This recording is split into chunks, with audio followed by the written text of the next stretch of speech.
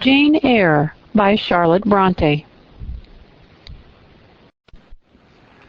Chapter 1. There was no possibility of taking a walk that day. We had been wandering indeed in the leafless shrubbery an hour in the morning, but since dinner, Mrs. Reed, when there was no company, dined early. The cold winter wind had brought with it clouds so somber and a rain so penetrating that further outdoor exercise was now out of the question. I was glad of it. I never liked long walks, especially on chilly afternoons. Dreadful to me was the coming home in the raw twilight, with nipped fingers and toes, and a heart saddened by the chidings of Bessie, the nurse, and humbled by the consciousness of my physical inferiority to Eliza, John, and Georgiana Reed. The Cid, Eliza, John, and Georgiana were now clustered round their mamma in the drawing-room. She lay reclined on a sofa by the fireside, and with her darlings about her, for the time, neither quarreling nor crying, looked perfectly happy. Me she had dispensed from joining the group, saying she regretted to be under the necessity of keeping me at a distance, but that until she heard from Bessie and could discover by her own observation that I was endeavoring in good earnest to acquire a more sociable and childlike disposition, a more attractive and sprightly manner, something lighter, franker, more natural, as it were, she really must exclude me from privileges intended only for contented, happy little children. "What does Bessie say I have done?" I asked. "Jane, I don't like cavillers or questioners. Besides, there is something truly forbidding in a child taking up her elders in that manner. Be seated somewhere, and until you can speak pleasantly, remain silent." A small breakfast room adjoined the drawing-room. I slipped in there. It contained a bookcase. I soon possessed myself of a volume, taking care that it should be one stored with pictures. I mounted into the window-seat. Gathering up my feet, I sat cross-legged like a Turk, and having drawn the red moreen curtain nearly closed, I was shrined in double retirement. Folds of scarlet drapery shut in my view to the right hand. To the left were the clear panes of glass, protecting but not separating me from the drear November day.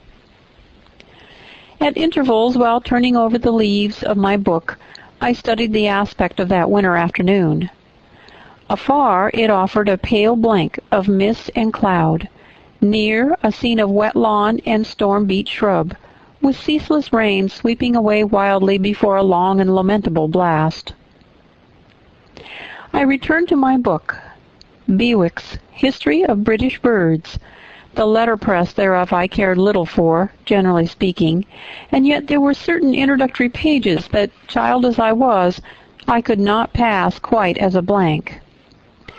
They were those which treat of the haunts of seafowl, of the solitary rocks and promontories, by them only inhabited, of the coast of Norway, studded with isles from its southern extremity, the Lindness or Naze to the North Cape, where the northern ocean, in vast whirls, boils round the naked melancholy isles of farther Thule, and the Atlantic surge pours in among the stormy Hebrides. Nor could I pass unnoticed the suggestion of the bleak shores of Lapland, Siberia, Spitzbergen, Nova Zembla, Iceland, Greenland, with the vast sweep of the Arctic zone, and those forlorn regions of dreary space, that reservoir of frost and snow, where firm fields of ice, the accumulation of centuries of winters, glazed in alpine heights above heights, surround the pole and concentre the multiplied rigors of extreme cold. Of these death-white realms I formed an idea of my own, shadowy, like all the half-comprehended notions that float dim through children's brains, but strangely impressive. The words in these introductory pages connected themselves with the succeeding vignettes, and gave significance to the rock standing up alone in a sea of billow and spray, to the broken boat stranded on a desolate coast, to the cold and ghastly moon glancing through bars of cloud at a wreck just sinking. I cannot tell what sentiment haunted the quiet, solitary churchyard, with its inscribed headstone, its gate, its 2 trees, its low horizon, girdled by a broken wall, and its newly risen crescent, attesting the hour of eventide. The 2 ships becalmed on a torpid sea, I believe to be marine phantoms. The fiend pinning down the thief's pack behind him, I passed over quickly. It was an object of terror. So was the black horned thing seated aloof on a rock, surveying a distant crowd surrounding a gallows. Each picture told a story, mysterious often to my undeveloped understanding and imperfect feelings, yet ever profoundly interesting as the tales Bessie sometimes narrated on winter evenings, when she chanced to be in good humor, and when, having brought her ironing table to the nursery hearth, she allowed us to sit about it, and while she got up Mrs. Reed's lace frills and crimped her nightcap borders, fed our eager attention with passages of love and adventure taken from old fairy tales and other ballads, or, as at a later period I discovered, from the pages of Pamela and Henry, Earl of Morland. With Bewick on my knee, I was then happy at least in my way. I feared nothing but interruption, and that came too soon. The breakfast door opened. "Boh! Madam Mope!" cried the voice of John Reed. Then he paused. He found the room apparently empty. "Where the dickens is she?" he continued. "Lizzie! Georgie!" calling to his sisters. "Joan is not here. Tell Mamma she's run out into the rain. Bad animal." It is well I dressed the curtain, thought I, and I wished fervently he might not discover my hiding place, nor would John Reed have found it out himself. He was not quick either of vision or conception. But Eliza just put her head in at the door and said at once, "She's in the window seat, to be sure, Jack." And I came out immediately, for I trembled at the idea of being dragged forth by the said Jack. "What do you want?" I asked with awkward diffidence. "Say, what do you want, Master Reed?" was the answer. "I want you to come here." And seating himself in an armchair, he intimated by a gesture that I was to approach and stand before him. John Reed was a schoolboy of 14 years old, 4 years older than I, for I was but 10, large and stout for his age, with a dingy and unwholesome skin, thick lineaments in a spacious visage, heavy limbs and large extremities. He gorged himself habitually at table, which made him bilious, and gave him a dim and bleared eye and flabby cheeks. He ought now to have been at school, but his mamma had taken him home for a month or 2, on account of his delicate health. Mr. Miles, the master, affirmed that he would do well if he had fewer cakes and sweetmeats sent him from home, but the mother's heart turned from an opinion so harsh, and inclined rather to the more refined idea that John's shallowness was owing to over-application, and perhaps to pining after home. John had not much affection for his mother and sisters, and an antipathy to me. He bullied and punished me, not 2 or 3 times in the week, nor once or twice in the day, but continually. Every nerve I had feared him, and every morsel of flesh on my bones shrank when he came near. There were moments when I was bewildered by the terror he inspired, because I had no appeal whatever against either his menaces or his inflictions. The servants did not like to offend their young master by taking my part against him, and Mrs. Reed was blind and deaf on the subject. She never saw him strike or heard him abuse me, though he did both now and then in her very presence, more frequently, however, behind her back. Habitually obedient to John, I came up to his chair.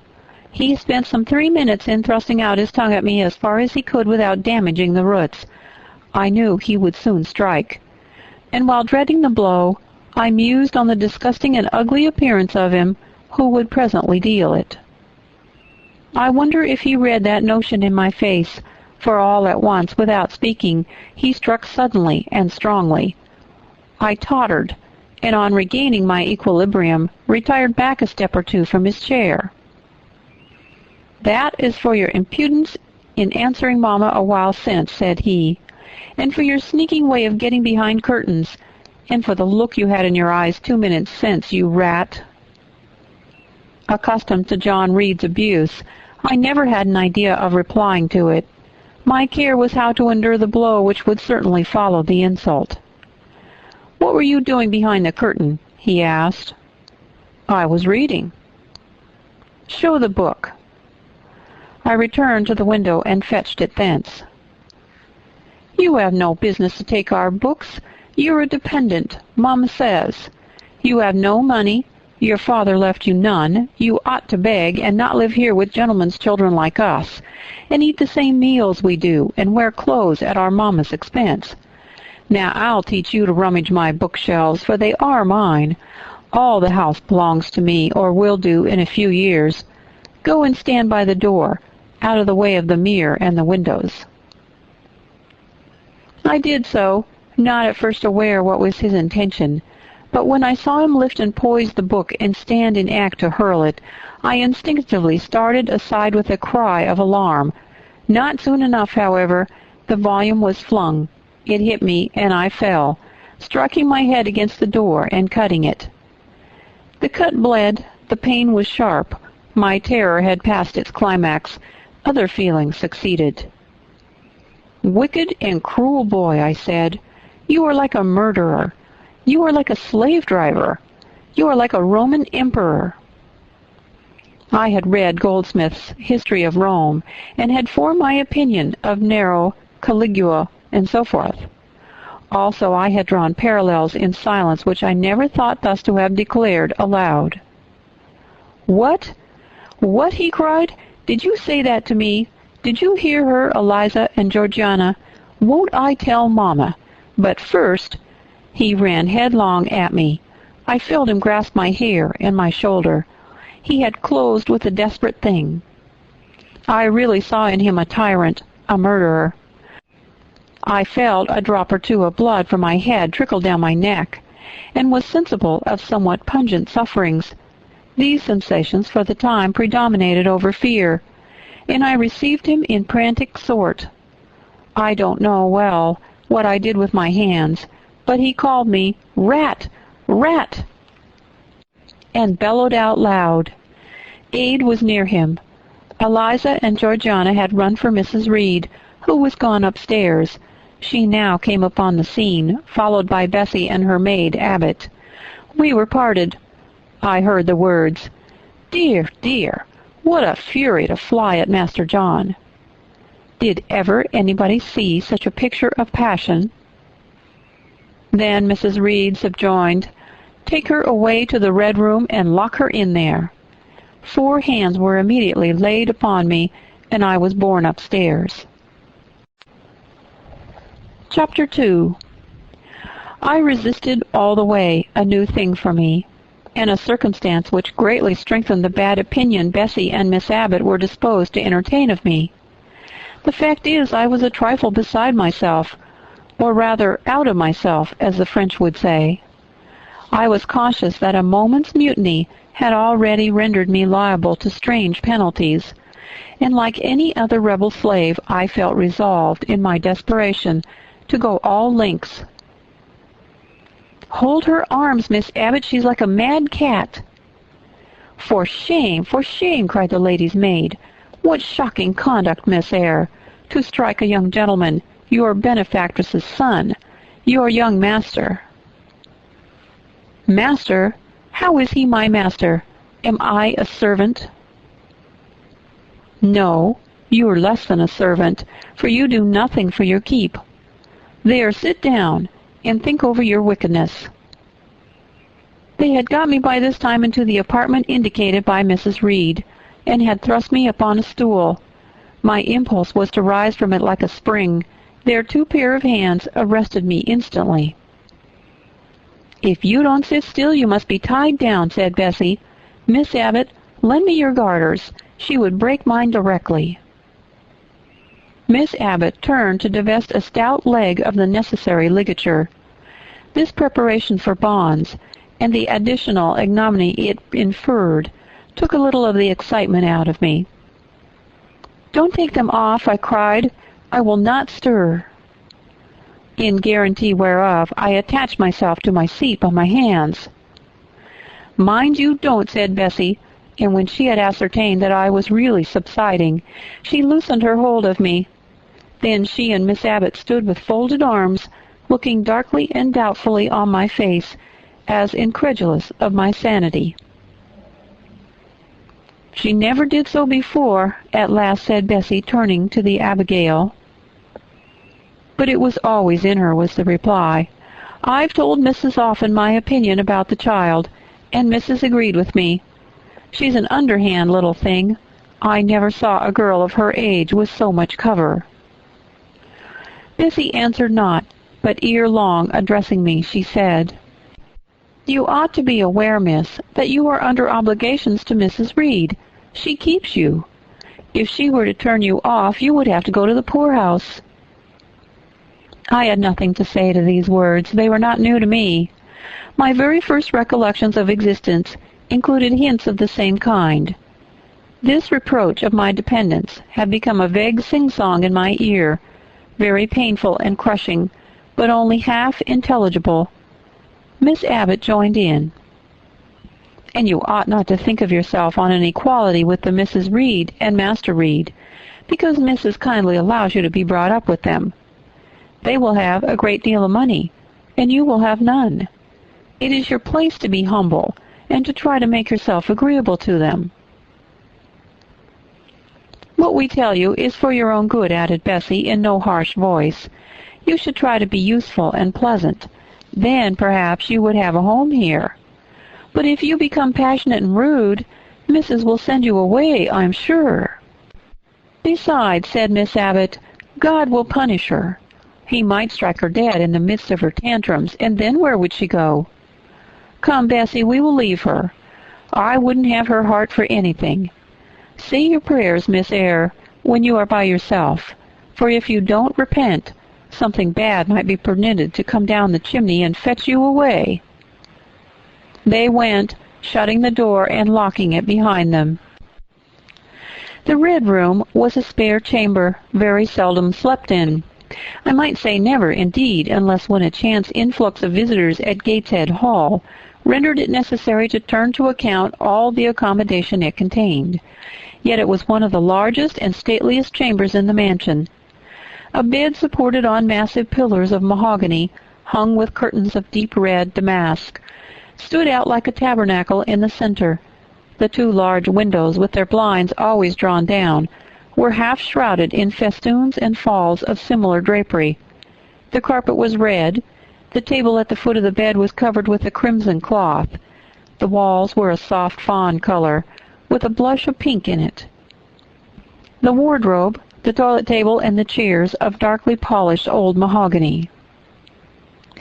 Out of these deep surrounding shades rose high and glared white the piled-up mattresses and pillows of the bed, spread with a snowy Marseille counterpane. Scarcely less prominent was an ample, cushioned easy-chair near the head of the bed, also white, with a footstool before it, and looking, as I thought, like a pale throne. This room was chill, because it seldom had a fire. It was silent, because remote from the nursery and kitchen, solemn, because it was known to be so seldom entered. The housemaid alone came here on Saturdays, to wipe from the mirrors and the furniture a week's quiet dust, and Mrs. Reed herself, at far intervals, visited it to review the contents of a certain secret drawer in the wardrobe, where were stored divers parchments, her jewel casket, and a miniature of her deceased husband, and in those last words lies the secret of the bedroom, the spell which kept it so lonely in spite of its grandeur. Mr. Reed had been dead 9 years. It was in this chamber he breathed his last. Here he lay in state. Hence his coffin was borne by the undertaker's men, and since that day a sense of dreary consecration had guarded it from infrequent intrusion. My seat, to which Bessie and the bitter Miss Abbott had left me riveted, was a low ottoman near the marble chimney-piece. The bed rose before me. To my right hand there was a high, dark wardrobe with subdued, broken reflections, varying the gloss of its panels. To my left were the muffled windows. A great looking-glass between them repeated the vacant majesty of the bed and room. I was not quite sure whether they had locked the door, and when I dared move, I got up and went to see. Alas! Yes, no jail was ever more secure. Returning, I had to cross before the looking-glass. My fascinated glance involuntarily explored the depth it revealed. All looked colder and darker in that visionary hollow than in reality. In the strange little figure there gazing at me, with a white face and arms specking the gloom, and glittering eyes of fear moving where all else was still, had the effect of a real spirit. I thought it like one of the tiny phantoms, half fairy, half imp, Bessie's evening stories represented as coming up out of lone, ferny dells in moors, and appearing before the eyes of belated travelers. I returned to my stool. Superstition was with me at that moment, but it was not yet her hour for complete victory. My blood was still warm. The mood of the revolted slave was still bracing me with its bitter vigor. I had to stem a rapid rush of retrospective thought before I quailed to the dismal present. All John Reed's violent tyrannies, all his sister's proud indifference, all his mother's aversion, all the servants' partiality, turned up in my disturbed mind like a dark deposit in a turbid well. Why was I always suffering, always browbeaten, always accused, forever condemned? Why could I never please? Why was it useless to try to win anyone's favor? Eliza, who was headstrong and selfish, was respected. Georgiana, who had a spoiled temper, a very acrid spite, and a captious and insolent carriage, was universally indulged. Her beauty, her pink cheeks and golden curls, seemed to give delight to all who looked at her, and to purchase indemnity for every fault.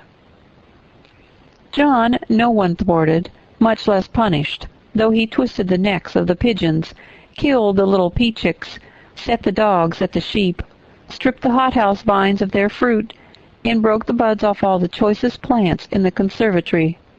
He called his mother old girl, too, sometimes reviled her for her dark skin, similar to his own, bluntly disregarded her wishes, not unfrequently tore and spoiled her silk attire, and he was still her own darling. I dared commit no fault. I strove to fulfill every duty, and I was termed naughty and tiresome, sullen and sneaking, from morning to noon and from noon to night.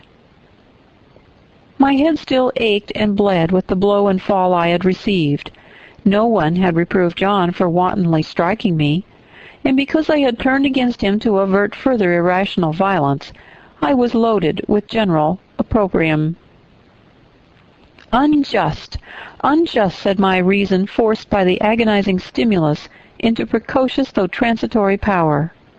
And resolve, equally wrought up, instigated some strange expedient to achieve escape from insupportable oppression, as running away, or if that could not be effected, never eating or drinking more, and letting myself die.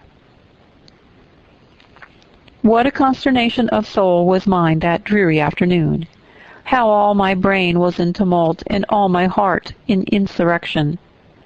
Yet in what darkness, what dense ignorance, was the mental battle fought! I could not answer the ceaseless inward question, why I thus suffered.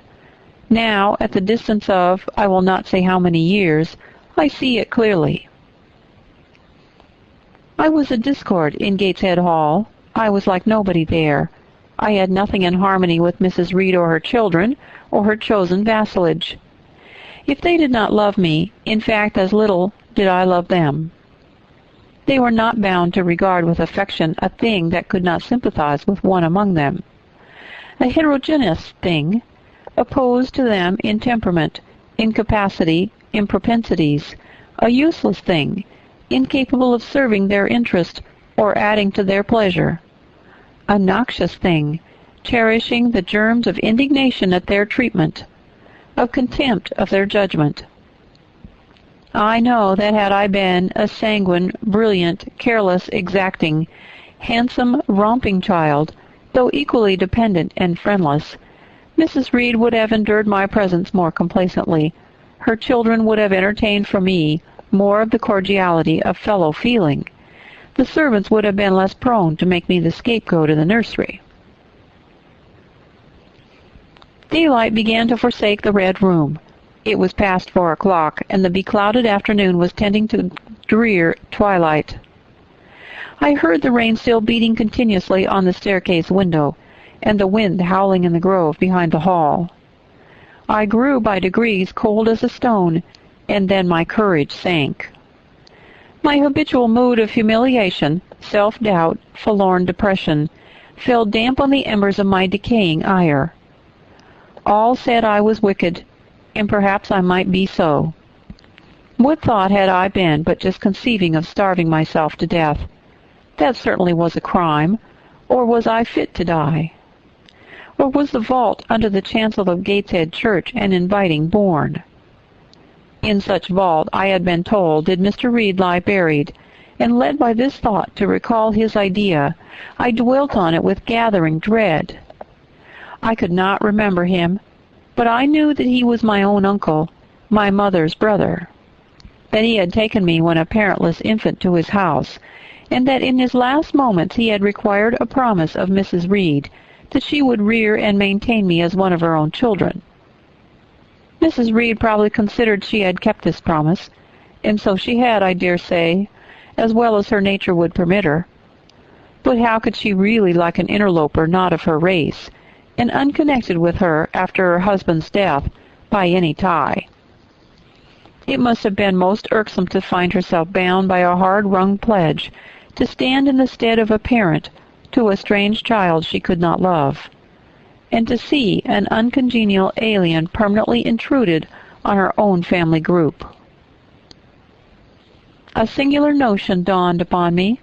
I doubted not, never doubted, that if Mr. Reed had been alive he would have treated me kindly. And now, as I sat looking at the white bed and overshadowed walls, occasionally also turning a fascinated eye toward the dimly gleaming mirror, I began to recall what I had heard of dead men, troubled in their graves by the violation of their last wishes, revisiting the earth to punish the perjured and avenge the oppressed. And I thought of Mr. Reed's spirit, harassed by the wrongs of his sister's child, might quit its abode, whether in the church vault or in the unknown world of the departed, and rise before me in this chamber. I wiped my tears and hushed my sobs, fearful lest any sign of violent grief might waken a preternatural voice to comfort me, or elicit from the gloom some hallowed face bending over me with strange pity. This idea, consolatory in theory, I felt would be terrible if realized. With all my might I endeavored to stifle it. I endeavored to be firm. Shaking my hair from my eyes, I lifted my head and tried to look boldly round the dark room. At this moment a light gleamed on the wall. Was it, I asked myself, a ray from the moon penetrating some aperture in the blind? No. Moonlight was still, and this stirred. While I gazed, it glided up to the ceiling and quivered over my head. I can now conjecture readily that this streak of light was, in all likelihood, a gleam from a lantern, carried by someone across the lawn. But then, prepared as my mind was for horror, shaken as my nerves were by agitation, I thought the swift-darting beam was a herald of some coming vision from another world. My heart beat thick, my head grew hot. A sound filled my ears which I deemed the rushing of wings. Something seemed near me. I was oppressed, suffocated. Endurance broke down. I rushed to the door and shook the lock in desperate effort. Steps came running along the outer passage. The key turned. Bessie and Abbott entered. "Miss Eyre, are you ill?" said Bessie. "What a dreadful noise! It went quite through me!" exclaimed Abbott. "Take me out! Let me go into the nursery!" was my cry. "What for? Are you hurt? Have you seen something?" again demanded Bessie. "Oh, I saw a light, and I thought a ghost would come." I had now got hold of Bessie's hand, and she did not snatch it from me. "She has screamed out on purpose," declared Abbott in some disgust. "And what a scream! If she had been in great pain, one would have excused it, but she only wanted to bring us all here. I know her naughty tricks." "What is all this?" demanded another voice peremptorily, and Mrs. Reed came along the corridor, her cap flying wide, her gown rustling stormily. "Abbott and Bessie, I believe I gave orders that Jane Eyre should be left in the Red Room till I came to her myself." "Miss Jane screamed so loud, ma'am," pleaded Bessie. "Let her go," was the only answer.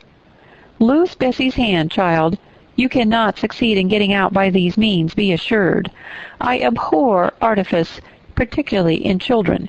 It is my duty to show you that tricks will not answer.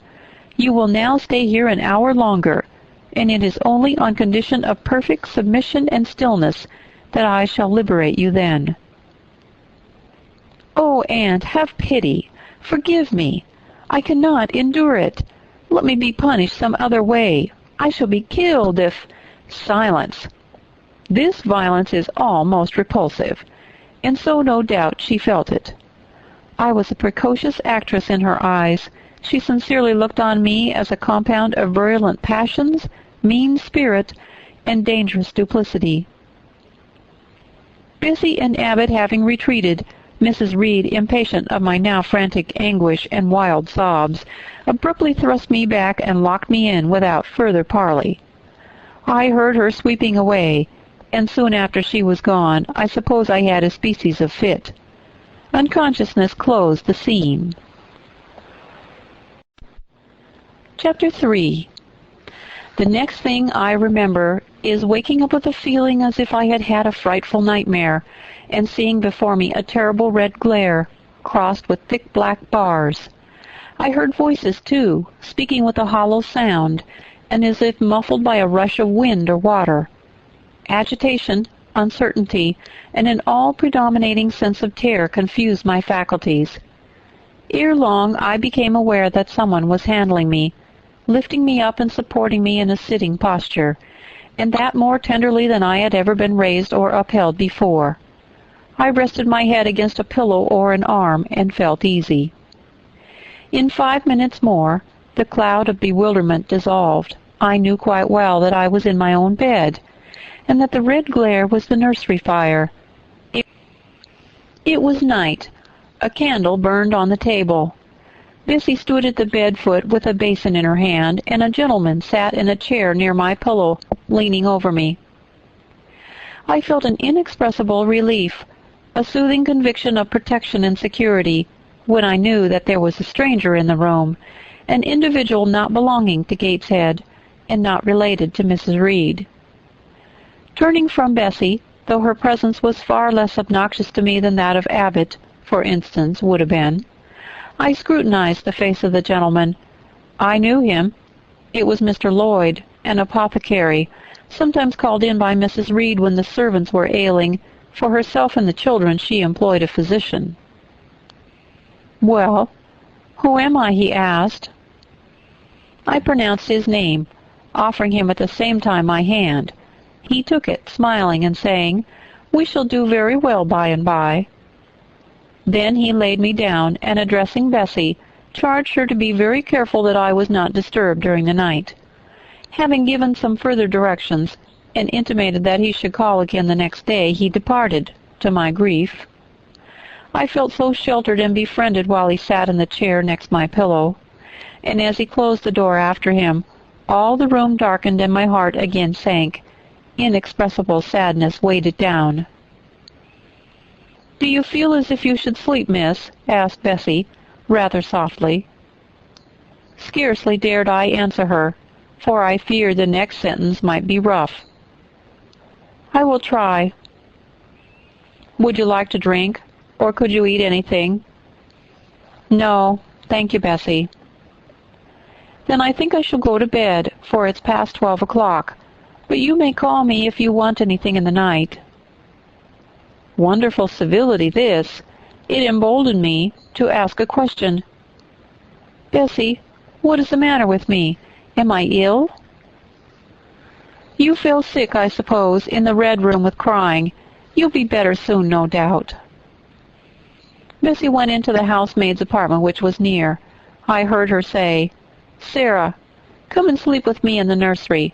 I daren't for my life be alone with that poor child tonight. She might die. It's such a strange thing she should have that fit. I wonder if she saw anything. Mrs. was rather too hard." Sarah came back with her. They both went to bed. They were whispering together for half an hour before they fell asleep. I cut scraps of their conversation from which I was able only too distinctly to infer the main subject discussed. Something passed her, all dressed in white, and vanished. A great black dog behind him. 3 loud raps on the chamber door. A light in the churchyard just over his grave, and so forth and so forth. At last both slept. The fire and the candle went out. For me, the watches of that long night passed in ghastly wakefulness. Ear, eye, and mind were alike strained by dread, such dread as children only can feel. No severe or prolonged bodily illness followed this incident of the Red Room. It only gave my nerves a shock, of which I feel the reverberation to this day. Yes, Mrs. Reed, to you I owe some fearful pangs of mental suffering. But I ought to forgive you, for you knew not what you did. While rending my heartstrings, you thought you were only uprooting my bad propensities. Next day by noon I was up and dressed, and sat wrapped in a shawl by the nursery hearth. I felt physically weak and broken down, but my worst ailment was an unutterable wretchedness of mind. A wretchedness which kept drawing from me silent tears. No sooner had I wiped one salt drop from my cheek than another followed. Yet I thought I ought to have been happy, for none of the Reeds were there. They were all gone out in the carriage with their mamma. Abbott, too, was sewing in another room, and Bessie, as she moved hither and thither, putting away toys and arranging drawers, addressed to me every now and then a word of unwonted kindness. This state of things should have been to me a paradise of peace, accustomed as I was to a life of ceaseless reprimand and thankless fagging. But in fact my racked nerves were now in such a state that no calm could soothe, and no pleasure excite them agreeably. Bessie had been down into the kitchen, and she brought up with her a tart on a certain brightly painted china plate, whose bird of paradise, nestling in a wreath of convolvuli and rosebuds, had been wont to stir in me a most enthusiastic sense of admiration, and which plate I had petitioned to be allowed to take in my hand, in order to examine it more closely, but had always hitherto been deemed unworthy of such a privilege. This precious vessel was now placed on my knee, and I was cordially invited to eat the circlet of delicate pastry upon it. Vain favor, coming, like most other favors long deferred and often wished for, too late. I could not eat the tart. In the plumage of the bird, the tints of the flowers seemed strangely faded. I put both plate and tart away. Bessie asked if I would have a book. The word book acted as a transient stimulus, and I begged her to fetch Gulliver's Travels from the library. This book I had again and again perused with delight. I considered it a narrative of facts, and discovered in it a vein of interest deeper than what I found in fairy tales. For as to the elves, having sought them in vain among foxglove leaves and bells, under mushrooms and beneath the ground ivy mantling old walnuts, I had at length made up my mind to the sad truth that they were all gone out of England to some savage country where the woods were wilder and thicker, and the population more scant.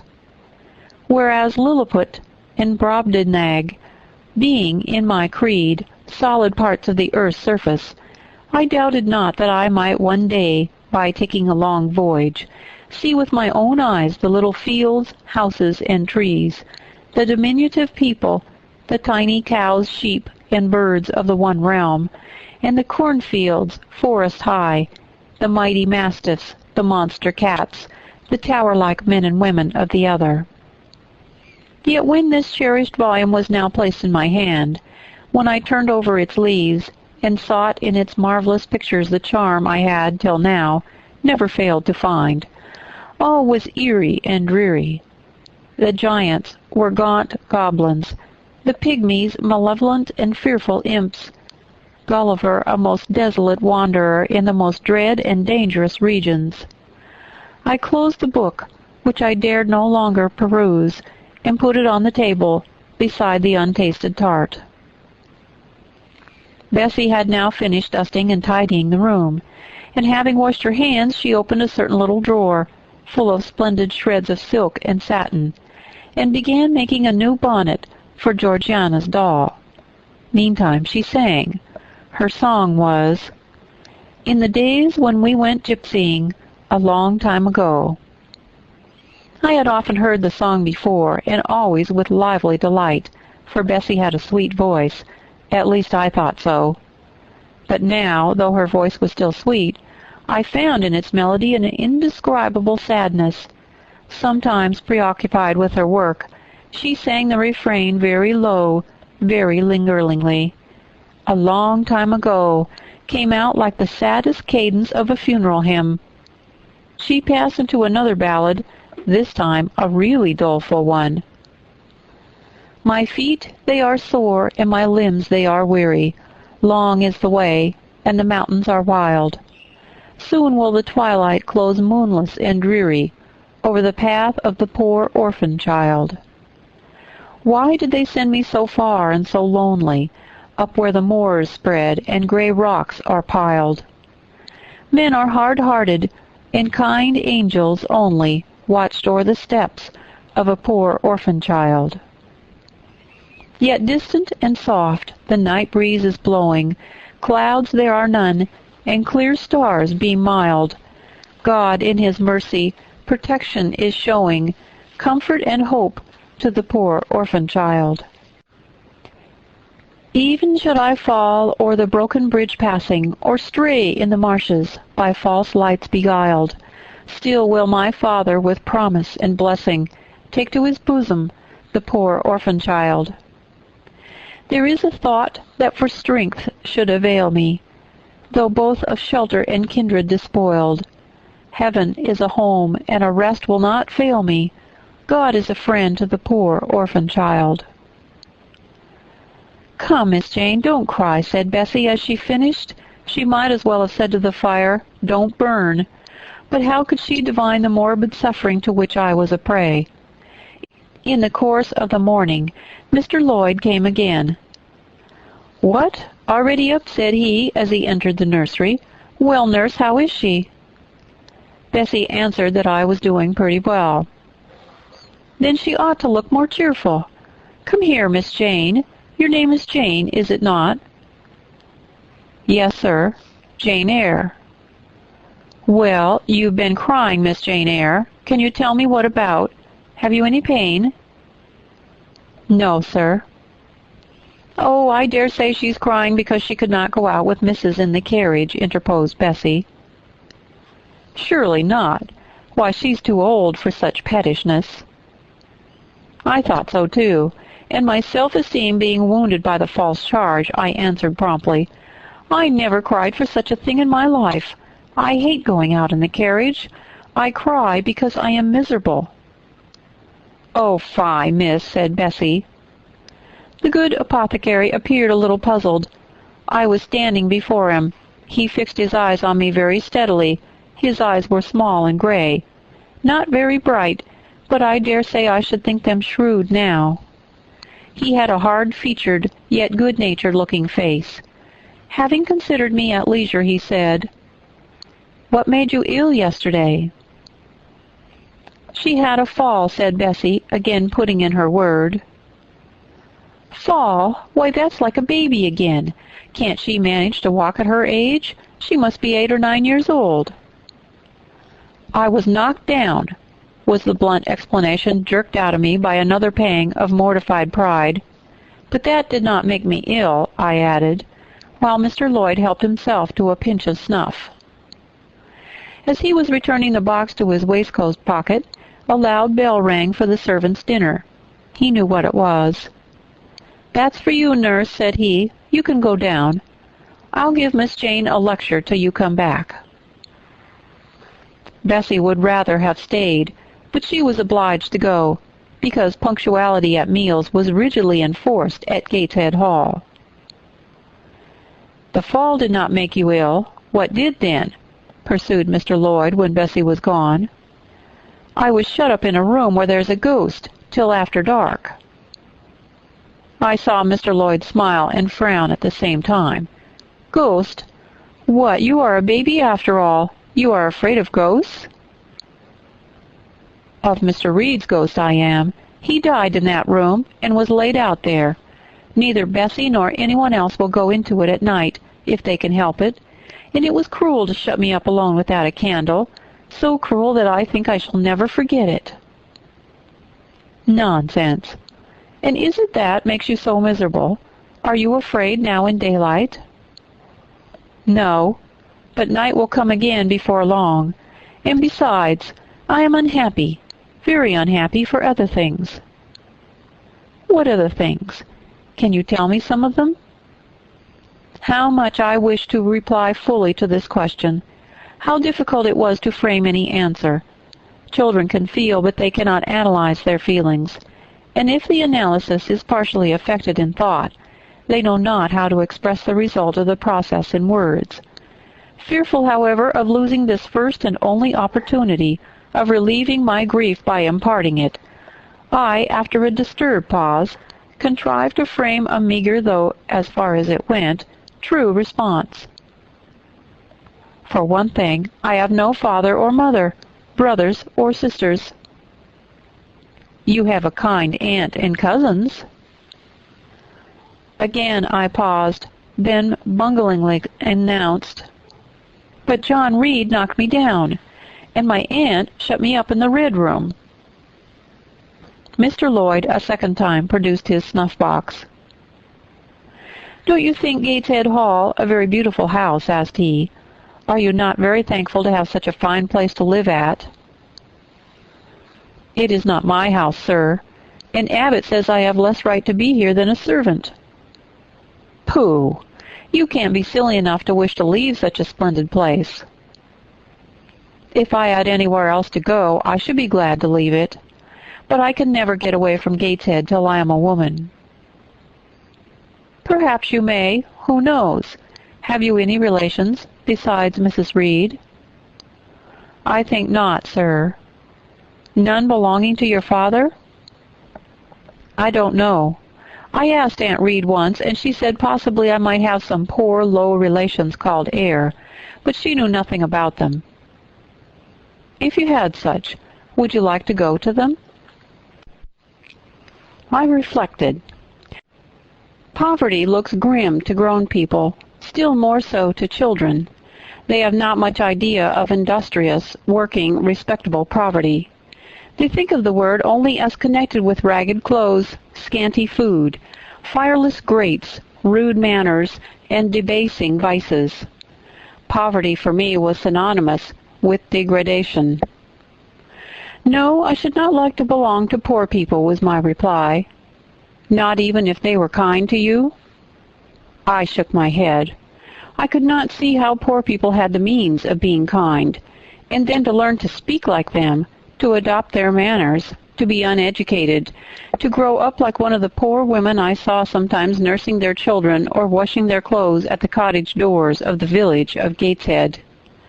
No, I was not heroic enough to purchase liberty at the price of caste. "But are your relatives so very poor? Are they working people?" "I cannot tell. Aunt Reed says if I have any, they must be a beggarly set. I would not like to go a-begging." "Would you like to go to school?" Again I reflected. I scarcely knew what school was. Bessie sometimes spoke of it as a place where young ladies sat in the stocks, wore backboards, and were expected to be exceedingly genteel and precise. John Reed hated his school and abused his master, but John Reed's tastes were no rule for mine, and if Bessie's accounts of school discipline, gathered from the young ladies of a family where she had lived before coming to Gateshead, were somewhat appalling, her details of certain accomplishments attained by these same young ladies were, I thought, equally attractive. She boasted of beautiful paintings of landscapes and flowers by them executed, of songs they could sing and pieces they could play, of purses they could knit, of French books they could translate, till my spirit was moved to emulation as I listened. Besides, school would be a complete change. It implied a long journey, an entire separation from Gateshead, an entrance into a new life. I should indeed like to go to school, was the audible conclusion of my musings. Well, well, who knows what may happen, said Mr. Lloyd, as he got up. The child ought to have change of air and scene, he added, speaking to himself, nerves not in a good state. Is that your mistress, nurse? Asked Mr. Lloyd. I should like to speak to her before I go. Bessie invited him to walk into the breakfast room and led the way out. In the interview which followed between him and Mrs. Reed, I presume, from after occurrences, that the apothecary ventured to recommend my being sent to school, and the recommendation was no doubt readily enough adopted, for as Abbott said in discussing the subject with Bessie when both sat sewing in the nursery one night, after I was in bed and they thought asleep, Mrs. was, she dared say, glad enough to get rid of such a tiresome, ill-conditioned child, who always looked as if she were watching everybody, and scheming plots underhand. Abbott, I think, gave me credit for being a sort of infantine Guy Fawkes. On that same occasion I learned for the first time, from Miss Abbott's communications to Bessie, that my father had been a poor clergyman, that my mother had married him against the wishes of her friends, who considered the match beneath her, that my grandfather Reed was so irritated at her disobedience he cut her off without a shilling, that after my mother and father had been married a year, the latter caught the typhus fever while visiting among the poor of a large manufacturing town where his curacy was situated, and where that disease was then prevalent, that my mother took the infection from him, and both died within a month of each other. Bessie, when she heard this narrative, sighed and said, "Poor Miss Jane is to be pitied too, Abbott." "Yes," responded Abbott, "if she were a nice, pretty child, one might compassionate her forlornness, but one really cannot care for such a little toad as that." "Not a great deal, to be sure," agreed Bessie. "At any rate, a beauty like Miss Georgiana would be more moving in the same condition." "Yes, I dote on Miss Georgiana," cried the fervent Abbott. "Little darling, with her long curls and her blue eyes, and such a sweet color as she has, just as if she were painted. Bessie, I could fancy a Welsh rabbit for supper." "So could I, with a roast onion. Come, we'll go down." They went. Chapter 4. From my discourse with Mr. Lloyd, and from the above-reported conference between Bessie and Abbott, I gathered enough of hope to suffice as a motive for wishing to get well. A change seemed near. I desired and waited it in silence. It tarried, however. Days and weeks passed. I had regained my normal state of health, but no new allusion was made to the subject over which I brooded. Mrs. Reed surveyed me at times with a severe eye, but seldom addressed me. Since my illness, she had drawn a more marked line of separation than ever between me and her own children, appointing me a small closet to sleep in by myself, condemning me to take my meals alone, and pass all my time in the nursery, while my cousins were constantly in the drawing-room. Not a hint, however, did she drop about sending me to school. Still, I felt an instinctive certainty that she would not long endure me under the same roof with her, for her glance, now more than ever, when turned on me, expressed an insuperable and rooted aversion. Eliza and Georgiana, evidently acting according to orders, spoke to me as little as possible. John thrust his tongue in his cheek whenever he saw me, and once attempted chastisement, but as I instantly turned against him, roused by the same sentiment of deep ire and desperate revolt which had stirred my corruption before, he thought it better to desist, and ran from me uttering execrations, vowing that I had burst his nose. I had indeed leveled at that prominent feature as hard a blow as my knuckles could inflict, and when I saw that either that or my look daunted him, I had the greatest inclination to follow up my advantage to purpose, but he was already with his mamma. I heard him in a blubbering tone commence the tale of how that nasty Jane Eyre had flown at him like a mad cat. He was stopped rather harshly. "Don't talk to me about her, John. I told you not to go near her. She is not worthy of notice. I do not choose that either you or your sisters should associate with her." Here, leaning over the banister, I cried out suddenly and without at all deliberating on my words, "They are not fit to associate with me." Mrs. Reed was rather a stout woman, but on hearing this strange and audacious declaration, she ran nimbly up the stair, swept me like a whirlwind into the nursery, and crushing me down on the edge of my crib, dared me in an emphatic voice to rise from that place, or utter one syllable during the remainder of the day. "What would Uncle Reed say to you if he were alive?" was my scarcely voluntary demand. I could say scarcely voluntary, for it seemed as if my tongue pronounced words without my will, consenting to their utterance. Something spoke out of me over which I had no control. "What?" said Mrs. Reed under her breath. Her usually cold, composed gray eye became troubled with a look like fear. She took her hand from my arm and gazed at me as if she really did not know whether I were a child or fiend. I was now in for it. "My Uncle Reed is in heaven, and can see all you do and think, and so can Papa and Mamma. They know how you shut me up all day long, and how you wish me dead." Mrs. Reed soon rallied her spirits. She shook me most soundly, she boxed both my ears, and then left me without a word. Bessie supplied the hiatus by a homily of an hour's length, in which she proved beyond a doubt that I was the most wicked and abandoned child ever reared under a roof. I half believed her, for I felt indeed only bad feelings surging in my breast. November, December, and half of January passed away. Christmas and the New Year had been celebrated at Gateshead with the usual festive cheer. Presents had been interchanged, dinners and evening parties given. From every enjoyment I was, of course, excluded.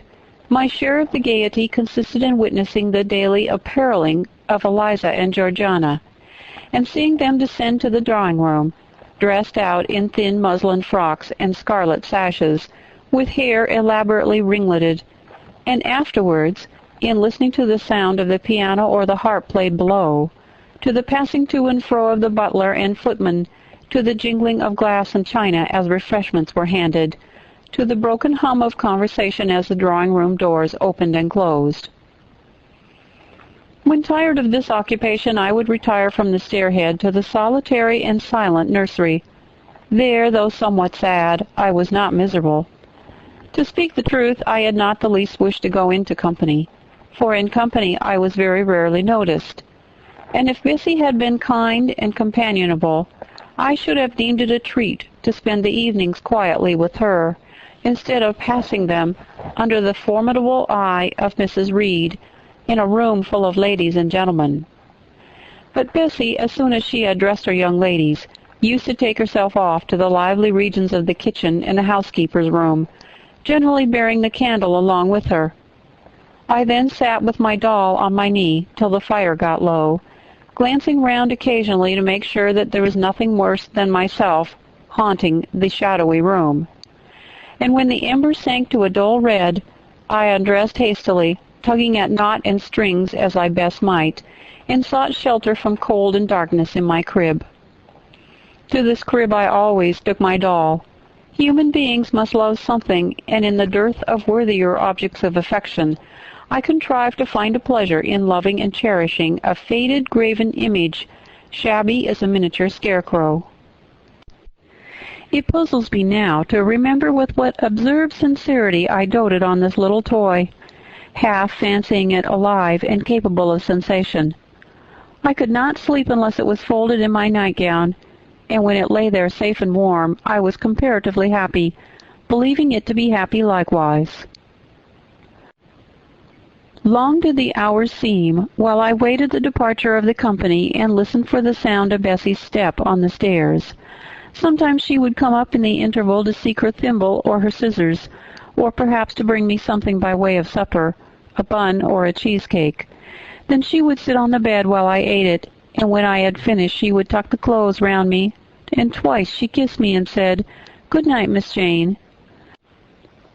When thus gentle, Bessie seemed to me the best, prettiest, kindest being in the world, and I wished most intensely that she would always be so pleasant and amiable, and never push me about, or scold, or task me unreasonably as she was too often wont to do. Bessie Lee must, I think, have been a girl of good natural capacity, for she was smart in all she did, and had a remarkable knack of narrative. So, at least, I judge from the impression made on me by her nursery tales. She was pretty, too, if my recollections of her face and person are correct. I remember her as a slim young woman with black hair, dark eyes, very nice features, and a good clear complexion. But she had a capricious and hasty temper, and indifferent ideas of principle or justice. Still, such as she was, I preferred her to anyone else at Gateshead Hall. It was the 15th of January, about 9 o'clock in the morning. Bessie was gone down to breakfast. My cousins had not yet been summoned to their mamma. Eliza was putting on her bonnet and warm garden coat to go and feed her poultry, an occupation of which she was fond, and not less so of selling the eggs to the housekeeper and hoarding up the money she thus obtained. She had a turn for traffic, and a marked propensity for saving, shown not only in the vending of eggs and chickens, but also in driving hard bargains with the gardener about flower roots, seeds, and slips to plants, that functionary having orders from Mrs. Reed to buy of his young lady all the products of her parterre she wished to sell. And Eliza would have sold the hair off her head if she could have made a handsome profit thereby. As to her money, she first secreted it in odd corners, wrapped in a rag or an old curl paper, but some of these hoards having been discovered by the housemaid, Eliza, fearful of one day losing her valued treasure, consented to entrust it to her mother, at a usurious rate of interest, 50 or 60%, which interest she exacted every quarter, keeping her accounts in a little book with anxious accuracy. Georgiana sat on a high stool, dressing her hair at the glass, and interweaving her curls with artificial flowers and faded feathers, of which she had found a store in a drawer in the attic.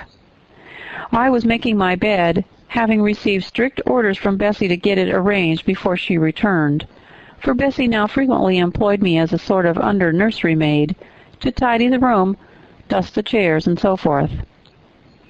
Having spread the quilt and folded my nightdress, I went to the window-seat to put in order some picture books and doll's house furniture scattered there.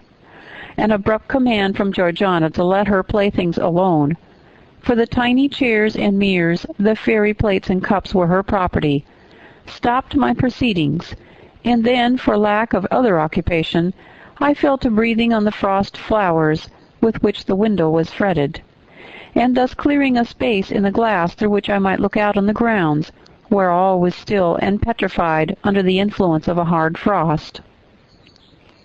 From this window were visible the porter's lodge and the carriage road, and just as I had dissolved so much of the silver-white foliage unveiling the panes as left room to look out, I saw the gates thrown open and a carriage roll through. I watched it ascending the drive with indifference. Carriages often came to Gateshead, but none ever brought visitors in whom I was interested. It stopped in front of the house. The doorbell rang loudly. The newcomer was admitted. All this being nothing to me, my vacant attention soon found livelier attraction in the spectacle of a little hungry robin, which came and chirped on the twigs of the leafless cherry tree, nailed against the wall near the casement. The remains of my breakfast of bread and milk stood on the table, and having crumbled a morsel of roll, I was tugging at the sash to put out the crumbs on the window-sill when Bessie came running upstairs into the nursery. "Miss Jane, take off your pinafore. What are you doing there? Have you washed your hands and face this morning?" I gave another tug before I answered, for I wanted the bird to be secure of its bread. The sash yielded. I scattered the crumbs, some on the stone sill, some on the cherry-tree bough.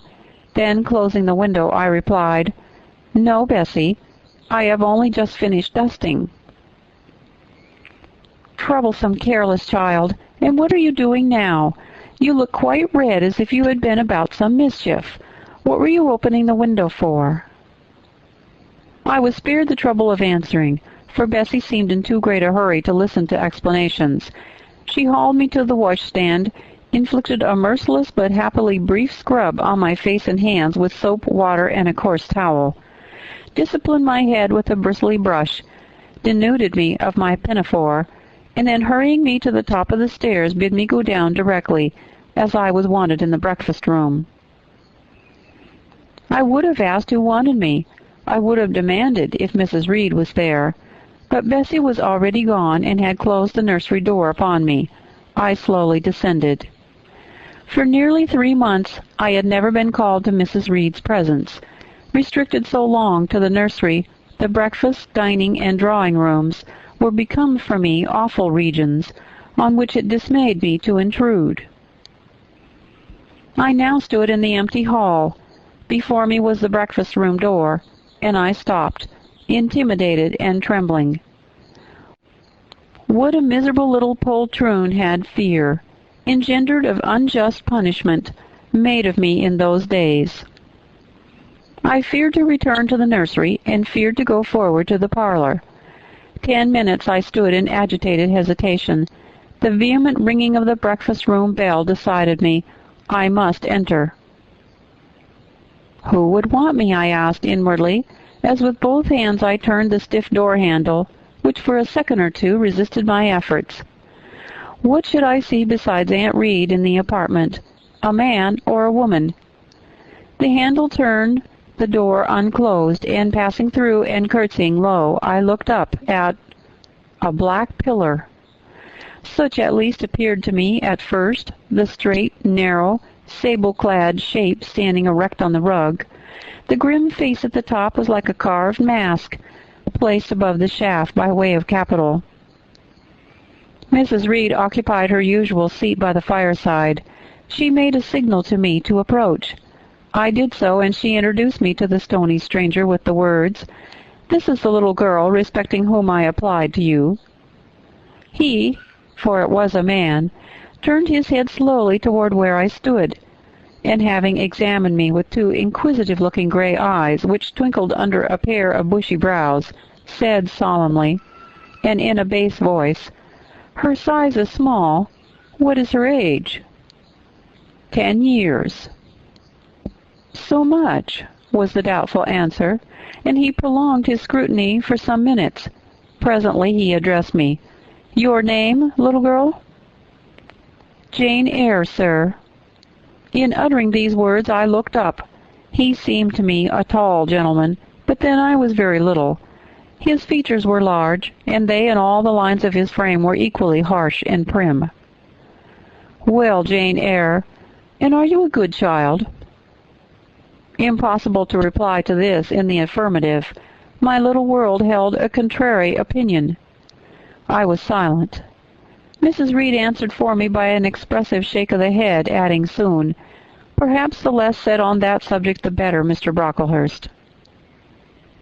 "Sorry, indeed, to hear it. She and I must have some talk." And bending from the perpendicular, he installed his person in the armchair, opposite Mrs. Reed's. "Come here," he said.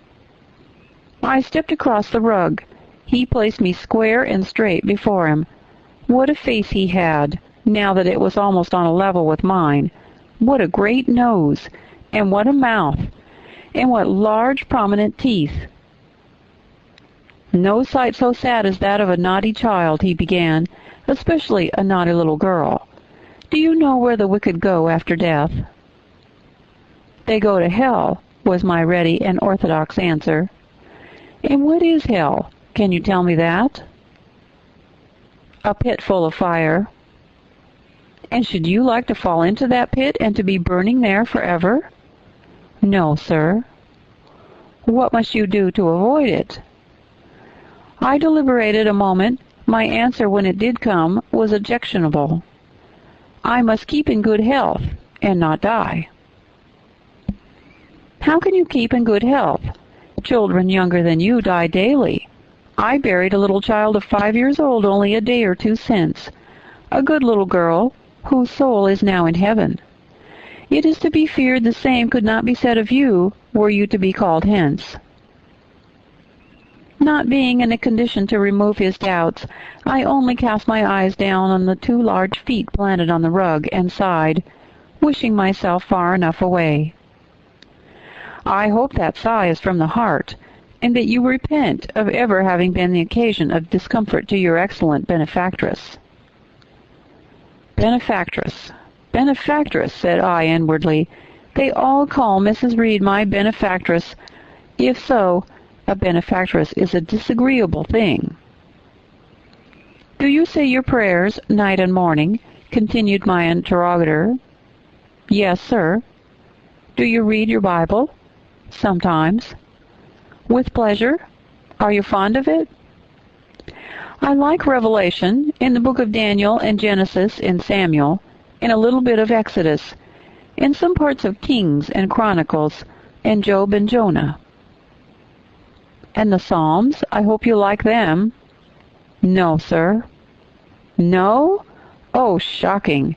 I have a little boy younger than you who knows 6 Psalms by heart, and when you ask him which he would rather have, a gingerbread nut to eat or a verse of a psalm to learn, he says, 'Oh, the verse of a psalm! Angels sing psalms,' says he. 'I wish to be a little angel here below.' He then gets 2 nuts in recompense for his infant piety." "Psalms are not interesting," I remarked. "That proves you have a wicked heart, and you must pray to God to change it, to give you a new and clean one, to take away your heart of stone, and give you a heart of flesh." I was about to propound a question touching the manner in which that operation of changing my heart was to be performed, when Mrs. Reed interposed, telling me to sit down. She then proceeded to carry on the conversation herself. "Mr. Brocklehurst, I believe I intimated in the letter which I wrote to you 3 weeks ago that this little girl has not quite the character and disposition I could wish. Should you admit her into Lowood School, I should be glad if the superintendent and teachers were requested to keep a strict eye on her, and above all, to guard against her worst fault, a tendency to deceit. I mention this in your hearing, Jane, that you may not attempt to impose on Mr. Brocklehurst." Well might I dread, well might I dislike Mrs. Reed, for it was her nature to wound me cruelly. Never was I happy in her presence. However carefully I obeyed, however strenuously I strove to please her, my efforts were still repulsed and repaid by such sentences as the above. Now, uttered before a stranger, the accusation cut me to the heart. I dimly perceived that she was already obliterating hope from the new phase of existence which she destined me to enter. I felt, though I could not have expressed the feeling, that she was sowing aversion and unkindness along my future path. I saw myself transformed under Mr. Brocklehurst's eye into an artful, noxious child, and what could I do to remedy the injury? Nothing, indeed, thought I, as I struggled to repress a sob, and hastily wiped away some tears, the impotent evidences of my anguish. "Deceit is, indeed, a sad fault in a child," said Mr. Brocklehurst. "It is akin to falsehood, and all liars will have their portion in the lake burning with fire and brimstone. She shall, however, be watched, Mrs. Reed. I will speak to Miss Temple and the teachers." "I should wish her to be brought up in a manner suiting her prospects," continued my benefactress, "to be made useful, to be kept humble. As for vacations, she will, with your permission, spend them always at Lowood." "Your decisions are perfectly judicious, ma'am," returned Mr. Brocklehurst. "Humility is a Christian grace, and one peculiarly appropriate to the pupils of Lowood. I therefore direct that especial care shall be bestowed on its cultivation among them. I have studied how best to mortify in them the worldly sentiment of pride, and only the other day I had a pleasing proof of my success. My second daughter, Augusta, went with her mamma to visit the school, and on her return she exclaimed, 'Oh, dear papa, how quiet and plain all the girls at Lowood look, with their hair combed behind their ears and their long pinafores and those little holland pockets outside their frocks. They are almost like poor people's children. And,' said she, 'they looked at my dress and mamma's as if they had never seen a silk gown before.'" "This is the state of things I quite approve," returned Mrs. Reed, "and I sought all England over. I could scarcely have found a system more exactly fitting a child like Jane Eyre. Consistency, my dear Mr. Brocklehurst. I advocate consistency in all things." "Consistency, madam, is the first of Christian duties, and it has been observed in every arrangement connected with the establishment of Lowood. Plain fare, simple attire, unsophisticated accommodations, hardy and active habits, such is the order of the day in the house and its inhabitants." "Quite right, sir. I may then depend upon this child being received as a pupil at Lowood, and their being trained in conformity to her position and prospects." "Madam, you may. She shall be placed in that nursery of chosen plants, and I trust she will show herself grateful for the inestimable privilege of her election." "I will send her then as soon as possible, Mr. Brocklehurst, for I assure you I feel anxious to be relieved of a responsibility that was becoming too irksome." No doubt, madam. And now I wish you good morning. I shall return to Brocklehurst Hall in the course of a week or two. My good friend, the Archdeacon, will not permit me to leave him sooner. I shall send Miss Temple notice that she is to expect a new girl, so that there will be no difficulty about receiving her. Goodbye." "Goodbye, Mr. Brocklehurst. Remember me to Mrs. and Miss Brocklehurst, and to Augusta and Theodore and Master Bruton Brocklehurst." "I will, madam. Little girl, here is a book entitled The Child's Guide. Read it with prayer, especially that part containing an account of the awful sudden death of Martha G., a naughty child addicted to falsehood and deceit." With these words, Mr. Brocklehurst put into my hand a thin pamphlet sewn in a cover, and having run for his carriage, he departed. Mrs. Reed and I were left alone. Some minutes passed in silence. She was sewing. I was watching her. Mrs. Reed might be, at that time, some 6 or 7 and 30. She was a woman of robust frame, square-shouldered and strong-limbed, not tall, and though stout, not obese. She had a somewhat large face, the underjaw being much developed and very solid. Her brow was low, her chin large and prominent. Mouth and nose sufficiently regular. Under her light eyebrows glimmered an eye devoid of ruth. Her skin was dark and opaque, her hair nearly flaxen. Her constitution was sound as a bell. Illness never came near her. She was an exact, clever manager. Her household and tenantry were thoroughly under her control. Her children only at times defied her authority and laughed it to scorn. She dressed well, and had a presence and port calculated to set off handsome attire. Sitting on a low stool, a few yards from her armchair, I examined her figure, I perused her features. In my hand I held the tract containing the sudden death of the liar, to which narrative my attention had been pointed to as an appropriate warning. What had just passed, what Mrs. Reed had said concerning me to Mr. Brocklehurst, the whole tenor of their conversation was recent, raw, and stinging in my mind. I had felt every word as acutely as I had heard it plainly, and a passion of resentment fomented now within me. Mrs. Reed looked up from her work. Her eye settled on mine. Her fingers at the same time suspended their nimble movements. "Go out of the room. Return to the nursery," was her mandate. My look, or something else, must have struck her as offensive, for she spoke with extreme, though suppressed irritation. I got up. I went to the door. I came back again. I walked to the window across the room, then close up to her. Speak I must.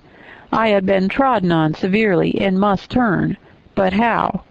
What strength had I to dart retaliation at my antagonist? I gathered my energies and launched them in this blunt sentence.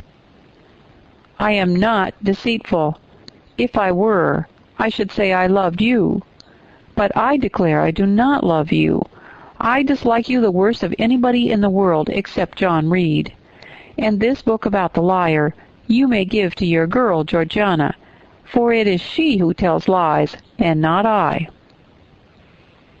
Mrs. Reed's hands still lay on her work inactive. Her eye of ice continued to dwell freezingly on mine. "What more have you to say?" she asked, rather in the tone in which a person might address an opponent of adult age than such as is ordinarily used to a child. That eye of hers, that voice, stirred every antipathy I had. Shaking from head to foot, thrilled with ungovernable excitement, I continued, "I am glad you are no relation of mine. I will never call you aunt again as long as I live. I will never come to see you when I'm grown up. And if anyone asks me how I liked you and how you treated me, I will say the very thought of you makes me sick, and that you treated me with miserable cruelty." "How dare you affirm that, Jane Eyre?" "How dare I, Mrs. Reed? How dare I? Because it's the truth. You think I have no feelings and that I can do without one bit of love or kindness, but I cannot live so, and you have no pity. I shall remember how you thrust me back, roughly and violently thrust me back, into the red room, and locked me up there to my dying day, though I was in agony, though I cried out while suffocating with distress, 'Have mercy! Have mercy, Aunt Reed!' And that punishment you made me suffer because your wicked boy struck me down. Knocked me down for nothing. I will tell anybody who asks me questions this exact tale. People think you a good woman, but you are bad, hard-hearted. You are deceitful." Ere I had finished this reply, my soul began to expand, to exult, with the strangest sense of freedom, of triumph, I ever felt. It seemed as if an invisible bond had burst, and that I had struggled out into unhoped-for liberty. Not without cause was this sentiment. Mrs. Reed looked frightened. Her work had slipped from her knee. She was lifting up her hands, rocking herself to and fro, and even twisting her face as if she would cry. "Jane, you are under a mistake. What is the matter with you? Why do you tremble so violently? Would you like to drink some water?" "No, Mrs. Reed." "Is there anything else you wish for, Jane? I assure you I desire to be your friend." "Not you. You told Mr. Brocklehurst I had a bad character, a deceitful disposition, and I'll let everybody at Lowood know what you are, and what you have done." "Jane, you don't understand these things. Children must be corrected for their faults." "Deceit is not my fault," I cried out in a savage high voice. "But you are passionate, Jane. That you must allow. And now return to the nursery, there's a dear, and lie down a little." "I am not your dear. I cannot lie down." "Send me to school soon, Mrs. Reed, for I hate to live here." "I will indeed send her to school soon," murmured Mrs. Reed's sotto voice, and when gathering up her work she abruptly quitted the apartment. I was left there alone, winner of the field. It was the hardest battle I had fought, and the first victory I had gained. I stood a while on the rug, where Mr. Brocklehurst had stood, and I enjoyed my conqueror's solitude. First I smiled to myself and felt elate, but this fierce pleasure subsided in me as fast as did the accelerated throb of my pulses. A child cannot quarrel with its elders as I had done, cannot give its furious feelings uncontrolled play, as I had given mine, without experiencing afterward the pang of remorse and the chill of reaction. A ridge of lightened heath, alive, glancing, devouring, would have been a meet emblem of my mind when I accused and menaced Mrs. Reed. The same ridge, black and blasted after the flames are dead, would have represented as meetly my subsequent condition, when half an hour's silence and reflection had shown me the madness of my conduct and the dreariness of my hated and hating position. Something of vengeance I had tasted for the first time, as aromatic wine it seemed on swallowing, warm and racy. Its after-flavor, metallic and corroding, gave me a sensation as if I had been poisoned. Willingly would I now have gone and asked Mrs. Reed's pardon, but I knew, partly from experience and partly from instinct, that was the way to make her repulse me with double scorn, thereby re-exciting every turbulent impulse of my nature. I would fain exercise some better faculty than that of fierce speaking, fain find nourishment for some less fiendish feeling than that of sombre indignation.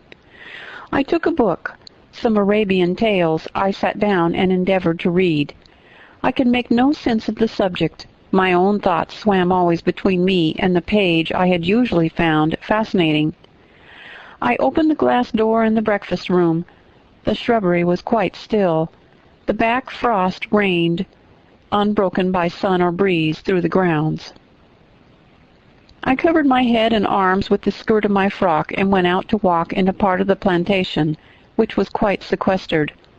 But I found no pleasure in the silent trees, the falling fir cones, the congealed relics of autumn, russet leaves, swept by past winds in heaps, and now stiffened together. I leaned against a gate and looked into an empty field where no sheep were feeding, where the short grass was nipped and blanched. It was a very gray day, a most opaque sky, ending in snow, canopied all. Then flakes fell at intervals, which settled on the hard path and on the hoary lea without melting. I stood a wretched child enough, whispering to myself over and over again, "What shall I do? What shall I do?" All at once I heard a clear voice call, "Miss Jane, where are you? Come to lunch." It was Bessie, I knew well enough, but I did not stir. Her light step came tripping down the path. "You naughty little thing," she said, "why don't you come when you are called?" Bessie's presence, compared with the thoughts over which I had been brooding, seemed cheerful, even though, as usual, she was somewhat cross. The fact is, after my conflict with and victory over Mrs. Reed, I was not disposed to care much for the nursemaid's transitory anger, and I was disposed to bask in her youthful lightness of heart.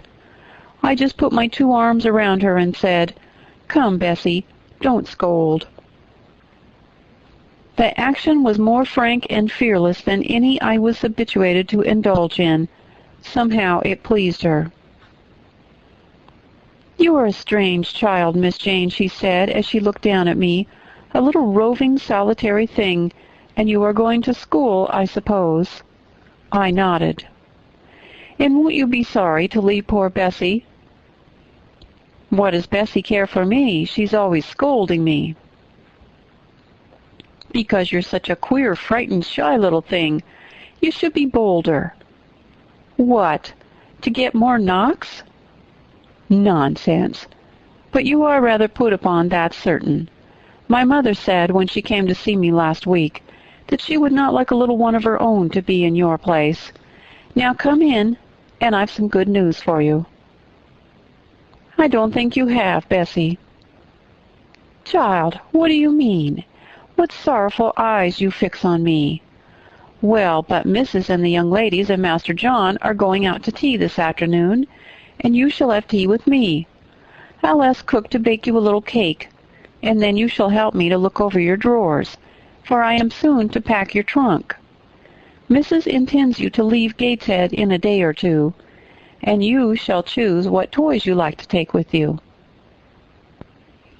"Bessie, you must promise not to scold me any more till I go." "Well, I will. But mind you are a very good girl, and don't be afraid of me. Don't start when I chance to speak rather sharply. It's so provoking." "I don't think I shall ever be afraid of you again, Bessie, because I have got used to you, and I shall soon have another set of people to dread." "If you dread them, they'll dislike you." "As you do, Bessie?" "I don't dislike you, miss. I believe I am fonder of you than of all the others." "You don't show it." "You sharp little thing, you've got quite a new way of talking. What makes you so venturesome and hearty?" "Why, I shall soon be away from you. And besides, I was going to say something about what had passed between me and Mrs. Reed, but on second thoughts I considered it better to remain silent on that head." "And so you're glad to leave me?" "Not at all, Bessie. Indeed, just now I am rather sorry." "Just now, and rather. How my little lady says it! I dare say now if I were to ask you for a kiss you wouldn't give it to me. You'd say you'd rather not." "I'll kiss you, and welcome. Bend your head down." Bessie stooped. We mutually embraced, and I followed her into the house quite comforted. That afternoon lapsed in peace and harmony, and in the evening Bessie told me some of her most enchanting stories, and sang me some of her sweetest songs. Even for me, life had its gleams of sunshine. Chapter 5. 5 o'clock had hardly struck on the morning of the 19th of January, when Bessie brought a candle into my closet and found me already up and nearly dressed. I had risen half an hour before her entrance, had washed my face and put on my clothes by the light of a half-moon just setting, whose rays streamed through the narrow window near my crib. I was to leave Gateshead that day by a coach which had passed the lodge gates at 6 a.m. Bessie was now the only person yet risen.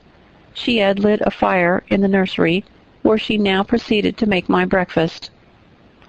Few children can eat when excited with the thoughts of a journey, nor could I. Bessie, having pressed me in vain to take a few spoonfuls of the boiled milk and bread she had prepared for me, wrapped up some biscuits in a paper and put them into my bag. Then she helped me on with my pelisse and bonnet, and wrapping herself in a shawl, she and I left the nursery. As we passed Mrs. Reed's bedroom, she said, "Will you go in and bid Mrs. good-bye?" "No, Bessie. She came to my crib last night when you were gone down to supper, and said I need not disturb her in the morning, or my cousins either. And she told me to remember that she had always been my best friend, and to speak of her and be grateful to her accordingly." "What did you say, miss?" "Nothing. I covered my face with the bedclothes and turned from her to the wall." "That was wrong, Miss Jane." "It was quite right, Bessie. Your missus has not been my friend. She has been my foe." "Oh, Miss Jane, don't say so." "Good-bye to Gateshead," cried I, as we passed through the hall and went out the front door. The moon was set, and it was very dark. Bessie carried a lantern, whose light glanced on wet steps and gravel road, sodden by a recent thaw. Raw and chill was the winter morning. My teeth chattered as I hastened down the drive. There was a light in the porter's lodge when we reached it. we found the porter's wife just kindling her fire. My trunk, which had been carried down the evening before, stood corded at the door. It wanted but a few minutes of 6, and shortly after that hour had struck, the distant roll of wheels announced the coming coach. I went to the door and watched its lamps approach rapidly through the gloom. "Is she going by herself?" asked the porter's wife. "Yes." "And how far is it?" 50 miles. What a long way! I wonder Mrs. Reed is not afraid to trust her so far alone. The coach drew up. There it was at the gates with its 4 horses and its top laden with passengers. The guard and coachman loudly urged haste. My trunk was hoisted up. I was taken from Bessie's neck, to which I clung with kisses. "Be sure and take good care of her," cried she to the guard, as he lifted me into the inside. "Aye, aye," was the answer. The door was slapped to. A voice exclaimed, "All right," and on we drove. Thus was I severed from Bessie and Gateshead, thus whirled away to unknown, and as I then deemed, remote and mysterious regions. I remember but little of the journey. I only know that the day seemed to me of a preternatural length, and that we appeared to travel over hundreds of miles of road. We passed through several towns, and in one, a very large one, the coach stopped. The horses were taken out, and the passengers alighted to dine. I was carried into an inn, where the guard wanted me to have some dinner, but as I had no appetite, he left me in an immense room with a fireplace at each end, a chandelier pendant from the ceiling, and a little red gallery high up against the wall filled with musical instruments. Here I walked about for a long time, feeling very strange and mortally apprehensive of someone coming in and kidnapping me, for I believed in kidnappers, their exploits having frequently figured in Bessie's fireside chronicles.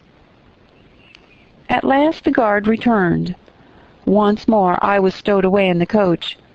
My protector mounted his own seat, sounded his hollow horn, and away we rattled over the stony street. The afternoon came on wet and somewhat misty. As it waned into dusk, I began to feel that we were getting very far indeed from Gateshead. We ceased to pass through towns. The country changed. Great gray hills heaved up around the horizon. As twilight deepened, we descended a valley, dark with wood, and long after night had overclouded the prospect, I heard a wild wind rushing among trees. Lulled by the sound, I at last dropped asleep. I had not long slumbered when the sudden cessation of motion awoke me. The coach door was open, and a person like a servant was standing at it. I saw her face and dress by the light of the lamps. "Is there a little girl called Jane Eyre here?" she asked. I answered, "Yes," and was then lifted out. My trunk was handed down, and the coach instantly drove away. I was stiff with long sitting, and bewildered with the noise and motion of the coach. Gathering my faculties, I looked about me. Rain, wind, and darkness filled the air. Nevertheless, I dimly discerned a wall before me and a door open in it. Through this door I passed with my new guide. She shut and locked it behind her. There was now visible a house or houses, for the building spread far, with many windows and lights burning in some. We went up a broad pebbly path, splashing wet, and were admitted at a door. Then the servant led me through a passage into a room with a fire, where she left me alone. I stood and warmed my numbed fingers over the blaze. Then I looked round. There was no candle, but the uncertain light from the hearth showed, by intervals, papered walls, carpet, curtains, shining mahogany furniture. It was a parlor, not so spacious or splendid as the drawing-room at Gateshead, but comfortable enough. I was puzzling to make out the subject of a picture on the wall, when the door opened and an individual carrying a light entered. Another followed close behind. The first was a tall lady with dark hair, dark eyes, and a pale and large forehead. Her figure was partly enveloped in a shawl. Her countenance was grave, her bearing erect.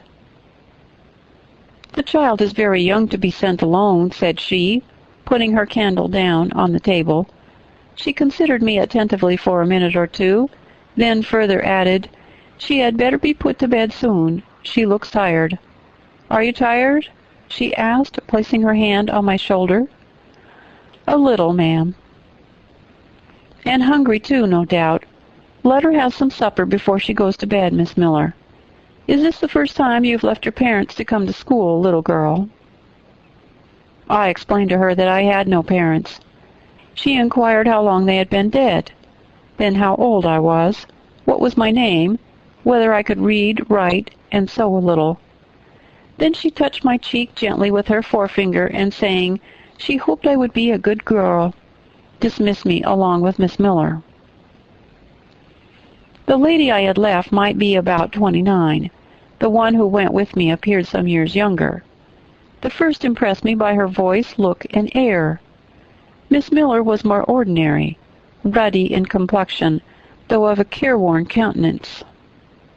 Hurried in gait and action, like one who had always a multiplicity of tasks on hand. She looked, indeed, what I afterward found she really was, an under-teacher.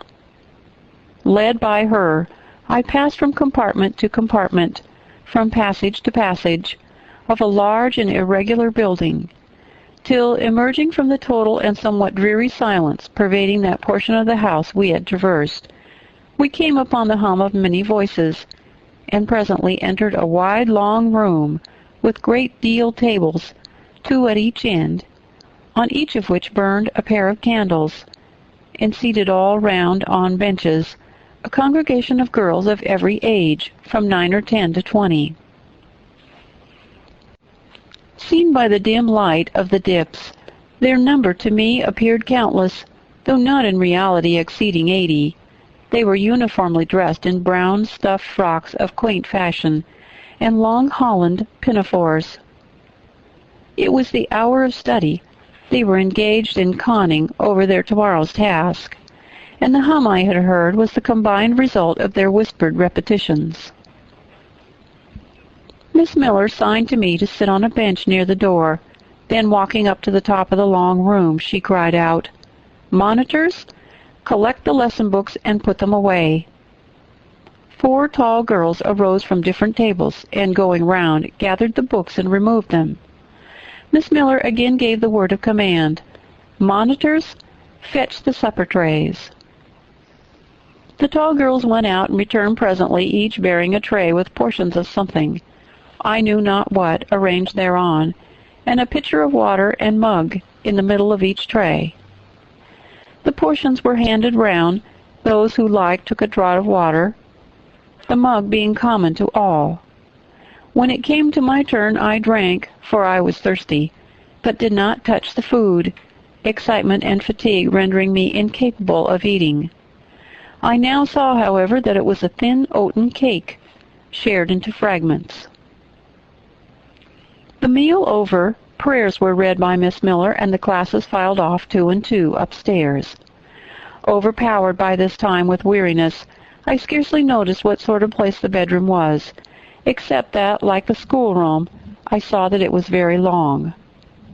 Tonight I was to be Miss Miller's bedfellow. She helped me to undress. When laid down, I glanced at the long rows of beds, each of which was quickly filled with 2 occupants. In 10 minutes the single light was extinguished. Amid silence and complete darkness, I fell asleep. The night passed rapidly. I was too tired even to dream. I only once woke to hear the wind rave in furious gusts and the rain fall in torrents, and to be sensible that Miss Miller had taken her place by my side.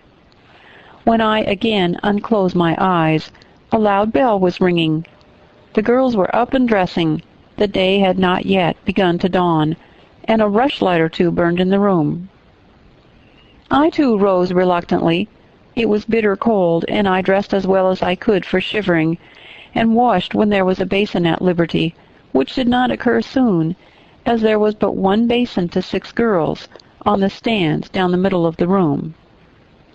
Again the bell rang, all formed in file 2 and 2, and in that order descended the stairs and entered the cold and dimly lit schoolroom. Here prayers were read by Miss Miller.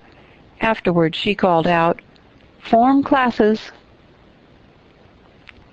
A great tumult succeeded for some minutes, during which Miss Miller repeatedly exclaimed, "Silence!" and "Order!" When it subsided, I saw them all drawn up in 4 semicircles, before 4 chairs, placed at the 4 tables. All held books in their hands, and a great book like a Bible lay on each table, before the vacant seat. A pause of some seconds succeeded, filled up by the low, vague hum of numbers. Miss Miller walked from class to class, hushing this indefinite sound. A distant bell tinkled. Immediately 3 ladies entered the room. Each walked to a table and took her seat. Miss Miller assumed the 4th vacant chair, which was that nearest the door, and around which the smallest of the children were assembled. To this inferior class I was called, and placed at the bottom of it. Business now began. The day's collect was repeated. Then certain texts of Scripture were said, and to these succeeded a protracted reading of chapters in the Bible, which lasted an hour. By the time that exercise was terminated, day had fully dawned. The indefatigable bell now sounded for the 4th time. The classes were marshaled and marched into another room to breakfast. How glad I was to behold a prospect of getting something to eat! I was now nearly sick from inanition, having taken so little the day before. The refectory was a great, low-ceiled, gloomy room. On 2 long tables smoked basins of something hot, which, however, to my dismay, sent forth an odor far from inviting. I saw a universal manifestation of discontent when the fumes of the repast met the nostrils of those destined to swallow it. From the van of the procession, the tall girls of the 1st class, rose the whispered words, "Disgusting! The porridge is burned again." "Silence!" ejaculated a voice, not that of Miss Miller, but one of the upper teachers, a little and dark personage, smartly dressed, but of somewhat morose aspect, who installed herself at the top of one table, while a more buxom lady presided at the other. I looked in vain for her I had first seen the night before. She was not visible. Miss Miller occupied the foot of the table where I sat, and a strange, foreign-looking elderly lady, the French teacher, as I afterward found, took the corresponding seat at the other board. A long grace was said and a hymn sung. Then a servant brought in some tea for the teachers, and the meal began. Ravenous, and now very faint, I devoured a spoonful of 2 of my portion without thinking of its taste. But the first edge of hunger blunted. I perceived I had got in hand a nauseous mess. Burnt porridge is almost as bad as rotten potatoes. Famine itself soon sickens over it. The spoons were moved slowly. I saw each girl taste her food and try to swallow it, but in most cases the effort was soon relinquished. Breakfast was over, and none had breakfasted. Thanks being returned for what we had not got, and a second hymn chanted, the refectory was evacuated for the schoolroom. I was one of the last to go out, and in passing the tables I saw one teacher take a basin of the porridge and taste it. She looked at the others. All their countenances expressed displeasure, and one of them, the stout one, whispered, "Abominable stuff! How shameful!" A quarter of an hour passed before lessons again began, during which the schoolroom was in a glorious tumult. For that space of time it seemed to be permitted to talk loud and more freely, and they used their privilege. The whole conversation ran on the breakfast, which one and all abused roundly. Poor things! It was a sole consolation they had. Miss Miller was now the only teacher in the room. A group of great girls standing about her spoke with serious and sullen gestures. I heard the name of Mr. Brocklehurst pronounced by some lips, at which Miss Miller shook her head disapprovingly, but she made no great effort to check the general wrath. Doubtless she shared in it. A clock in the schoolroom struck 9. Miss Miller left her circle and, standing in the middle of the room, cried, "Silence! To your seats!" Discipline prevailed. In 5 minutes the confused throng was resolved into order, and comparative silence quelled the babbled clamor of tongues. The upper teachers now punctually resumed their posts, but still all seemed to wait. Ranged on benches down the sides of the room, the 80 girls sat motionless and erect. A quaint assemblage they appeared, all with plain locks combed from their faces, not a curl visible. In brown dresses made high and surrounded by a narrow tucker about the throat, with little pockets of holland, shaped something like a Highlander's purse, tied in front of their frocks, and designed to serve the purpose of a work-bag. All, too, wearing woolen stockings and country-made shoes, fastened with brass buckles. Above 20 of those clad in this costume were full-grown girls, or rather young women. It suited them ill, and gave an air of oddity even to the prettiest.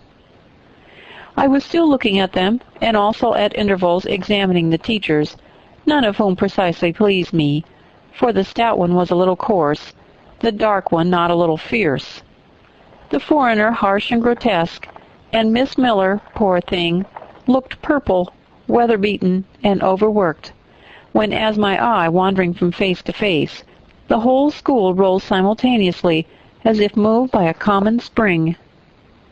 What was the matter? I had heard no order given. I was puzzled. Ere I had gathered my wits, the classes were again seated, but as all eyes were now turned to one point, mine followed the general direction, and encountered the personage who had received me last night. She stood at the bottom of the long room, on the hearth, for there was a fire at each end.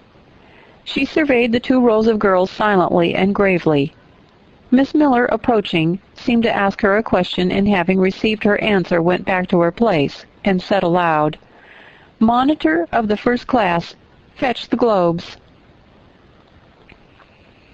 While the direction was being executed, the lady consulted moved slowly up the room. I suppose I have a considerable organ of veneration, for I retain yet the sense of admiring awe with which my eyes traced her steps. Seen now, in broad daylight, she looked tall, fair, and shapely. Brown eyes, with a benignant light in their irids, and a fine penciling of long lashes round, relieved the whiteness of her large front. On each of her temples her hair, of a very dark brown, was clustered in round curls, according to the fashion of those times, when neither smooth bands nor long ringlets were in vogue. Her dress, also in the mode of the day, was of purple cloth, relieved by a sort of Spanish trimming of black velvet. A gold watches were not so common then as now, shone at her girdle. Let the reader add, to complete the picture, refined features, a complexion, if pale, clear, and a stately air and carriage, and he will have, at least as clearly as words can give it, a correct idea of the exterior of Miss Temple, Maria Temple, as I afterward saw the name written in a prayer book, entrusted to me to carry to church. The superintendent of Lowood, for such was this lady, having taken her seat before a pair of globes placed on one of the tables, summoned the first class round her, and commenced giving a lesson in geography. The lower classes were called by the teachers. Repetitions in history, grammar, and so forth went on for an hour. Writing and arithmetic succeeded, and music lessons were given by Miss Temple to some of the elder girls. The duration of each lesson was measured by the clock, which at last struck 12. The superintendent rose. "I have a word to address to the pupils," said she. The tumult of cessation from lessons was already breaking forth, but it sank in her voice. She went on. "You had this morning a breakfast which you could not eat. You must be hungry. I have ordered that a lunch of bread and cheese shall be served to all." The teachers looked at her with a sort of surprise. "It is to be done, on my responsibility," she added, in an explanatory tone to them, and immediately afterward left the room. The bread and cheese were presently brought in and distributed, to the high delight and refreshment of the whole school. The order was now given, to the garden. Each put on a coarse straw bonnet with strings of colored calico, and a cloak of gray frieze. I was similarly equipped, and following the stream I made my way into the open air. The garden was a wide enclosure, surrounded with walls so high as to exclude every glimpse of prospect. A covered veranda ran down one side, and broad walks bordered a middle space, divided into scores of little beds. These beds were assigned as gardens for the pupils to cultivate, and each bed had an owner. When full of flowers they would doubtless look pretty, but now, at the latter end of January, all was wintry blight and brown decay. I shuddered as I stood and looked round me. It was an inclement day for outdoor exercise, not positively rainy, but darkened by a drizzling yellow fog. All underfoot was still soaking wet with the floods of yesterday. The stronger among the girls ran about and engaged in active games, but sundry pale and thin ones herded together for shelter and warmth in the veranda. And among these, as the dense mist penetrated to their shivering frames, I heard frequently the sound of a hollow cough. As yet I had spoken to no one, nor did anybody seem to take notice of me. I stood lonely enough, but to that feeling of isolation I was accustomed. It did not oppress me much.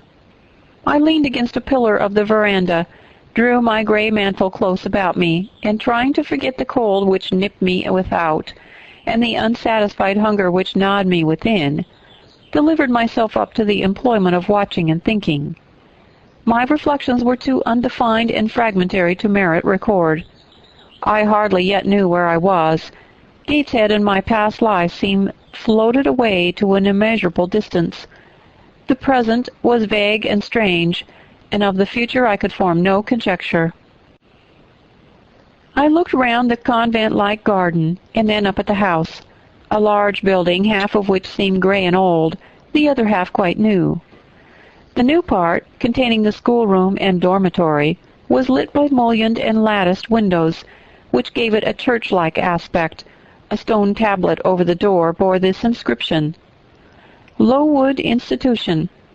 This portion was rebuilt by Naomi Brocklehurst of Brocklehurst Hall in this county. Let your light so shine before men that they may see your good works, and glorify your Father which is in heaven. St. Matt, version 16. I read these words over and over again. I felt that an explanation belonged to them and was unable fully to penetrate their import.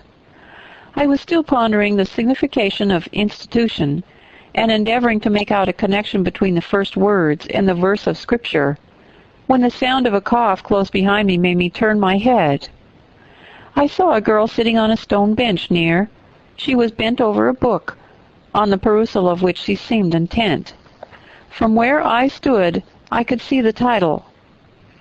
It was Rasselas, a name that struck me as strange and consequently attractive. In turning a leaf, she happened to look up, and I said to her directly, "Is your book interesting?" I had already informed the intention of asking her to lend it to me some day. "I like it," she answered, after a pause of a second or two, during which she examined me. "What is it about?" I continued. I hardly know where I found the hardihood thus to open a conversation with a stranger. The step was contrary to my nature and habits, but I think her occupation touched a chord of sympathy somewhere, for I too liked reading, though of a frivolous and childish kind. I could not digest or comprehend the serious or substantial. "You may look at it," replied the girl, offering me the book. I did so. A brief examination convinced me that the contents were less taking than the title. Rasselas looked dull to my trifling taste. I saw nothing about fairies, nothing about genii. No bright variety seemed spread over the closely printed pages. I returned it to her. She received it quietly, and without saying anything she was about to relapse into her former studious mood. Again I ventured to disturb her. Can you tell me what the writing on that stone over the door means? What is Lowood Institution? This house, where you are come to live. And why do they call it institution? Is it any way different from other schools?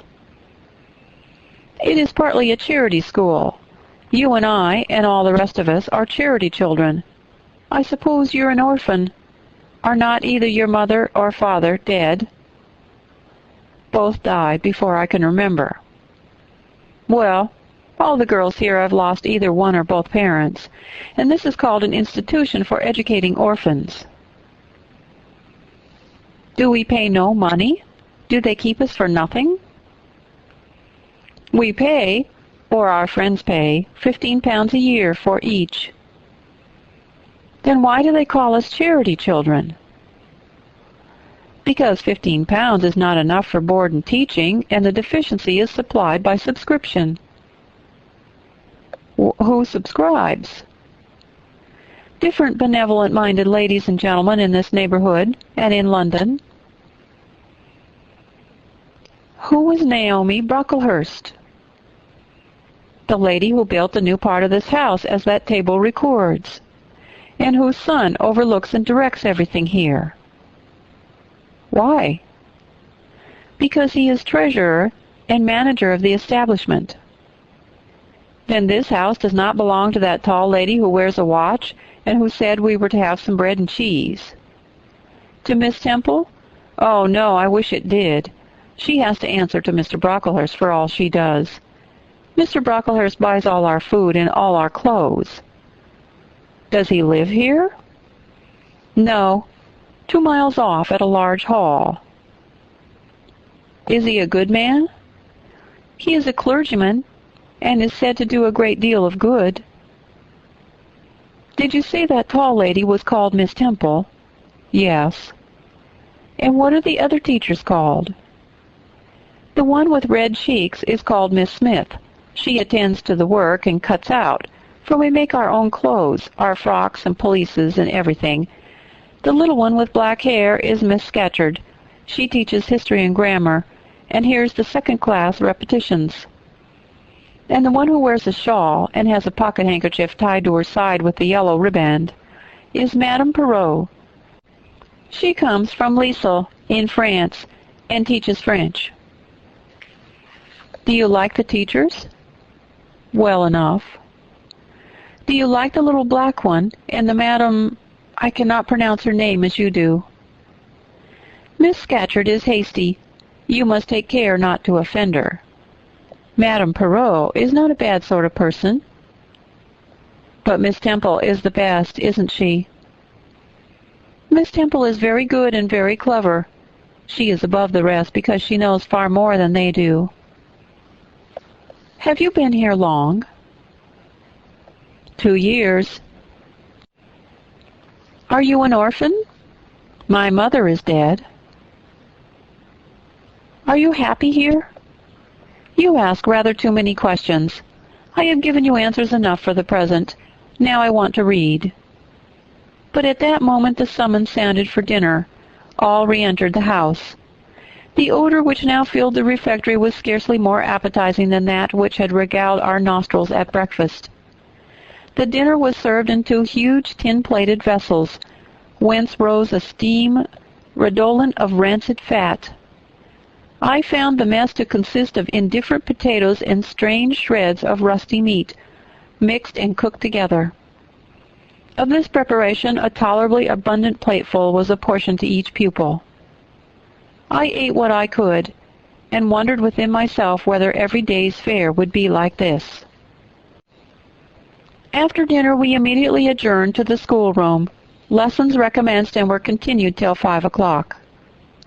The only marked event of the afternoon was that I saw the girl with whom I had conversed in the veranda dismissed in disgrace by Miss Scatcherd from a history class and sent to stand in the middle of the large schoolroom. The punishment seemed to me in a high degree ignominious, especially for so great a girl. She looked 13 or upward. I expected she would show signs of great distress and shame, but to my surprise she neither wept nor blushed.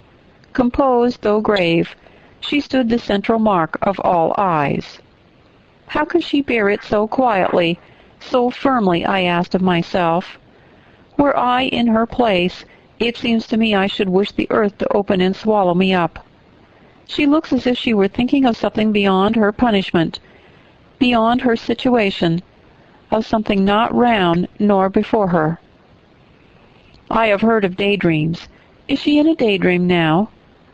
Her eyes were fixed on the floor, but I am sure they do not see it. Her sight seems turned in, gone down into her heart. She is looking at what she can remember, I believe, not at what is really present. I wonder what sort of a girl she is, whether good or naughty. Soon after 5 p.m., we had another meal, consisting of a small mug of coffee and half a slice of brown bread. I devoured my bread and drank my coffee with relish, but I should have been glad of as much more. I was still hungry. Half an hour's recreation succeeded, then study, then the glass of water and the piece of oat cake, prayers and bed. Such was my first day at Lowood. Chapter 6. The next day commenced as before, getting up and dressing by rushlight. But this morning we were obliged to dispense with the ceremony of washing. The water in the pitchers was frozen. A change had taken place in the weather the preceding evening, and a keen northeast wind, whistling through the crevices of our bedroom windows all night long, had made us shiver in our beds, and turned the contents of the ewers to ice. Before the long hour and a half of prayers and Bible reading was over, I felt ready to perish with cold. Breakfast time came at last, and this morning the porridge was not burned. The quality was eatable, the quantity small. How small my portion seemed! I wished it had been doubled. In the course of the day I was enrolled a member of the 4th class, and regular tasks and occupations were assigned me. Hitherto I had only been a spectator of the proceedings at Lowood. I was now to become an actor therein. At first, being little accustomed to learn by heart, the lessons appeared to me both long and difficult. The frequent change from task to task, too, bewildered me, and I was glad when, about 3 o'clock in the afternoon, Miss Smith put into my hands a border of muslin 2 yards long, together with needle, thimble, and so forth, and sent me to sit in a quiet corner of the schoolroom, with direction to hem the same.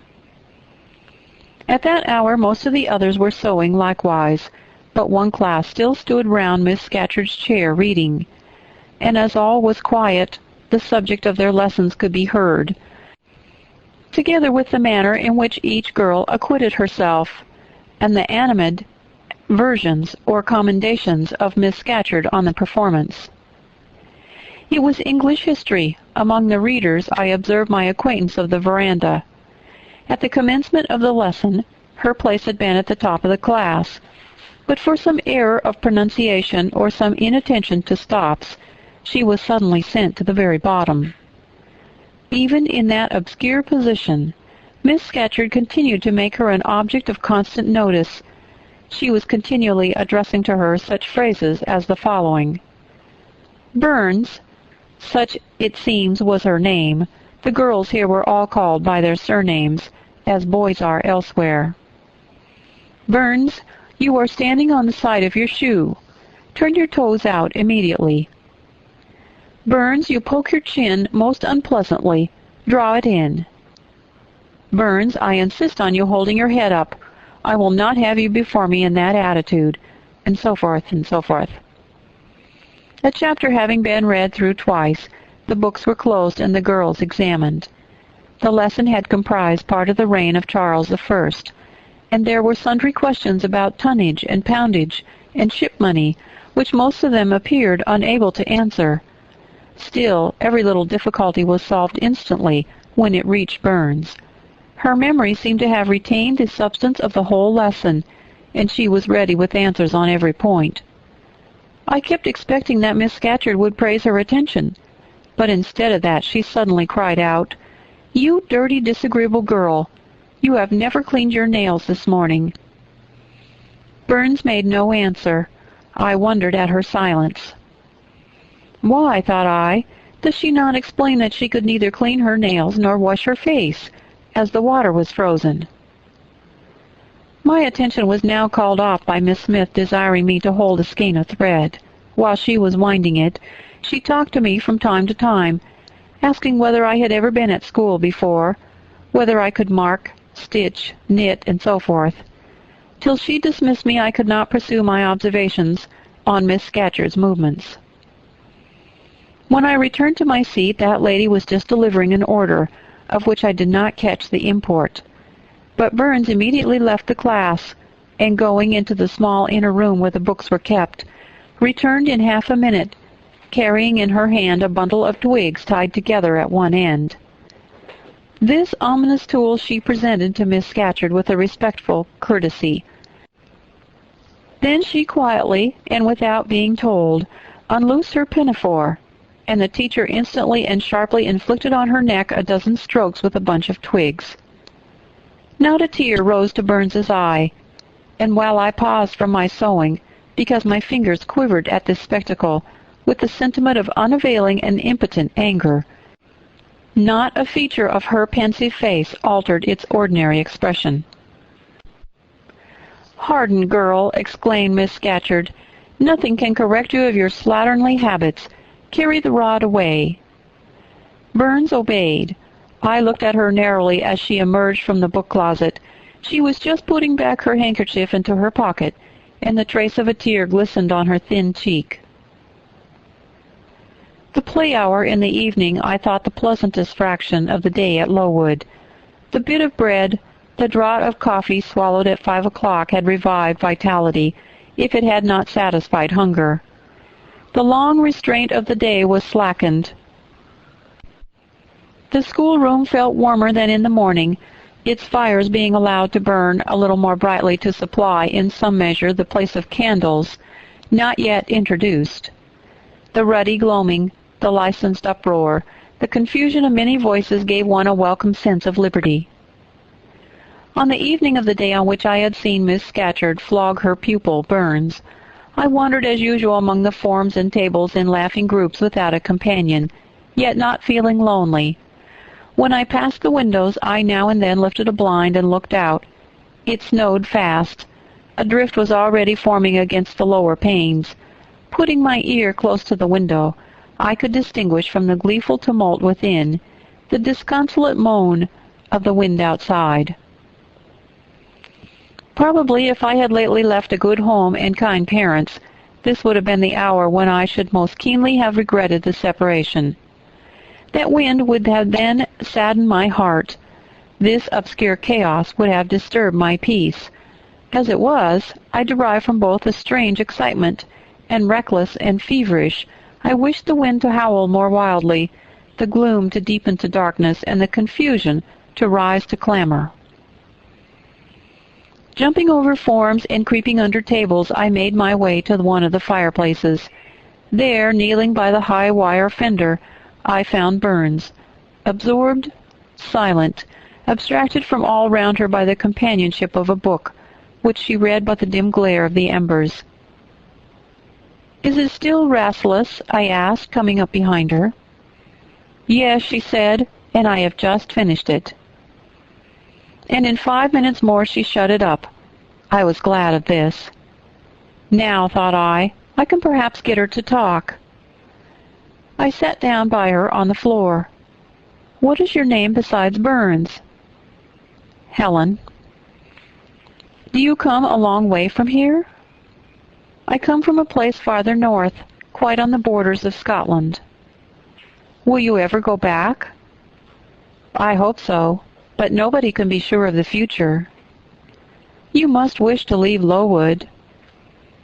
"No. Why should I? I was sent to Lowood to get an education, and it would be of no use going away until I have attained that object." "But that teacher, Miss Scatcherd, is so cruel to you." "Cruel? Not at all. She is severe. She dislikes my faults." "And if I were in your place, I should dislike her. I should resist her. If she struck me with that rod, I should get it from her hand. I should break it under her nose." Probably you would do nothing of the sort, but if you did, Mr. Brocklehurst would expel you from the school. That would be a great grief to your relations. It is far better to endure patiently a smart which nobody feels but yourself, than to commit a hasty action whose evil consequences will extend to all connected with you. And besides, the Bible bids us to return good for evil. But then it seems disgraceful to be flogged, and to be sent to stand in the middle of a room full of people, and you were such a great girl. I am far younger than you, and I could not bear it. Yet it would be your duty to bear it, if you could not avoid it. It is weak and silly to say you cannot bear what is in your fate to be required to bear. I heard her with wonder. I could not comprehend this doctrine of endurance, and still less could I understand or sympathize with the forbearance she expressed for her chastiser. Still, I felt that Helen Burns considered things by a light invisible to my eyes. I suspected she might be right and I wrong, but I would not ponder the matter deeply. Like Felix, I put it off to a more convenient season. You say you have faults, Helen. What are they? To me you seem very good. Then learn from me not to judge by appearances. I am, as Miss Scatcherd said, slatternly. I seldom put, and never keep, things in order. I am careless. I forget rules.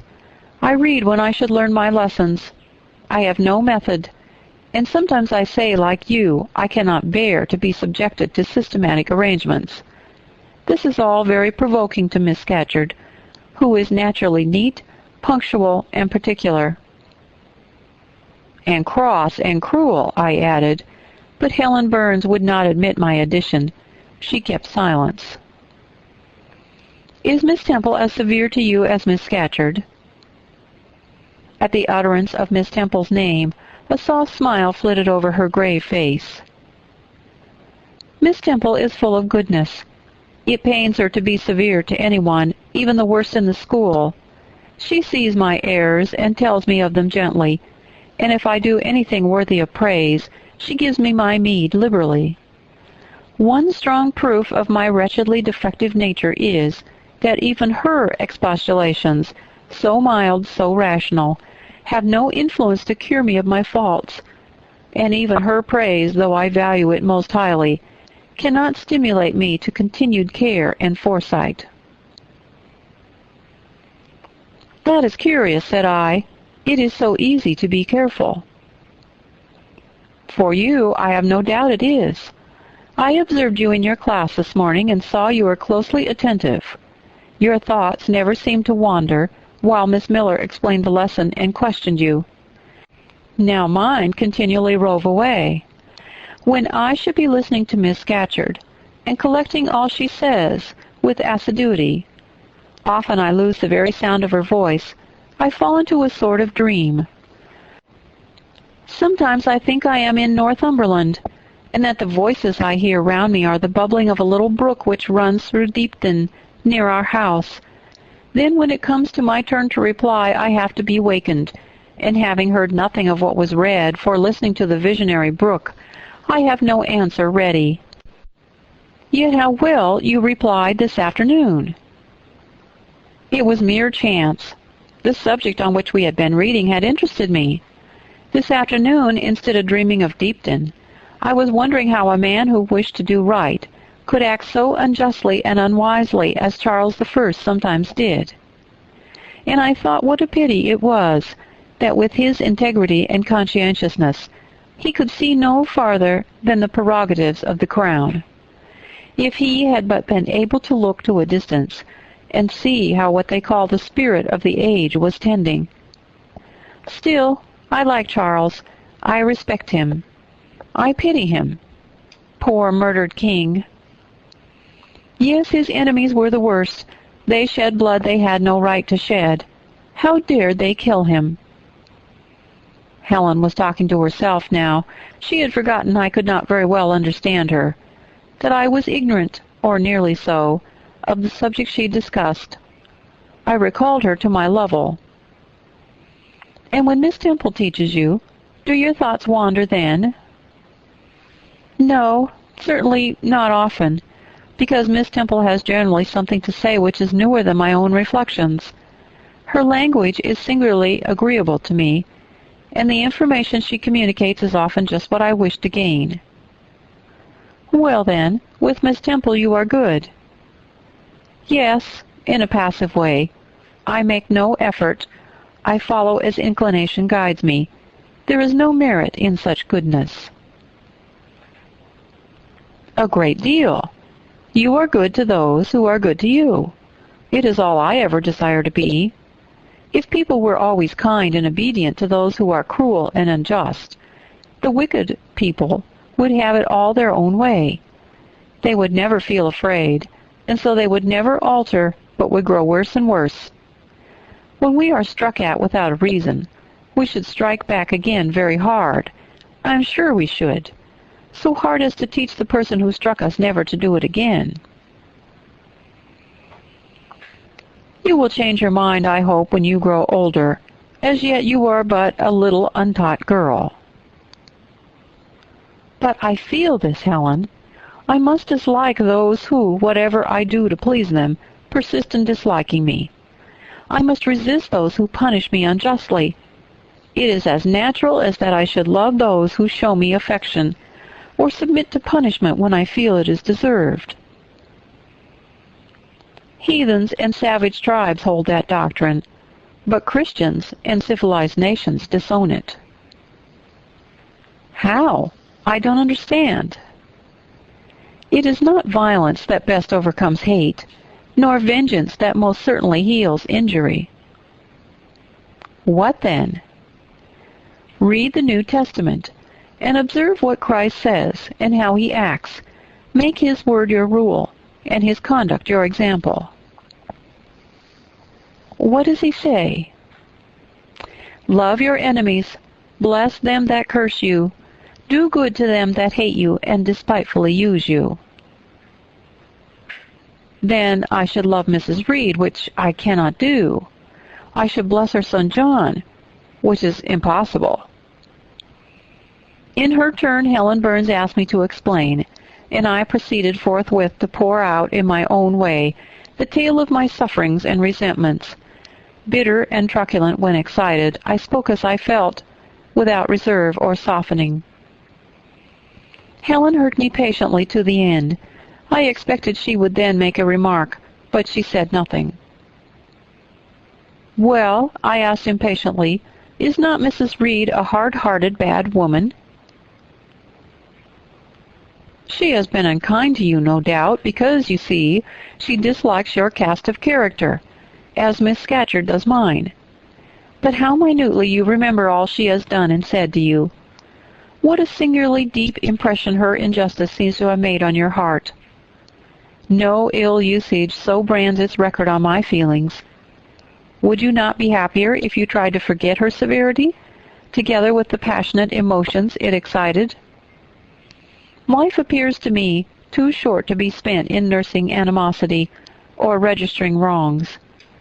We are, and must be, one and all, burdened with faults in this world, but the time will soon come when I trust we shall put them off, in putting off our corruptible bodies.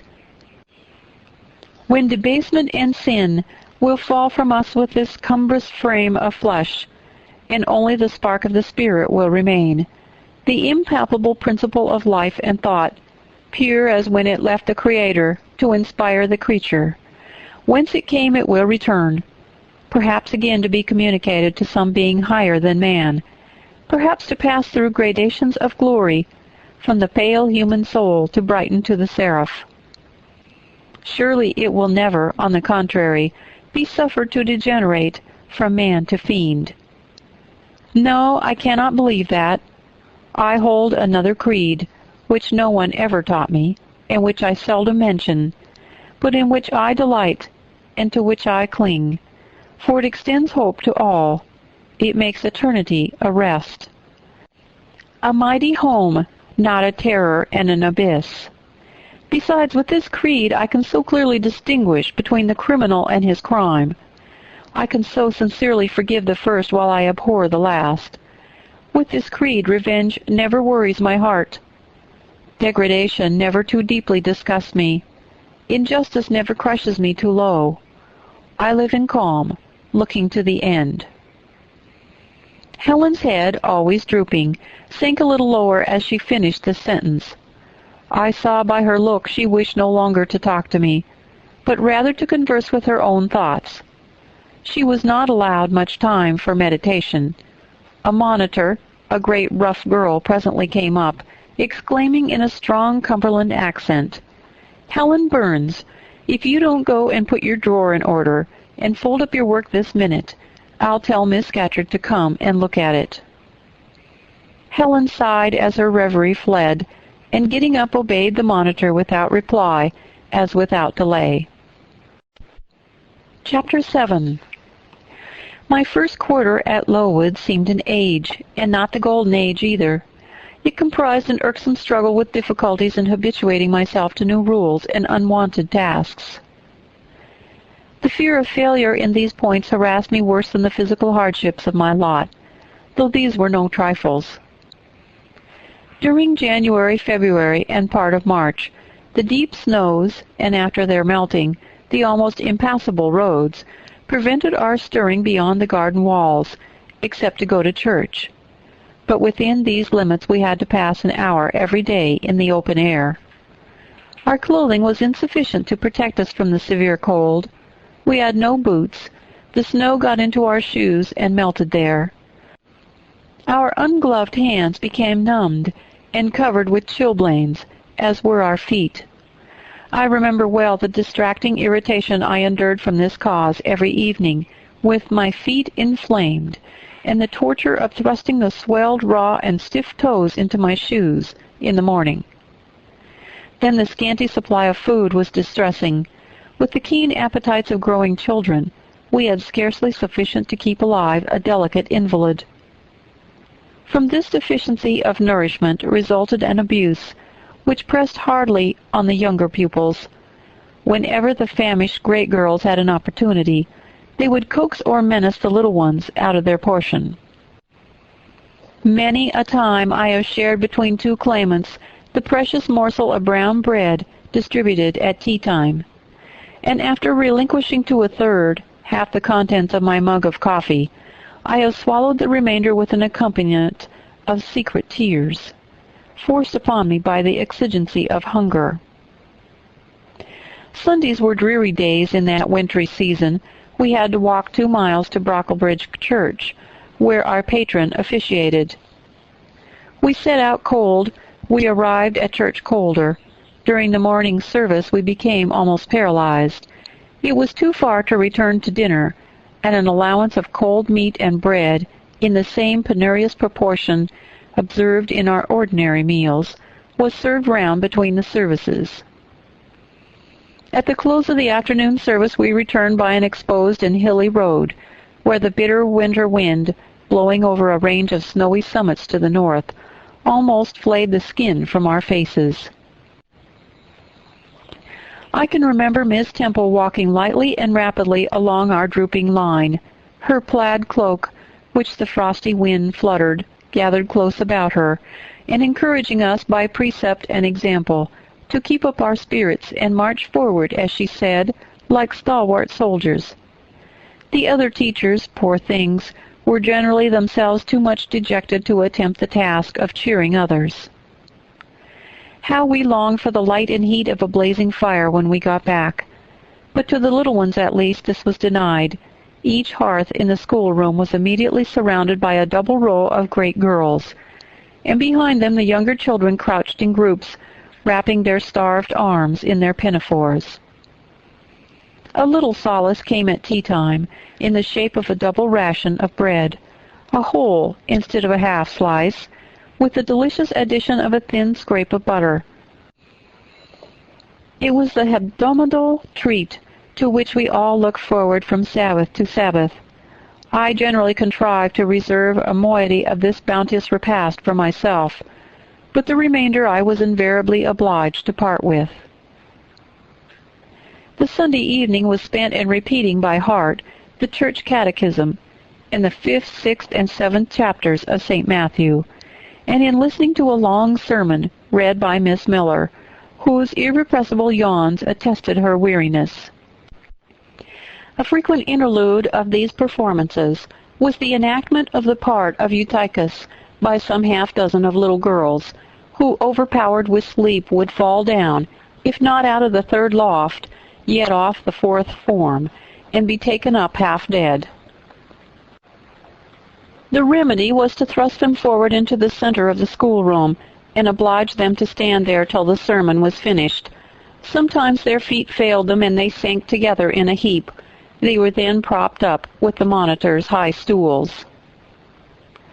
I have not yet alluded to the visits of Mr. Brocklehurst, and indeed that gentleman was from home during the greater part of the 1st month after my arrival, perhaps prolonging his stay with his friend, the Archdeacon. His absence was a relief to me. I need not say that I had my own reasons for dreading his coming, but come he did at last. One afternoon, I had then been 3 weeks at Lowood, as I was sitting with a slate in my hand, puzzling over a sum in long division, my eyes, raised in abstraction to the window, caught sight of a figure just passing. I recognized almost instinctively that gaunt outline, and when 2 minutes later all the school, teachers included, rose en masse, it was not necessary for me to look up in order to ascertain whose entrance they thus greeted. A long stride measured the schoolroom, and presently beside Miss Temple, who herself had risen, stood the same black column which had frowned on me so ominously from the hearthrug of Gateshead. I now glanced sideways at this piece of architecture. Yes, I was right. It was Mr. Brocklehurst, buttoned up in a surtout, and looking longer, narrower, and more rigid than ever. I had my own reasons for being dismayed at this apparition. Too well I remembered the perfidious hints given by Mrs. Reed about my disposition and so forth. The promise pledged by Mr. Brocklehurst to appraise Miss Temple and the teachers of my vicious nature. All along I had been dreading the fulfillment of this promise. I had been looking out daily for the coming man, whose information respecting my past life in conversation was to brand me as a bad child forever. Now there he was. He stood at Miss Temple's side. He was speaking low in her ear. I did not doubt he was making disclosures of my villainy. And I watched her eye with painful anxiety, expecting every moment to see its dark orb turn on me, a glance of repugnance and contempt. I listened too, and as I happened to be seated quite at the top of the room, I caught most of what he said. Its import relieved me from immediate apprehension. I suppose, Miss Temple, the thread I bought at Loughton will do. It struck me that it would be just the quality for the calico chemises, and I sorted the needles to match. You may tell Miss Smith that I forgot to make a memorandum of the darning needles, but she shall have some papers sent in next week, and she is not, on any account, to give out more than one at a time to each pupil. If they have more, they are apt to be careless and lose them. And, oh, ma'am, I wish the woolen stockings were better looked to. When I was here last, I went into the kitchen garden and examined the clothes drying on the line. There was a quantity of black hose in a very bad state of repair. From the size of the holes in them, I was sure they had not been well mended from time to time. He paused. "Your directions shall be attended to, sir," said Miss Temple. "And, ma'am," he continued, "the laundress tells me some of the girls have 2 clean tuckers in the week. It is too much. The rules limit them to 1. "I think I can explain that circumstance, sir. Agnes and Catherine Johnstone were invited to take tea with some friends at Loughton last Thursday, and I gave them leave to put on clean tuckers for the occasion." Mr. Brocklehurst nodded. "Well, for once it may pass, but please not to let the circumstance occur too often. And there is another thing which surprised me. I find, in settling accounts with the housekeeper, that a lunch consisting of bread and cheese has twice been served out to the girls during the past fortnight. How is this? I look over the regulations and I find no such meal as lunch mentioned. Who introduced this innovation, and by what authority?" "I must be responsible for the circumstance, sir," replied Miss Temple. "The breakfast was so ill-prepared that the pupils could not possibly eat it, and I dared not allow them to remain fasting till dinner-time." "Madam, allow me an instant. You are aware that my plan in bringing up these girls is, not to accustom them to habits of luxury and indulgence, but to render them hardy, patient, self-denying. Should any little accidental disappointment of the appetite occur, such as the spoiling of a meal, the under or the overdressing of a dish, the incident ought not to be neutralized by replacing with something more delicate the comfort lost, thus pampering the body and obviating the aim of this institution. It ought to be improved to the spiritual edification of the pupils, by encouraging them to evince fortitude under the temporary privation. A brief address on those occasions would not be mistimed, wherein a judicious instructor would take the opportunity of referring to the sufferings of the primitive Christians, to the torments of martyrs, to the exhortations of our blessed Lord himself, calling upon his disciples to take up their cross and follow him, to his warnings that man shall not live by bread alone, but by every word that proceedeth out of the mouth of God, to his divine consolations, "If ye suffer hunger or thirst for my sake, happy are ye." Oh, madam, when you put bread and cheese, instead of burnt porridge, into these children's mouths, you may indeed feed their vile bodies, but you little think how you starve their immortal souls. Mr. Brocklehurst again paused, perhaps overcome by his feelings. Miss Temple had looked down when he first began to speak to her, but she now gazed straight before her, and her face, naturally pale as marble, appeared to be assuming also the coldness and fixity of that material, especially her mouth, closed as if it would have required a sculptor's chisel to open it, and her brow settled gradually into petrified severity. Meantime, Mr. Brocklehurst, standing on the hearth with his hands behind his back, majestically surveyed the whole school. Suddenly his eye gave a blink, as if it had met something that either dazzled or shocked its pupil. Turning, he said in a more rapid accents than he had hitherto used, Miss Temple, what is that girl with curled hair? Red hair, ma'am, curled all over." And extending his cane, he pointed to the awful object, his hand shaking as he did so. "It is Julia Severn," replied Miss Temple very quietly. "Julia Severn, ma'am. And why has she, or any other, curled hair? Why, in defiance of every precept and principle of this house, does she conform to the world so openly, here in an evangelical, charitable establishment, as to wear her hair one mass of curls?" "Julia's hair curls naturally," returned Miss Temple, still more quietly. "Naturally. Yes, but we are not to conform to nature. I wish these girls to be the children of grace. And why that abundance? I have again and again intimated that I desire the hair to be arranged closely, modestly, plainly. Miss Temple, that girl's hair must be cut off entirely. I will send a barber tomorrow, and I will see others who have far too much of the excrescence. That tall girl, tell her to turn around. Tell all that first form to rise up and direct their faces to the wall." Miss Temple passed her handkerchief over her lips, as if to smooth away the involuntary smile that curled them. She gave the order, however, and when the first class could take in what was required of them, they obeyed. Leaning a little back on my bench, I could see the looks and grimaces with which they commented on this maneuver. It was a pity Mr. Brocklehurst could not see them too. He would perhaps have felt that whatever he might do with the outside of the cup and platter, the inside was further beyond his interference than he imagined. He scrutinized the reverse of these living metals for 5 minutes, then pronounced sentence. These words fell like the knell of doom. "All these topknots must be cut off." Miss Temple seemed to remonstrate. "Madam," he pursued, "I have a master to serve whose kingdom is not of this world. My mission is to mortify in these girls the lusts of the flesh, to teach them to clothe themselves with shamefacedness and sobriety, not with braided hair and costly apparel. And each of the young persons before us has a string of hair twisted in plaits which vanity itself might have woven. These, I repeat, must be cut off. Think of the time wasted of—" Mr. Brocklehurst was here interrupted. 3 other visitors, ladies, now entered the room.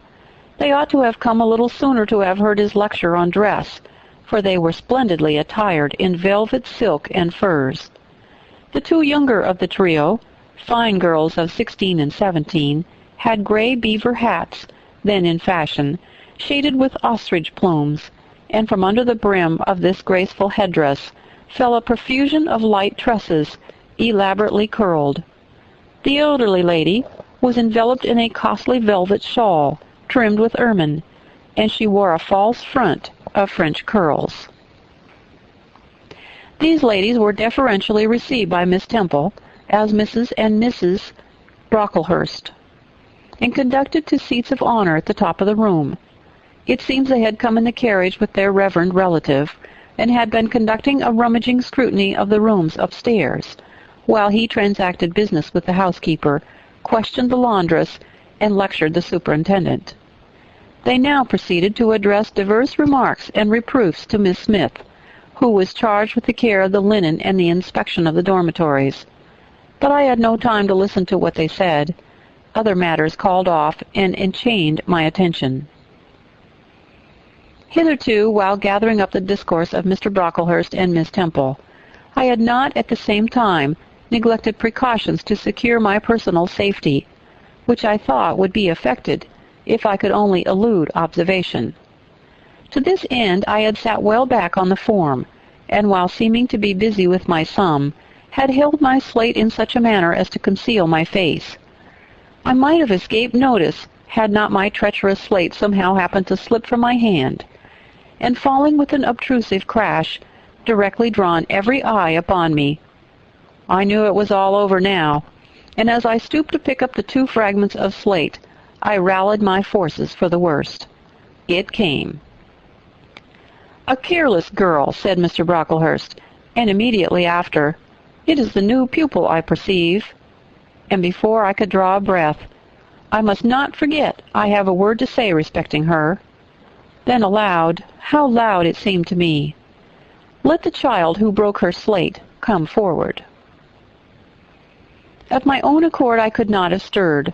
I was paralyzed.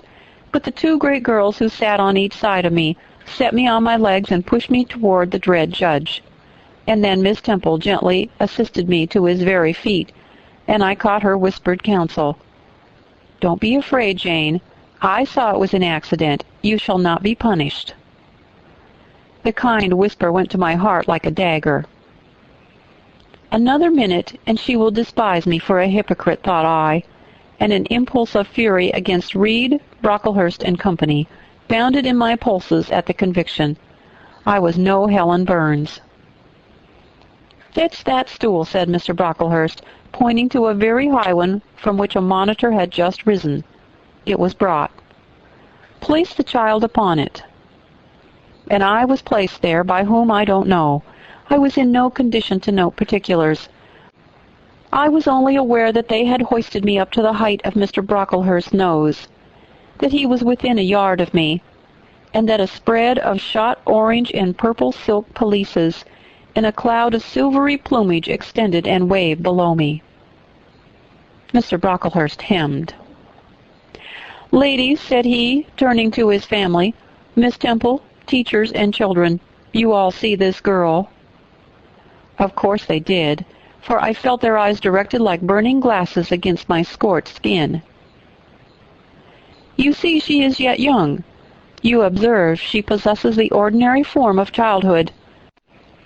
God has graciously given her the shape that he has given to all of us. No signal deformity points her out as a marked character. Who would think that the evil one has already found a servant and agent in her? Yet such, I grieve to say, is the case." A pause, in which I began to steady the palsy of my nerves, and to feel that the Rubicon was passed, and that the trial, no longer to be shirked, must be firmly sustained. "My dear children," pursued the black marble clergyman with pathos, "this is a sad, a melancholy occasion, for it becomes my duty to warn you that this girl, who might be one of God's own lambs, is a little castaway, not a member of the true flock, but evidently an interloper and an alien. You must be on your guard against her. You must shun her example. If necessary, avoid her company. Exclude her from your sports, and shut her out from your converse. Teachers, you must watch her. Keep your eyes on her movements. Weigh well her words. Scrutinize her actions. Punish her body to save her soul, if indeed such salvation be possible. For my tongue falters while I tell it. This girl, this child, the native of a Christian land, worse than many a little heathen who says its prayers to Brahma and kneels before Juggernaut, this girl is a liar." Now came a pause of 10 minutes, during which I, by this time in perfect possession of my wits, observed all the female Brocklehursts produce their pocket handkerchiefs and apply them to their optics, while the elderly lady swayed herself to and fro, and the two younger ones whispered, "How shocking!" Mr. Brocklehurst resumed. "This I learned from her benefactress, from the pious and charitable lady who adopted her in her orphan state, reared her as her own daughter, and whose kindness, whose generosity the unhappy girl repaid by an ingratitude so bad, so dreadful, that at last her excellent patroness was obliged to separate her from her own young ones, fearful lest her vicious example should contaminate their purity. She has sent her here to be healed, even as the Jews of old sent their disease to the troubled pool of Bethesda. And teachers, superintendent, I beg of you not to allow the waters to stagnate round her." With this sublime conclusion, Mr. Brocklehurst adjusted the top button of his surtout, muttered something to his family, who rose, bowed to Miss Temple, and then all the great people sailed in state from the room. Turning at the door, my judge said, "Let her stand half an hour longer on that stool, and let no one speak to her during the remainder of the day." There was I, then, mounted aloft, I who had said I could not bear the shame of standing on my natural feet in the middle of the room, was now exposed to general view on a pedestal of infamy. What my sensations were, no language can describe, but just as they all rose, stifling my breath and constricting my throat, a girl came up and passed me. In passing she lifted her eyes. What a strange light inspired them! What an extraordinary sensation that ray sent through me! How the new feeling bore me up! It was as if a martyr, a hero, had passed a slave or victim, and imparted strength in the transit. I mastered the rising hysteria, lifted up my head, and took a firm stand on the stool. Helen Burns asked some slight question about her work of Miss Smith, was chidden for the triviality of the inquiry, returned to her place, and smiled at me again as she went by. What a smile! I remember it now, and I know that it was the effluence of fine intellect, of true courage. It lit up her marked lineaments, her thin face, her sunken gray eye, like a reflection from the aspect of an angel. Yet at that moment Helen Burns wore on her arm the untidy badge. Scarcely an hour ago I had heard her condemned by Miss Scatcherd to a dinner of bread and water on the morrow, because she had blotted an exercise in copying it out. Such is the imperfect nature of man. Such spots are there on the disk of the clearest planet, and eyes like Miss Scatcherd's can only see those minute defects and are blind to the full brightness of the orb. Chapter 8. Ere the half-hour ended, 5 o'clock struck. School was dismissed, and all were gone into the refectory to tea. I now ventured to descend. It was deep dusk. I retired into a corner and sat down on the floor. The spell by which I had been so far supported began to dissolve. Reaction took place, and soon, so overwhelming was the grief that seized me, I sank prostrate with my face to the ground. Now I wept. Helen Burns was not here. Nothing sustained me. Left to myself, I abandoned myself, and my tears watered the boards. I had meant to be so good, and to do so much at Lowood, to make so many friends, to earn respect, and win affection. Already I had made visible progress. That very morning I had reached the head of my class. Miss Miller had praised me warmly. Miss Temple had smiled approbation. She had promised to teach me drawing, and to let me learn French, if I continued to make similar improvements 2 months longer. And then I was well received by my fellow pupils, treated as an equal by those of my own age, and not molested by any. Now here I lay again, crushed and trodden on, and could I ever rise more? Never, I thought, and ardently I wished to die. While sobbing out this wish in broken accents, someone approached. I started up. Again Helen Burns was near me. The fading fires just showed her coming up the long, vacant room. She brought my coffee and bread. "Come, eat something," she said, but I put both away from me, feeling as if a drop or a crumb would have choked me in my present condition. Helen regarded me, probably with surprise. I could not now abate my agitation, though I tried hard. I continued to weep aloud. She sat down on the ground near me, embraced her knees with her arms, and rested her head upon them. In that attitude she remained silent as an Indian. I was the first who spoke. "Helen, why do you stay with a girl whom everybody believes to be a liar?" "Everybody, Jane? Why, there are only 80 people who have heard you called so, and the world contains hundreds of millions." "But what have I to do with millions? The 80 I know despise me." "Jane, you are mistaken. Probably not one in the school either despises or dislikes you. Many, I am sure, pity you much." "How can they pity me after what Mr. Brocklehurst said?" "Mr. Brocklehurst is not a god, nor is he even a great and admired man. He is little liked here. He never took steps to make himself liked. Had he treated you as an especial favorite, you would have found enemies, declared or covert, all around you.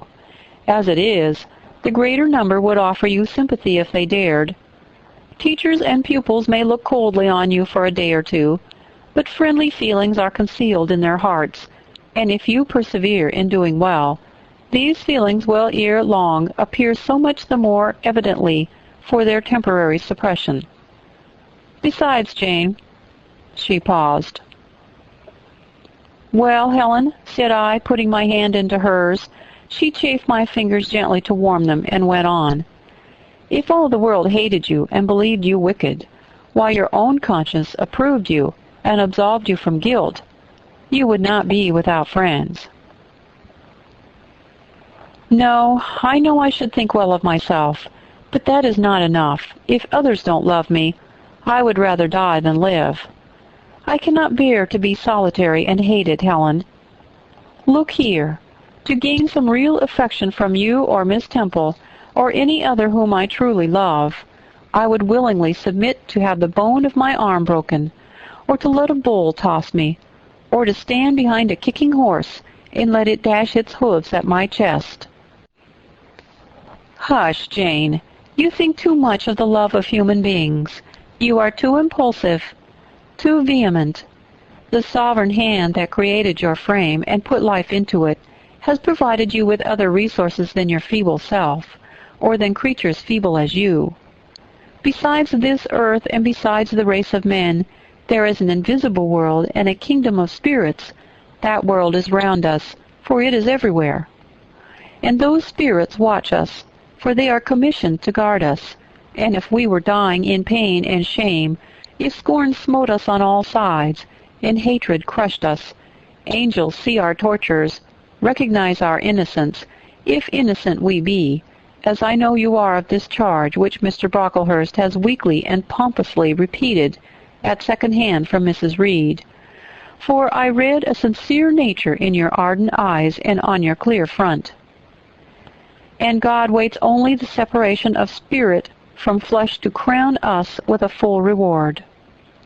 Why then should we ever sink overwhelmed with distress, when life is so soon over, and death is so certain an entrance to happiness, to glory? I was silent. Helen had calmed me, but in the tranquillity she imparted there was an alloy of inexpressible sadness. I felt the impression of woe as she spoke, but I could not tell whence it came, and when, having done speaking, she breathed a little fast and coughed a short cough, I momentarily forgot my own sorrows to yield to a vague concern for her. Resting my head on Helen's shoulder, I put my arms round her waist. She drew me to her, and we reposed in silence. We had not sat long thus when another person came in. Some heavy clouds, swept from the sky by a rising wind, had left the moon bare, and her light, streaming in through the window near, shone full both on us and on the approaching figure, which we at once recognized as Miss Temple. "I came on purpose to find you, Jane Eyre," said she. "I want you in my room, and as Helen Burns is with you, she may come too." We went, following the superintendent's guidance. We had to thread some intricate passages, and mount a staircase before we reached her apartment. It contained a good fire and looked cheerful.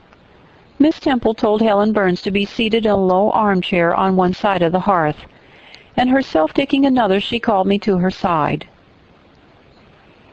"Is it all over?" she asked, looking down at my face. "Have you cried your grief away?"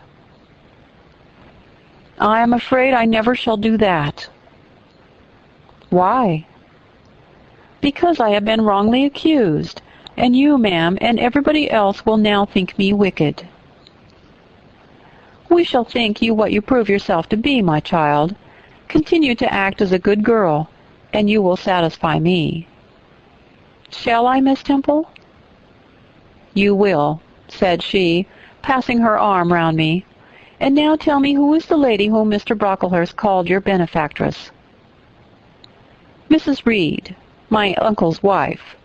My uncle is dead, and he left me to her care." "Did she not, then, adopt you of her own accord?" "No, ma'am. She was sorry to have to do it. But my uncle, as I have often heard the servants say, got her to promise before he died that she would always keep me." "Well now, Jane, you know, or at least I will tell you, that when a criminal is accused, he is always allowed to speak in his own defense. You have been charged with falsehood. Defend yourself to me as well as you can. Say whatever your memory suggests as true, but add nothing and exaggerate nothing." I resolved in the depth of my heart that I would be most moderate, most correct, and having reflected a few minutes in order to arrange coherently what I had to say, I told her all the story of my sad childhood.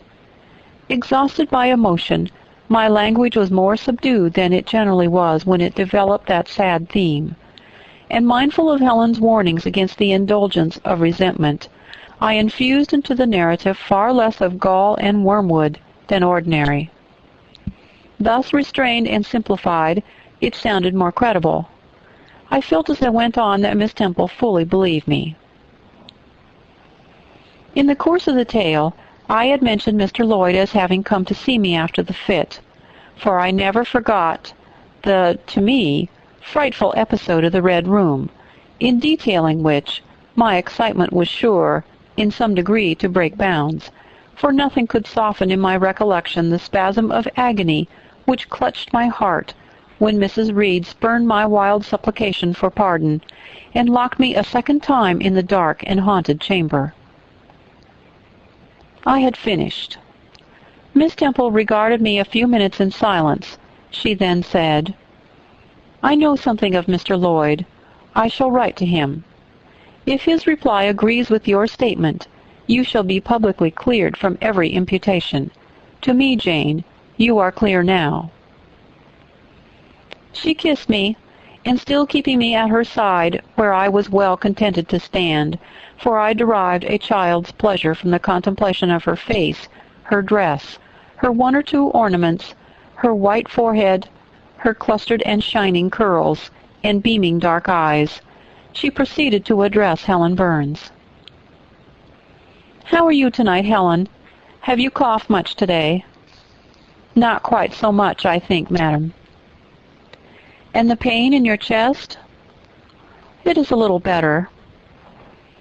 Miss Temple got up, took her hand, and examined her pulse. Then she returned to her own seat.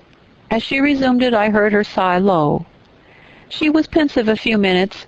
Then, rousing herself, she said cheerfully, "But you two are my visitors tonight. I must treat you as such." She rang the bell. "Barbara," she said to the servant who answered it, "I have not yet had tea. Bring the tray, and place cups for these two young ladies." And a tray was soon brought. How pretty to my eyes did the china and bright teapot look, placed on the little round table near the fire. How fragrant was the steam of the beverage, and the scent of the toast, of which, however, I, to my dismay, for I was beginning to be hungry, discerned only a very small portion. Miss Temple discerned it too. "Barbara," said she, "can you not bring a little more bread and butter? There is not enough for 3. Barbara went out. She returned soon. "Madam, Mrs. Harden says she has sent up the usual quantity." Mrs. Harden, be it observed, was the housekeeper, a woman after Mr. Brocklehurst's own heart, made up of equal parts of whalebone and iron. "Oh, very well," returned Miss Temple. "We must make it do, Barbara, I suppose." And as the girl withdrew, she added, smiling, "Fortunately, I have it in my power to supply deficiencies for this once." Having invited Helen and me to approach the table, and placed before each of us a cup of tea with one delicious but thin morsel of toast, she got up, unlocked a drawer, and taking from it a parcel wrapped in paper, disclosed presently to our eyes a good-sized seed cake. "I meant to give each of you some of this to take with you," said she, "but as there is so little toast, you must have it now." And she proceeded to cut slices with a generous hand. We feasted that evening as on nectar and ambrosia, and not the least delight of the entertainment was the smile of gratification with which our hostess regarded us. As we satisfied our famished appetites on the delicate fare she liberally supplied. Tea over and the tray removed, she again summoned us to the fire. We sat one on each side of her, and now a conversation followed between her and Helen, which it was indeed a privilege to be admitted to hear. Miss Temple had always something of serenity in her air, of state in her mien, of refined propriety in her language, which precluded deviation into the ardent, the excited, the eager, something which chastened the pleasure of those who looked on her and listened to her, by a controlling sense of awe, and such was my feeling now, but as to Helen Burns I was struck with wonder. The refreshing meal, the brilliant fire, the presence and kindness of her beloved instructress, were perhaps more than all these, something in her own unique mind had roused her powers within her. They woke, they kindled, first they glowed in the bright tint of her cheek, which till this hour I had never seen but pale and bloodless. Then they shone in the liquid luster of her eyes, which had suddenly acquired a beauty more singular than that of Miss Temple's, a beauty neither of fine color nor long eyelash, nor penciled brow, but of meaning, of movement, of radiance. Then her soul sat on her lips, and language flowed, from what source I cannot tell. Has a girl of 14 a heart large enough, vigorous enough to hold the swelling spirit of pure, full, fervid eloquence? Such was the characteristic of Helen's discourse on that, to me, memorable evening. Her spirit seemed hastening to live within a very brief span as much as many live during a protracted existence. They conversed of things I had never heard of nations in times past, of countries far away, of secrets of nature discovered or guessed at. They spoke of books, how many they had read, what stores of knowledge they possessed. Then they seemed so familiar with French names and French authors. But my amazement reached its climax when Miss Temple asked Helen if she sometimes snatched a moment to recall the Latin her father had taught her, and taking a book from a shelf, bade her read and construe a page of Virgil. Then Helen obeyed, my organ of veneration expanding at every sounding line. She had scarcely finished ere the bell announced bedtime. No delay could be admitted. Miss Temple embraced us both, saying as she drew us to her heart, "God bless you, my children." Helen she held a little longer than me. She let her go more reluctantly. It was Helen her eye followed to the door. It was for her she a second time breathed a sad sigh. For her she wiped a tear from her cheek. On reaching the bedroom we heard the voice of Miss Scatcherd. She was examining drawers. She had just pulled out Helen Burns's, and when we entered, Helen was greeted with a sharp reprimand, and told that tomorrow she would have half a dozen of untidily folded articles pinned to her shoulder. "My things were indeed in shameful disorder," murmured Helen to me in a low voice. "I intended to have arranged them, but I forgot." Next morning, Miss Scatcherd wrote in conspicuous characters on a piece of pasteboard the word "slattern," and bound it like a phylactery round Helen's large, mild, intelligent, and benign-looking forehead. She wore it till evening, patient, unresentful, regarding it as a deserved punishment. The moment Miss Scatcherd withdrew after afternoon school, I ran to Helen, tore it off, and thrust it into the fire. The fury of which she was incapable had been burning in my soul all day, and tears, hot and large, had continually been scalding my cheek, for the spectacle of her sad resignation gave me an intolerable pain at the heart. About a week subsequently to the incidents above narrated, Miss Temple, who had written to Mr. Lloyd, received his answer. It appeared that what he said went to corroborate my account. Miss Temple, having assembled the whole school, announced that inquiry had been made into the charges alleged against Jane Eyre, and that she was most happy to be able to pronounce her completely cleared from every imputation. The teachers then shook hands with me and kissed me, and a murmur of pleasure ran through the ranks of my companions. Thus relieved of a grievous load, I from that hour set to work afresh, resolved to pioneer my way through every difficulty. I toiled hard, and my success was proportionate to my efforts. My memory, not naturally tenacious, improved with practice. Exercise sharpened my wits. In a few weeks I was promoted to a higher class. In less than 2 months I was allowed to commence French and drawing. I learned the first 2 tenses of the verb être, and sketched my first cottage, whose walls, by the way, outrivaled in slope those of the Leaning Tower of Pisa, on the same day. That night, on going to bed, I forgot to prepare in imagination the Barmecide supper of hot roast potatoes, or white bread and new milk, with which I was wont to amuse my inward cravings. I feasted instead on the spectacle of ideal drawings, which I saw in the dark, all the work of my own hands, freely penciled houses and trees, picturesque rock and ruins, Cuyp-like groups of cattle, sweet paintings of butterflies hovering over unblown roses, of birds picking at ripe cherries, of wrens' nests enclosing pearl-like eggs, wreathed about with young ivy sprays. I examined, too, in thought, the possibility of my ever being able to translate currently a certain little French story-book which Madame Perrault had that day shown me. Nor was that problem solved to my satisfaction ere I fell sweetly asleep. Well has Solomon said, "Better is a dinner of herbs where love is, than a stalled ox and hatred therewith."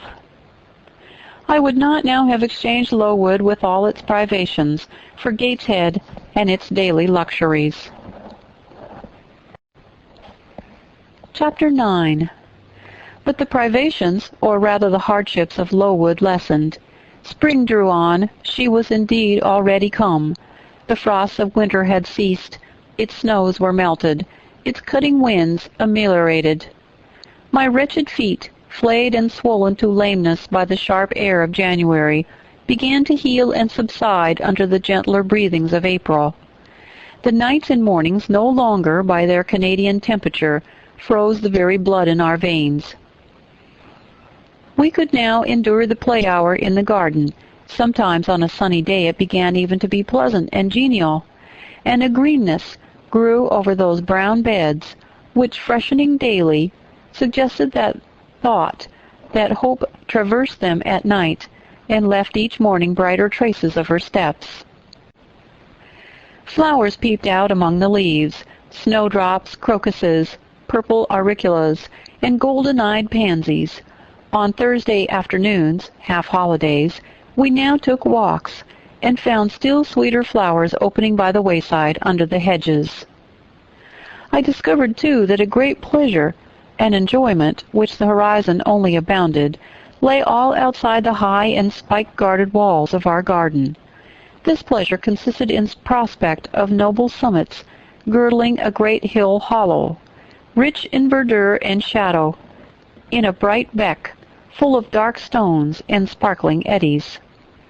How different had this scene looked when I had viewed it laid out beneath the iron sky of winter, stiffened in frost, shrouded with snow, when mists as chill as death wandered to the impulse of east winds along those purple peaks, and rolled down Ing and home till they blended with the frozen fog of the beck. That beck itself was then a torrent, turbid and curbless. It tore asunder the wood, and sent a raving sound through the air, often thickened with wild rain or whirling sleet, and for the forest on its banks, that showed only ranks of skeletons. April advanced to May. A bright, serene May it was, days of blue sky, placid sunshine, and soft western or southern gales filled up its duration. And now vegetation matured with vigor. Lowood shook loose its tresses. It became all green, all flowery. Its great elm, ash, and oak skeletons were restored to majestic life. Woodland plants sprang up profusely in its recesses. Unnumbered varieties of moss filled its hollows, and made a strange ground sunshine out of the wealth of its wild primrose plants. I have seen their pale gold gleam in overshadowed spots like scatterings of the sweetest luster. All this I enjoyed often and fully, free, unwatched, and almost alone. For this unwonted liberty and pleasure there was a cause, to which as now becomes my task to advert. Have I not described a pleasant site for a dwelling, when I speak of it as bosomed in hill and wood, and rising from the verge of a stream? Assuredly pleasant enough, but whether healthy or not is another question. That forest dell where Lowood lay was the cradle of fog and fog-bred pestilence, which, quickening with the quickening spring, crept into the orphan asylum, breathed typhus through its crowded schoolroom and dormitory, and ere May arrived, transformed the seminary into a hospital.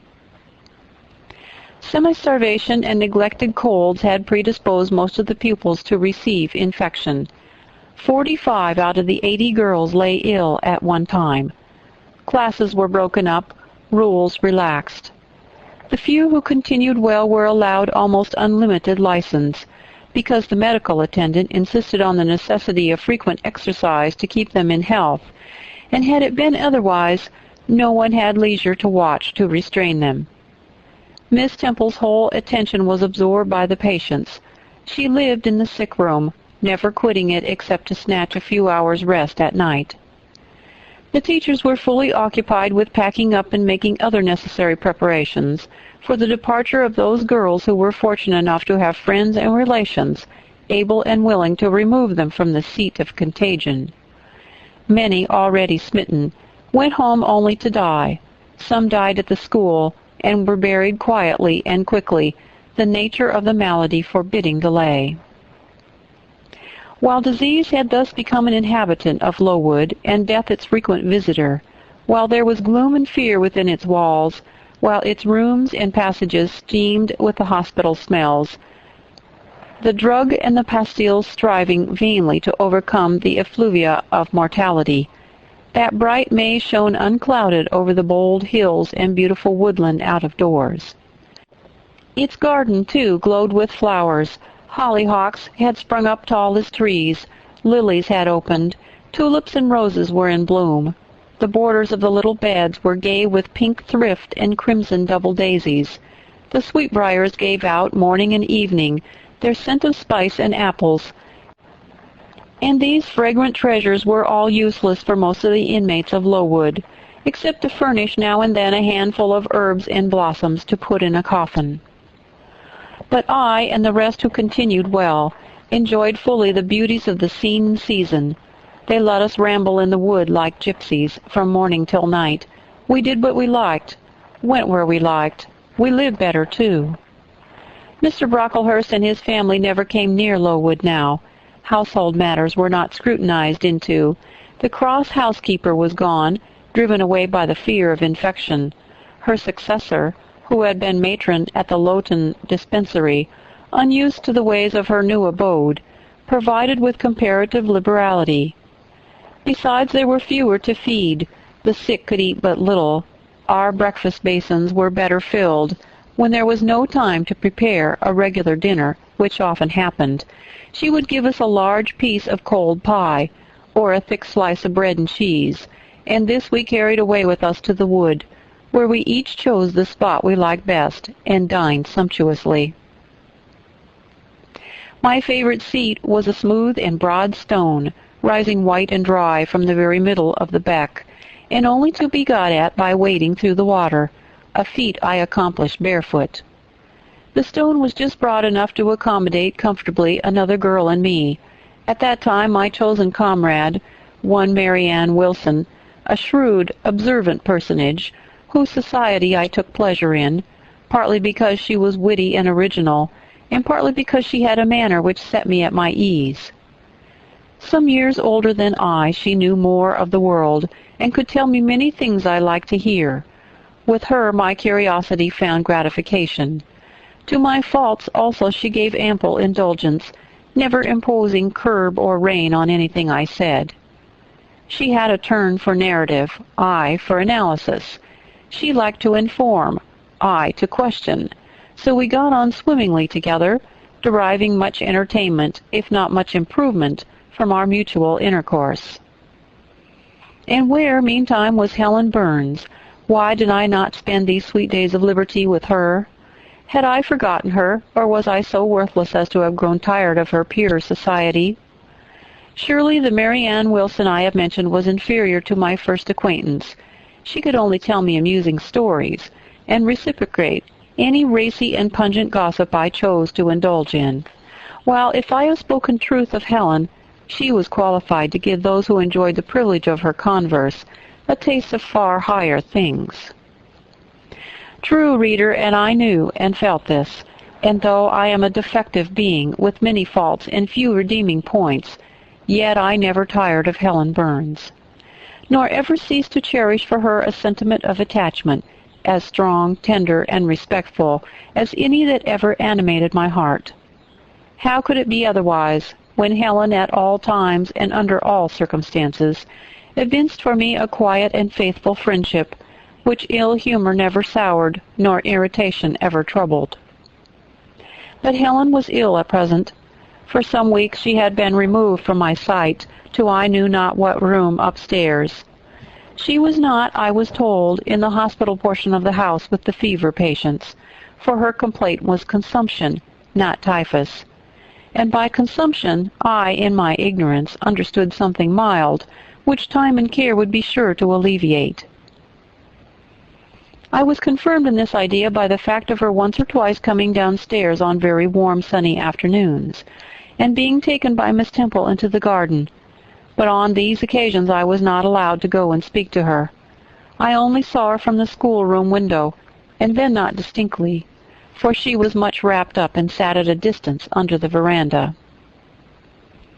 One evening in the beginning of June I had stayed out very late with Marianne in the wood. We had, as usual, separated ourselves from the others and had wandered far, so far that we lost our way, and had to ask it at a lonely cottage, where a man and woman lived, who looked after a herd of half-wild swine that fed on the mast in the wood. When we got back it was after moonrise. A pony, which we knew to be the surgeon's, was standing at the garden door. Marianne remarked that she supposed someone must be very ill, as Mr. Bates had been sent for at that time of the evening. She went into the house. I stayed behind a few minutes to plant in my garden a handful of roots I had dug up in the forest, and which I feared would wither if I left them till morning. This done, I lingered yet a little longer. The flowers smelled so sweet as the dew fell. It was such a pleasant evening, so serene, so warm. The still glowing west promised so fairly another fine day on the morrow. The moon rose with such majesty in the grave east. I was noting these things and enjoying them as a child might, when it entered my mind as it had never done before. How sad to be lying now on a sick bed, and to be in danger of dying. This world is pleasant. It would be dreary to be called from it, and to have to go to who knows where. And then my mind made its first earnest effort to comprehend what had been infused into it concerning heaven and hell, and for the first time it recoiled, baffled, and for the first time glancing behind, on each side, and before it, it saw all round an unfathomed gulf. It felt the one point where it stood, the present. All the rest was formless cloud and vacant depth, and it shuddered at the thought of tottering and plunging amid that chaos. While pondering this new idea, I heard the front door open. Mr. Bates came out, and with him was a nurse. After she had seen him mount his horse and depart, she was about to close the door, but I ran up to her. "How is Helen Burns?" "Very poorly," was the answer. "Is it her Mr. Bates has been to see?" "Yes." "And what does he say about her?" "He says she'll not be here long." This phrase, uttered in my hearing yesterday, would have only conveyed the notion that she was about to be removed to Northumberland, to her own home. I should not have suspected that it meant she was dying, but I knew instantly now.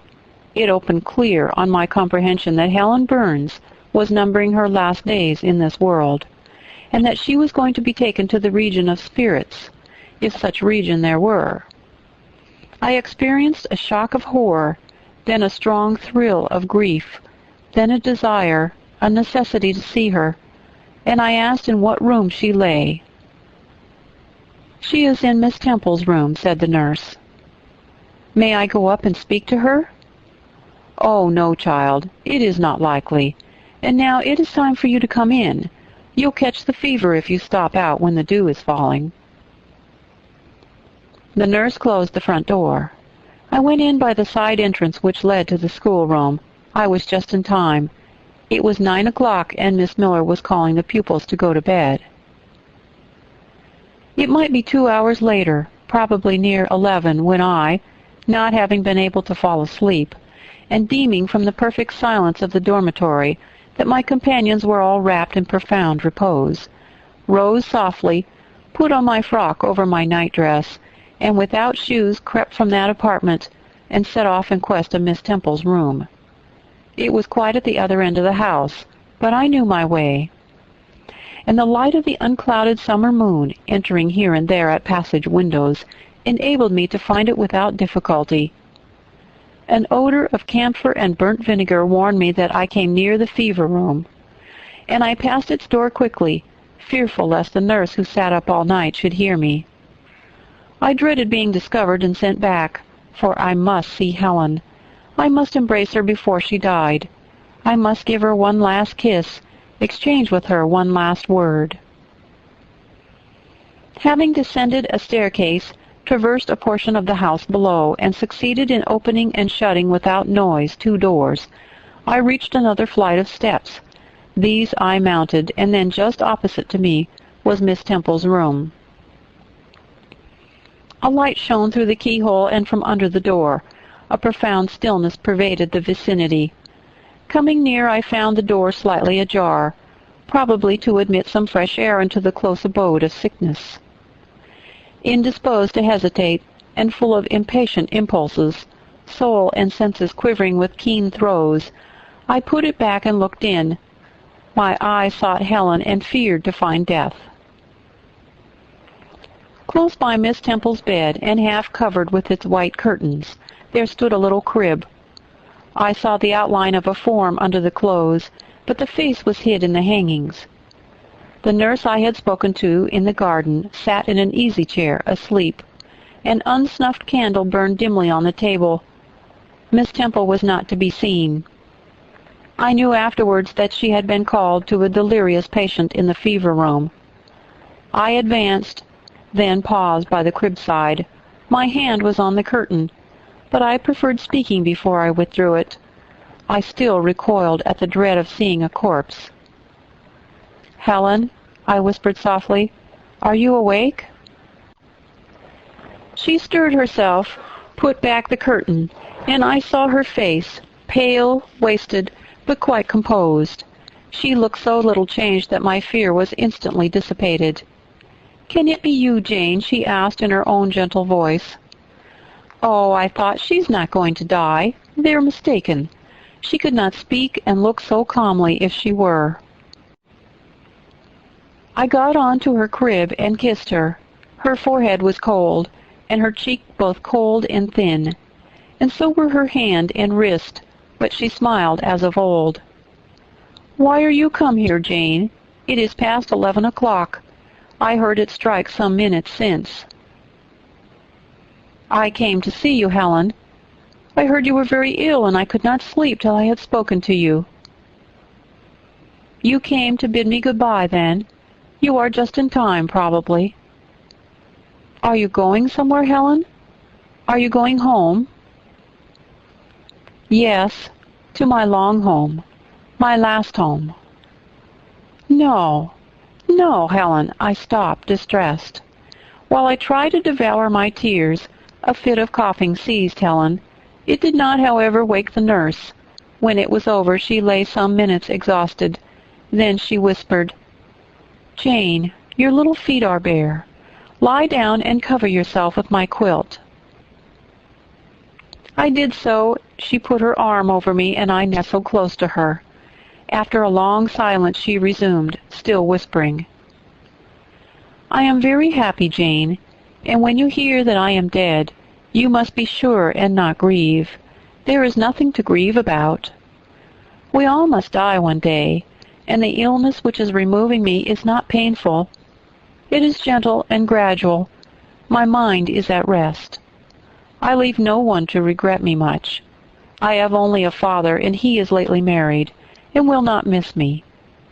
By dying young, I shall escape great sufferings. I had not qualities or talents to make my way very well in the world. I should have been continually at fault." "But where are you going to, Helen? Can you see? Do you know?" "I believe. I have faith. I am going to God." "Where is God? What is God?" "My Maker and yours, who will never destroy what He created. I rely implicitly on His power, and confide wholly in His goodness. I count the hours till that eventful one arrives, which shall restore me to Him, reveal Him to me." "You are sure, then, Helen, that there is such a place as heaven, and that our souls can get to it when we die?" "I am sure there is a future state. I believe God is good. I can resign my immortal part to Him without any misgiving. God is my Father. God is my friend. I love Him. I believe He loves me." "And shall I see you again, Helen, when I die?" "You will come to the same region of happiness, be received by the same mighty universal parent, no doubt, dear Jane." Again I questioned, but this time only in thought. "Where is that region? Does it exist?" And I clasped my arms round Helen. She seemed dearer to me than ever. I felt as if I could not let her go. I lay my face hidden on her neck. Presently she said in the sweetest tone, "How comfortable I am! That last fit of coughing has tired me a little. I feel as if I could sleep. But don't leave me, Jane. I like to have you near me." "I'll stay with you, dear Helen. No one shall take me away." "Are you warm, darling?" "Yes." "Good night, Jane." "Good night, Helen." She kissed me and I her, and we both soon slumbered. When I awoke it was day. An unusual movement roused me. I looked up. I was in somebody's arms. The nurse held me. She was carrying me through the passage back to the dormitory. I was not reprimanded for leaving my bed. People had something else to think about.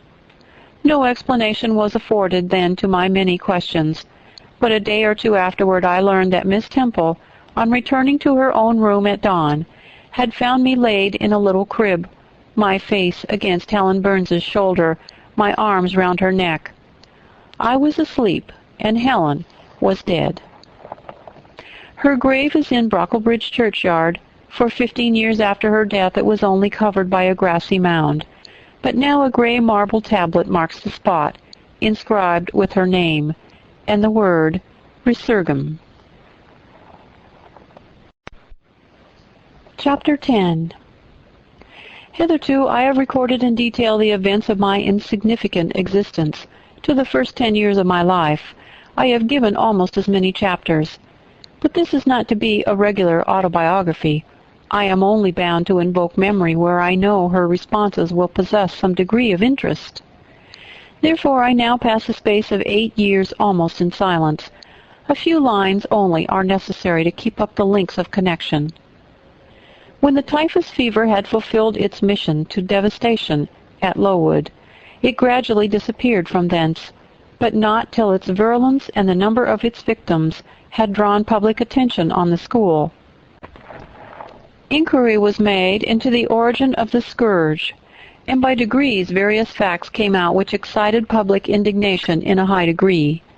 The unhealthy nature of the site, the quantity and quality of the children's food, the brackish, fetid water used in its preparation, the pupils' wretched clothing and accommodations, all these things were discovered, and the discovery produced a result mortifying to Mr. Brocklehurst, but beneficial to the institution. Several wealthy and benevolent individuals in the county subscribed largely for the erection of a more convenient building in a better situation. New regulations were made, improvements in diet and clothing introduced. The funds of the school were entrusted to the management of a committee. Mr. Brocklehurst, who from his wealth and family connections could not be overlooked, still retained the post of treasurer, but he was aided in the discharge of his duties by gentlemen of rather more enlarged and sympathizing minds. His office of inspector, too, was shared by those who knew how to combine reason with strictness, comfort with economy, compassion with uprightness. The school, thus improved, became in time a truly useful and noble institution. I remained an inmate of its walls after its regeneration for 8 years, 6 as a pupil and 2 as teacher, and in both capacities I bear my testimony to its value and importance. During these 8 years my life was uniform, but not unhappy, because it was not inactive. I had the means of an excellent education placed within my reach, a fondness for some of my studies, and a desire to excel in all, together with a great delight in pleasing my teachers, especially such as I loved, urged me on. I availed myself fully of the advantages offered me. In time I rose to be the first girl of the first class. Then I was invested with the office of teacher, which I discharged with zeal for 2 years. But at the end of that time I altered. Miss Temple, through all changes, had thus far continued superintendent of the seminary. To her instruction I owed the best part of my acquirements. Her friendship and society had been my continual solace. She had stood me in the stead of mother, governess, and latterly companion. At this period she married, removed with her husband, a clergyman, an excellent man almost worthy of such a wife, to a distant county, and consequently was lost to me. From the day she left I was no longer the same. With her was gone every settled feeling, every association that had made Lowood in some degree a home to me. I had imbibed from her something of her nature and much of her habits. More harmonious thoughts, what seemed better regulated feelings had become the inmates of my mind. I had given in allegiance to duty and order. I was quiet. I believed I was content. To the eyes of others, usually even to my own, I appeared a disciplined and subdued character. But destiny, in the shape of the Reverend Mr. Naismith, came between me and Miss Temple. I saw her in her traveling dress step into a post-chaise shortly after the marriage ceremony. I watched the chaise mount the hill and disappear beyond its brow, and then retired to my own room, and there spent in solitude the greatest part of the half-holiday, granted in honor of the occasion. I walked about the chamber most of the time. I imagined myself only to be regretting my loss and thinking how to repair it. But when my reflections were concluded, and I looked up and found that the afternoon was gone, and evening far advanced, another discovery dawned on me, namely that in the interval I had undergone a transforming process, that my mind had put off all it had borrowed of Miss Temple, or rather that she had taken with her the serene atmosphere I had been breathing in her vicinity, and that now I was left in my natural element and beginning to feel the stirring of old emotions. It did not seem as if a prop were withdrawn, but rather as if a motive were gone. It was not the power to be tranquil which had failed me, but the reason for tranquillity was no more. My world had, for some years, been in Lowood. My experience had been of its rules and systems. Now I remembered that the real world was wide, and that a varied field of hopes and fears, of sensations and excitements, awaited those who had courage to go forth into its expanse, to seek real knowledge of life amid its perils. I went to my window, opened it, and looked out. There were the two wings of the building. There was the garden. There were the skirts of Lowood. There was the hilly horizon. My eye passed all other objects to rest on those most remote, the blue peaks. It was those I longed to surmount. All within their boundary of rock and heath seemed prison ground, exile limits. I traced the white road winding round the base of one mountain and vanishing in a gorge between two. How I longed to follow it further. I recalled the time when I had traveled that very road in a coach. I remembered descending that hill at twilight. An age seemed to have elapsed since the day which first brought me to Lowood, and I had never quitted it since. My vacations had all been spent at school. Mrs. Reed had never sent for me to Gateshead. Neither she nor any of her family had ever been to visit me. I had had no communication by letter or message with the outer world.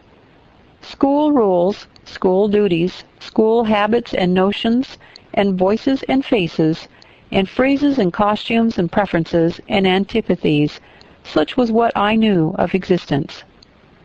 And now I felt that it was not enough. I tired of the routine of 8 years in one afternoon. I desired liberty. For liberty I gasped. For liberty I uttered a prayer. It seemed scattered on the wind, then faintly blowing. I abandoned it and framed a humbler supplication for change, stimulus. That petition, too, seemed swept off into vague space. Then I cried, half desperate, "Grant me at least a new servitude." Here a bell, ringing the hour of supper, called me downstairs. I was not free to resume the interrupted chain of my reflections till bedtime. Even then a teacher who occupied the same room with me kept me from the subject to which I longed to recur, by a prolonged effusion of small talk. How I wished sleep would silence her. It seemed as if, could I but go back to the idea which had last entered my mind as I stood at the window, some inventive suggestion, would rise for my relief. Miss Gryce snored at last. She was a heavy Welshwoman. Until now her habitual nasal strains had never been regarded by me in any other light than as a nuisance. Tonight I hailed the first deep notes with satisfaction.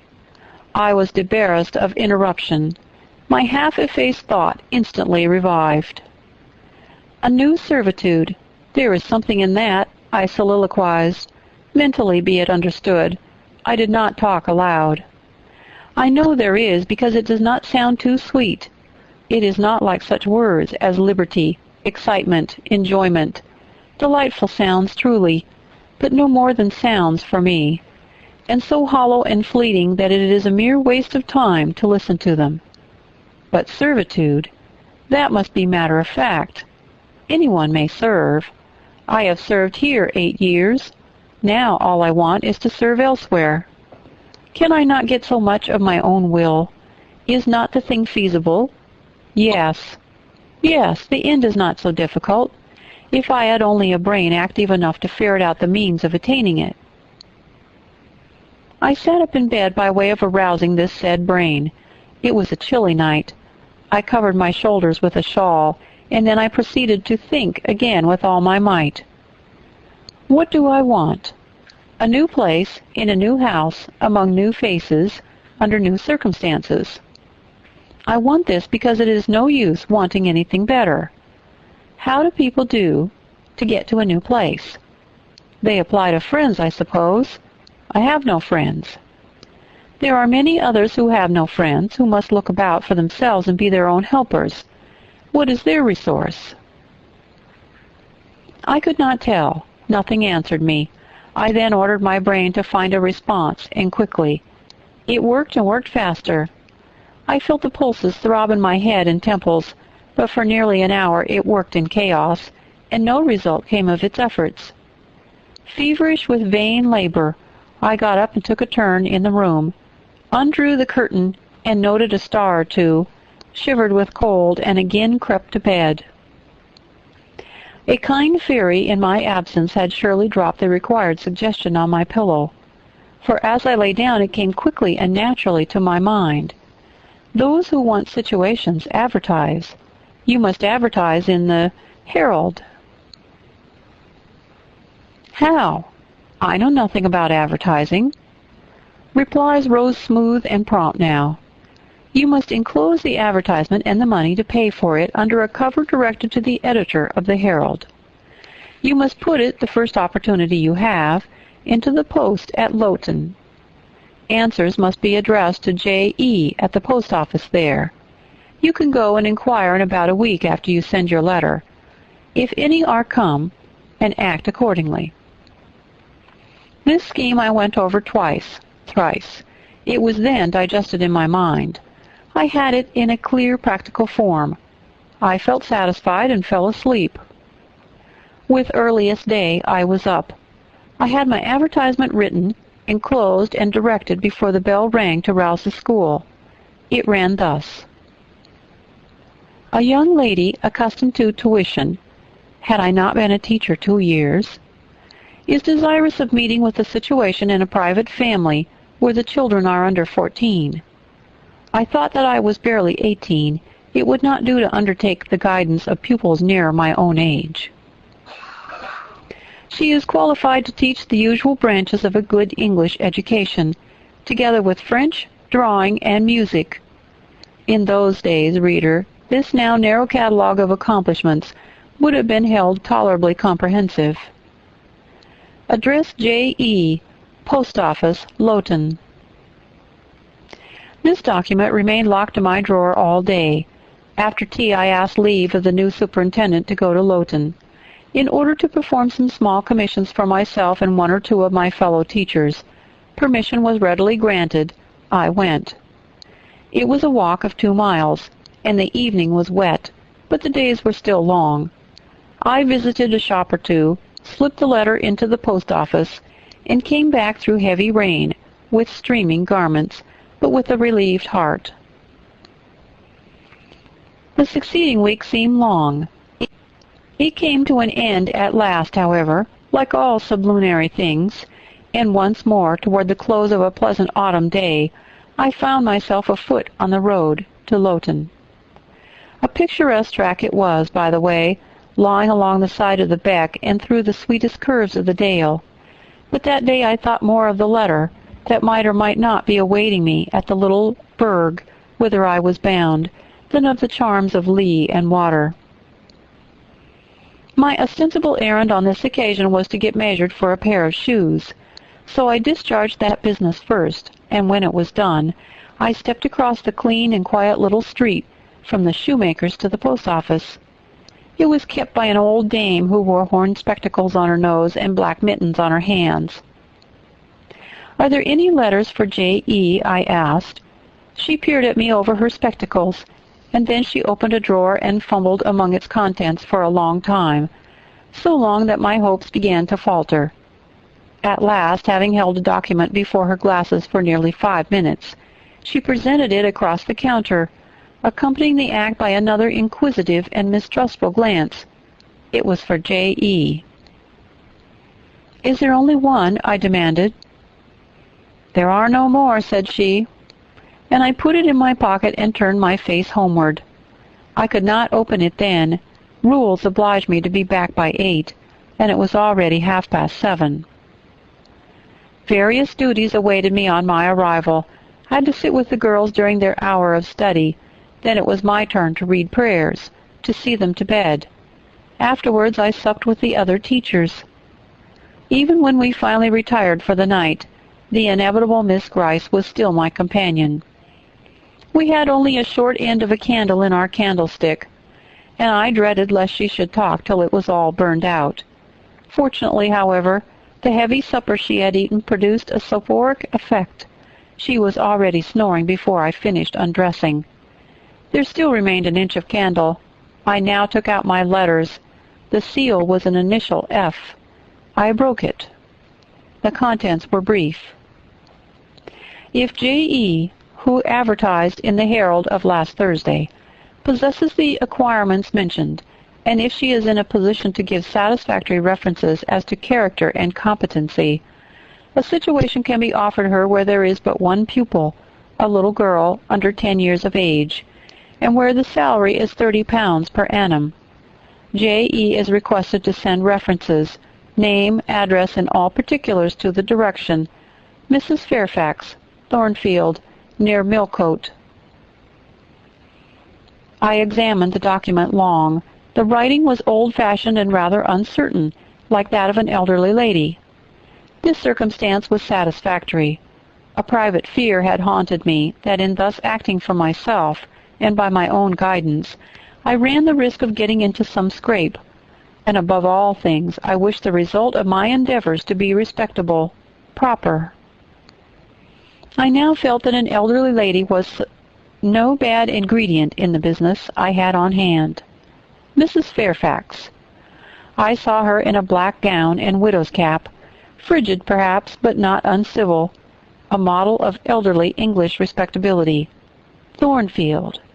That, doubtless, was the name of her house, a neat, orderly spot, I was sure, though I failed in my efforts to conceive a correct plan of the premises. Millcote. I brushed up my recollections of the map of England. Yes, I saw it, both the shire and the town. It was 70 miles nearer London than the remote county where I now resided. That was a recommendation to me. I longed to go where there was life and movement. Millcote was a large manufacturing town on the banks of a river. A busy place enough, doubtless, so much the better. It would be a complete change, at least. Not that my fancy was much captivated by the idea of long chimneys and clouds of smoke. But, I argued, Thornfield will probably be a good way from the town. Here the socket of the candle dropped and the wick went out. Next day new steps were to be taken. My plans could no longer be confined to my own breast. I must impart them in order to achieve their success. Having sought and obtained an audience of the superintendent during the noontide recreation, I told her I had a prospect of getting a new situation where the salary would be double what I now received, for at Lowood I only got £15 per annum, and requested she would break the matter for me to Mr. Brocklehurst or some of the committee, and ascertain whether they would permit me to mention them as references. She obligingly consented to act as mediatrix in the matter. The next day she laid the affair before Mr. Brocklehurst, who said that Mrs. Reed must be written to, as she was my natural guardian. A note was accordingly addressed to that lady, who returned for an answer that I might do as I pleased. She had long relinquished all interference in my affairs. This note went the round of the committee, and at last, after what appeared to me most tedious delay, formal leave was given to me to better my condition if I could, and an assurance added that as I had always conducted myself well, both as teacher and pupil at Lowood, a testimonial of character and capacity, signed by the inspectors of that institution, should forthwith be furnished me. This testimonial I accordingly received in about a month, forwarded a copy of it to Mrs. Fairfax, and got that lady's reply, stating that she was satisfied, and fixing that day fortnight as the period for my assuming the position of governess in her house. I now busied myself in preparations. The fortnight passed rapidly. I had not a very large wardrobe, though it was adequate to my wants, and the last day sufficed to pack my trunk, the same I had brought with me 8 years ago from Gateshead. The box was corded, the card nailed on. In half an hour the carrier was to call for it to take it to Lowton, whither I myself was to repair at an early hour the next morning to meet the coach. I had brushed my black stuff traveling dress, prepared my bonnet, gloves, and muff, sought in all my drawers to see that no article was left behind, and now, having nothing more to do, I sat down and tried to rest. I could not. Though I had been on foot all day, I could not now repose an instant. I was too much excited. A phase of my life was closing tonight, a new one opening tomorrow. Impossible to slumber in the interval. I must watch feverishly while the change was being accomplished. "Miss," said a servant who met me in the lobby, where I was wandering like a troubled spirit, "a person below wishes to see you." The carrier, no doubt, I thought, and ran downstairs without inquiry. I was passing the back parlor, or teacher's sitting room, the door of which was half open, to go into the kitchen, when someone ran out. "It's her, I am sure. I could have told her anywhere," cried the individual, who stopped my progress and took my hand. I looked. I saw a woman attired like a well-dressed servant, matronly, yet still young, very good-looking, with black hair and eyes and lively complexion. "Well, who is it?" she asked in a voice and with a smile I half recognized. "You've not quite forgotten me, I think, Miss Jane." In another second I was embracing and kissing her rapturously. "Bessie, Bessie," that was all I said, whereat she half laughed, half cried, and we both went into the parlor. By the fire stood a little fellow of 3 years old, in plaid frock and trousers. "That's my little boy," said Bessie directly. "Then you're married, Bessie?" "Yes, nearly 5 years since, to Robert Levin, the coachman, and I've a little girl besides Bobby there, that I've christened Jane." "And you don't live at Gateshead?" "I live at the lodge. The old porter has left." "Well, and how do they all get on? Tell me everything about them, Bessie. But sit down first. And Bobby, come and sit on my knee, will you?" But Bobby preferred sidling over to his mother. "You've not grown so very tall, Miss Jane, nor so very stout," continued Mrs. Levin. "I dare say they've not kept you too well at school. Miss Reed is the head and shoulders taller than you, and Miss Georgiana would make 2 of you in breadth." "Georgiana is handsome, I suppose, Bessie?" "Very. She went up to London last winter with her mamma, and there everybody admired her, and a young lord fell in love with her. But his relations were against the match, and what do you think? He and Miss Georgiana made it up to run away, but they were found out and stopped. It was Miss Reed that found them out. I believe she was envious. and now she and her sister lead a cat-and-dog life together. They are always quarreling." "Well, and what of John Reed?" "Oh, he's not doing so well as his mama could wish. He went to college, and he got plucked, I think they call it, and then his uncles wanted him to be a barrister and study the law. But he's such a dissipated young man, they will never make much of him, I think." "What does he look like?" "He's very tall. Some people call him a fine-looking young man, but he has such thick lips."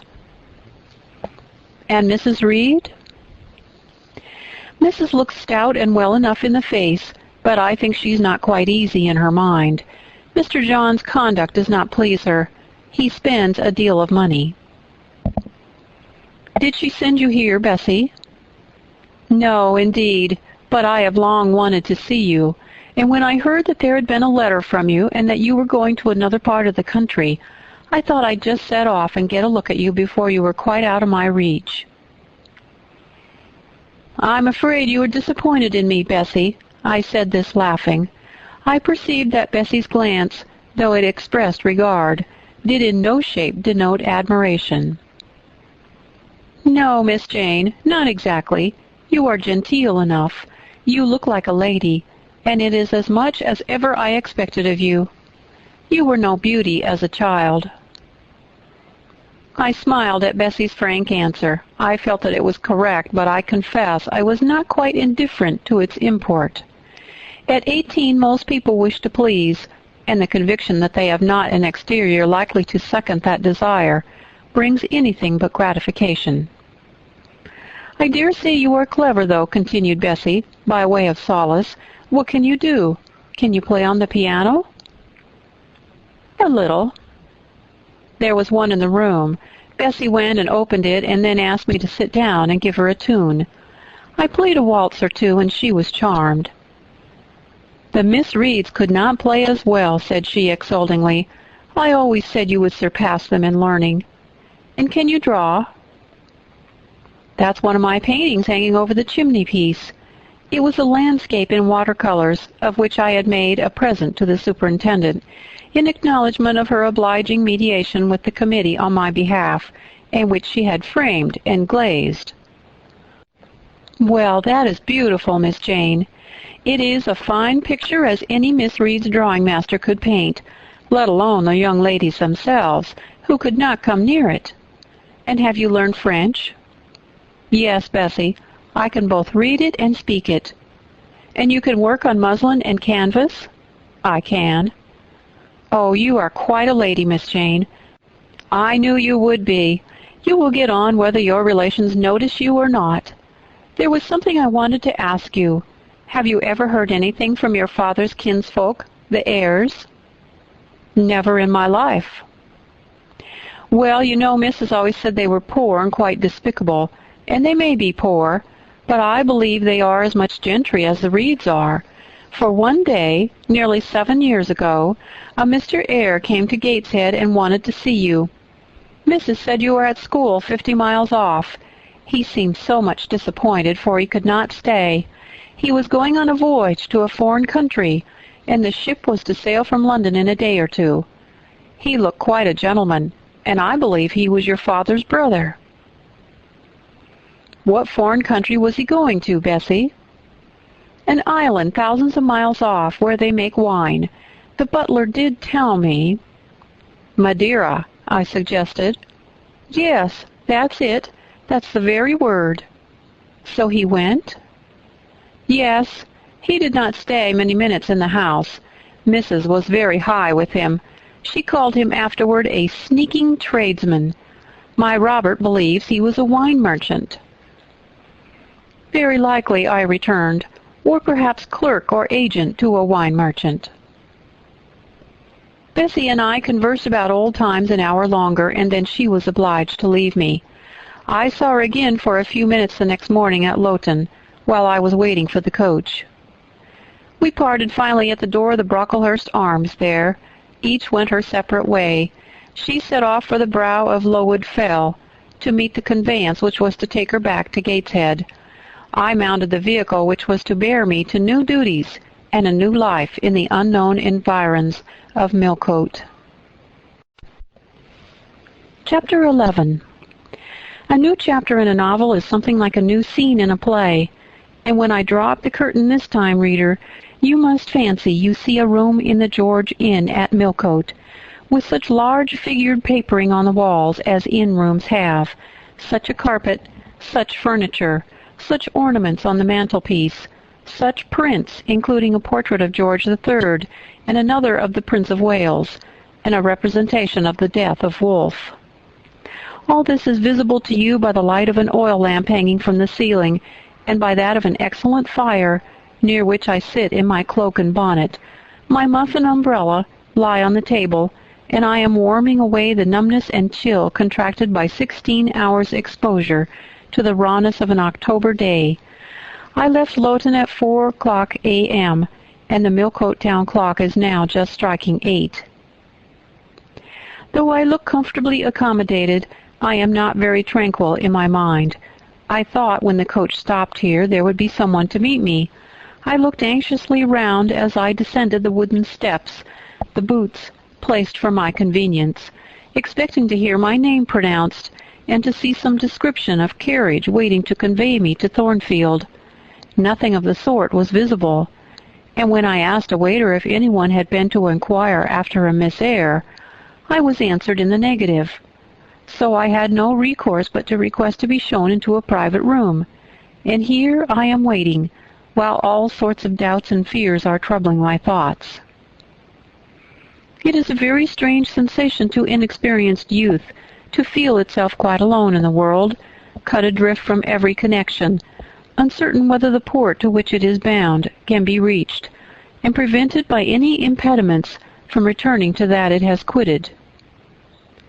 The charm of adventure sweetens that sensation, the glow of pride warms it, but then the throb of fear disturbs it, and fear with me became predominant. When half an hour elapsed and still I was alone, I bethought myself to ring the bell. "Is there a place in this neighborhood called Thornfield?" I asked of the waiter who answered the summons. "Thornfield? I don't know, ma'am. I'll inquire at the bar." He vanished, but reappeared instantly. "Is your name Eyre, miss?" "Yes." "Person here waiting for you." I jumped up, took my muff and umbrella, and hastened into the inn passage.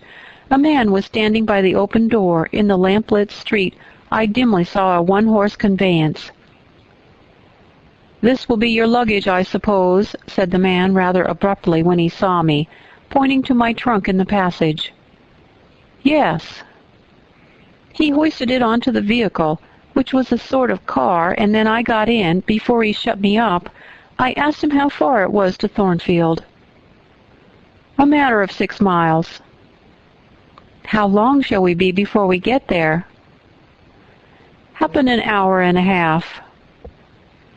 He fastened the car door, climbed to his own seat outside, and we set off.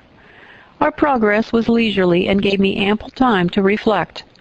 I was content to be at length so near the end of my journey, and as I leaned back in the comfortable though not elegant conveyance, I meditated much at my ease. I suppose, thought I, judging from the plainness of the servant and carriage, Mrs. Fairfax is not a very dashing person. So much the better. I never lived among fine people, but once, and I was very miserable with them. I wonder if she lives alone except this little girl. If so, and if she is in any degree amiable, I shall surely be able to get on with her. I will do my best. It's a pity that doing one's best does not always answer. At Lowood, indeed, I took that resolution, kept it, and succeeded in pleasing. But with Mrs. Reed, I remember why best was always spurned with scorn. I pray God Mrs. Fairfax may not turn out a second Mrs. Reed, but if she does, I am not bound to stay with her. Let the worst come to the worst, I can advertise again. How far are we on our road now, I wonder?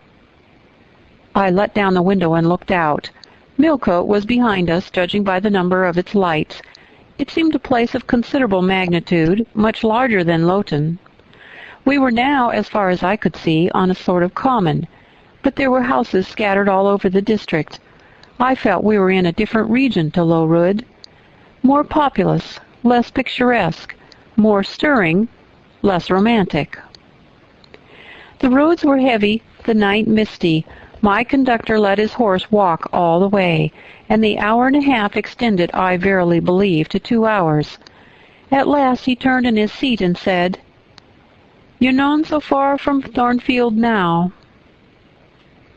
Again I looked out. We were passing a church. I saw its low broad tower against the sky, and its bell was tolling a quarter.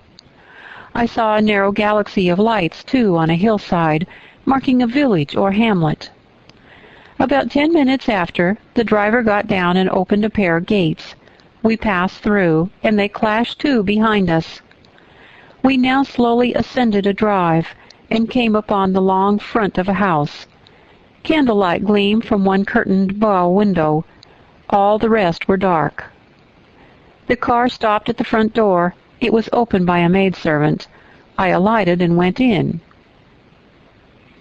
"Will you walk this way, ma'am?" said the girl, and I followed her across a square hall with high doors all round. She ushered me into a room whose double illumination of fire and candle at first dazzled me, contrasting as it did with the darkness to which my eyes had been for 2 hours inured. When I could see, however, a cozy and agreeable picture presented itself to my view. A snug small room, a round table by a cheerful fire, an armchair high-backed and old-fashioned, wherein sat the neatest imaginable little elderly lady in widow's cap, black silk gown, and snowy muslin apron, exactly like what I had fancied Mrs. Fairfax, only less stately and milder looking. She was occupied in knitting. A large cat sat demurely at her feet. Nothing, in short, was wanting to complete the beau ideal of domestic comfort. A more reassuring introduction for a new governess could scarcely be conceived. There was no grandeur to overwhelm, no stateliness to embarrass, and then as I entered the old lady got up, and promptly and kindly came forward to meet me. "How do you do, my dear? I am afraid you have had a tedious ride. John drives so slowly. You must be cold. Come to the fire." "Mrs. Fairfax, I suppose," said I. "Yes, you are right. Do sit down." She conducted me to her own chair, and then began to remove my shawl and untie my bonnet strings. I begged she would not give herself so much trouble. "Oh, it's no trouble. I dare say your own hands are almost numbed with cold. Lee, make a little hot negus and cut a sandwich or two. Here are the keys to the storeroom." And she produced from her pocket a most housewifely bunch of keys and delivered them to the servant. "Now then, draw near to the fire," she continued. "You've brought your luggage with you, haven't you, my dear?" "Yes, ma'am." "I'll see it carried to your room," she said, and bustled out. She treats me like a visitor, thought I. I little expected such a reception. I anticipated only coldness and stiffness. This is not like what I have heard of treatment of governesses, but I must not exult too soon. She returned, with her own hands cleared her knitting apparatus and a book or two from the table, to make room for the tray which Lee now brought, and then herself handed me the refreshments. I felt rather confused at being the object of more attention than I had ever before received, and that, too, shown by my employer and superior. But as she did not herself seem to consider she was doing anything out of her place, I thought it better to take her civilities quietly. "Shall I have the pleasure of seeing Miss Fairfax tonight?" I asked when I had partaken of what she offered me. "What did you say, my dear?" "I'm a little deaf," returned the good lady, approaching her ear to my mouth. I repeated the question more distinctly. "Miss Fairfax? Oh, you mean Miss Varens. Varens is the name of your future pupil." "Indeed? Then she's not your daughter?" "No. I have no family." I should have followed up my first inquiry by asking in what way Miss Varens was connected with her. but I recollected it was not polite to ask too many questions. Besides, I was sure to hear in time. "I am so glad," she continued, as she sat down opposite to me and took the cat on her knee. "I am so glad you are come. It will be quite pleasant living here now with a companion. To be sure, it is pleasant at any time, for Thornfield is a fine old hall, rather neglected of late years, perhaps, but still it's a respectable place. Yet you know in winter-time one feels dreary quite alone, in the best quarters. I say alone. Lee is a nice girl, to be sure, and John and his wife are very decent people. But then you see they are only servants, and one can't converse with them on terms of equality. One must keep them at due distance, for fear of losing one's authority. I'm sure last winter it was a very severe one, if you recollect, and when it did not snow, it rained and blew. Not a creature but the butcher and postman came to the house from November till February, and I really got quite melancholy with sitting night after night alone. I had Lee in to read to me sometimes, but I don't think the poor girl liked the task much. She felt it confining. In spring and summer one got on better. Sunshine and long days make such a difference. And then, just at the commencement of this autumn, little Adela Behrens came and her nurse. A child makes a house alive all at once, and now you are here I shall be quite gay." My heart really warmed to the worthy lady as I heard her talk, and I drew my chair a little nearer to her, and expressed my sincere wish that she might find my company as agreeable as she anticipated. "But I'll not keep you sitting up late tonight," said she. "It is on the stroke of 12 now, and you have been traveling all day. You must feel tired. If you have got your feet well warmed, I'll show you your bedroom. I've had the room next to mine prepared for you. It is only a small apartment, but I thought you would like it better than one of the large front chambers. To be sure they have finer furniture, but they're so dreary and solitary, I never sleep in them myself." I thanked her for her considerate choice, and as I really felt fatigued with my long journey, expressed my readiness to retire. She took her candle, and I followed her from the room. First she went to see if the hall door was fastened. Having taken the key from the lock, she led the way upstairs. The steps and banisters were of oak. The staircase window was high and latticed. Both it and the long gallery into which the bedroom doors opened looked as if they belonged to a church rather than a house. A very chill and vault-like air pervaded the stairs and gallery, suggesting cheerless ideas of space and solitude, and I was glad, when finally ushered into my chamber, to find it of small dimensions and furnished in ordinary modern style. When Mrs. Fairfax had bidden me a kind good night, and I had fastened my door, gazed leisurely round, and in some measure effaced the eerie impression made by that wide hall, that dark and spacious staircase, and that long, cold gallery, by the livelier aspect of my little room, I remembered that after a day of bodily fatigue and mental anxiety, I was now at last in safe haven.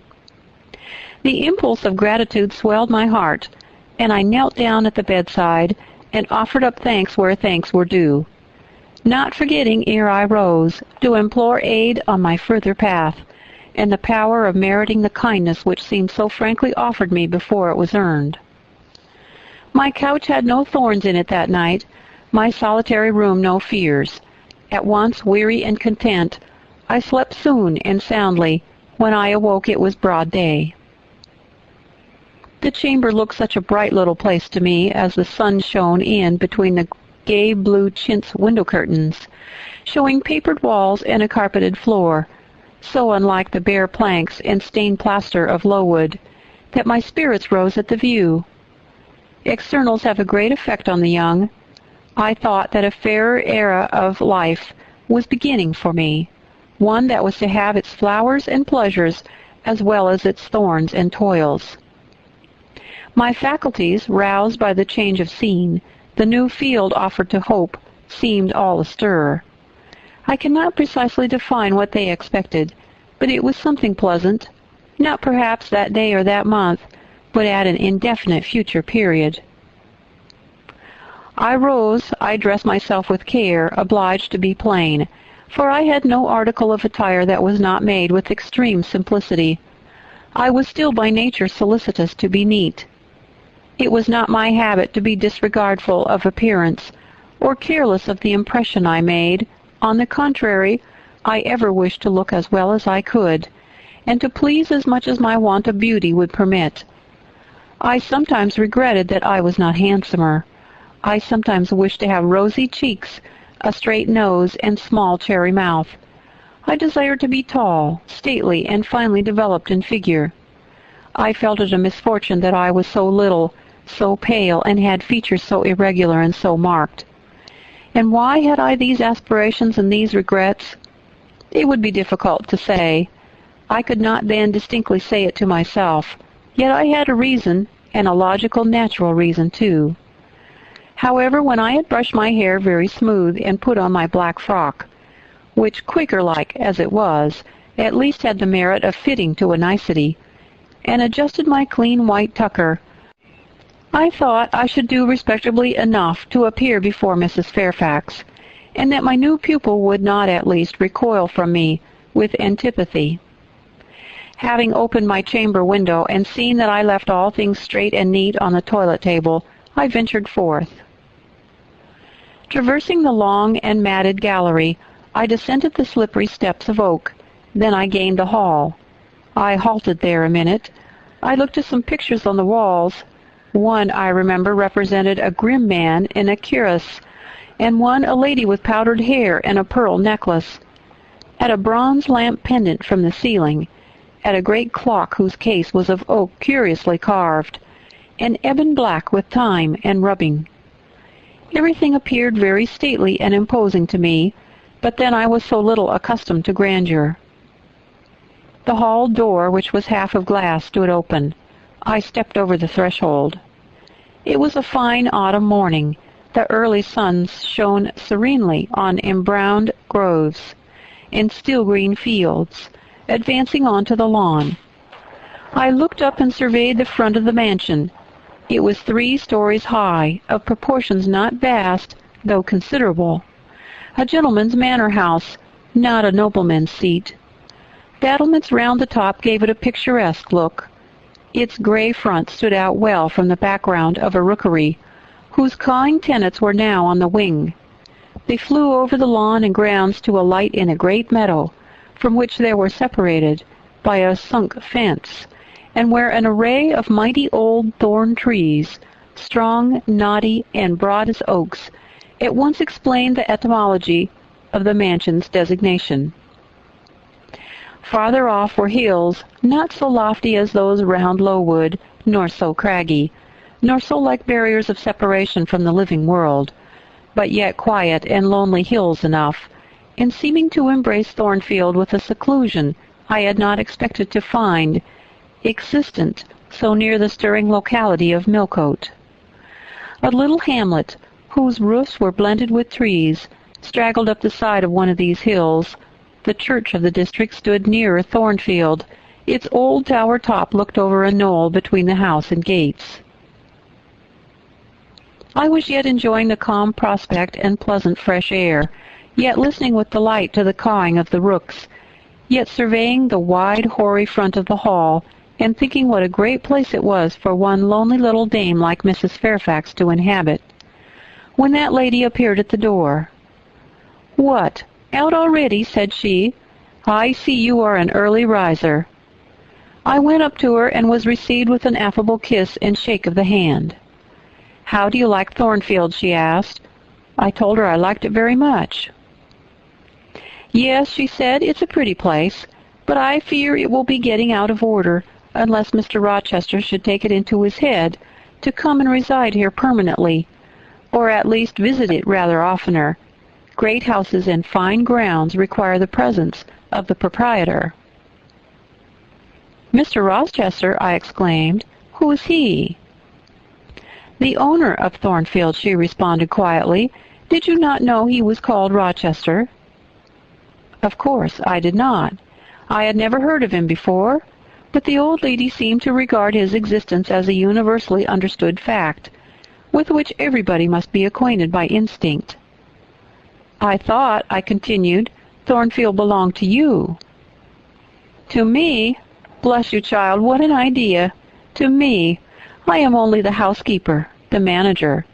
To be sure, I am distinctly related to the Rochesters by the mother's side, or at least my husband was. He was a clergyman, incumbent of that little village yonder on the hill, and that church near the gates was his. The present Mr. Rochester's mother was a Fairfax, and second cousin to my husband. But I never presume on the connection. In fact, it is nothing to me. I consider myself quite in the light of an ordinary housekeeper. My employer is always civil, and I expect nothing more." "And the little girl, my pupil?" "She is Mr. Rochester's ward. He commissioned me to find a governess for her. He intends to have her brought up here, I believe. Here she comes, with her bonne, as she calls her nurse." The enigma then was explained. This affable and kind little widow was no great dame, but a dependent like myself.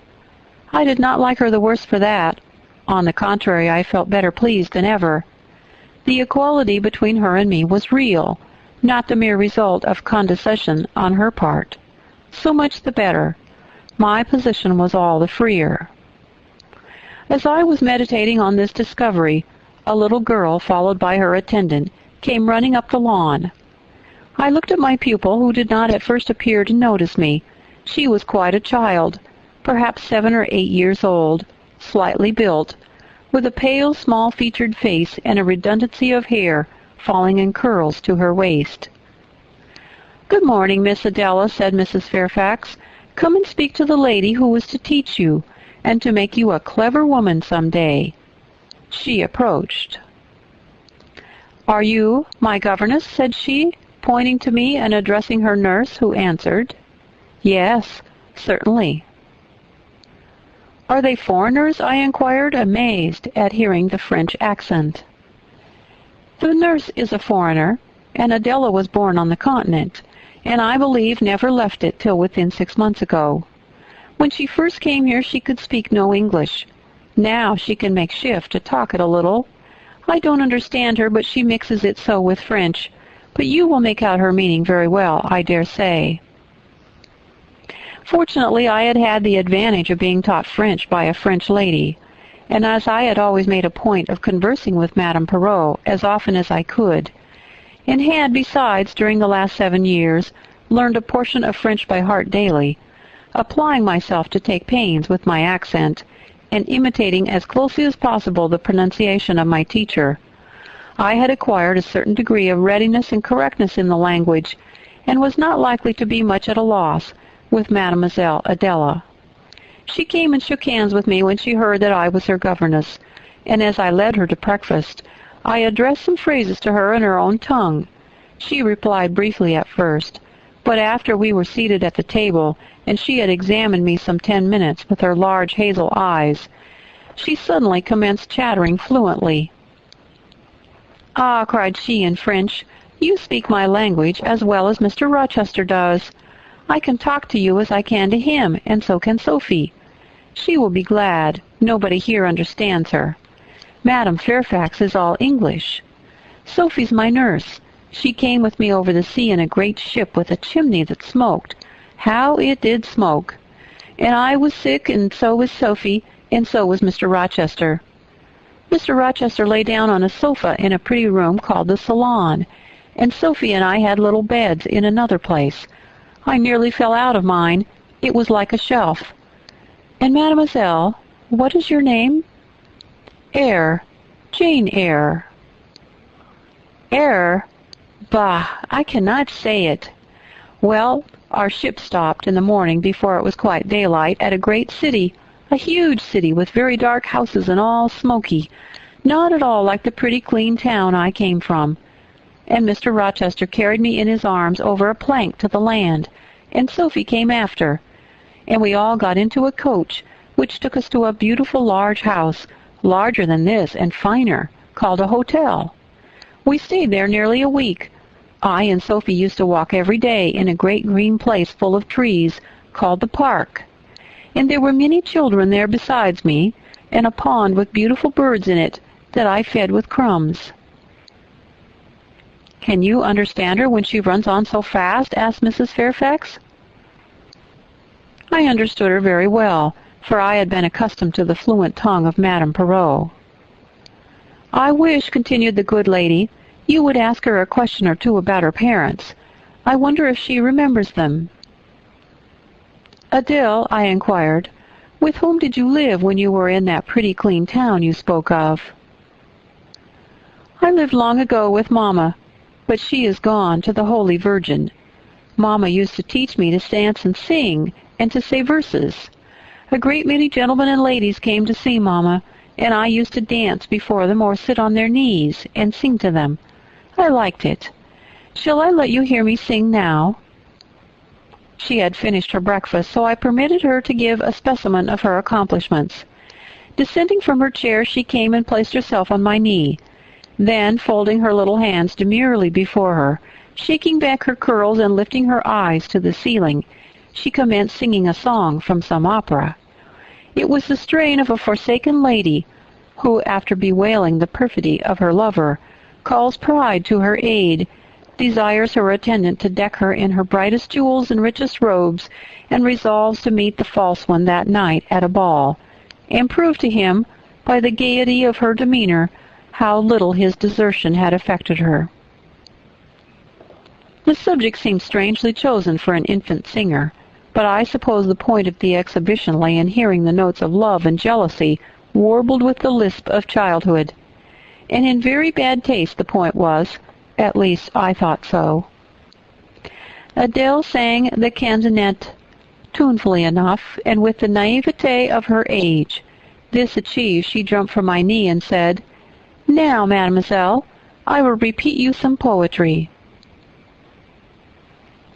Assuming an attitude, she began, "La Ligue des Rats, Fable de La Fontaine." She then declaimed the little piece with an attention to punctuation and emphasis, a flexibility of voice, and of an appropriateness of gesture, very unusual indeed at her age, and which proved she had been carefully trained. "Was it your mamma who taught you that piece?" I asked. "Yes, and she just used to say it in this way. She made me lift my hand, so, to remind me to raise my voice at the question, 'Now, shall I dance for you?' 'No, that will do. But after your mamma went to the Holy Virgin, as you say, with whom did you live then?' 'With Madame Frederick and her husband. She took care of me, but she is nothing related to me. I think she's poor, for she had not so fine a house as Mamma. I was not long there. Mr. Rochester asked me if I would like to go and live with him in England, and I said yes, for I knew Mr. Rochester before I knew Madame Frederick, and he was always kind to me and gave me pretty dresses and toys. But you see he has not kept his word, for he has brought me to England, and now he's gone back again himself, and I never see him." After breakfast, Adele and I withdrew to the library, which room, it appears, Mr. Rochester had directed should be used as a schoolroom. Most of the books were locked up behind glass doors, but there was one bookcase left open containing everything that could be needed in the way of elementary works, and several volumes of light literature, poetry, biography, travels, a few romances, and so forth. I suppose he had considered that these were all the governess would require for her private perusal, and indeed they contented me amply for the present, compared with the scanty pickings I had now and then been able to glean at Lowood. They seemed to offer an abundant harvest of entertainment and information. In this room, too, there was a cabinet piano, quite new and of superior tone, also an easel for painting and a pair of globes. I found my pupil sufficiently docile, though disciplined, to apply. She had not been used to regular occupation of any kind. I felt it would be injudicious to confine her too much at first, so when I had talked to her a great deal, and got her to learn a little, and when the morning had advanced to noon, I allowed her to return to her nurse. I then proposed to occupy myself till dinner time in drawing some little sketches for her use. As I was going upstairs to fetch my portfolio and pencils, Mrs. Fairfax called to me. "Your morning school hours are over now, I suppose," said she. She was in a room the folding doors of which stood open.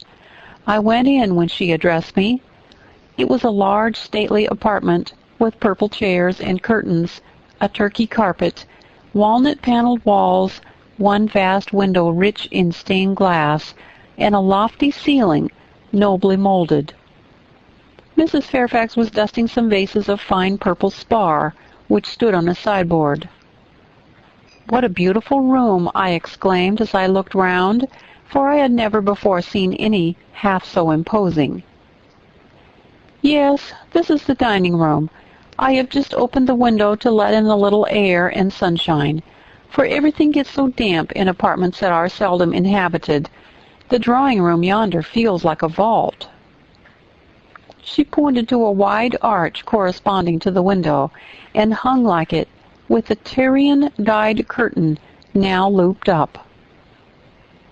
Mounting to it by two broad steps and looking through, I thought I caught a glimpse of a fairy place, so bright to my novice eyes appeared the view beyond. Yet it was merely a very pretty drawing-room, and within it a boudoir, both spread with white carpets, on which seemed laid brilliant garlands of flowers, both sealed with snowy mouldings of white grapes and vine leaves, beneath which glowed in rich contrast crimson couches and ottomans, while the ornaments on the pale Perrine mantelpiece were of sparkling Bohemian glass, ruby red, and between the windows large mirrors repeated the general blending of snow and fire. "In what order you keep these rooms, Mrs. Fairfax," said I. "No dust, no canvas coverings, except that the air feels chilly. One would think they were inhabited daily." "Why, Miss Eyre, though Mr. Rochester's visits here are rare, they are always sudden and unexpected, and as I observed that it put him out to find everything swathed up, and to have a bustle of arrangement on his arrival, I thought it best to keep the rooms in readiness." "Is Mr. Rochester an exacting, fastidious sort of man?" "Not particularly so, but he has a gentleman's tastes and habits, and he expects to have things managed in conformity to them." "Do you like him? Is he generally liked?" "Oh, yes. The family have always been respected here. Almost all the land in this neighborhood, as far as you can see, has belonged to the Rochesters time out of mind." "Well, but leaving his land out of the question, do you like him? Is he liked for himself?" "I have no cause to do otherwise than like him, and I believe he's considered a just and liberal landlord by his tenants, but he has never lived much among them." "But has he no peculiarities? What, in short, is his character?" "Oh, his character is unimpeachable, I suppose. He is rather peculiar, perhaps. He has traveled a great deal and seen a great deal of the world, I should think. I dare say he is clever, but I never had much conversation with him." "In what way is he peculiar?" "I don't know. It's not easy to describe. Nothing striking, but you feel it when he speaks to you. You cannot always be sure whether he is in jest or earnest, whether he's pleased or the contrary. You don't thoroughly understand him. In short, at least I don't. But it is of no consequence. He is a very good master." This was all the account I got from Mrs. Fairfax of her employer and mine. There are people who seem to have no notion of sketching a character, or observing and describing salient points, either in persons or things. The good lady evidently belonged to this class. My queries puzzled, but did not draw her out. Mr. Rochester was Mr. Rochester in her eyes, a gentleman, a landed proprietor, nothing more. She inquired and searched no further, and evidently wondered at my wish to gain a more definite notion of his identity. When we left the drawing-room, she proposed to show me over the rest of the house, and I followed her upstairs and downstairs, admiring as I went, for all was well arranged and handsome.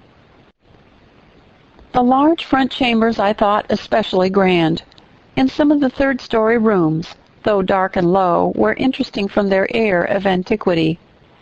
The furniture once appropriated to the lower apartments had from time to time been removed here, as fashions changed, and the imperfect light entering by their narrow casements showed bedsteads of 100 years old, chests in oak or walnut, looking with their strange carvings of palm branches and cherubs' heads, like types of the Hebrew Ark, rows of venerable chairs, high-backed and narrow, stools still more antiquated, on whose cushioned tops were yet apparent traces of half-effaced embroideries, wrought by fingers that for 2 generations had been coffin dust. All these relics gave to the third story of Thornfield Hall the aspect of a home of the past, a shrine of memory. I liked the hush, the gloom, the quaintness of these retreats in the day, but I by no means coveted a night's repose on one of those wide and heavy beds, shut in, some of them with doors of oak, shaded, others with wrought old English hangings crusted with thick work, portraying effigies of strange flowers and stranger birds and strangest human beings, all of which would have looked strange indeed by the pallid gleam of moonlight. "Do the servants sleep in these rooms?" I asked. "No. They occupy a range of smaller apartments to the back. No one ever sleeps here. One would almost say that if there were a ghost at Thornfield Hall, this would be its haunts." "So I think. You have no ghosts, then?" "None that I ever heard of," returned Mrs. Fairfax, smiling. "Nor any traditions of one? No legends or ghost stories?" "I believe not. And yet it's said the Rochesters have been rather a violent than a quiet race in their time. Perhaps, though, that is the reason they rest tranquilly in their graves now." "Yes, after life's fitful fever they sleep well," I muttered. "Where are you going now, Mrs. Fairfax?" For she was moving away. "On to the Leads. Will you come and see the view from thence?" I followed still up a very narrow staircase to the attics, and thence by a ladder and through a trap-door to the roof of the hall. I was now on a level with the crow colony, and could see into their nests. Leaning over the battlements and looking far down, I surveyed the grounds laid out like a map, the bright and velvet lawn closely girding the gray base of the mansion, the field, wide as a park, dotted with its ancient timber, the wood, dun and sere, divided by a path visibly overgrown, greener with moss than the trees were with foliage, the church at the gates, the road, the tranquil hills, all reposing in the autumn day's sun, the horizon bounded by a propitious sky, azure, marbled with pearly white. No feature in the scene was extraordinary, but all was pleasing. When I turned from it and repassed the trap-door, I could scarcely see my way down the ladder. The attic seemed black as a vault, compared with that arch of blue air to which I had been looking up, and to that sunlit scene of grove, pasture, and green hill, of which the hall was the center, and over which I had been gazing with delight. Mrs. Fairfax stayed behind a moment to fasten the trap-door. I, by dint of groping, found the outlet from the attic, and proceeded to descend the narrow garret staircase. I lingered in the long passage to which this led, separating the front and back rooms of the third story, narrow, low, and dim, with only one little window at the far end, and looking with its 2 rows of small black doors all shut, like a corridor in some Bluebeard's castle. While I paced softly on, the last sound I expected to hear in so still a region, a laugh, struck my ear. It was a curious laugh, distinct, formal, mirthless. I stopped. The sound ceased, only for an instant. It began again louder, for at first, though distinct, it was very low. It passed off in a clamorous peal that seemed to wake an echo in every lonely chamber, though it originated but in one, and I could have pointed out the door whence the accents issued. "Mrs. Fairfax," I called out, for now I heard her descending the great stairs. "Did you hear that loud laugh? Who is it?" "Some of the servants, very likely," she answered. "Perhaps Grace Poole." "Did you hear it?" I again inquired. "Yes, plainly. I often hear her. She sews in one of these rooms. Sometimes Lee is with her. They are frequently noisy together." The laugh was repeated in its low, syllabic tone, and terminated in an odd murmur. "Grace!" exclaimed Mrs. Fairfax. I really did not expect any Grace to answer, for the laugh was as tragic, as preternatural a laugh as any I had ever heard. But that it was high noon, and that no circumstance of ghostliness accompanied the curious cachinnation, but that neither scene nor season favored fear, I should have been superstitiously afraid. However, the event showed me I was a fool for entertaining a sense even of surprise.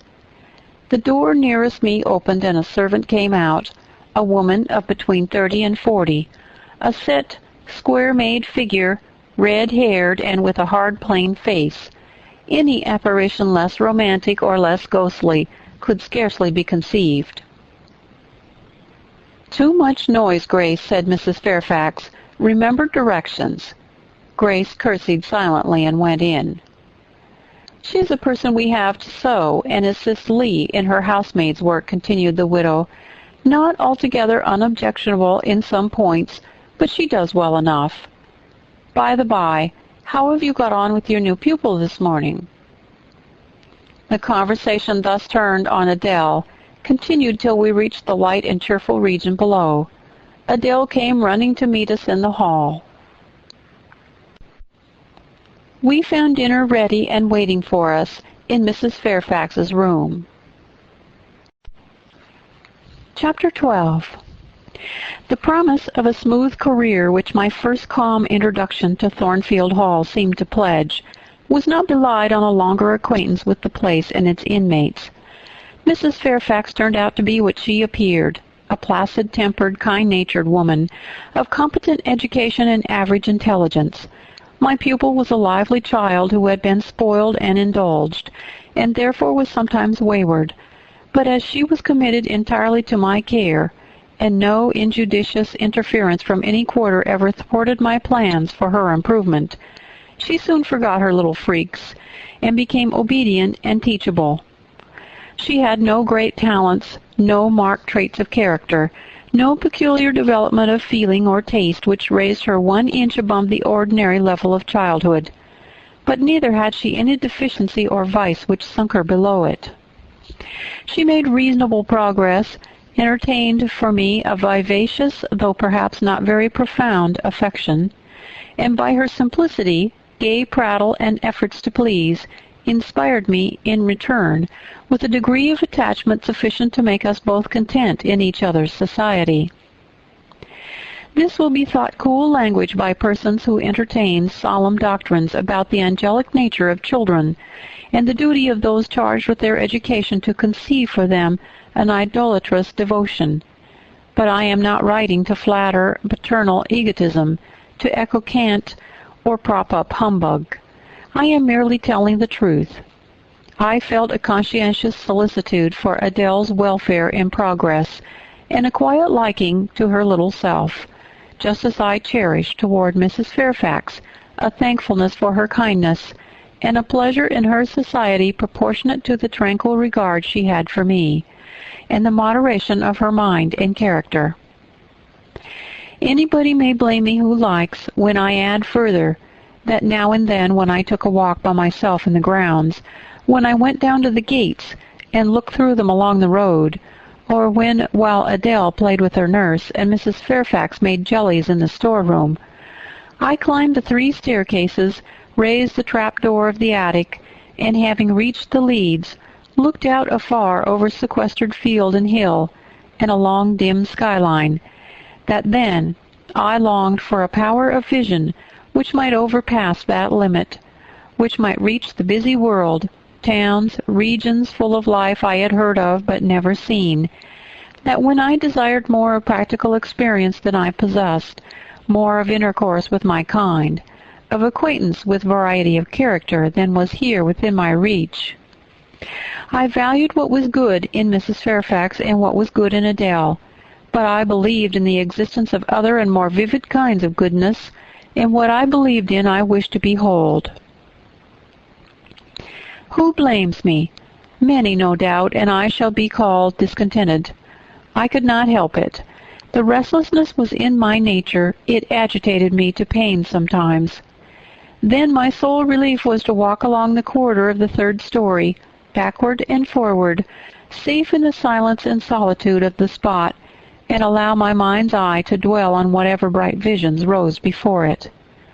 And certainly they were many and glowing, to let my heart be heaved by the exultant movement, which, while it swelled it in trouble, expanded it with life, and best of all, to open my inward ear to a tale that was never ended, a tale my imagination created and narrated continuously, quickened with all of incident, life, fire, feeling that I desired and had not in my actual existence. It is in vain to say human beings ought to be satisfied with tranquility. They must have action, and they will make it if they cannot find it.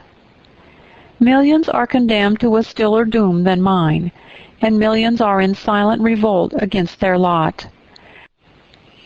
Nobody knows how many rebellions, besides political rebellions, ferment in the masses of life which people earth. Women are supposed to be very calm generally, but women feel just as men feel. They need exercise for their faculties and a field for their efforts as much as their brothers do. They suffer from too rigid a constraint, too absolute a stagnation, precisely as men would suffer, and it is narrow-minded in their more privileged fellow creatures to say that they ought to confine themselves to making puddings and knitting stockings, to playing on the piano and embroidering bags. It is thoughtless to condemn them or laugh at them if they seek to do more or learn more than custom has pronounced necessary for their sex. When thus alone, I am not unfrequently heard Grace Poole's laugh, the same peal, the same low, slow ha-ha, which when first heard had thrilled me. I heard, too, her eccentric murmurs, stranger than her laugh. There were days when she was quite silent, but there were others when I could not account for the sound she made. Sometimes I saw her. She would come out of her room with a basin or a plate or a tray in her hand, go down to the kitchen, and shortly return, generally, oh, romantic reader, forgive me for telling the plain truth, bearing a pot of porter. Her appearance always acted as a damper to the curiosity raised by her oral oddities. Hard-featured and staid, she had no point to which interest could attach. I made some attempts to draw her into conversation, but she seemed a person of few words. A monosyllabic reply usually cut short every effort of that sort. The other members of the household, for example, John and his wife, Lee, the housemaid, and Sophie, the French nurse, were decent people, but in no respect remarkable. With Sophie I used to talk French, and sometimes I asked her questions about her native country, but she was not a descriptive or narrative turn, and generally gave such vapid and confused answers as were calculated rather to check than encourage inquiry. October, November, December passed away.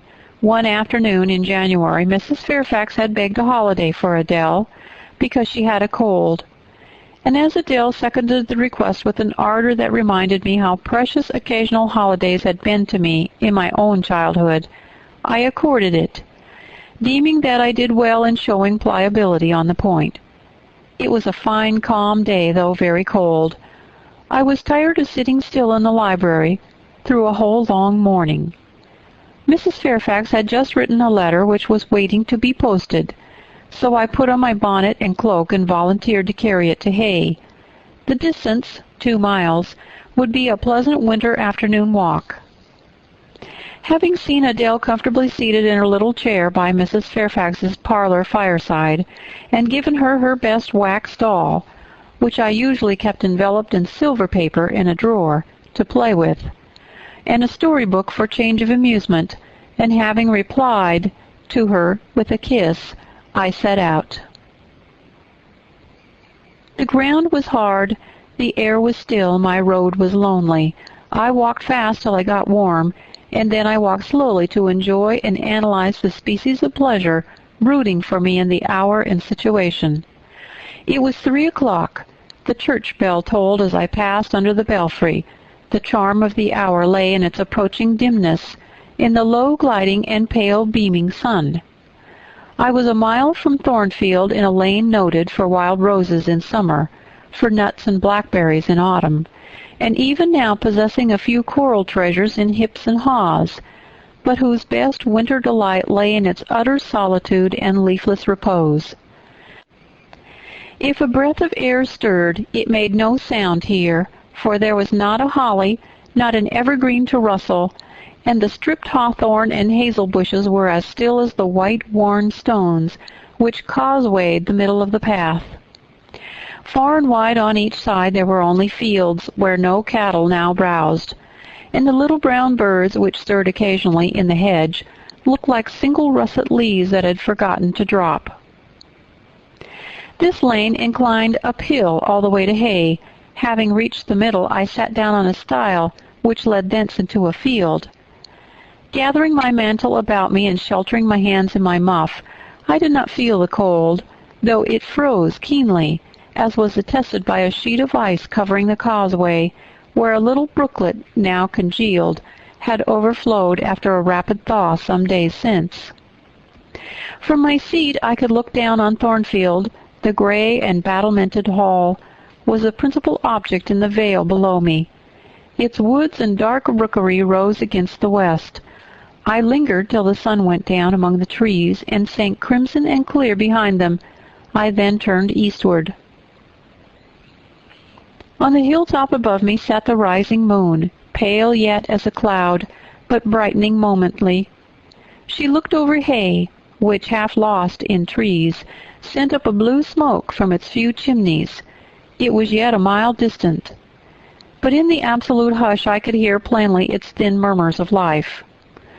My ear, too, felt the flow of currents, in what dales and depths I could not tell, but there were many hills beyond Hay, and doubtless many becks threading their passes. That evening calm betrayed alike the tinkle of the nearest streams, the sough of the most remote. A rude noise broke on these fine ripplings and whisperings, at once so far away and so clear, a positive tramp, tramp, a metallic clatter, which effaced a soft wave wanderings, and as in a picture, the solid mass of a crag or the rough boles of a great oak, drawn in dark and strong on the foreground, effaced the aerial distance of azure hill, sunny horizon, and blended clouds, where tint melts into tint. The din was on the causeway. A horse was coming. The windings of the lane yet hid it, but it approached. I was just leaving the stile, yet as the path was narrow I sat still to let it go by. In those days I was young, and all sorts of fancies bright and dark tenanted my mind. The memories of nursery stories were there among other rubbish, and when they recurred, maturing youth added to them a vigor and vividness beyond what childhood could give. As this horse approached, and as I watched for it to appear through the dusk, I remembered certain of Bessie's tales, wherein figured a north of England spirit, called a gytrash, which in the form of horse, mule, or large dog, haunted solitary ways and sometimes came upon belated travelers, as this horse was now coming upon me. It was very near but not yet in sight, when in addition to the tramp, tramp, I heard a rush under the hedge, and close down by the hazel stems glided a great dog, whose black and white color made him a distinct object against the trees. It was exactly one mask of Bessie's Chartriche, a lion-like creature with long hair and a huge head. It passed me, however, quietly enough, not staying to look up, with strange, pretercanine eyes in my face, as I half expected it would. The horse followed, a tall steed, and on its back a rider. The man, human being, broke the spell at once. Nothing ever rode the Chartriche. It was always alone, and goblins, to my notions, though they might tenant the dumb carcasses of beasts, could scarce covet shelter in the commonplace human form. No Chartriche was this, only a traveler walking the shortcut to Millcote. He passed, and I went on. A few steps, and I turned. A sliding sound, and an exclamation of, "What the deuce is to do now?"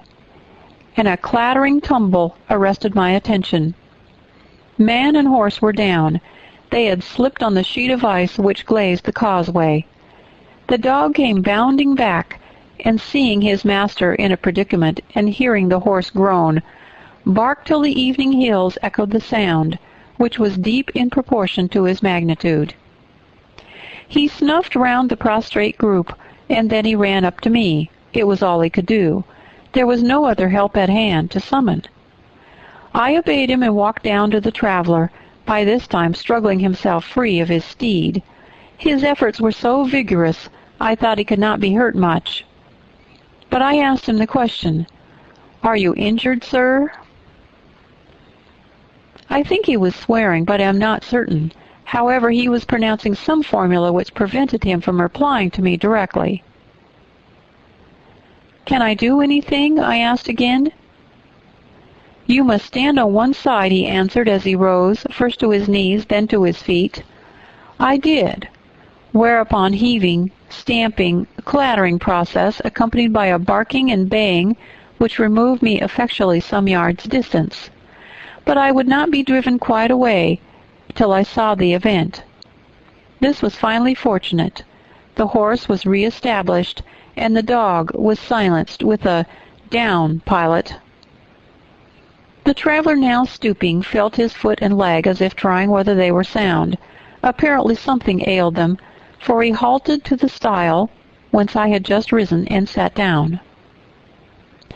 I was in the mood for being useful, or at least officious, I think, for I now drew near him again. "If you are hurt and want help, sir, I can fetch someone either from Thornfield Hall or from Hay." "Thank you. I shall do. I have no broken bones, only a sprain." And again he stood up and tried his boot, but the result extorted an involuntary "Ugh!" Something of daylight still lingered, and the moon was waxing bright. I could see him plainly. His figure was enveloped in a riding cloak, fur-collared and steel-clasped. Its details were not apparent, but I traced the general points of middle height and considerable breadth of chest. He had a dark face, with stern features and heavy brow. His eyes and gathered eyebrows looked ireful and thwarted just now. He was past youth, but had not reached middle age. Perhaps he might be 35.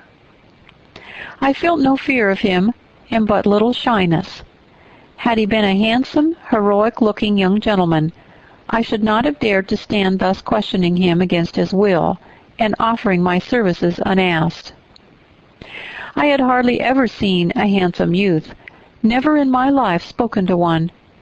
I had a theoretical reverence and homage for beauty, elegance, gallantry, fascination. But had I met those qualities incarnate in masculine shape, I should have known instinctively that they neither had nor could have sympathy with anything in me, and should have shunned them as one would fire, lightning, or anything else that is bright but antipathetic. If even this stranger had smiled and been good-humored to me when I addressed him, if he had put off my offer of assistance gaily and with thanks, I should have gone on my way and not found any vocation to renew inquiries. But the frown, the roughness of the traveler set me at my ease. I retained my station when he waved me to go, and announced, "I cannot think of leaving you, sir, at so late an hour, in this solitary lane, till I see you are fit to mount your horse." He looked at me when I said this. He had hardly turned his eyes in my direction before. "I should think you ought to be at home yourself," said he, "if you have a home in this neighborhood. Where do you come from?" "From just below. And I'm not all afraid of being out late when it's moonlight. I will run over to Hay for you with pleasure if you wish it. Indeed, I'm going there to post a letter." "You live just below? Do you mean at that house with the battlements?" pointing to Thornfield Hall, on which the moon cast a hoary gleam, bringing it out distinct and pale from the woods, that by contrast with the western sky now seemed one mass of shadow. "Yes, sir." "Whose house is it?" "Mr. Rochester's." "Do you know Mr. Rochester?" "No, I've never seen him." "He's not resident, then?" "No." "Can you tell me where he is?" "I cannot." "You are not a servant at the Hall, of course. You are—" He stopped, ran his eye over my dress, which as usual was quite simple, a black merino cloak, a black beaver bonnet, neither of them half fine enough for a lady's maid. He seemed puzzled to decide what I was. I helped him. "I'm the governess." "Ah, the governess," he repeated. "Deuce take me if I had not forgotten.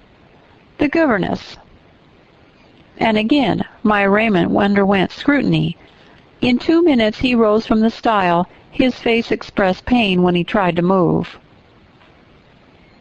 "I cannot commission you to fetch help," he said, "but you may help me a little yourself if you will be so kind." "Yes, sir." "You have not an umbrella that I can use as a stick?" "No."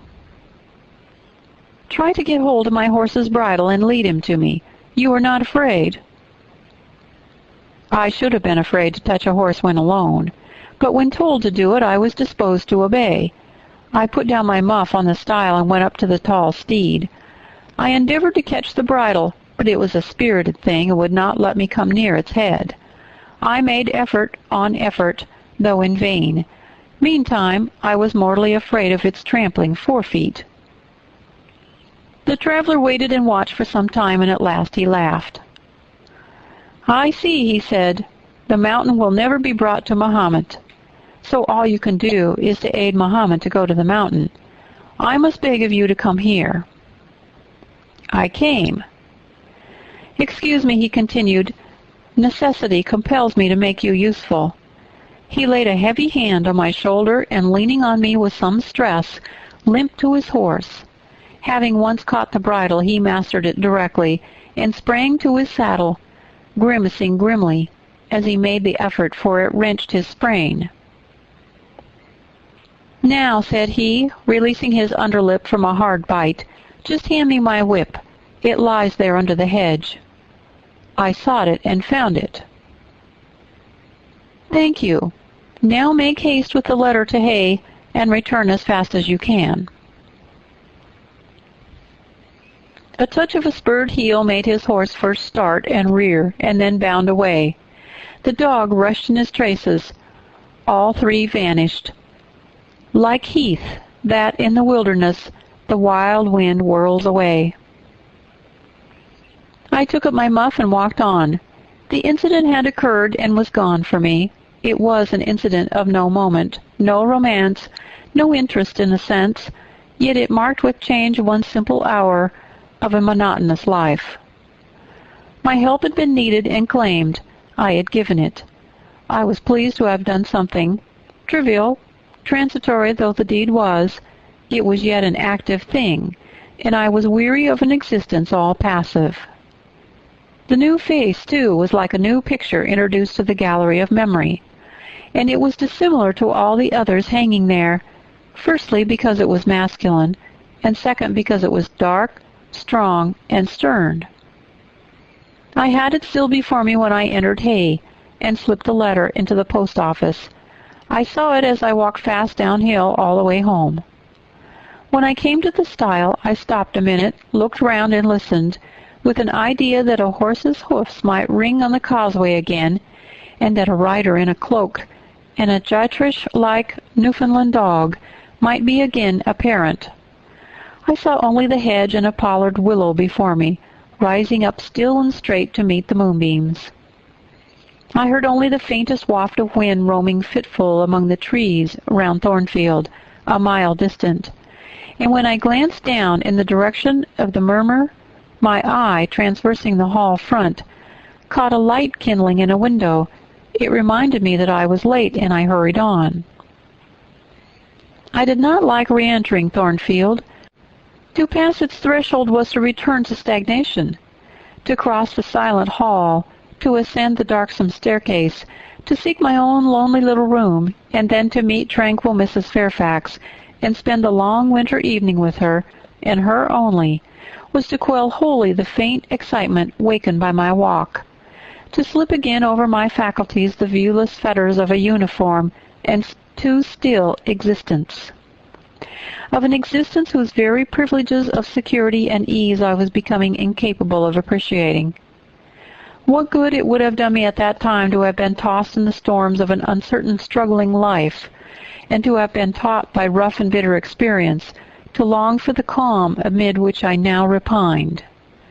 Yes, just as much good as it would do a man, tired of sitting still in a too-easy chair, to take a long walk, and just as natural was the wish to stir, under my circumstances, as it would be under his. I lingered at the gates. I lingered on the lawn. I paced backward and forward on the pavement. The shutters of the glass door were closed. I could not see into the interior, and both my eyes and spirit seemed drawn from the gloomy house, from the gray hollow filled with rayless cells, as it appeared to me, to that sky expanded before me. A blue sea absolved from taint of cloud, the moon ascending it in solemn march, her orb seeming to look up as she left the hilltops from behind which she had come, far and farther below her, and aspired to the zenith, midnight dark in its fathomless depths and measureless distance. And for those trembling stars that followed her course, they made my heart tremble, my veins glow when I viewed them. Little things recall us to earth. The clock struck in the hall. That sufficed. I turned from moon and stars and opened a side door and went in. The hall was not dark, nor yet was it lit, only by the high-hung bronze lamp. A warm glow suffused both it and the lower steps of the oak staircase. This reddish shine issued from the great dining-room, whose two-leaved door stood open, and showed a genial fire in the grate, glancing on marble hearth and brass fire-irons, and revealing purple draperies and polished furniture in the most pleasant radiance. It revealed, too, a group near the mantelpiece. I had scarcely caught it, and scarcely become aware of a cheerful mingling of voices, among which I seemed to distinguish the tones of Adele, when the door closed. I hastened to Mrs. Fairfax's room. There was a fire there, too, but no candle, and no Mrs. Fairfax. Instead, all alone, sitting upright on the rug and gazing with gravity at the blaze, I beheld a great black and white long-haired dog, just like the Gytrash of the lane. It was so like it that I went forward and said, "Pilot," and the thing got up and came to me and snuffed me. I caressed him, and he wagged his great tail, but he looked an eerie creature to be alone with, and I could not tell whence he had come. I rang the bell, for I wanted a candle, and I wanted, too, to get an account of this visitant. Lee entered. "What dog is this?" "He came with master." "With whom?" "With master. Mr. Rochester, he's just arrived." "Indeed. And has Mrs. Fairfax with him?" "Yes, and Miss Adela. They are in the dining-room, and John is gone for a surgeon, for Master has had an accident. His horse fell, and his ankle is sprained." "Did the horse fall in Hay Lane?" "Yes, coming downhill. It slipped on some ice." "Ah. Bring me a candle, will you, Lee?" Lee brought it. She entered, followed by Mrs. Fairfax, who repeated the news, adding that Mr. Carter, the surgeon, was come, and was now with Mr. Rochester. Then she hurried out to give orders about tea, and I went upstairs to take off my things. Chapter 13. Mr. Rochester, it seems, by the surgeon's orders, went to bed early that night, nor did he rise soon next morning. When he did come down, it was to attend to business. His agent and some of his tenants were arrived and waiting to speak with him. Adele and I had now to vacate the library. It would be in daily requisition as a reception room for callers. A fire was lit in an apartment upstairs, and there I carried our books, and arranged it for the future schoolroom. I discerned in the course of the morning that Thornfield Hall was a changed place. No longer silent as a church, it echoed every hour or two to a knock at the door or a clang of the bell. Steps, too, often traversed the hall, and new voices spoke in different keys below. A rill from the outer world was flowing through it. It had a master. For my part, I liked it better. Adele was not easy to teach that day. She could not apply. She kept running to the door and looking over the banisters to see if she could get a glimpse of Mr. Rochester. Then she coined pretexts to go downstairs, in order, as I shrewdly suspected, to visit the library, where I knew she was not wanted. Then, when I got a little angry and made her sit still, she continued to talk incessantly of her friend, Monsieur Edward Fairfax de Rochester, as she dubbed him. I had not before heard his prénoms, and to conjecture what presents he had bought her, for it appears he had intimated the night before that when his luggage came from Millcote, there would be found among it a little box in whose contents she would have an interest.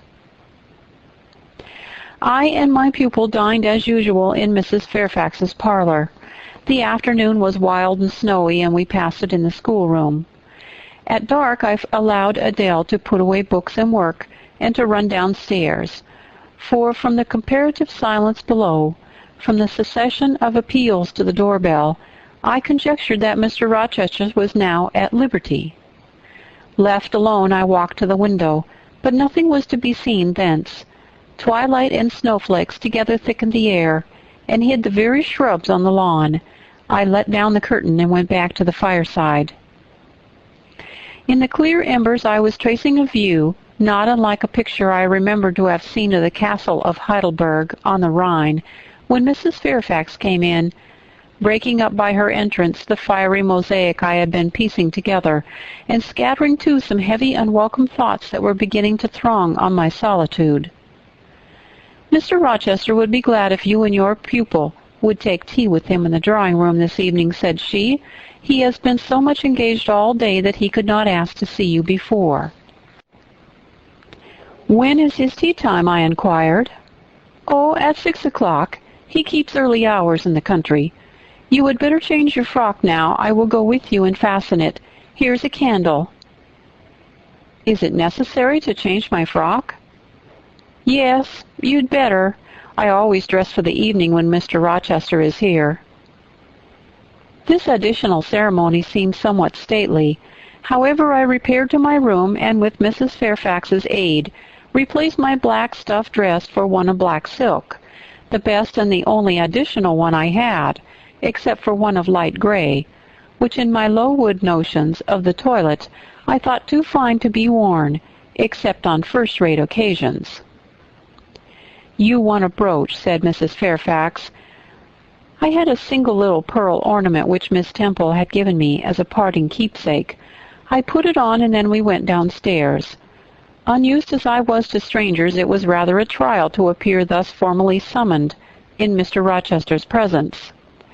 I let Mrs. Fairfax precede me into the dining room, and kept in her shade as we crossed that apartment, and passing the arch, whose curtain was now dropped, entered the elegant recess beyond. 2 wax candles stood lighted in the table, and 2 on the mantelpiece. Basking in the light and heat of a superb fire lay Pilot. Adele knelt near him.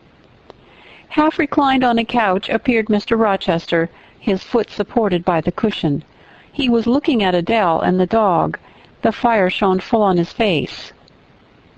I knew my traveler with his broad and jetty eyebrows, his square forehead, made squarer by the horizontal sweep of his black hair.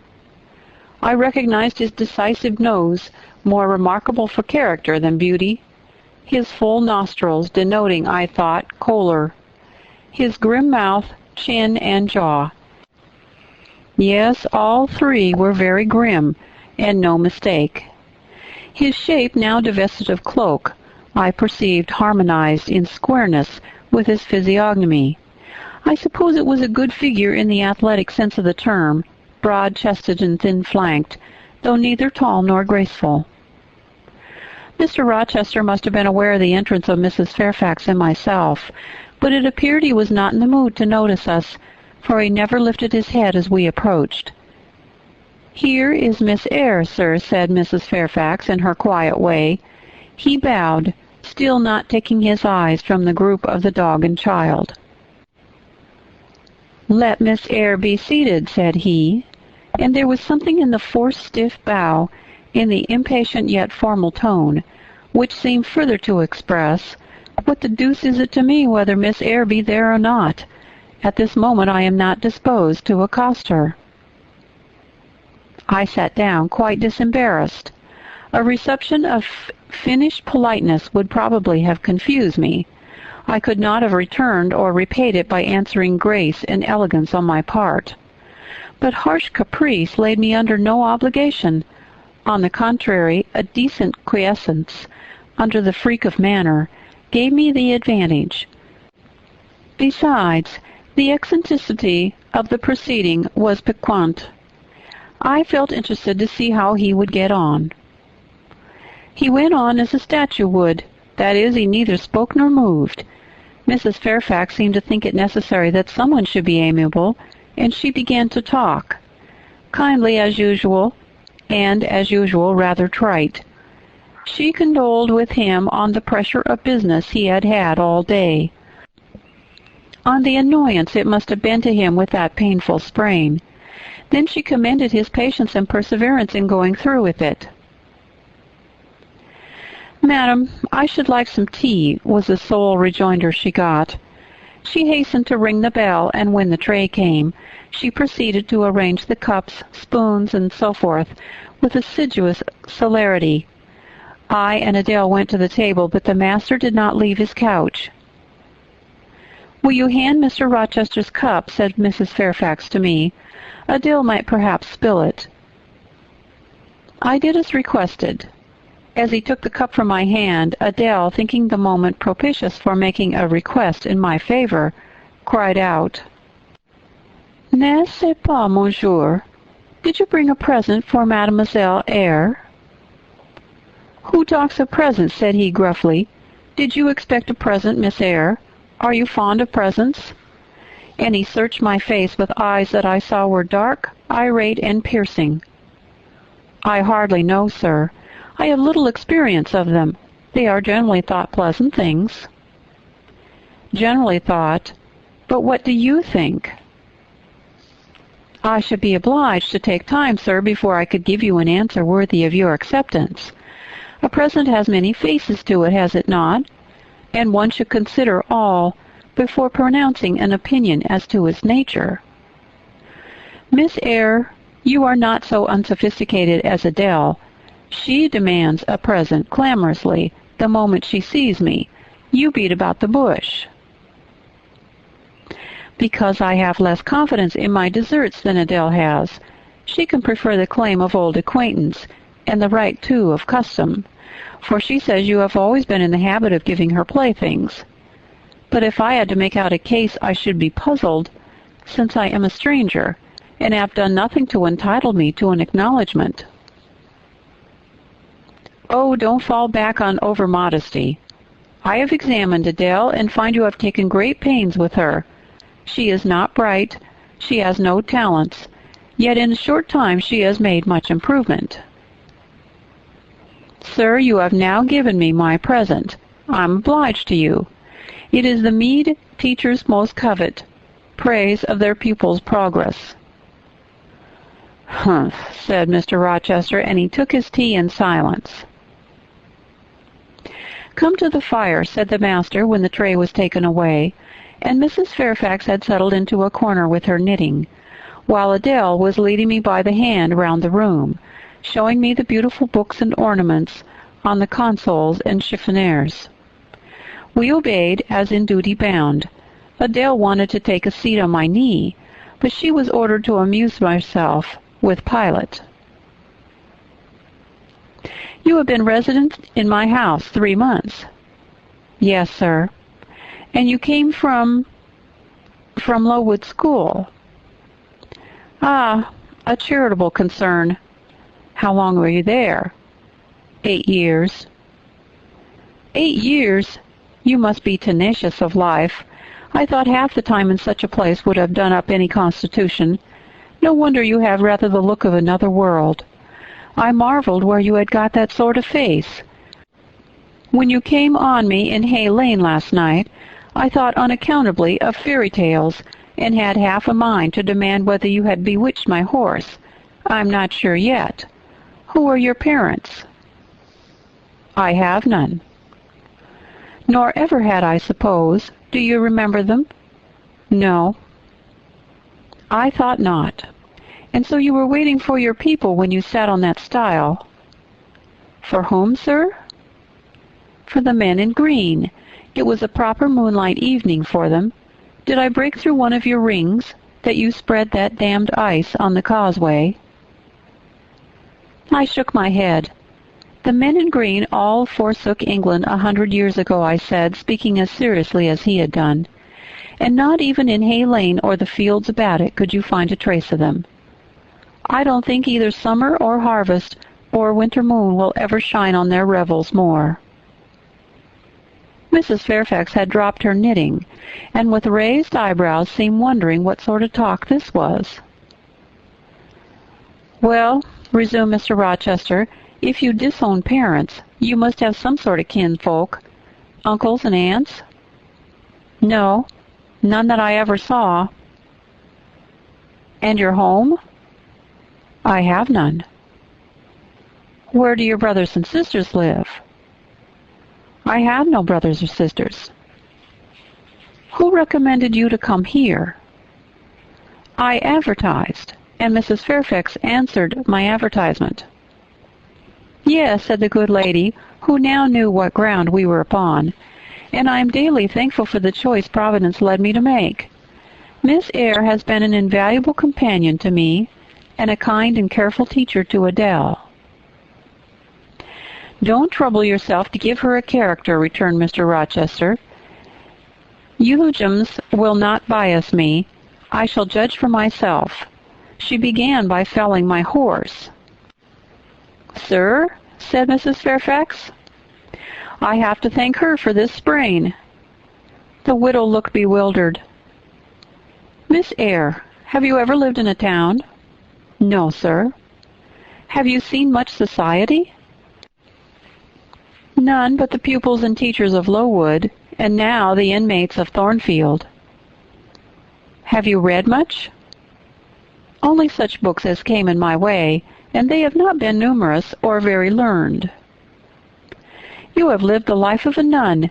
No doubt you are well drilled in religious forms. Brocklehurst, who I understand directs Lowood, is a parson, is he not?"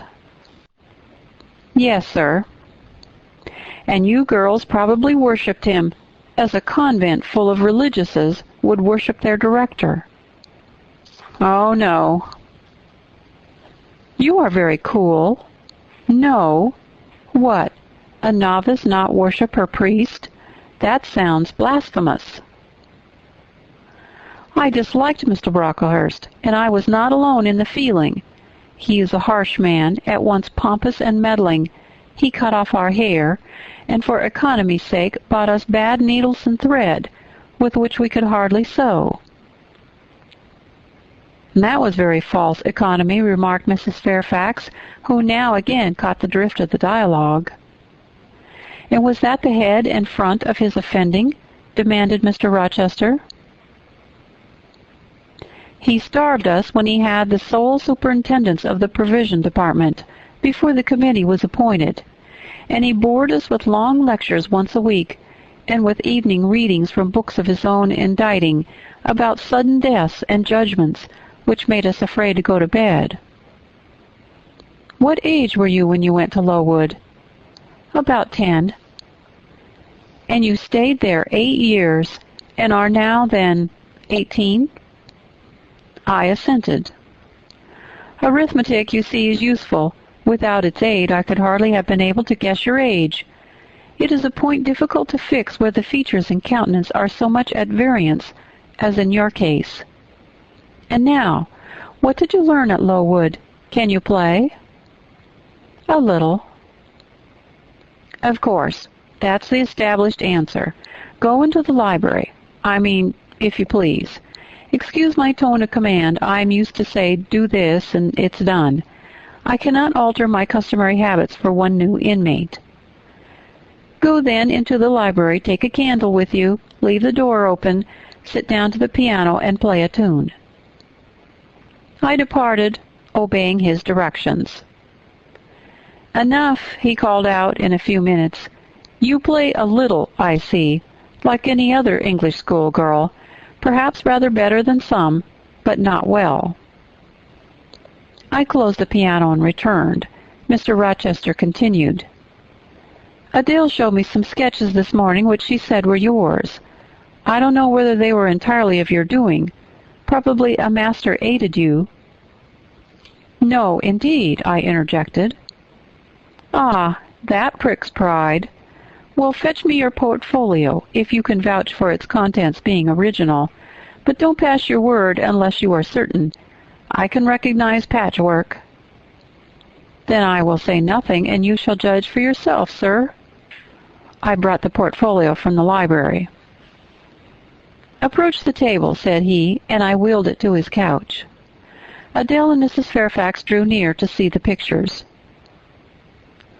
No crowding, said Mr. Rochester. Take the drawing from my hand as I finish with them, but don't push your faces up to mine.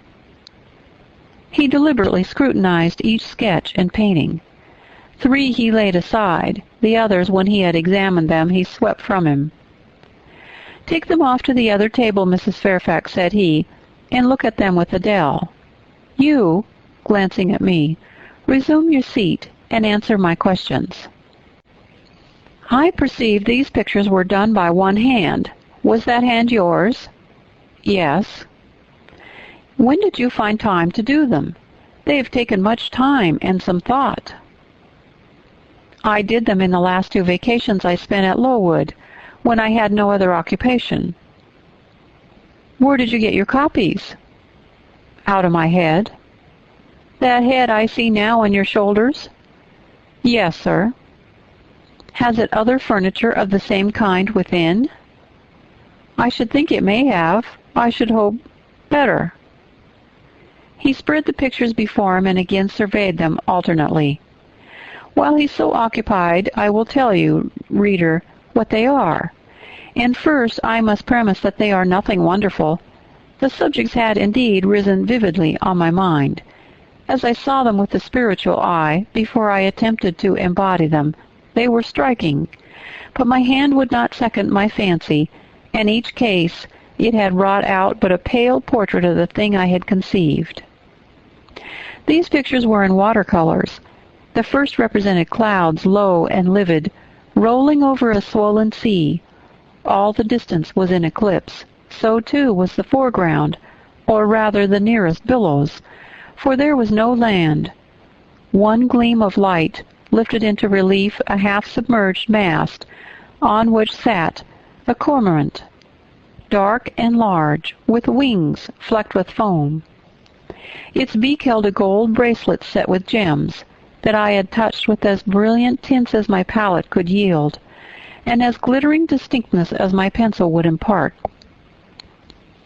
Sinking below the bird and mast, a drowned corpse glanced through the green water. A fair arm was the only limb clearly visible, whence the bracelet had been washed or torn. The second picture contained for foreground only the dim peak of a hill, with grass and some leaves slanting as if by a breeze. Beyond and above spread an expansive sky, dark blue as at twilight. Rising into the sky was a woman's shape to the bust, portrayed in tints as dusk and soft as I could combine. The dim forehead was crowned with a star. The lineaments below were seen as through the suffusion of vapor.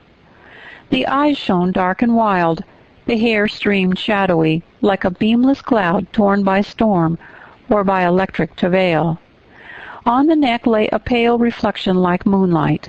The same faint luster touched the train of thin clouds from which rose and bowed this vision of the evening star.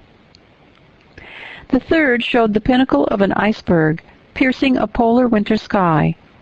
A muster of northern lights reared their dim lances, close serried along the horizon. Throwing these into distance, rose in the foreground a head, a colossal head inclined toward the iceberg and resting against it. Two thin hands joined under the forehead and supporting it, drew up before the lower features a sable veil.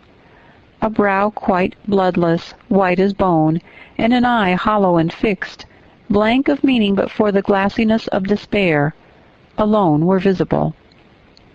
Above the temples, amid wreathed turban folds of black drapery, vague in its character and consistency as cloud, gleamed a ring of white flame, gemmed with sparkles of a more lurid tinge.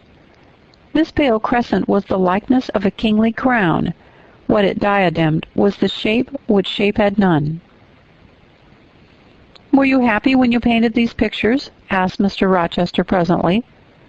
"I was absorbed, sir. Yes, and I was happy.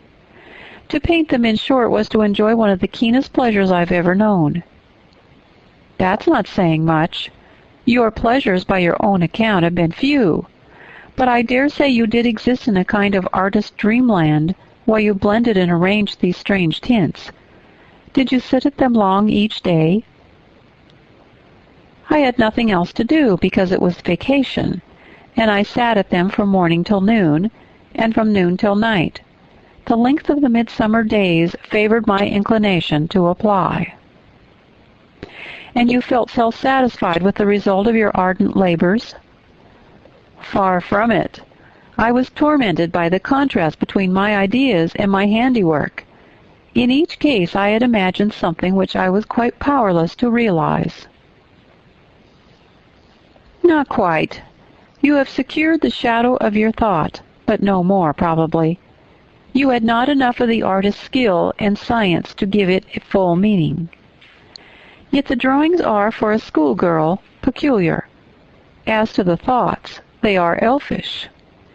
These eyes in the evening star you may have seen in a dream. How could you make them look so clear and yet not at all brilliant? For the planet above quells their rays, and what meaning is that in their solemn depth? And who taught you to paint wind? There is a high gale in that sky, and on this hilltop. Where did you see Latmos? For that is Latmos. There, put the drawing away." I had scarce tied the strings of the portfolio when, looking at his watch, he said abruptly, "It is 9 o'clock. What are you about, Miss Eyre, to let Adele sit up so long? Take her to bed." Adele went to kiss him before quitting the room. He endured the caress, but scarcely seemed to relish it more than Pilate would have done, nor so much. "I wish you all good night now," said he, making a movement of the hand toward the door, in token that he was tired of our company, and wished to dismiss us. Mrs. Fairfax folded up her knitting. I took my portfolio, We curtsied to him, received a frigid bow in return, and so withdrew. "You said Mr. Rochester was not strikingly peculiar, Mrs. Fairfax," I observed, when I rejoined her in her room, after putting Adele to bed. "Well, is he?" "I think so. He's very changeful and abrupt." "True. No doubt he may appear so to a stranger, but I'm so accustomed to his manner I never think of it. And then, if he has peculiarities of temper, allowance should be made." "Why?" "Partly because it's his nature, and we can none of us help our nature. And partly he has painful thoughts, no doubt, to harass him and make his spirits unequal." "What about?" "Family troubles, for one thing." "But he has no family." "Not now, but he has had, or at least relatives. He lost his elder brother a few years since." "His elder brother?" "Yes. The present Mr. Rochester has not been very long in possession of this property, only about 9 years. 9 years is a tolerable time. Was he so very fond of his brother as to be inconsolable for his loss?" "Why, no, perhaps not. I believe there were some misunderstandings between them. Mr. Rowland Rochester was not quite just to Mr. Edward, and perhaps he prejudiced his father against him. The old gentleman was fond of money and anxious to keep the family estate together. He did not like to diminish the property by division, and yet he was anxious that Mr. Edward should have wealth too, to keep up the consequence of the name. And soon after he was of age, some steps were taken that were not quite fair, and made a great deal of mischief. Old Mr. Rochester and Mr. Rowland combined to bring Mr. Edward into what he considered a painful position, for the sake of making him his fortune. What the precise nature of that position was, I never clearly knew, but his spirit could not brook what he had to suffer in it. He is not very forgiving. He broke with his family, and now for many years he has led an unsettled kind of life. I don't think he's ever been resident at Thornfield for a fortnight together since the death of his brother without a will left him master of the estate. And indeed, no wonder he shuns the old place." "Why should he shun it?" "Perhaps he thinks it gloomy." The answer was evasive.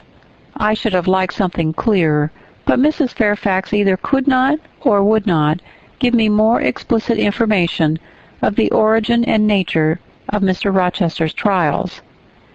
She averred they were a mystery to herself, and that what she knew was chiefly from conjecture. It was evident indeed that she wished me to drop the subject, which I did accordingly. Chapter 14. For several subsequent days I saw little of Mr. Rochester. In the mornings he seemed much engaged with business, and in the afternoon gentlemen from Millcote or the neighborhood called, and sometimes stayed to dine with him. When his brain was well enough to admit of horse exercise, he rode out a good deal, probably to return these visits, as he generally did not come back till late at night. During this interval even Adele was seldom sent for to his presence, and all my acquaintance with him was confined to an occasional rencontre in the hall, or on the stairs, or in the gallery, when he would sometimes pass me haughtily and coldly, just acknowledging my presence by a distant nod or a cool glance, and sometimes bow and smile with gentlemanlike affability. His changes of mood did not offend me, because I saw that I had nothing to do with their alternation. The ebb and flow depended on causes quite disconnected with me. One day he had had company to dinner and had sent for my portfolio, in order doubtless to exhibit its contents. The gentleman went away early to attend a public meeting at Millcote, as Mrs. Fairfax informed me, but the night being wet and inclement, Mr. Rochester did not accompany them. Soon after they were gone he rang the bell. A message came that I and Adele were to go downstairs.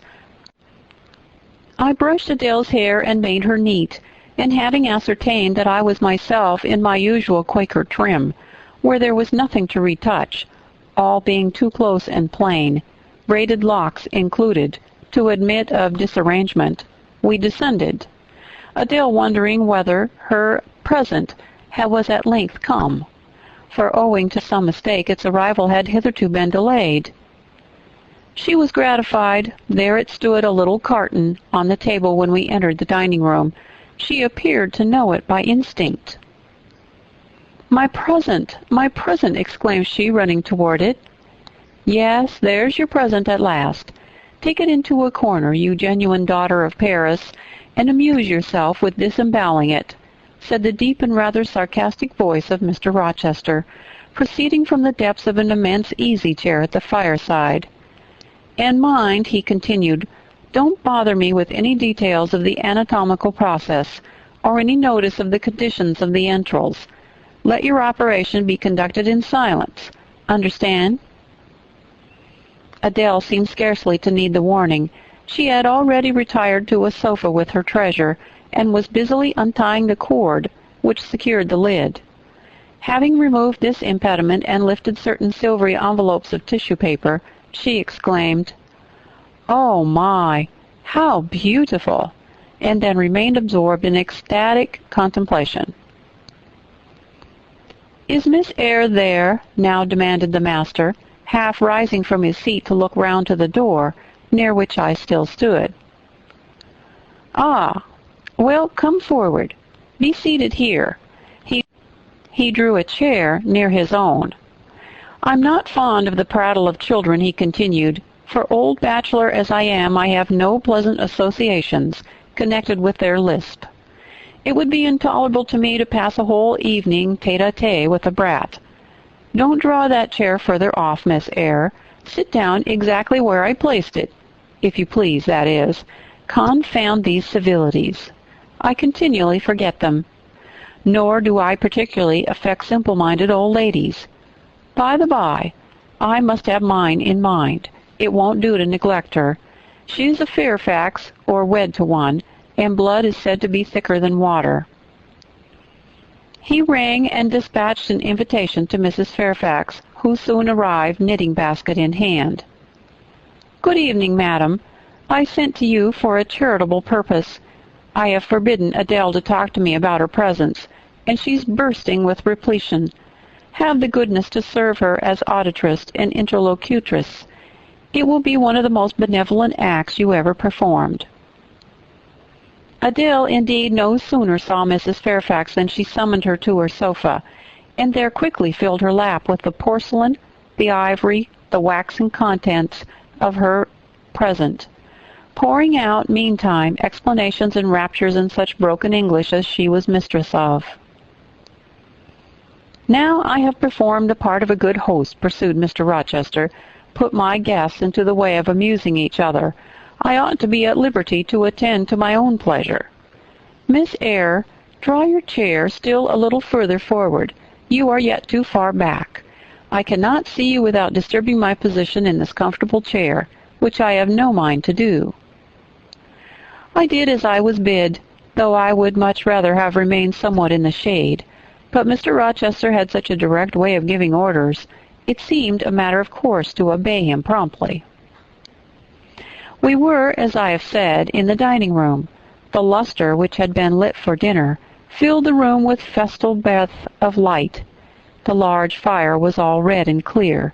The purple curtains hung rich and ample before the lofty window and loftier arch. Everything was still, save the subdued chat of Adele. She dared not speak loud, and filling up each pause, the beating of winter rain against the panes. Mr. Rochester, as he sat in his damask-covered chair, looked different to what I had seen him look before, not quite so stern, much less gloomy. There was a smile on his lips, and his eyes sparkled, whether with wine or not I am not sure, but I think it very probable. He was, in short, in his after-dinner mood, more expanded and genial, and also more self-indulgent than the frigid and rigid temper of the morning. Still he looked preciously grim, cushioning his massive head against the swelling back of his chair, and receiving the light of the fire on his granite-hewn features, and in his great dark eyes, for he had great dark eyes, and very fine eyes too, not without a certain change in their depth sometimes, which, if it was not softness, reminded you at least of that feeling. He had been looking 2 minutes at the fire, and I had been looking the same length of time at him, when turning suddenly he caught my gaze fastened on his physiognomy. "You examine me, Miss Eyre," said he. "Do you think me handsome?" I should, if I had deliberated, have replied to this question by something conventionally vague and polite, but the answer somehow slipped from my tongue before I was aware. "No, sir." "Ah, by my word, there is something singular about you," said he. "You have the air of a little nonnette, quaint, quiet, grave, and simple, as you sit with your hands before you and your eyes generally bent on the carpet, except, by the by, when they are directed piercingly to my face, as just now, for instance. And when one asks you a question, or makes a remark to you, which you are obliged to reply, you rap out a round rejoinder, which, if not blunt, is at least brusque. What do you mean by it?" "Sir, I was too plain. I beg your pardon. I ought to have replied that it was not easy to give an impromptu answer to a question about appearances, that tastes differ, that beauty is of little consequence, or something of that sort." "You ought to have replied no such thing. Beauty of little consequence, indeed. And so, under pretense of softening the previous outrage, of stroking and soothing me into placidity, you stick a sly penknife under my ear. Go on. What fault do you find with me, pray? I suppose I have all my limbs and all my features like any other man." "Mr. Rochester, allow me to disown my first answer. I intended no pointed repartee. It was only a blunder." "Just so. I think so, and you shall be answerable for it. Criticize me. Does my forehead not please you?" He lifted up the sable waves of hair which lay horizontally over his brow, and showed a solid enough mass of intellectual organs, but an abrupt deficiency where the suave sign of benevolence should have risen. "Now, ma'am, am I a fool?" "Far from it, sir. You would perhaps think me rude if I inquired in return whether you are a philanthropist." There again, another stick of the penknife when she pretended to pat my head, and that is because I said I did not like the society of children and old women, low be it spoken. "No, young lady, I am not a general philanthropist, but I bear a conscience." And he pointed to the prominences which are said to indicate that faculty, and which, fortunately for him, were sufficiently conspicuous, giving, indeed, a marked breadth to the upper part of his head. "And besides, I once had a kind of rude tenderness of heart. When I was as old as you, I was a feeling fellow enough, partial to the unfledged, unfostered, and unlucky. But fortune has knocked me about since. She has even kneaded me with her knuckles, and now I flatter myself I am hard and tough as an india-rubber ball. Pervious, though, through a chink or two still, and with one sentient point in the middle of the lump. Yes. Does that leave hope for me?" "Hope of what, sir?" "Of my final transformation from india-rubber back to flesh." Decidedly, he has had too much wine, I thought, and I did not know what answer to make to his queer question. How could I tell whether he was capable of being retransformed? "You look very much puzzled, Miss Eyre, and though you are not pretty any more than I am handsome, yet a puzzled air becomes you. Besides, it is convenient, for it keeps those searching eyes of yours away from my physiognomy, and busies them with the worsted flowers of the rug. So puzzle on. Young lady, I am disposed to be gregarious and communicative tonight." With this announcement he rose from his chair, and stood, leaning his arm on the marble mantelpiece.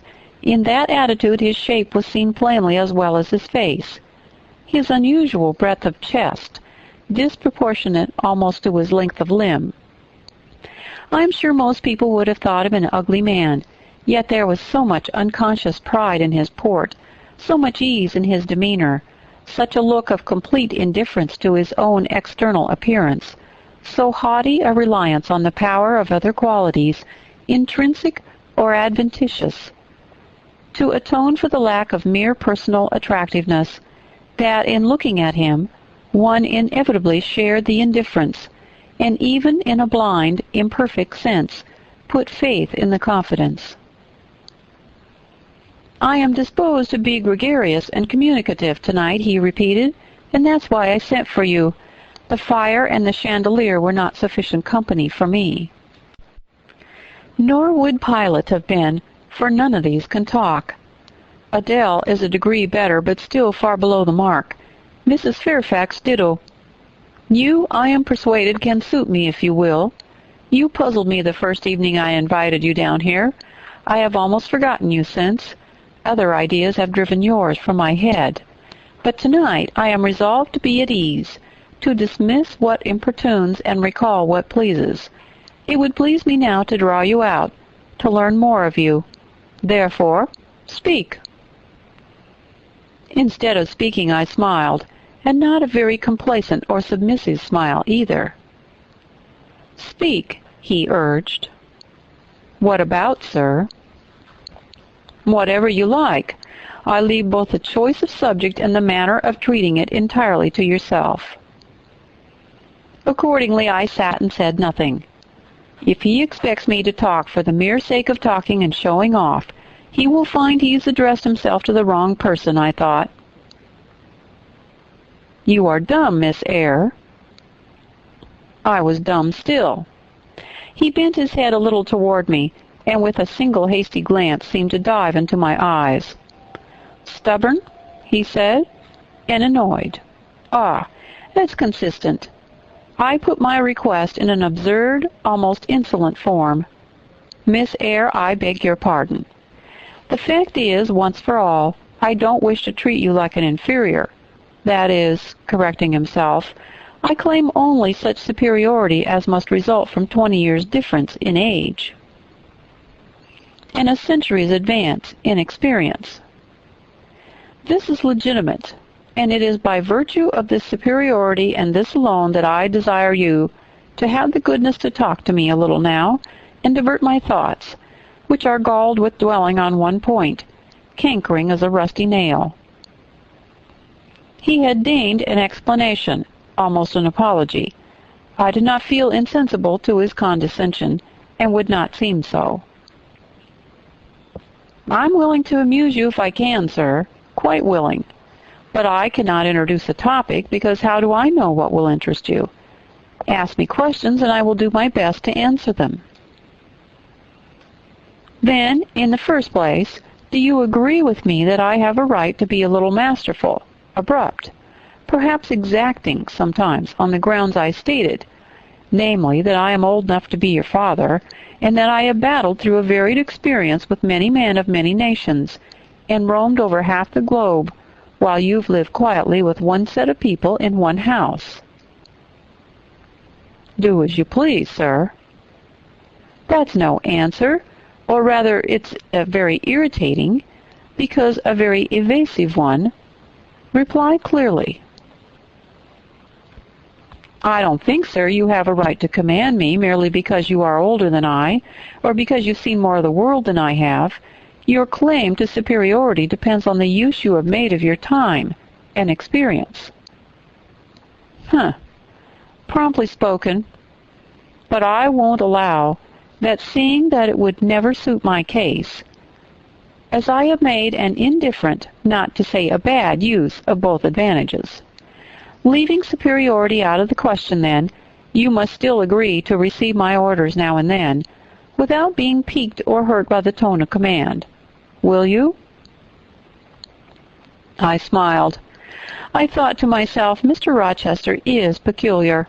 He seems to forget that he pays me £30 per annum for receiving his orders." "The smile is very well," said he, catching instantly the passing expression, "but speak, too." "I was thinking, sir, that very few masters would trouble themselves to inquire whether or not their paid subordinates were piqued and hurt by their orders." "Paid subordinates? What, are you my paid subordinate, are you?" "Oh, yes, I had forgotten the salary. Well, then, on that mercenary ground, will you agree to let me hector a little?" "No, sir, not on that ground, but on the ground that you did forget it, and that you care whether or not a dependent is comfortable in his dependency, I agree heartily." "And will you consent to dispense with a great many conventional forms and phrases without thinking that the omission arises from insolence?" "I'm sure, sir, I should never mistake informality for insolence. One I rather like, the other nothing free-born would submit to, even for a salary." "Humbug! Most things free-born will submit to anything for a salary. Therefore, keep to yourself, and don't venture on generalities of which you are intensely ignorant. However, I mentally shake hands with you for your answer, despite its inaccuracy, and as much for the manner in which it was said as for the substance of the speech. The manner was frank and sincere. One does not often see such a manner. No, on the contrary, affectation or coldness or stupid coarse-minded misapprehension of one's meaning are the usual rewards of candor. Not 3 in 3,000 raw schoolgirl governesses would have answered me as you have just done. But I don't mean to flatter you. If you are cast in a different mold to the majority, it's no merit of yours. Nature did it. And then, after all, I go too fast in my conclusions. For what I yet know, you may be no better than the rest. You may have intolerable defects to counterbalance your few good points. And so may you, I thought. My eye met his as the idea crossed my mind. He seemed to read the glance, answering as if its import had been spoken, as well as imagined. "Yes, yes, you are right," said he. "I have plenty of faults of my own. I know it, and I don't wish to palliate them, I assure you. God wot I need not be too severe about others. I have a past existence, a series of deeds, a color of life to contemplate within my own breast, which might well call my sneers and censures from my neighbors to myself. I started, or rather, for like other defaulters, I like to lay half the blame on ill fortune and adverse circumstances, was thrust on to a wrong tack at the age of 21, and I've never recovered the right course since. But I might have been very different. I might have been as good as you, wiser, almost as stainless. I envy you your peace of mind, your clean conscience, your unpolluted memory. Little girl, a memory without blot or contamination must be an exquisite treasure, an inexhaustible source of pure refreshment, is it not? How was your memory when you were 18, sir? All right, then, limpid, salubrious. No gush of bilge water had turned it to fetid puddle. I was your equal at 18, quite your equal. Nature meant me to be, on the whole, a good man, Miss Eyre, one of the better end, and you see I am not so. You would say you don't see it. At least I flatter myself I read as much in your eye.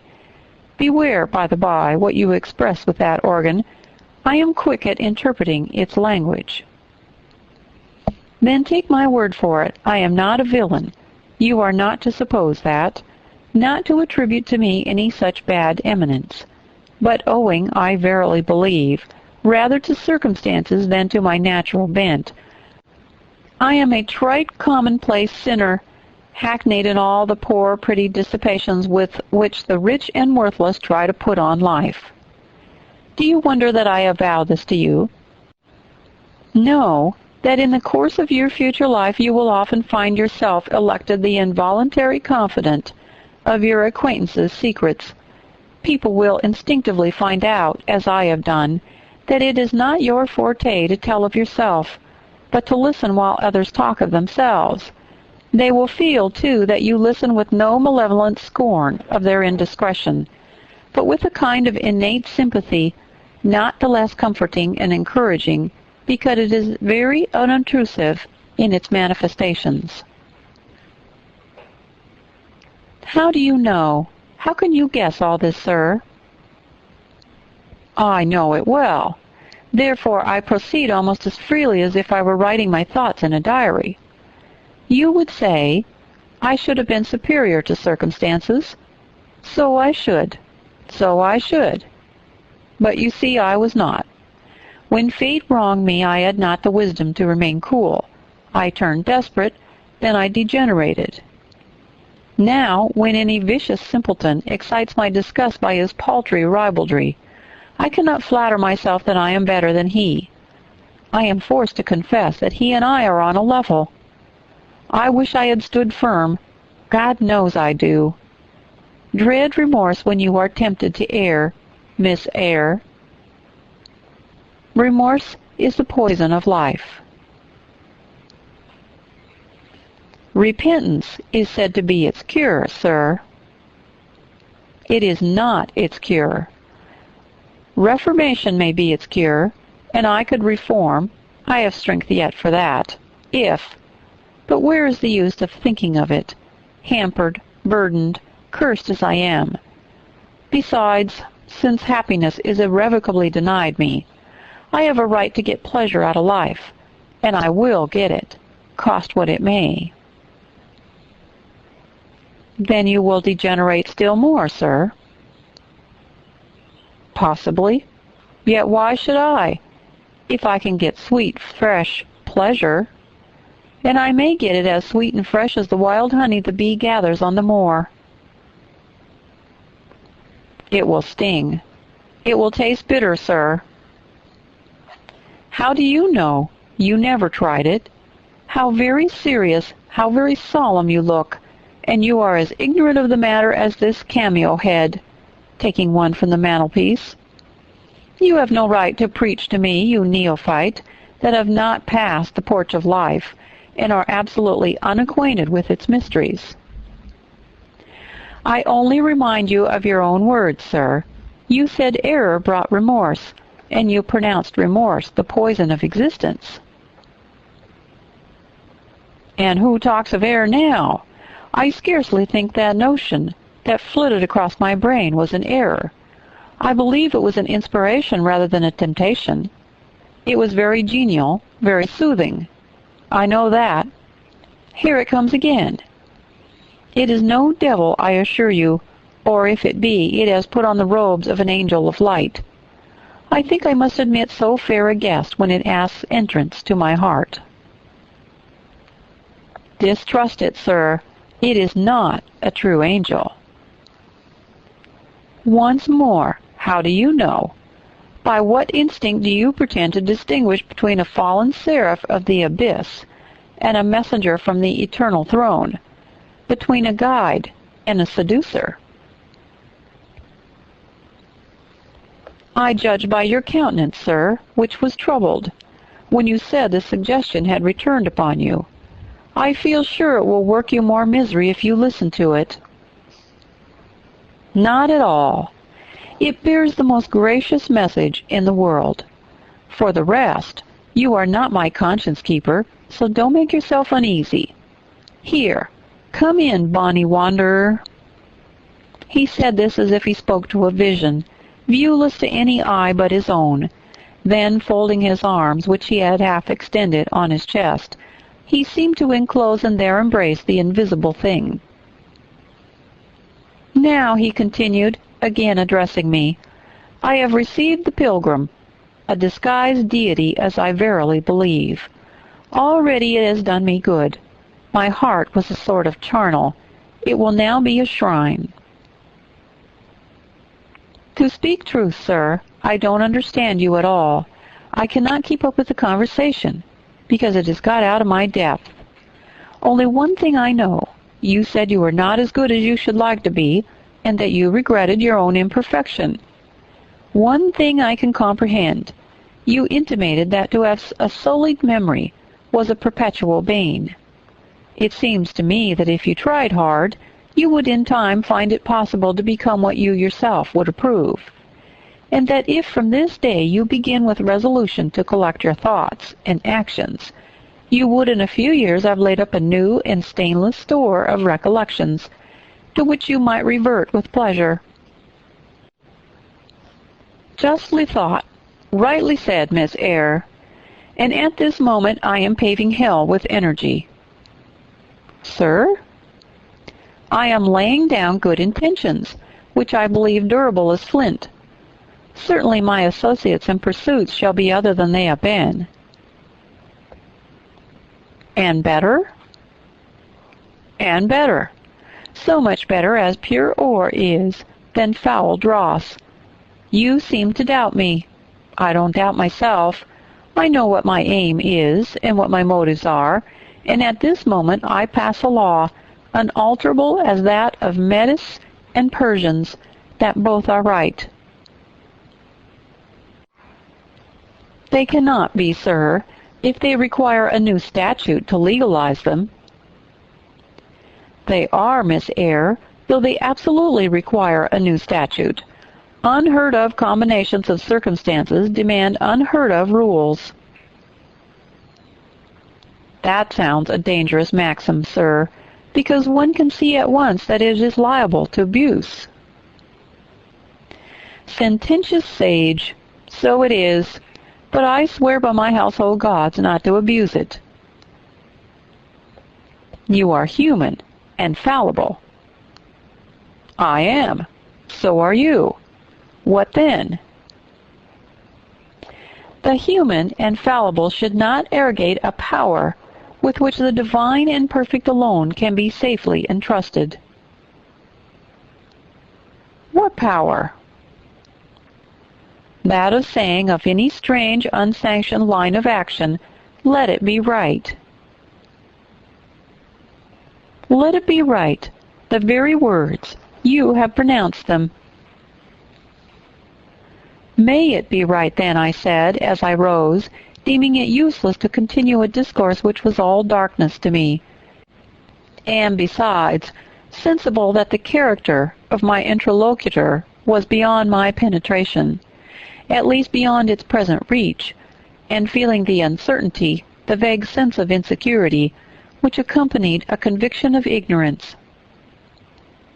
Where are you going? To put Adele to bed. It's past her bedtime. You are afraid of me, because I talk like a sphinx. Your language is enigmatical, sir, but though I am bewildered, I am certainly not afraid. You are afraid. Your self-love dreads a blunder. In that sense, I do feel apprehensive. I have no wish to talk nonsense. If you did, it would be in such a grave, quiet manner, I should mistake it for sense.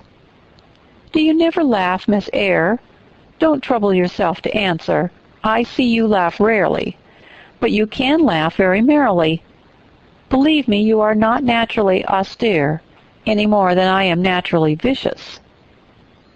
The low-wood constraint still clings to you somewhat, controlling your features, muffling your voice, and restricting your limbs, and you fear in the presence of a man and a brother, or master, or father, or what you will, to smile too gaily, speak too freely, or move too quickly. But in time I think you will learn to be natural with me, as I find it impossible to be conventional with you. And then your looks and movements will have more vivacity and variety than they dare offer now. I see at intervals the glance of a curious sort of bird through the close-set bars of a cage. A vivid, restless, resolute captive is there. Were it but free, it would soar cloud high. You are still bent on going? It has struck 9, sir. Never mind, wait a minute. Adele is not ready to go to bed yet. My position, Miss Eyre, with my back to the fire and my face to the room, favors observation. While talking to you, I have also occasionally watched Adele. I have my own reasons for thinking her a curious study, reasons that I may, nay, that I shall, impart to you some day. She pulled out of her box about 10 minutes ago a little pink silk frock. Rapture lit her face as she unfolded it. Coquetry runs in her blood, blends with her brains, and seasons the marrow of her bones. She rushed out of the room. She is now with Sophie undergoing a robing process. In a few minutes she will re-enter, and I know what I shall see. A miniature of Celine Varens as she used to appear on the boards. But never mind that. However, my tenderest feelings are about to receive a shock, such as is my presentiment. Stay now to see whether it will be realized. Ere long, Adele's little foot was heard tripping across the hall. She entered, transformed as her guardian had predicted. A dress of rose-colored satin, very short and as full in the skirt as it could be gathered, replaced the brown frock she had previously worn. A wreath of rosebuds circled her forehead. Her feet were dressed in silk stockings and small white satin sandals. Spreading out her dress, she chassed across the room, till having reached Mr. Rochester, she wheeled lightly round before him on tiptoe, and dropped on one knee at his feet. I have been green too, Miss Eyre, I, grass green. Not a more vernal tint freshens you now than once freshened me. My spring is gone, however, and it has left me that French floweret on my hands, which in some moods I would fain be rid of, not valuing now the root whence it sprang, having found that it was a sort which nothing but gold dust could manure.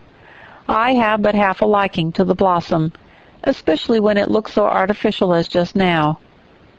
I keep it and rear it rather on the Roman Catholic principle of expiating numerous sins, great or small, by one good work. I'll explain all this some day. Good night. Chapter 15. Mr. Rochester did, on a future occasion, explain it. It was one afternoon when he chanced to meet me and Adele in the grounds, and while she played with Pilot and her shuttlecock, he asked me to walk up and down a long beech avenue within sight of her. He then said she was the daughter of a French opera dancer, Celine Varens, toward whom he had once cherished what he called a grand passion. This passion Celine had professed to return with even superior ardor.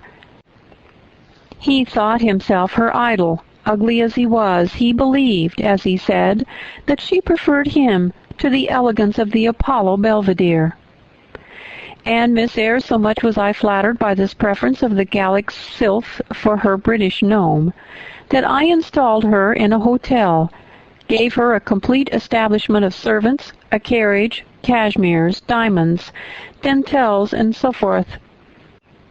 In short, I began the process of ruining myself in the received style, like any other spoony. I had not, it seems, the originality to chalk out a new road to shame and destruction, but trod the old track with stupid exactness not to deviate an inch from the beaten center. I had, as I deserved to have, the fate of all other spoonies. Happening to call one evening when Celine did not expect me, I found her out, but it was a warm night, and I was tired with strolling through Paris, so I sat down in her boudoir, happy to breathe the air consecrated so lately by her presence. No, I exaggerate. I never thought there was any consecrating virtue about her. It was rather a sort of pastille perfume she had left, a scent of musk and amber, that an odor of sanctity. I was just beginning to stifle with the fumes of conservatory flowers and sprinkled essences, when I bethought myself to open the window and step out onto the balcony. It was moonlight and gaslight besides, and very still and serene. The balcony was furnished with a chair or two. I sat down, took out a cigar, I will take one now, if you will excuse me." Here ensued a pause, filled up by the producing and lighting of a cigar. Having placed it to his lips and breathed the trail of Havana incense on the freezing and sunless air, he went on. "I liked bonbons, too, in those days, Miss Eyre. And I was croquant. Overlook the barbarism.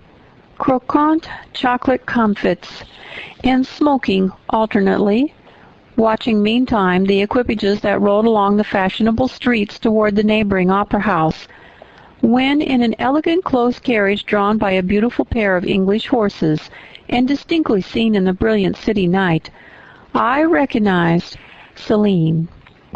She was returning, of course. My heart thumped with impatience against the iron rails I leaned upon.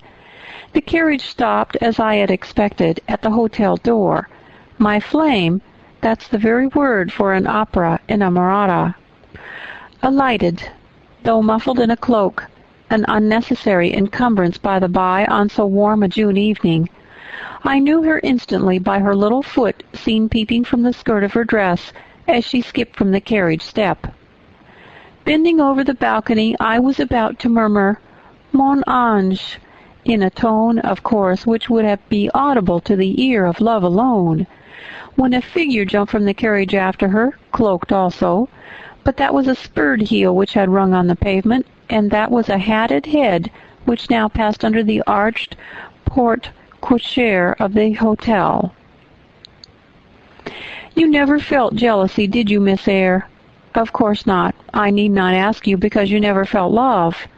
You have both sentiments yet to experience. Your soul sleeps. The shock is yet to be given which shall waken it. You think all existence lapses in a quiet flow as that in which your youth has hitherto slid away.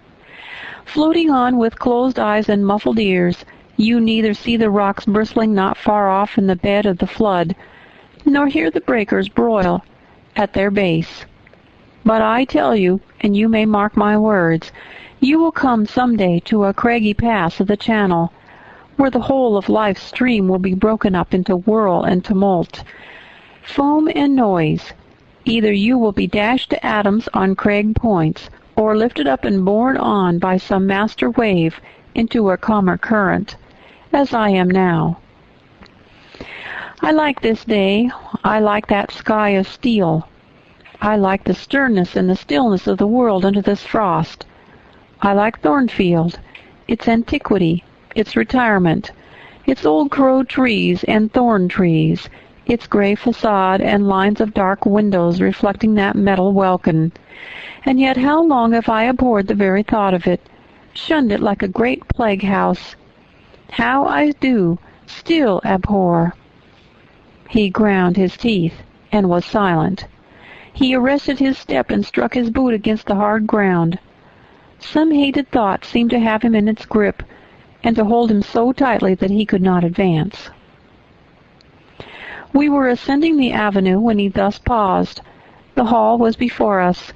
Lifting his eye to its battlements, he cast over them a glare such as I never saw before or since.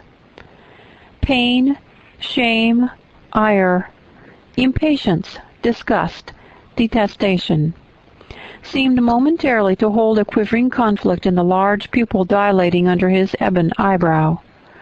Wild was the wrestle which should be paramount, but another feeling rose and triumphed, something hard and cynical, self-willed and resolute. It settled his passion and petrified his countenance. He went on. "During the moment I was silent, Miss Eyre, I was arranging a point with my destiny. She stood there by that beech trunk, a hag like one of those who appeared to Macbeth on the heath of Forres. 'You like Thornfield,' she said, lifting her finger, and then she wrote in the air a memento, which ran in lurid hieroglyphics all along the house front, between the upper and lower row of windows. 'Like it if you can. Like it if you dare.' 'I will like it,' said I. 'I dare like it.' And he subjoined moodily, 'I will keep my word. I will break obstacles to happiness, to goodness, Yes, goodness, I wish to be a better man than I have been, than I am. As Job's Leviathan broke the spear, the dart, and the habergeon, hindrances which others count as iron and brass, I will esteem but straw and rotten wood. Adele here ran before him with her shuttlecock. "Away!" he cried harshly. "Keep at a distance, child, or go in to Sophie." Continuing then to pursue his walk in silence, I ventured to recall him to the point whence he had abruptly diverged. "Did you leave the balcony, sir?" I asked, when Mademoiselle Varens entered. I almost expected a rebuff for this hardly well-timed question, but on the contrary, walking out of his scowling abstraction, he turned his eyes towards me, and the shade seemed to clear off his brow. "Oh, I had forgotten Céline." Well, to resume, when I saw my charmer thus come in accompanied by a cavalier, I seemed to hear a hiss, and the green snake of jealousy, rising on undulating coils from the moonlit balcony, glided within my waistcoat and ate its way in 2 minutes to my heart's core. "Strange," he exclaimed, suddenly starting again from the point. "Strange that I should choose you for the confidant of all this, young lady. Passing strange that you should listen to me quietly, as if it were the most usual thing in the world for a man like me to tell stories of his opera mistress to a quaint, inexperienced girl like you. But the last singularity explains the first, as I intimated once before. You, with your gravity, considerateness, and caution, were made to be the recipient of secrets. Besides, I know what sort of mind I have placed in communication with my own. I know it is not one liable to take infection. It is a peculiar mind. It's a unique one. Happily, I do not mean to harm it, but if I did, it would not take harm from me. The more you and I converse, the better, for while I cannot blight you, you may refresh me." After this digression, he proceeded. I remained in the balcony. They will come to her boudoir, no doubt, thought I. Let me prepare an ambush. So, putting my hand through the open window, I drew the curtain over it, leaving only an opening through which I could take observations. Then I closed the casement, all but a chink just wide enough to furnish an outlet to lovers' whispered vows. Then I stole back to my chair, and as I resumed it, the pair came in. My eye was quickly at the aperture. Céline's chambermaid entered, lit a lamp, left it on the table, and withdrew. The couple were thus revealed to me clearly. Both removed their cloaks, and there was the Varens, shining in satin and jewels, my gifts, of course. And there was her companion in an officer's uniform, and I knew him for a young roux of a vicomte, a brainless and vicious youth whom I had sometimes met in society, and had never thought of hating because I despised him so absolutely. On recognizing him, the fang of the snake, jealousy, was instantly broken, because at the same moment my love for Céline sank under an extinguisher. A woman who could betray me for such a rival was not worth contending for. She deserved only scorn, less, however, than I, who had been her dupe. They began to talk. Their conversation eased me completely. Frivolous, mercenary, heartless, and senseless, it was rather calculated to weary than enrage a listener. A card of mine lay on the table. This being perceived, brought my name under discussion. Neither of them possessed energy or wit to belabor me soundly, but they insulted me as coarsely as they could in their little way, especially Céline, who even waxed rather brilliant on my personal defects, deformities she termed them. Now it had been her custom to launch out into fervent admiration of what she called my beautiful maleness, wherein she differed diametrically from you, who told me point-blank, at the second interview, that you did not think me handsome. The contrast struck me at the time, and Adele here came running up again.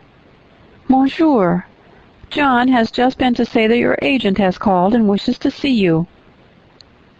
Ah, in that case I must abridge.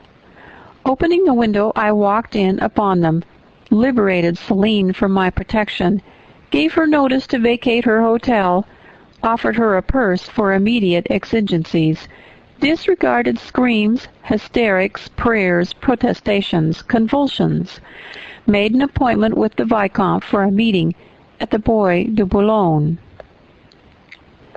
Next morning I had the pleasure of encountering him, left a bullet in one of his poor, etiolated arms, feeble as the wing of a chicken in the pip, and then thought I had done with the whole crew. But unluckily, the Baron, 6 months before, had given me Adele, who she affirmed was my daughter. And perhaps she may be, though I see no proofs of such grim paternity written in her countenance. Pilot is more like me than she. Some years after I had broken with the mother, she abandoned her child and ran away to Italy with the musician or singer. I acknowledge no natural claim on Adele's part to be supported by me. Nor do I now acknowledge any, for I am not her father, but hearing that she was quite destitute, I even took the poor thing out of the slime and mud of Paris and transplanted it here, to grow up clean in the wholesome soil of an English country garden. Mrs. Fairfax found you to train it, but now you know that it is the illegitimate offspring of a French opera girl. You will perhaps think differently of your post and protégé. You will be coming to me some day with notice that you have found another place, that you beg me to look out for a new governess and so forth, eh? No. Adele is not answerable for either her mother's faults or yours. I have a regard for her, and now that I know she is, in a sense, parentless, forsaken by her mother and disowned by you, sir, I shall cling closer to her than before. How could I possibly prefer the spoiled pet of a wealthy family, who would hate her governess as a nuisance, to a lonely little orphan who leans toward her as a friend? Oh, that's the light in which you view it. Well, I must go in now, and you too. It darkens. But I stayed out a few minutes longer with Adele and Pilot, ran a race with her, and played a game of battledore and shuttlecock. When we went in and I had removed her bonnet and coat, I took her on my knee, kept her there an hour, allowing her to prattle as she liked, not rebuking even some little freedoms and trivialities into which she was apt to stray when much noticed, and which betrayed in her a superficiality of character, inherited probably from her mother, hardly congenial to an English mind. Still she had her merits, and I was disposed to appreciate all that was good in her to the utmost. I sought in her countenance and features a likeness to Mr. Rochester, but found none. No trait, no turn of expression announced relationship. It was a pity. If she could have been proved to resemble him, he would have thought more of her. It was not till after I had withdrawn to my own chamber for the night that I steadily reviewed the tale Mr. Rochester had told me. As he had said, there was probably nothing at all extraordinary in the substance of the narrative itself. A wealthy Englishman's passion for a French dancer, and her treachery to him, were everyday matters enough, no doubt, in society, but there was something decidedly strange in the paroxysm of emotion which had suddenly seized him, when he was in the act of expressing the present contentment of his mood, and his newly revived pleasure in the old hall and its environs. I meditated wonderingly on this incident, but gradually quitting it as I found it for the present inexplicable, I turned to the consideration of my master's manner to myself. The confidence he had thought fit to repose in me seemed a tribute to my discretion. I regarded and accepted it as such. His deportment had now, for some weeks, been more uniform toward me than at the first. I never seemed in his way. He did not take fits of chilling hauteur. When he met me unexpectedly, the encounter seemed welcome. He had always a word and sometimes a smile for me, when summoned by formal invitation to his presence, I was honored by a cordiality of reception that made me feel I really possessed the power to amuse him, and that these evening conferences were sought as much for his pleasure as for my benefit. I indeed talked comparatively little, but I heard him talk with relish. It was his nature to be communicative. He liked to open to a mind unacquainted with the world glimpses of its scenes and ways. I do not mean its corrupt scenes and wicked ways, but such as derived their interest from the great scale on which they were acted, the strange novelty by which they were characterized. And I had a keen delight in receiving the new ideas he offered, in imagining the new pictures he portrayed, or followed him in thought through the new regions he disclosed, never startled or troubled by one noxious illusion. The ease of his manner freed me from painful restraint. The friendly frankness, as correct as cordial, with which he treated me, drew me to him. I felt at times as if he were my relation rather than my master, yet he was imperious sometimes still. But I did not mind that. I saw it was his way.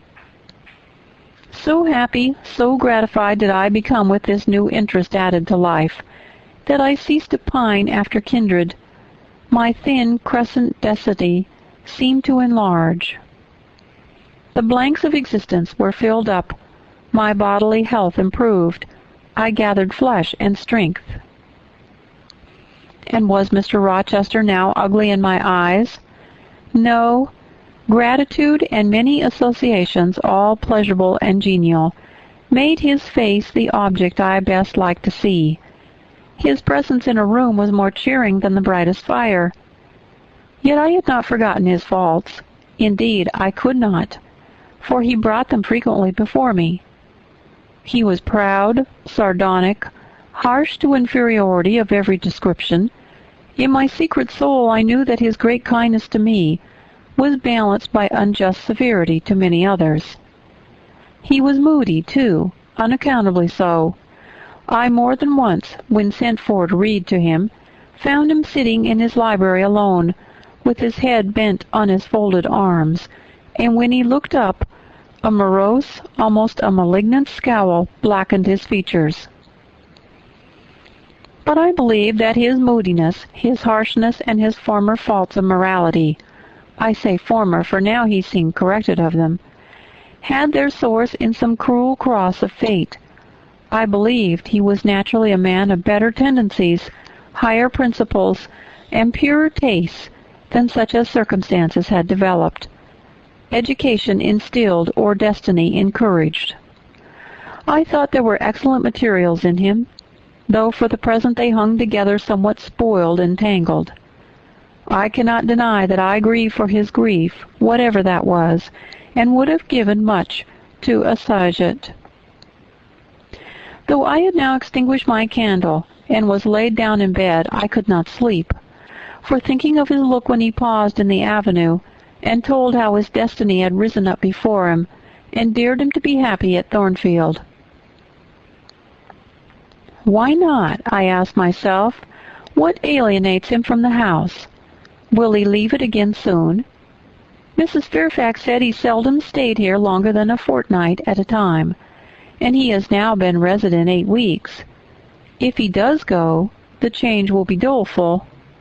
Suppose he should be absent spring, summer, and autumn, how joyless sunshine and fine days will seem.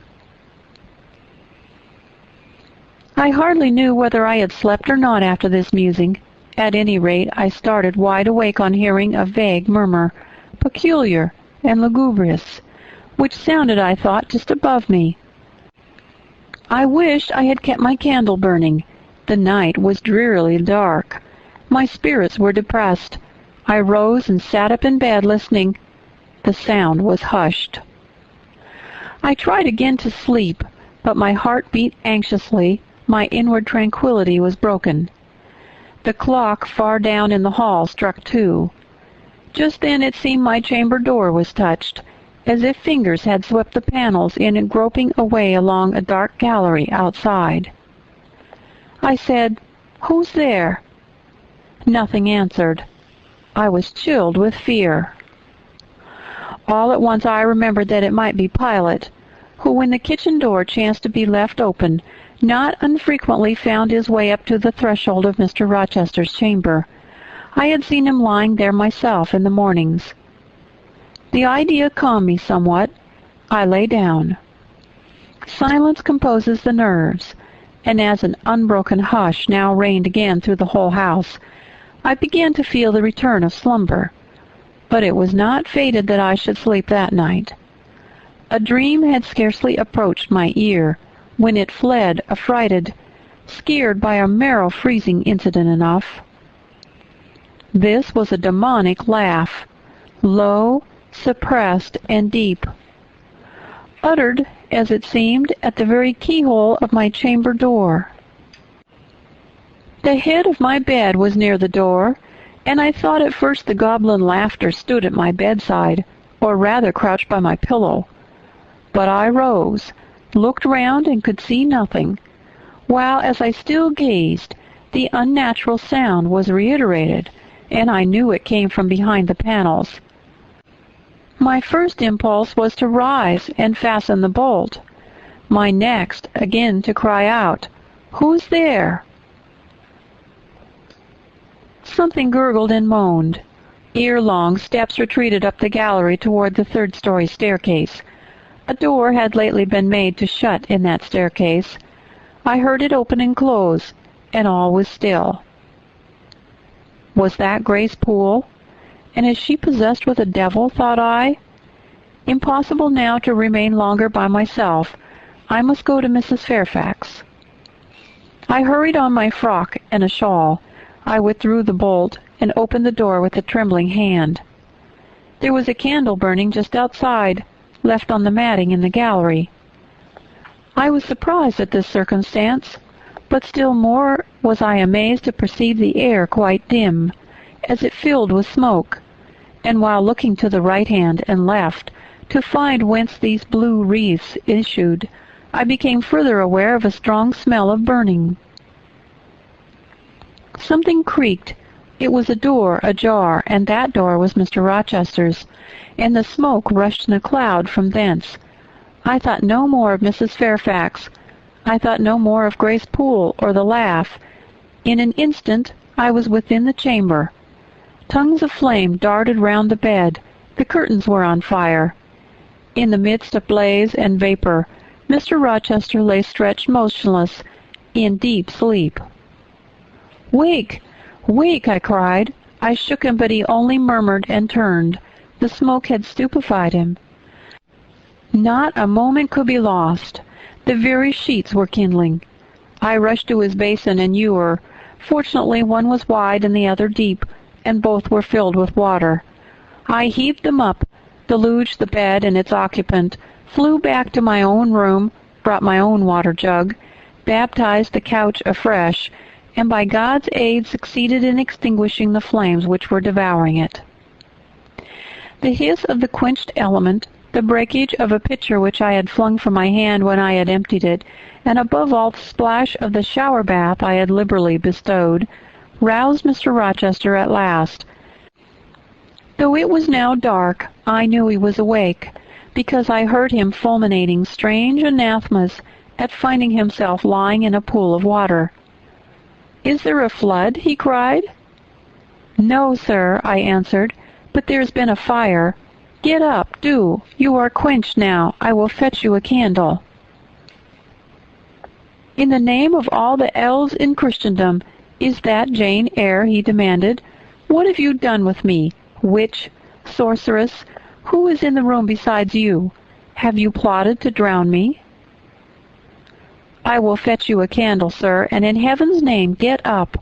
Somebody has plotted something. You cannot too soon find out who and what it is." "There, I'm up now, but at your peril you fetch a candle yet. Wait 2 minutes till I get into some dry garments, if any dry there be. Yes, here's my dressing-gown. Now run." I did run. I brought the candle which still remained in the gallery. He took it from my hand, held it up, and surveyed the bed. all blackened and scorched, the sheets drenched, the carpet round swimming in water. "What is it? And who did it?" he asked. I briefly related to him what had transpired, the strange laugh I had heard in the gallery, the step ascending to the third story, the smoke, the smell of fire which had conducted me to his room, in what state I had found matters there, and how I had deluged him with all the water I could lay hands on. He listened very gravely. His face, as I went on, expressed more concern than astonishment, but he did not immediately speak when I had concluded. "Shall I call Mrs. Fairfax?" I asked. "Mrs. Fairfax? No. What the deuce would you call her for? What can she do? Let her sleep unmolested." "Then I will fetch Lee and wake John and his wife." "Not at all. Just be still. You have a shawl on? If you are not warm enough, you may take my cloak yonder. Wrap it about you and sit down in the armchair. There, I will put it on. Now place your feet on the stool to keep them out of the wet. I'm going to leave you a few minutes. I shall take the candle. Remain where you are till I return. Be as still as a mouse. I must pay a visit to the second story. Don't move, remember, or call anyone." He went. I watched the light withdraw. He passed up the gallery very softly, unclosed the staircase door with as little noise as possible, shut it after him, and the last ray vanished. I was left in total darkness. I listened for some noise, but heard nothing. A very long time elapsed. I grew weary. It was cold in spite of the cloak, and then I did not see the use of staying, as I was not to rouse the house. I was on the point of risking Mr. Rochester's displeasure by disobeying his orders, when the light once more gleamed dimly on the gallery wall, and I heard his unshod feet tread the matting. I hope it's he, thought I, and not something worse. He re-entered, pale and very gloomy. "I have found it all out," said he, setting his candle down on the washstand. "It is as I thought." "How, sir?"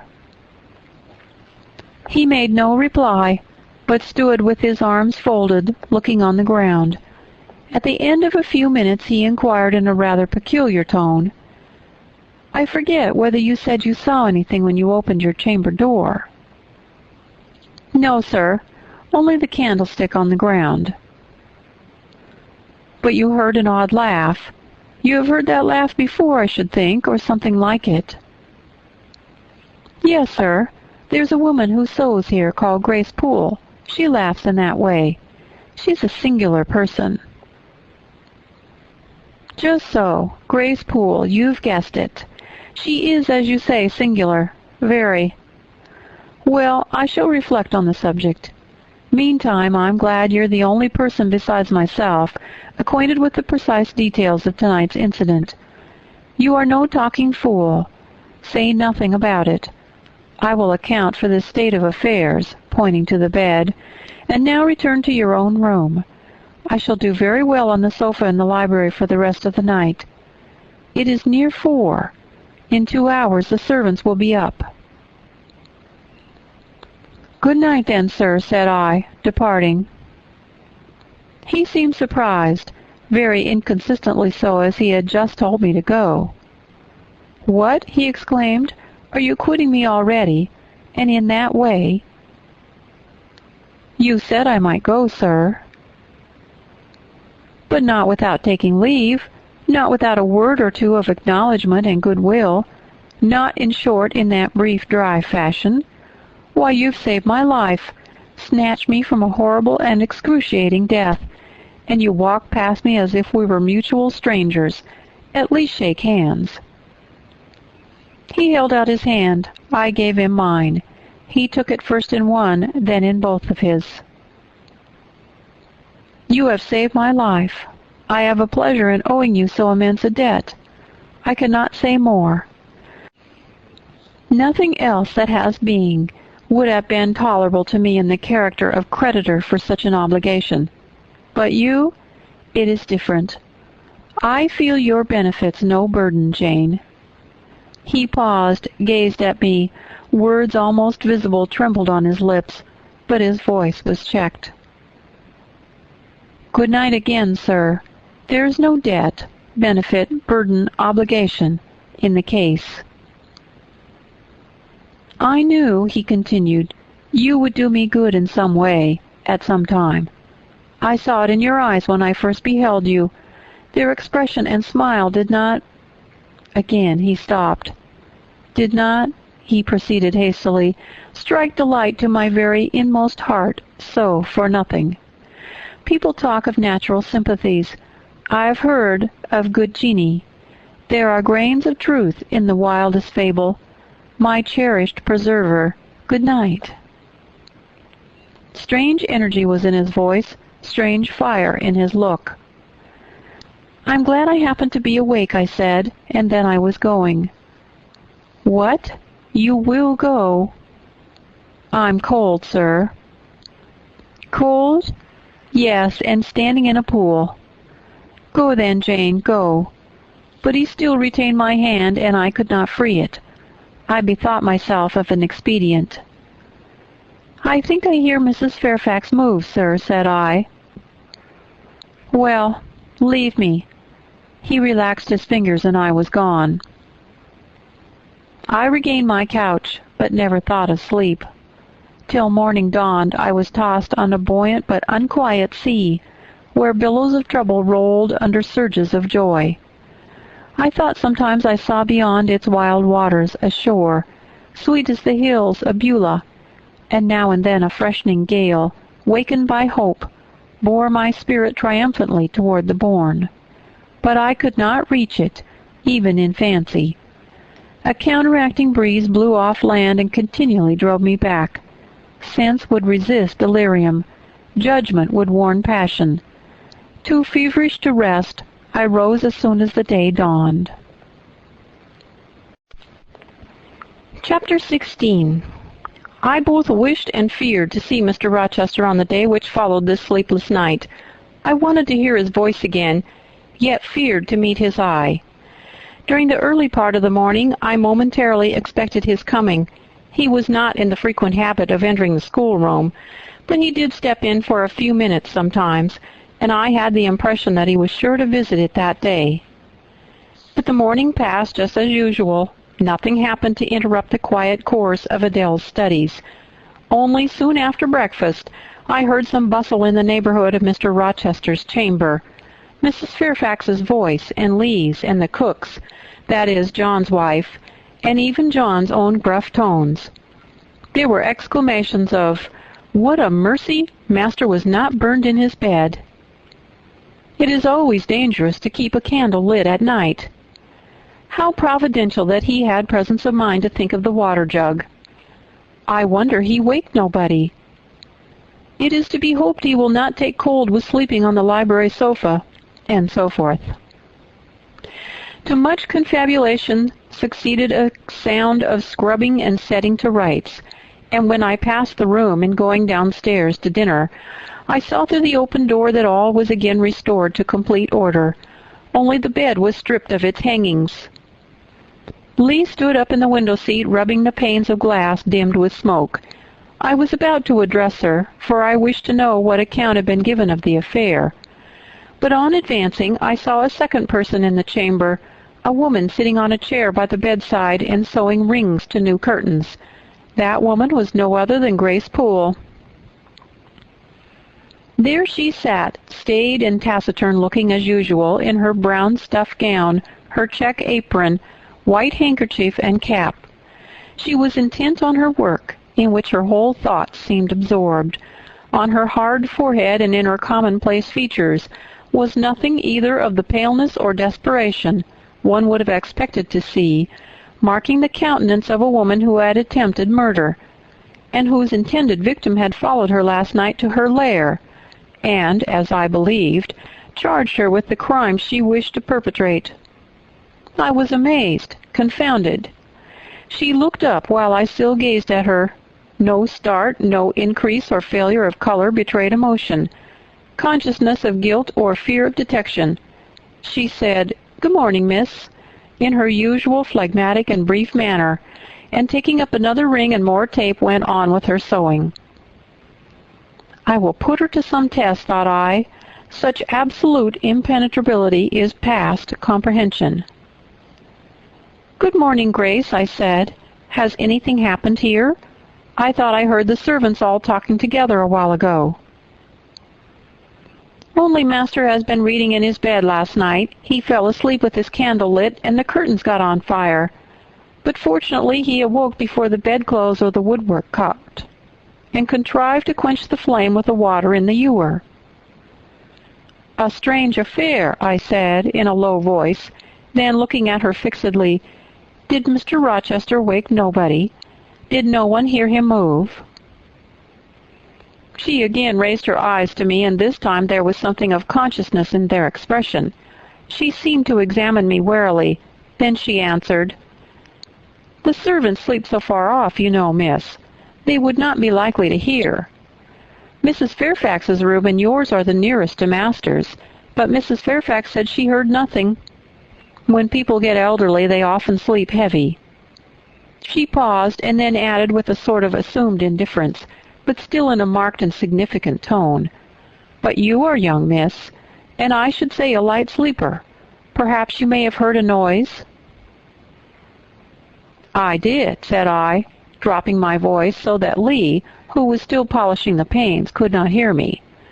"And at first I thought it was Pilot, but Pilot cannot laugh, and I'm certain I heard a laugh, and a strange one." She took a new needleful of thread, waxed it carefully, threaded her needle with a steady hand, and then observed, with perfect composure, "It is hardly likely master would laugh, I should think, miss, when he was in such danger. You must have been dreaming." "I was not dreaming," I said, with some warmth, for her brazen coolness provoked me. Again she looked at me, and with the same scrutinizing and conscious eye. "Have you told master that you heard a laugh?" she inquired. "I have not had the opportunity of speaking to him this morning." "You did not think of opening your door and looking out into the gallery?" she further asked. She appeared to be cross-questioning me, attempting to draw from me information unawares. The idea struck me that if she discovered I knew or suspected her guilt, she would be playing off some of her malignant pranks on me. I thought it advisable to be on my guard. "On the contrary," said I bolted my door. "Then you are not in the habit of bolting your door every night before you get into bed?" Fiend, she wants to know my habits that she may lay her plans accordingly. Indignation again prevailed over prudence. I replied sharply, "Hitherto I have often omitted to fasten the bolt. I did not think it necessary. I was not aware any danger or annoyance was to be dreaded at Thornfield Hall, but in future," and I laid marked stress on the words, "I shall take good care to make all secure before I venture to lie down." "It will be wise so to do," was her answer. "This neighborhood is as quiet as any I know, and I never heard of the hall being attempted by robbers since it was a house. Though there are hundreds of pounds worth of plate in the plate closet, as is well known. And you see, for such a large house, there are very few servants, because master has never lived here much, and when he does come, being a bachelor, he needs little waiting on. But I always think it best to err on the safe side. A door is soon fastened, and it is as well to have a drawn bolt between one and any mischief that may be about. A deal of people, miss, are for trusting all to Providence, but I say Providence will not dispense with the means, though he often blesses them when they are used discreetly." And here she closed her harangue, a long one for her, and uttered with the demureness of a Quakeress. I still stood, absolutely dumbfounded at what appeared to me her miraculous self-possession and most inscrutable hypocrisy, when the cook entered. "Mrs. Poole," said she, addressing Grace, "the servants' dinner will soon be ready. Will you come down?" "No, Just put my pint of porter and a bit of pudding on a tray, and I'll carry it upstairs." "You'll have some meat?" "Just a morsel, and a taste of cheese, that's all." "And the sago?" "Never mind it at present. I shall be coming down before tea time. I'll make it myself." The cook here turned to me, saying that Mrs. Fairfax was waiting for me, so I departed. I hardly heard Mrs. Fairfax's account of the curtain conflagration during dinner, so much was I occupied in puzzling my brains over the enigmatical character of Grace Poole, and still more in pondering the problem of her position at Thornfield, in questioning why she had not been given into custody that morning, or at the very least dismissed from her master's service. He had almost as much as declared his conviction of her criminality last night. What mysterious cause withheld him from accusing her? Why had he enjoined me, too, to secrecy? It was strange. A bold, vindictive, and haughty gentleman seemed somehow in the power of one of the meanest of his dependents. So much in her power that even when she lifted her hand against his life, he dared not openly charge her with the attempt, much less punish her for it. Had Grace been young and handsome, I should have been tempted to think that tenderer feelings than prudence or fear influenced Mr. Rochester in her behalf. But hard-favored and matronly as she was, the idea could not be admitted. Yet, I reflected, she has been young once. Her youth would be contemporary with her master's. Mrs. Fairfax told me once she had lived here many years. I don't think she can ever have been pretty, but for aught I know, she may possess originality and strength of character to compensate for the want of personal advantages. Mr. Rochester is an amateur of the decided and eccentric. Grace is eccentric, at least. What if a former caprice, a freak very possible to a nature so sudden and headstrong as his, has delivered him into her power, and she now exercises over his actions a secret influence, the result of his own indiscretion, which he cannot shake off and dare not disregard. But having reached this point of conjecture, Mrs. Poole's square, flat figure and uncomely, dry, even coarse face recurred so distinctly to my mind's eye, and I thought, no, impossible. My supposition cannot be correct. Yet, suggested the secret voice which talks to us in our hearts, you are not beautiful either, and perhaps Mr. Rochester approves you. At any rate, you have often felt as if he did, and last night, remember his words, remember his look, remember his voice. I well remembered all. Language, glance, and tone seemed at the moment vividly renewed. I was now in the schoolroom. Adele was drawing. I bent over her and directed her pencil. She looked up with a sort of start. "What is it, mademoiselle?" said she. "You are trembling, and your face is so red." "I am hot," Adele was stooping. She went on sketching. I went on thinking. I hastened to drive from my mind the hateful notion I had been conceiving respecting Grace Poole. It disgusted me. I compared myself with her and found we were different. Bessie Leaven had said I was quite a lady, and she spoke the truth. I was a lady. And now I looked much better than I did when Bessie saw me. I had more color and more flesh, more life, more vivacity, because I had brighter hopes and keener enjoyments. "Evening approaches," said I, as I looked toward the window. "I have never heard Mr. Rochester's voice or step in the house today, but surely I shall see him before night. I feared the meeting in the morning. Now I desire it, because expectation has been so long baffled that it is grown impatient." When dusk actually closed, and when Adele left me to go and play in the nursery with Sophie, I did most keenly desire it. I listened for the bell to ring below. I listened for Lee coming up with a message. I fancied sometimes I heard Mr. Rochester's own tread. and I turned to the door, expecting it to open and admit him. The door remained shut. Darkness only came in through the window. Still, it was not late. He often sent for me at 7 and 8 o'clock, and it was yet but 6.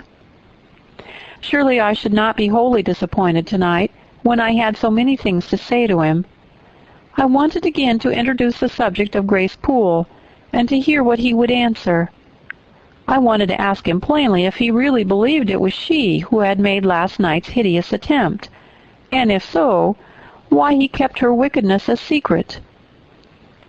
It little mattered whether my curiosity irritated him. I knew the pleasure of vexing and soothing him by turns. It was one I chiefly delighted in, and a sure instinct always prevented me from going too far. Beyond the verge of provocation I never ventured. On the extreme brink I liked well to try my skill.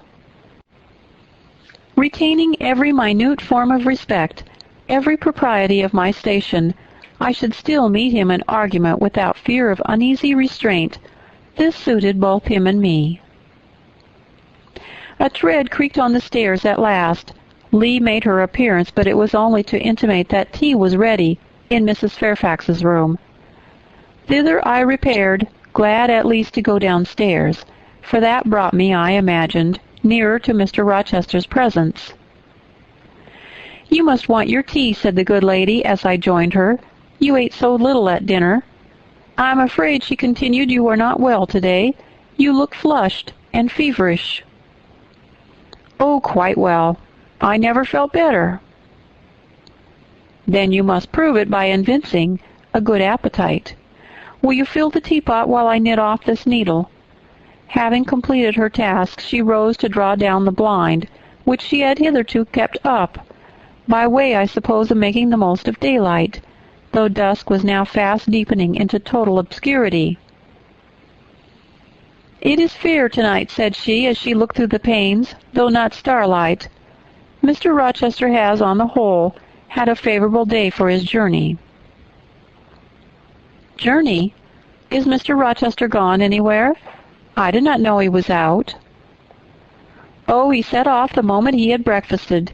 He's gone to the Lees, Mr. Eshton's place, 10 miles on the other side of Millcote. I believe there's quite a party assembled there. Lord Ingram, Sir George Lynn, Colonel Dent, and others." "Do you expect him back tonight?" "No, nor tomorrow either. I should think he's very likely to stay a week or more. When these fine, fashionable people get together, they are so surrounded by elegance and gaiety, so well provided with all that can please and entertain, they are in no hurry to separate. Gentlemen especially are often in request on such occasions, and Mr. Rochester is so talented and so lively in society that I believe he's a general favorite. The ladies are very fond of him, though you would not think his appearance calculated to recommend him particularly in their eyes. But I suppose his acquirements and abilities, perhaps his wealth and good blood, make amends for any little fault of look." "Are there ladies at the Lees?" "There are Mrs. Eshton and her 3 daughters, very elegant young ladies indeed. And there are the Honorable Blanche and Mary Ingram, most beautiful woman, I suppose.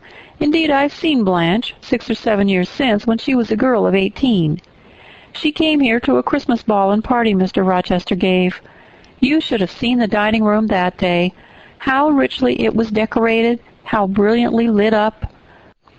I should think there were 50 ladies and gentlemen present, all of the first county families, and Miss Ingram was considered the belle of the evening." "You saw her, you say, Mrs. Fairfax? What was she like?" "Yes, I saw her. The dining-room doors were thrown open, and as it was Christmas time, the servants were allowed to assemble in the hall to hear some of the ladies sing and play. Mr. Rochester would have me to come in, and I sat down in a quiet corner and watched them. I never saw a more splendid scene.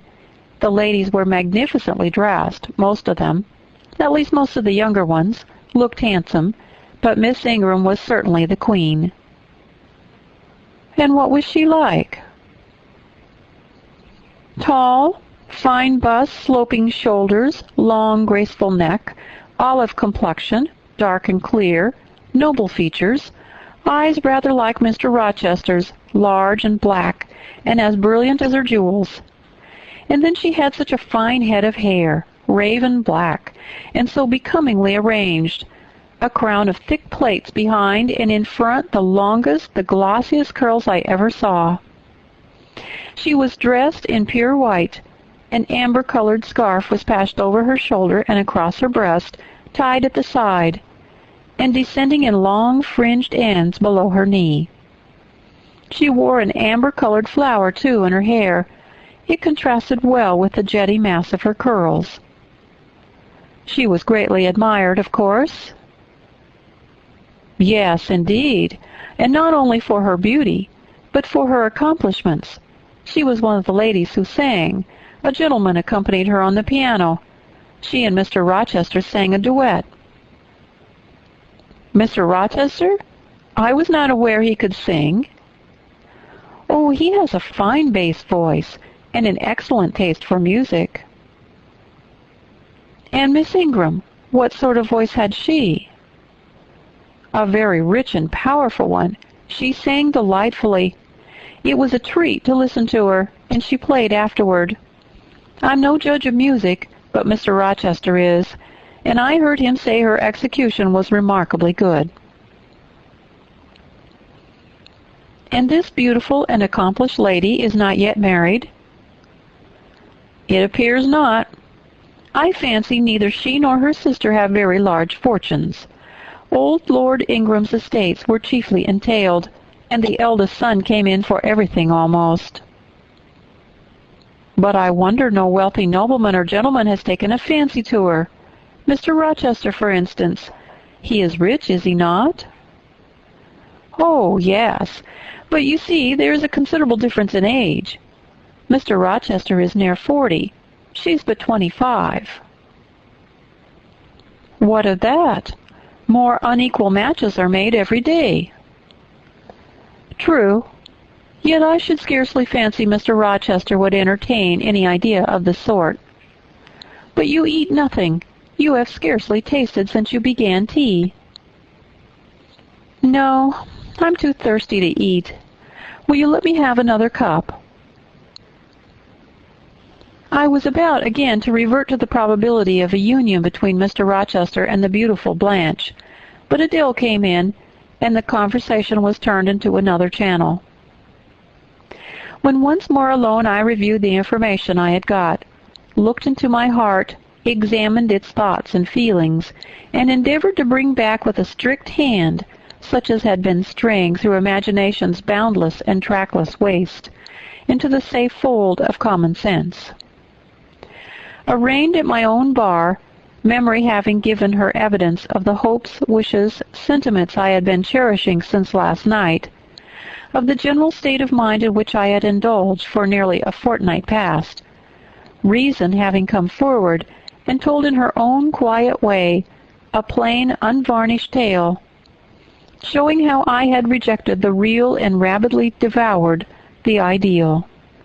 I pronounced judgment to this effect: that a greater fool than Jane Eyre had never breathed the breath of life, that a more fantastic idiot had never surfeited herself on sweet lies and swallowed poison as if it were nectar. You, I said, a favorite with Mr. Rochester. You, gifted with the power of pleasing him. You, of importance to him in any way. Go. Your folly sickens me. And you have derived pleasure from occasional tokens of preference, equivocal tokens, shown by a gentleman of family and a man of the world to a dependent and a novice. How dared you? Poor stupid dupe! Could not even self-interest make you wiser? You repeated to yourself this morning the brief scene of last night. Cover your face and be ashamed. He said something in praise of your eyes, did he? Blind puppy! Open their bleared lids and look on your own accursed senselessness. It does good to no woman to be flattered by her superior, who cannot possibly intend to marry her, and it is madness in all women to let a secret love kindle within them, which, if unreturned and unknown, must devour the life that feeds it, and, if discovered and responded to, must lead into miry wilds whence there is no extrication. Listen then, Jane Eyre, to your sentence. Tomorrow, place the glass before you, and draw in chalk your own picture, faithfully, without softening one defect. Omit no harsh line, smooth away no displeasing irregularity. Write under it, Portrait of a Governess, disconnected, poor, and plain. Afterward, take a piece of smooth ivory. You have one prepared in your drawing blocks. Take your palette, mix your freshest, finest, clearest tints. Choose your most delicate camel hair pencils. Delineate carefully the loveliest face you can imagine. Paint it with your softest shades and sweetest hues, according to the description given by Mrs. Fairfax of Blanche Ingram. Remember the raven ringlets, the oriental eye. What? You revert to Mr. Rochester as a model. Order. No snivel, no sentiment, no regret. I will endure only sense and resolution. Recall the august yet harmonious lineaments, the Grecian neck and bust. Let the round and dazzling arm be visible, and the delicate hand. Omit neither diamond ring nor gold bracelet. Portray faithfully the attire, aerial lace and glistening satin, graceful scarf and golden rose. Call it Blanche, an accomplished lady of rank.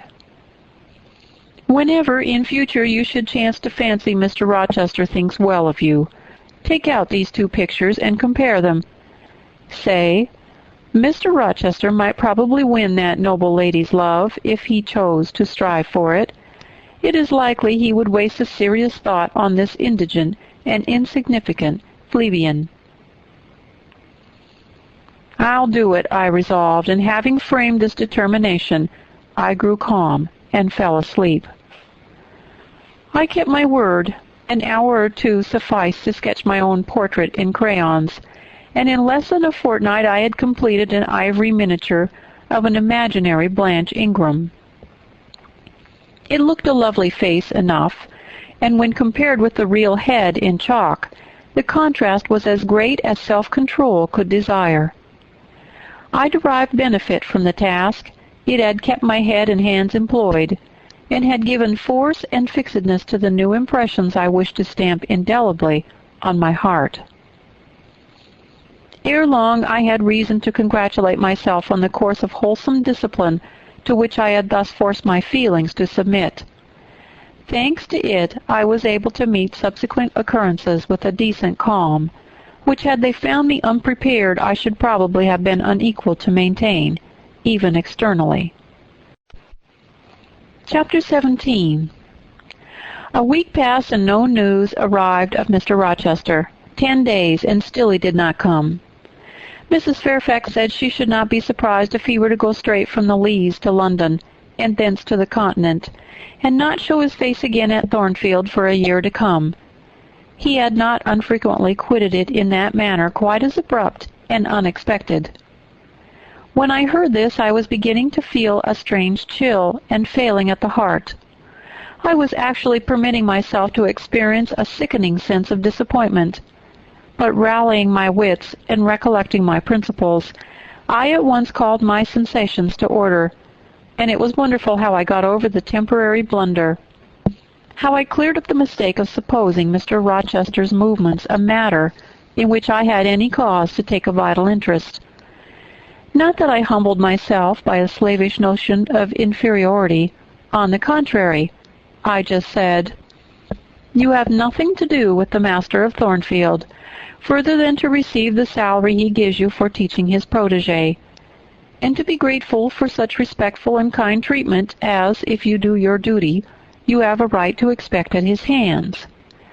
Be sure that is the only tie he seriously acknowledges between you and him.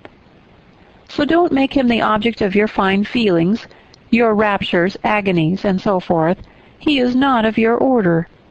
Keep to your caste, and be too self-respecting to lavish the love of the whole heart, soul, and strength, where such a gift is not wanted and would be despised. I went on with my day's business tranquilly, but ever and anon vague suggestions kept wandering across my brain of reasons why I should quit Thornfield.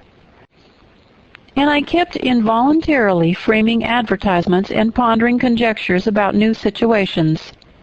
These thoughts I did not think it necessary to check. They might germinate and bear fruit if they could. Mr. Rochester had been absent upward of a fortnight when the post brought Mrs. Fairfax a letter. "It is from the master," said she, as she looked at the direction. "Now I suppose we shall know whether we are to expect his return or not." And while she broke the seal and perused the document, I went on taking my coffee. We were at breakfast. It was hot, and I attributed to that circumstance a fiery glow which suddenly rose to my face. Why my hand shook, and why I involuntarily spilled half the contents of my cup into my saucer, I did not choose to consider. "Well, I sometimes think we are too quiet, but we run a chance of being busy enough now, for a little while at least," said Mrs. Fairfax, still holding the note before her spectacles. Here I permitted myself to request an explanation. I tied the string of Adele's pinafore, which happened to be loose, having helped her also to another bun, and refilled her mug with milk. I said nonchalantly, "Mr. Rochester is not likely to return soon, I suppose?" "Indeed he is. In 3 days, he says. That will be next Thursday. And not alone, either. I don't know how many of the fine people at the Lees are coming with him. He sends directions for all the best bedrooms to be prepared, and the library and drawing rooms are to be cleaned out. And I am to get more kitchen hands from the George Inn at Millcote, and from wherever else I can. And the ladies will bring their maids, and the gentlemen their valets, so we shall have a full house of it." And Mrs. Fairfax swallowed her breakfast and hastened away to commence operations. The 3 days were, as she had foretold, busy enough. I had thought all the rooms at Thornfield beautifully clean and well arranged, but it appears I was mistaken. 3 women were got to help, and such scrubbing, such brushing, such washing of paint and beating of carpets, such taking down and putting up of pictures, such polishing of mirrors and lustres, such lighting of fires in bedrooms, such airing of sheets and feather beds on hearths, I never beheld, either before or since. Adele ran quite wild in the midst of it. The preparations for company and the prospect of their arrival seemed to throw her into ecstasies. She would have Sophie to look over all her toilets, as she called frocks, to furbish up any that were passé, and to air and arrange the new. For herself, she did nothing but caper about in the front chambers, jump on and off the bedsteads, and lie on the mattresses and piled up bolsters and pillows before the enormous fires roaring in the chimneys. From school duties she was exonerated. Mrs. Fairfax had pressed me into her service, and I was all day in the storeroom, helping, or hindering her, and the cook, learning to make custards and cheesecakes and French pastry, to truss game, and garnish dessert dishes. The party were expected to arrive on Thursday afternoon, in time for dinner at 6. During the intervening period I had no time to nurse chimeras, and I believe I was as active and gay as anybody, Adele excepted. Still, now and then, I received a damping check to my cheerfulness, and was, in spite of myself, thrown back on the region of doubts, importance, and dark conjectures. This was when I chanced to see the third-story staircase door, which of late had always been kept locked, open slowly, and give passage to the form of Grace Poole, in prim crepe, white apron, and handkerchief. When I watched her glide along the gallery, her quiet tread muffled in a list slipper.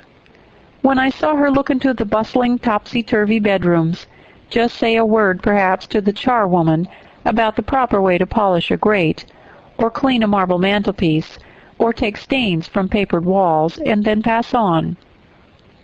She would thus descend to the kitchen once a day, eat her dinner, smoke a moderate pipe on the hearth, and go back, carrying her pot of porter with her for her private solace in her own gloomy upper haunt.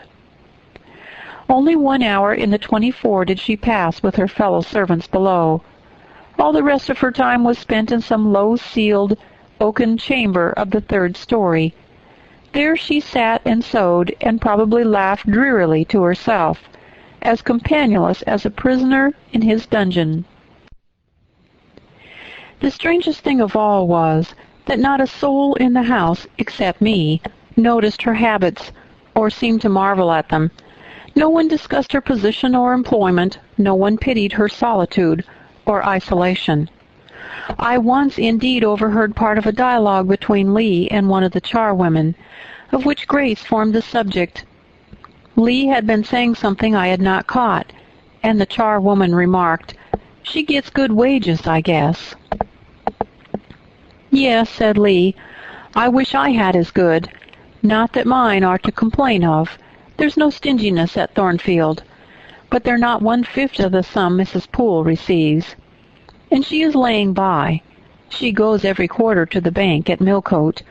I should not wonder but she has saved enough to keep her independent if she liked to leave.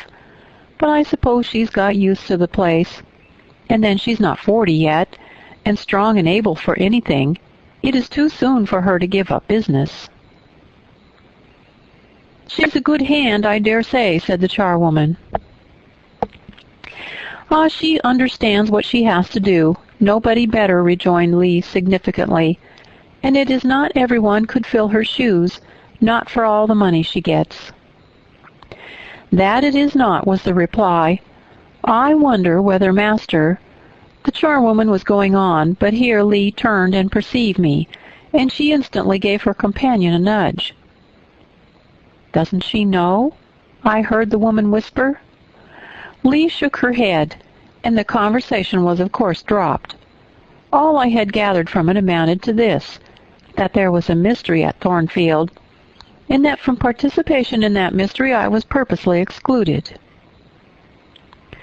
Thursday came. All work had been completed the previous evening. Carpets were laid down, bed hangings festooned, radiant white counterpanes spread, toilet tables arranged, furniture rubbed, flowers piled in vases. Both chambers and saloons looked as fresh and bright as hands could make them. The hall, too, was scoured, and the great carved clock, as well as the steps and banisters of the staircase, were polished to the brightness of glass. In the dining-room the sideboard flashed resplendent with plate. In the drawing-room and boudoir, vases of exotics bloomed on all sides. Afternoon arrived. Mrs. Fairfax assumed her best black satin gown, her gloves, and her gold watch, for it was her part to receive the company, to conduct the ladies to their rooms, and so forth. Adele, too, would be dressed, though I thought she had little chance of being introduced to the party that day at least. However, to please her, I allowed Sophie to apparel her in one of her short, full muslin frocks. For myself, I had no need to make any change. I should not be called upon to quit my sanctum of the schoolroom. For a sanctum it was now become to me, a very pleasant refuge in time of trouble. It had been a mild, serene spring day, one of those days which towards the end of March, or the beginning of April, rise shining over the earth as heralds of summer. It was drawing to an end now, but the evening was even warm, and I sat at work in the schoolroom with the window open. "It gets late," said Mrs. Fairfax, entering in rustling state. "I'm glad I ordered dinner an hour after the time Mr. Rochester mentioned, for it's past 6 now. I have sent John down to the gates to see if there's anything on the road. One can see a long way from thence in the direction of Millcote." She went to the window. "Here he is," said she. "Well, John," leaning out, "any news?" "They're coming, ma'am," was the answer. They'll be here in 10 minutes. Adele flew to the window. I followed, taking care to stand on one side, so that screened by the curtain I could see without being seen. The 10 minutes John had given seemed very long, but at last wheels were heard. 4 equestrians galloped up the drive, and after them came 2 open carriages. Fluttering veils and waving plumes filled the vehicles. 2 of the cavaliers were young, dashing-looking gentlemen.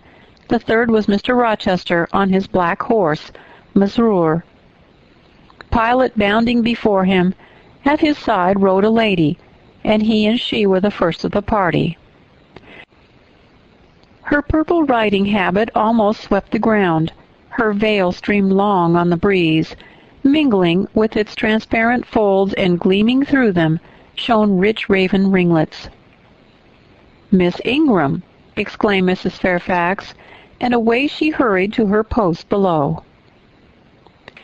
The cavalcade, following the sweep of the drive, quickly turned the angle of the house, and I lost sight of it.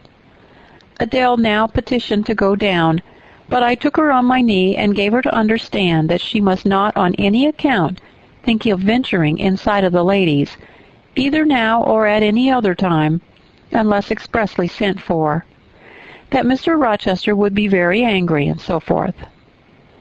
Some natural tears she shed on being told this, but as I began to look very grave, she consented at last to wipe them. A joyous stir was now audible in the hall. Gentlemen's deep tones and ladies' silvery accents blended harmoniously together. And distinguishable above all, though not loud, was the sonorous voice of the master of Thornfield Hall, welcoming his fair and gallant guests under its roof. Then light steps ascended the stairs, and there was a tripping through the gallery, and soft, cheerful laughs, and opening and closing doors, and for a time a hush. "They are changing their toilets," said Adele, who listened attentively and followed every movement, and she sighed. "Don't you feel hungry, Adele?" "Oui, madam." "Well, now, while the ladies are in their rooms, I will venture down and get you something to eat." And issuing from my asylum with precaution, I sought a back stairs which conducted directly to the kitchen. All in that region was fire and commotion. The soup and fish were in the last stage of projection, and the cook hung over her crucibles in a frame of mind and body, threatening spontaneous combustion. In the servants' hall 2 coachmen and 3 gentlemen's gentlemen stood or sat round the fire. The Abigails, I suppose, were upstairs with their mistresses. The new servants that had been hired from Millcote were bustling about everywhere. Threading this chaos, I at last reached the larder. There I took possession of a cold chicken, a roll of bread, some tarts, a plate or 2, and a knife and fork. With this booty I made a hasty retreat. I had regained the gallery and was just shutting the back door behind me, when an accelerated hum warned me that the ladies were about to issue from their chambers. I could not proceed to the schoolroom without passing some of their doors, and running the risk of being surprised with my cargo of victualage, so I stood still at this end, which, being windowless, was dark, quite dark now, for the sun was set and twilight gathering. Presently the chambers gave up their fair tenants one after another. Each came out gaily and airily, with dress that gleamed lustrous through the dark. For a moment they stood grouped together at the other extremity of the gallery, conversing in a key of sweet subdued vivacity.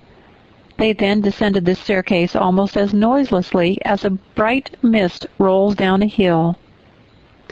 Their collective appearance had left on me an impression of high-born elegance, such as I had never before received.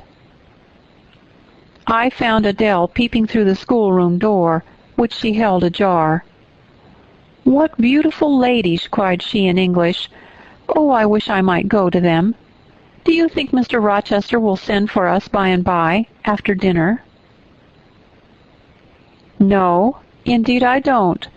Mr. Rochester has something else to think about. Never mind the ladies tonight. Perhaps you will see them tomorrow. Here is your dinner." She was really hungry, so the chicken and tarts served to divert her attention for a time. It was well I secured this forage, or both she, I, and Sophie, to whom I conveyed a share of our repast, would have run a chance of getting no dinner at all. Everyone downstairs was too much engaged to think of us. The dessert was not carried out till after 9, and at 10 footmen were still running to and fro with trays and coffee cups. I allowed Adele to sit up much later than usual, for she declared she could not possibly go to sleep while the doors kept opening and shutting below, and people bustling about. Besides, she added, a message might possibly come from Mr. Rochester when she was undressed. I told her stories as long as she would listen to them, and then for a change I took her out to the gallery. The hall lamp was now lit, and it amused her to look over the balustrade and watch the servants passing backward and forward. When the evening was far advanced, a sound of music issued from the drawing-room, whither the piano had been removed. Adele and I sat down on the top step of the stairs to listen. Presently a voice blent with the rich tones of the instrument. It was a lady who sang, and very sweet her notes were. The solo over, a duet followed, and then a glee. A joyous conversational murmur filled up the intervals. I listened long. Suddenly I discovered that my ear was wholly intent on analyzing the mingled sounds, and trying to discriminate, amid the confusion of accents, those of Mr. Rochester. And when it caught them, which it soon did, it found a further task in framing the tones, rendered by distance inarticulate, into words. The clock struck 11. I looked at Adele, whose head leaned against my shoulder. Her eyes were waxing heavy, so I took her up in my arms and carried her off to bed. It was near 1 before the gentlemen and ladies sought their chambers. The next day was as fine as its predecessor. It was devoted by the party to an excursion to some site in the neighborhood. They set out early in the forenoon, some on horseback, the rest in carriages. I witnessed both the departure and the return. Miss Ingram, as before, was the only lady equestrian, and as before Mr. Rochester galloped at her side. The two rode a little apart from the rest. I pointed out this circumstance to Mrs. Fairfax, who was standing at the window with me. "You said it was not likely they should think of being married," said I, "but you see Mr. Rochester evidently prefers her to any of the other ladies." "Yes, I dare say. No doubt he admires her." "And she him," I added. "Look how she leans her head toward him as if she were conversing confidentially. I wish I could see her face. I have never had a glimpse of it yet." "You will see her this evening," answered Mrs. Fairfax. "I happened to remark to Mr. Rochester how much Adele wished to be introduced to the ladies, and he said, 'Oh, let her come in the drawing-room after dinner, and request Miss Eyre to accompany her.'" "Yes, he said that from mere politeness. I need not go, I am sure," I answered. "Well, I observed to him that you were unused to company. I did not think you would like appearing before so gay a party, all strangers." And he replied in his quick way, "Nonsense. If she objects, tell her it is my particular wish, and if she resists, say I shall come and fetch her in case of contumacy." "I will not give him that trouble," I answered. "I will go, if no better may be. But I don't like it. Shall you be there, Mrs. Fairfax?" "No." I pleaded off, and he admitted my plea. "I'll tell you how to manage so as to avoid the embarrassment of making a formal entrance, which is the most disagreeable part of the business. You must go into the drawing-room while it's empty, before the ladies leave the dinner-table. Choose your seat in any quiet nook you like. You need not stay long after the gentlemen come in, unless you please. Just let Mr. Rochester see you there and then slip away. Nobody will notice you." "Will these people remain long, do you think?" Perhaps 2 or 3 weeks, certainly not more. After the Easter recess, Sir George Lynn, who was lately elected member for Millcote, will have to go up to town and take his seat.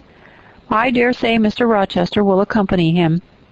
It surprises me that he has already made so protracted a stay at Thornfield. It was with some trepidation that I perceived the hour approach when I was to repair with my charge to the drawing-room. Adele had been in a state of ecstasy all day, after hearing she was to be presented to the ladies in the evening, and it was not till Sophie commenced the operation of dressing her that she sobered down. Then the importance of the process quickly steadied her, and by the time she had her curls arranged in well-smoothed, drooping clusters, her pink satin frock put on, her long sash tied, and her lace mittens adjusted, she looked as grave as any judge. No need to warn her not to disarrange her attire.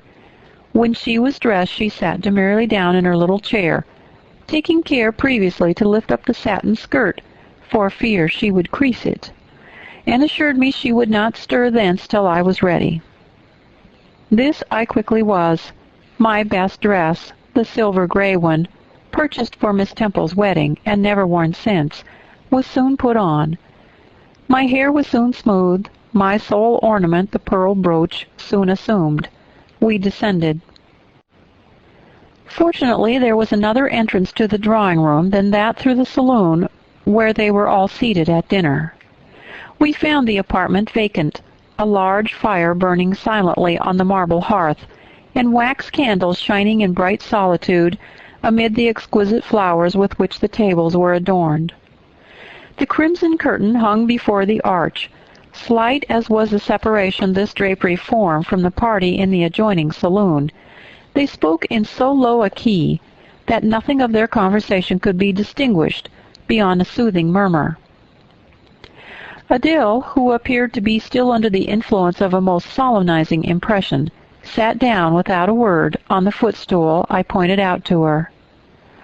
I retired to a window seat, and taking a book from a table near, endeavored to read. Adele brought her stool to my feet. Ere long she touched my knee. "What is it, Adele?" "The women are so magnificent, mademoiselle. Could I have something to complete my toilet?" "You think too much of your toilet, Adele, but you may have a flower." And I took a rose from a vase and fastened it in her sash. She sighed a sigh of ineffable satisfaction, as if her cup of happiness were now full. I turned my face away to conceal a smile I could not suppress. There was something ludicrous as well as painful in the little Parisian's earnest and innate devotion to matters of dress.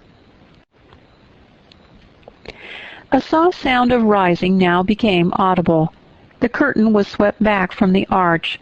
Through it appeared the dining-room, with its lit luster pouring down light on the silver and glass of a magnificent dessert service covering a long table.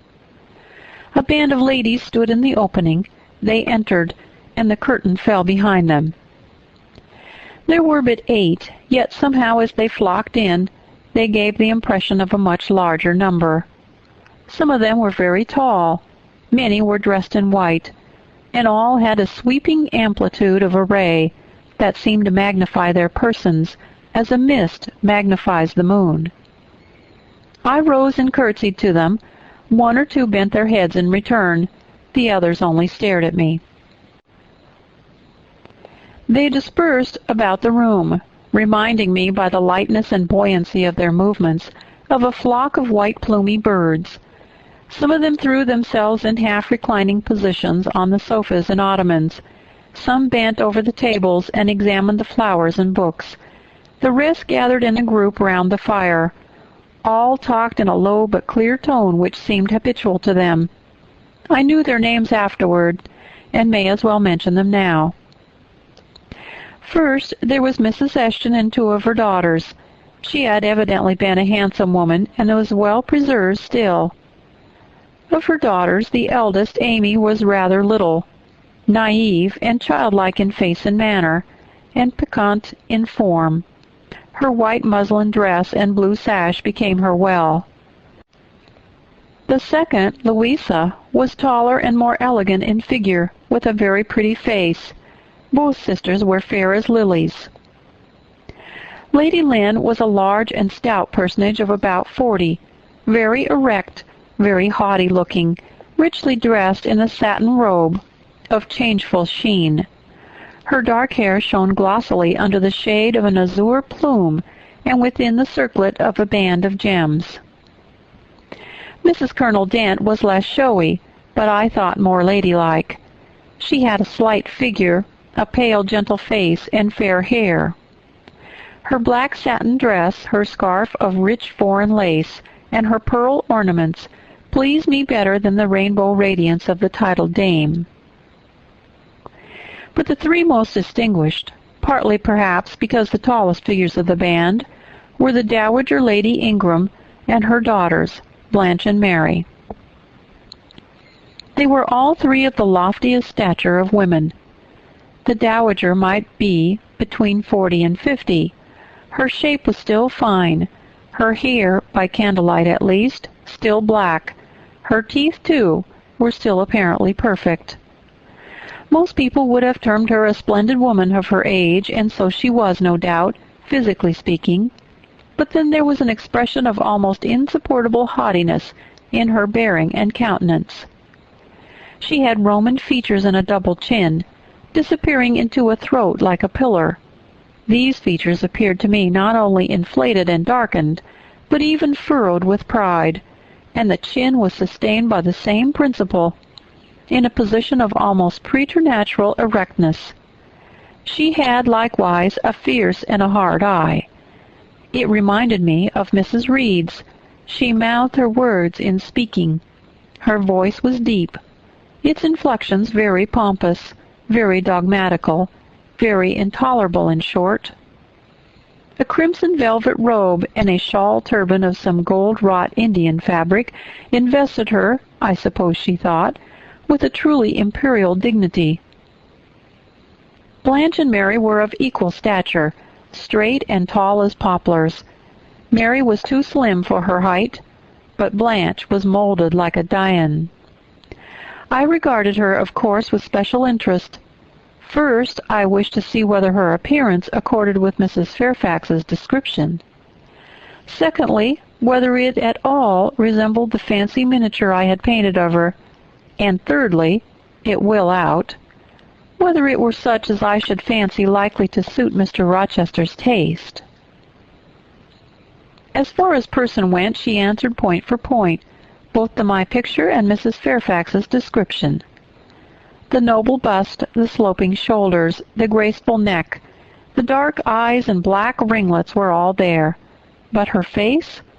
Her face was like her mother's, a youthful, unfurrowed likeness, the same low brow, the same high features, the same pride. It was not, however, so saturnine a pride. She laughed continually. Her laugh was satirical, and so was the habitual expression of her arched and haughty lip. Genius is said to be self-conscious. I cannot tell whether Miss Ingram was a genius, but she was self-conscious, remarkably self-conscious indeed. She entered into a discourse on botany with the gentle Mrs. Dent. It seems Mrs. Dent had not studied that science, though, as she said, she liked flowers, especially wild ones. Miss Ingram had, and she ran over its vocabulary with an air. I presently perceived she was, what is vernacularly termed, trailing Mrs. Dent. That is, playing on her ignorance. Her trail might be clever, but it was decidedly not good-natured. She played. Her execution was brilliant. She sang. Her voice was fine. She talked French apart to her mamma, and she talked it well, with fluency and with a good accent. Mary had a milder and more open countenance than Blanche, softer features, too, and a skin some shades fairer. Miss Ingram was dark as a Spaniard. But Mary was deficient in life. Her face lacked expression, her eye luster, she had nothing to say, and having once taken her seat, remained fixed like a statue in its niche. The sisters were both attired in spotless white. And did I now think Miss Ingram such a choice as Mr. Rochester would be likely to make? I could not tell. I did not know his taste in female beauty. If he liked the majestic, she was the very type of majesty. Then she was accomplished, sprightly. Most gentlemen would admire her, I thought, and that he did admire her I already seemed to have obtained proof. To remove the last shade of doubt, it remained but to see them together. You are not to suppose, reader, that Adele has all this time been sitting motionless on the stool at my feet. No, when the ladies entered, she rose, advanced to meet them, made a stately reverence, and said with gravity, "Bonjour, mesdames." And Miss Ingram had looked down at her with a mocking air and exclaimed, "Oh, what a little puppet!" Lady Lynn had remarked, "It is Mr. Rochester's ward, I suppose, the little French girl he was speaking of." Mrs. Dent had kindly taken her hand and given her a kiss. Amy and Louisa Eshton had cried out simultaneously, "What a love of a child!" And then they had called her to a sofa, where she now sat, ensconced between them, chattering alternately in French and broken English, absorbing not only the young lady's attention, but that of Mrs. Eshton and Lady Lynn, and getting spoiled to her heart's content. At last coffee was brought in, and the gentlemen are summoned. I sit in the shade, if any shade there be in this brilliantly lit apartment. The window curtain half hides me. Again the arch yawns. They come. The collective appearance of the gentlemen, like that of the ladies, is very imposing. They are all consumed in black.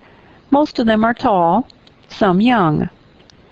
Henry and Frederick Lynn are very dashing sparks indeed, and Colonel Dent is a fine soldierly man. Mr. Eshton, the magistrate of the district, is gentlemanlike. His hair is quite white, his eyebrows and whiskers still dark. Lord Ingram, like his sisters, is very tall. Like them also he's handsome, but he shares Mary's apathetic and listless look. He seems to have more strength of limb than vivacity of blood or vigor of brain. And where is Mr. Rochester? He comes in last. I am not looking at the arch, yet I see him enter. I try to concentrate my attention on those netting needles, on the meshes of the purse I am forming. I wish to think only of the work I have in my hands, to see only the silver beads and silk threads that lie in my lap, whereas I distinctly behold his figure, and I inevitably recall the moment when I last saw it, just after I had rendered him what he deemed an essential service. And he, holding my hand and looking down on my face, surveyed me with eyes that revealed a heart full and eager to overflow, in whose emotions I had a part. How near had I approached him at that moment? What had occurred since, calculated to change his and my relative positions? Yet now, how distant, how far estranged we were. So far estranged that I did not expect him to come and speak to me. I did not wonder when, without looking at me, he took a seat on the other side of the room and began conversing with some of the ladies. No sooner did I see that his attention was riveted on them, and that I might gaze without being observed, than my eyes were drawn involuntarily to his face. I could not keep their lids under control. They would rise, and the irids would fix on him.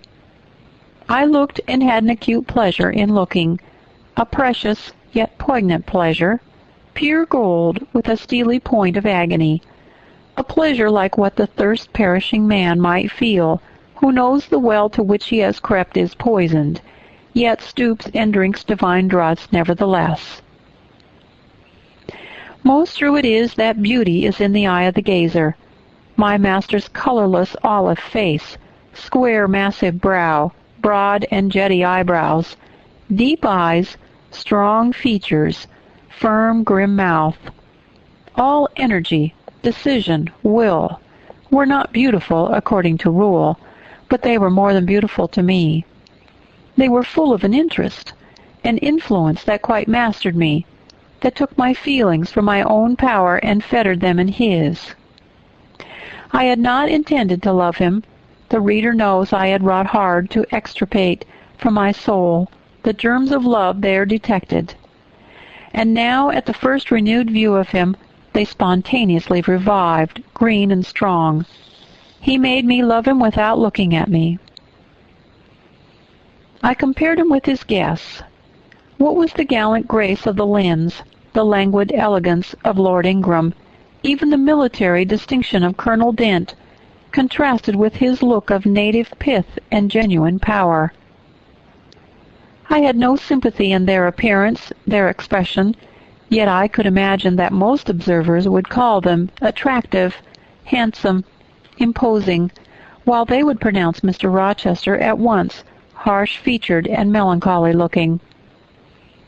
I saw them smile, laugh. It was nothing. The light of the candles had as much soul in it as their smile, the tinkle of the bell as much significance as their laugh. I saw Mr. Rochester smile. His stern features softened. His eye grew both brilliant and gentle, its ray both searching and sweet. He was talking at the moment to Louisa and Amy Eshton.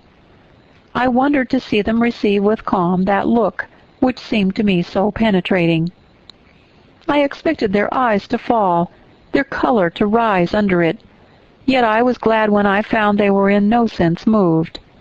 He is not to them what he is to me, I thought. He is not of their kind. I believe he is of mine. I'm sure he is.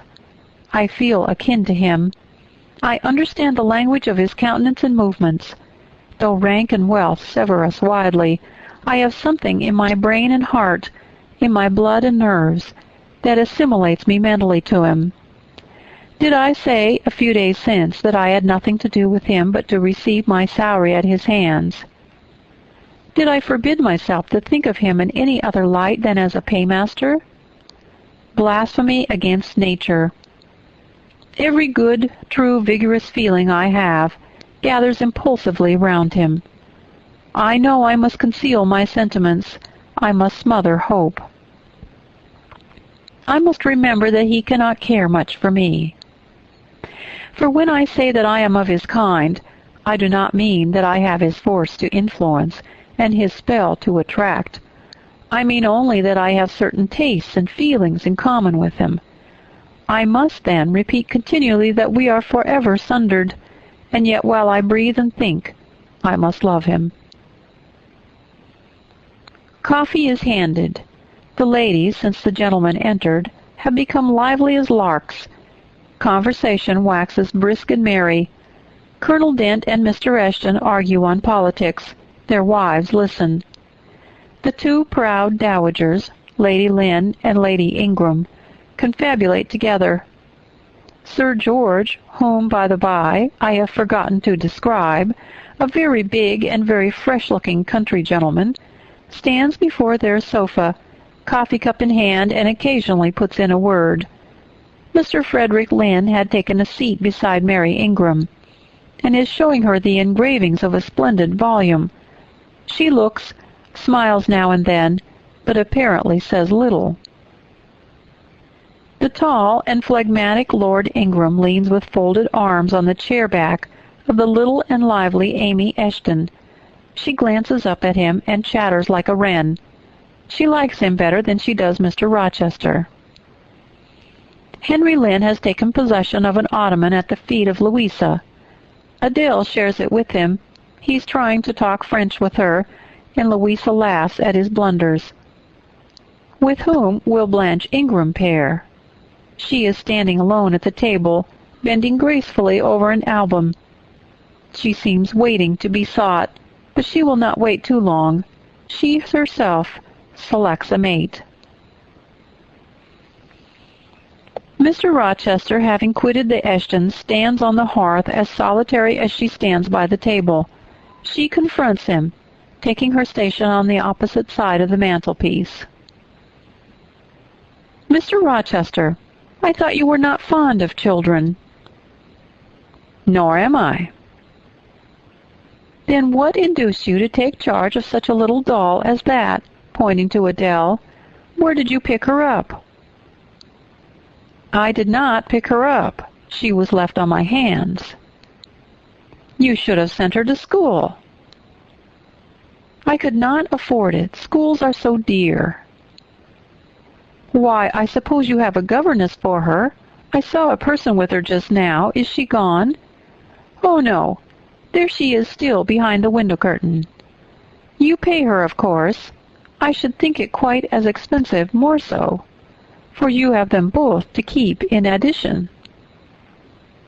I feared, or should I say hoped, the allusion to me would make Mr. Rochester glance my way, and I involuntarily shrank further into the shade, but he never turned his eyes. I have not considered the subject, said he indifferently, looking straight before him. No, you men never do consider economy and common sense. You should hear Mamma on the chapter of governesses. Mary and I have had, I should think, a dozen at least in our day, half of them detestable and the rest ridiculous, and all incubi. Were they not, Mamma? Did you speak, my own? The young lady thus claimed as the dowager's special property reiterated her question with an explanation. My dearest, don't mention governesses. The word makes me nervous. I have suffered a martyrdom for their incompetency and caprice. I thank heaven I have now done with them. Mrs. Dent here bent over to the pious lady and whispered something in her ear. I suppose from the answer elicited I was a reminder that one of the anathematized race was present. Tant pis, said her ladyship. I hope it may do her some good. Then, in a lower tone, but still loud enough for me to hear, I noticed her. I am a judge of physiognomy, and in hers I see all the faults of her class. What are they, madam? Inquired Mr. Rochester aloud. I will tell you in your private ear, replied she, wagging her turban 3 times with portentous significancy. But my curiosity will be past its appetite. It craves food now. Ask Blanche. She is nearer you than I. Oh, don't refer him to me, Mamma. I have just one word to say of the whole tribe. They're a nuisance. Not that I ever suffered much from them. I took care to turn the tables. What tricks Theodore and I used to play on our Miss Wilsons and Mrs. Grays and Madame Joueurs. Mary was always too sleepy to join in a plot with spirit. The best fun was with Madame Joubert. Miss Wilson was a poor sickly thing, lachrymose and low-spirited, not worth the trouble of vanquishing, in short, and Mrs. Gray was coarse and insensible. No blow took effect on her. But poor Madame Joubert! I see her yet in her raging passions, when we had driven her to extremities, spilled our tea, crumbled our bread and butter, tossed our books up to the ceiling, and played a chivary with the ruler and desk, the fender and fire-irons. Theodore, do you remember those merry days? Yes, to be sure I do, drawled Lord Ingram. And the poor old stick used to cry out, "Oh, you villain's childs!" And then we sermonized her on the presumption of attempting to teach such clever blades as we were, when she herself was so ignorant. We did. And Tito, you know, I helped you in prosecuting, or persecuting, your tutor, whey-faced Mr. Vining, the person in the pip, as we used to call him. He and Miss Wilson took the liberty of falling in love with each other. At least Tito and I thought so. We surprised sundry tender glances and sighs, which we interpreted as tokens of la belle passion. And I promise you the public soon had the benefits of our discovery. We employed it as a sort of lever to hoist our dead weights from the house. Dear Mamma there, as soon as she got an inkling of the business, found out that it was of an immoral tendency. Did you not, my lady mother? Certainly, my best, and I was quite right, depend on that. There are 1,000 reasons why liaisons between governesses and tutors should never be tolerated a moment in any well-regulated house. Firstly, oh, gracious, Mamma, spare us the enumeration. Au reste, we all know them. Danger of bad example to innocence of childhood. Distractions and consequent neglect of duty on the part of the attached. Mutual alliance and reliance. Confidence thence resulting. Insolence accompanying. Mutiny and general blow-up. Am I right, Baroness Ingram of Ingram Park? My lily flower, you are right now, as always. Then no more need be said. Change the subject. Amy Eshton, not hearing or not heeding this dictum, joined in with her soft, infantine tone. Louisa and I used to quiz our governess, too, but she was such a good creature. She would bear anything. Nothing put her out. She was never cross with us, was she, Louisa? No, never. We might do what we pleased, ransack her desk and her work-box, turn her drawers inside out. She was so good-natured she would give us anything we asked for. I suppose now, said Miss Ingram, curling her lips sarcastically, we shall have an abstract of the memoirs of all governesses extant. In order to avert such a visitation, I again move the introduction of a new topic. Mr. Rochester, do you support my motion? Madam, I support you on this point as on every other. Then on me be the onus of bringing it forward. Signor Eduardo, are you in voice tonight? Dona Bianca, if you command it, I will be. Then, Signor, I lay on you my sovereign behest to furbish up your lungs and other vocal organs, as they will be wanted on my royal service. Who would not be the Rizzio of so divine a Mary? A fig for Rizzio, cried she, tossing her head with all its curls as she moved to the piano. It is my opinion the fiddler David must have been an insipid sort of fellow. I like Black Bothwell better. To my mind, a man is nothing without a spice of the devil in him, and history may say what it will of James Hepburn, but I have a notion he was just a sort of wild, fierce, banded hero whom I could have consented to gift with my hand. Gentlemen, you hear? Now which of you most resembles Bothwell? Cried Mr. Rochester. I should say the preference lies with you, responded Colonel Dent. On my honor, I'm much obliged to you, was the reply. Miss Ingram, who had now seated herself with proud grace at the piano, spreading out her snowy robes in queenly amplitude, commenced a brilliant prelude, talking meantime. She appeared to be on her high horse tonight. Both her words and her air seemed intended to excite not only the admiration, but the amazement of her auditors. She was evidently bent on striking them as something very dashing and daring indeed.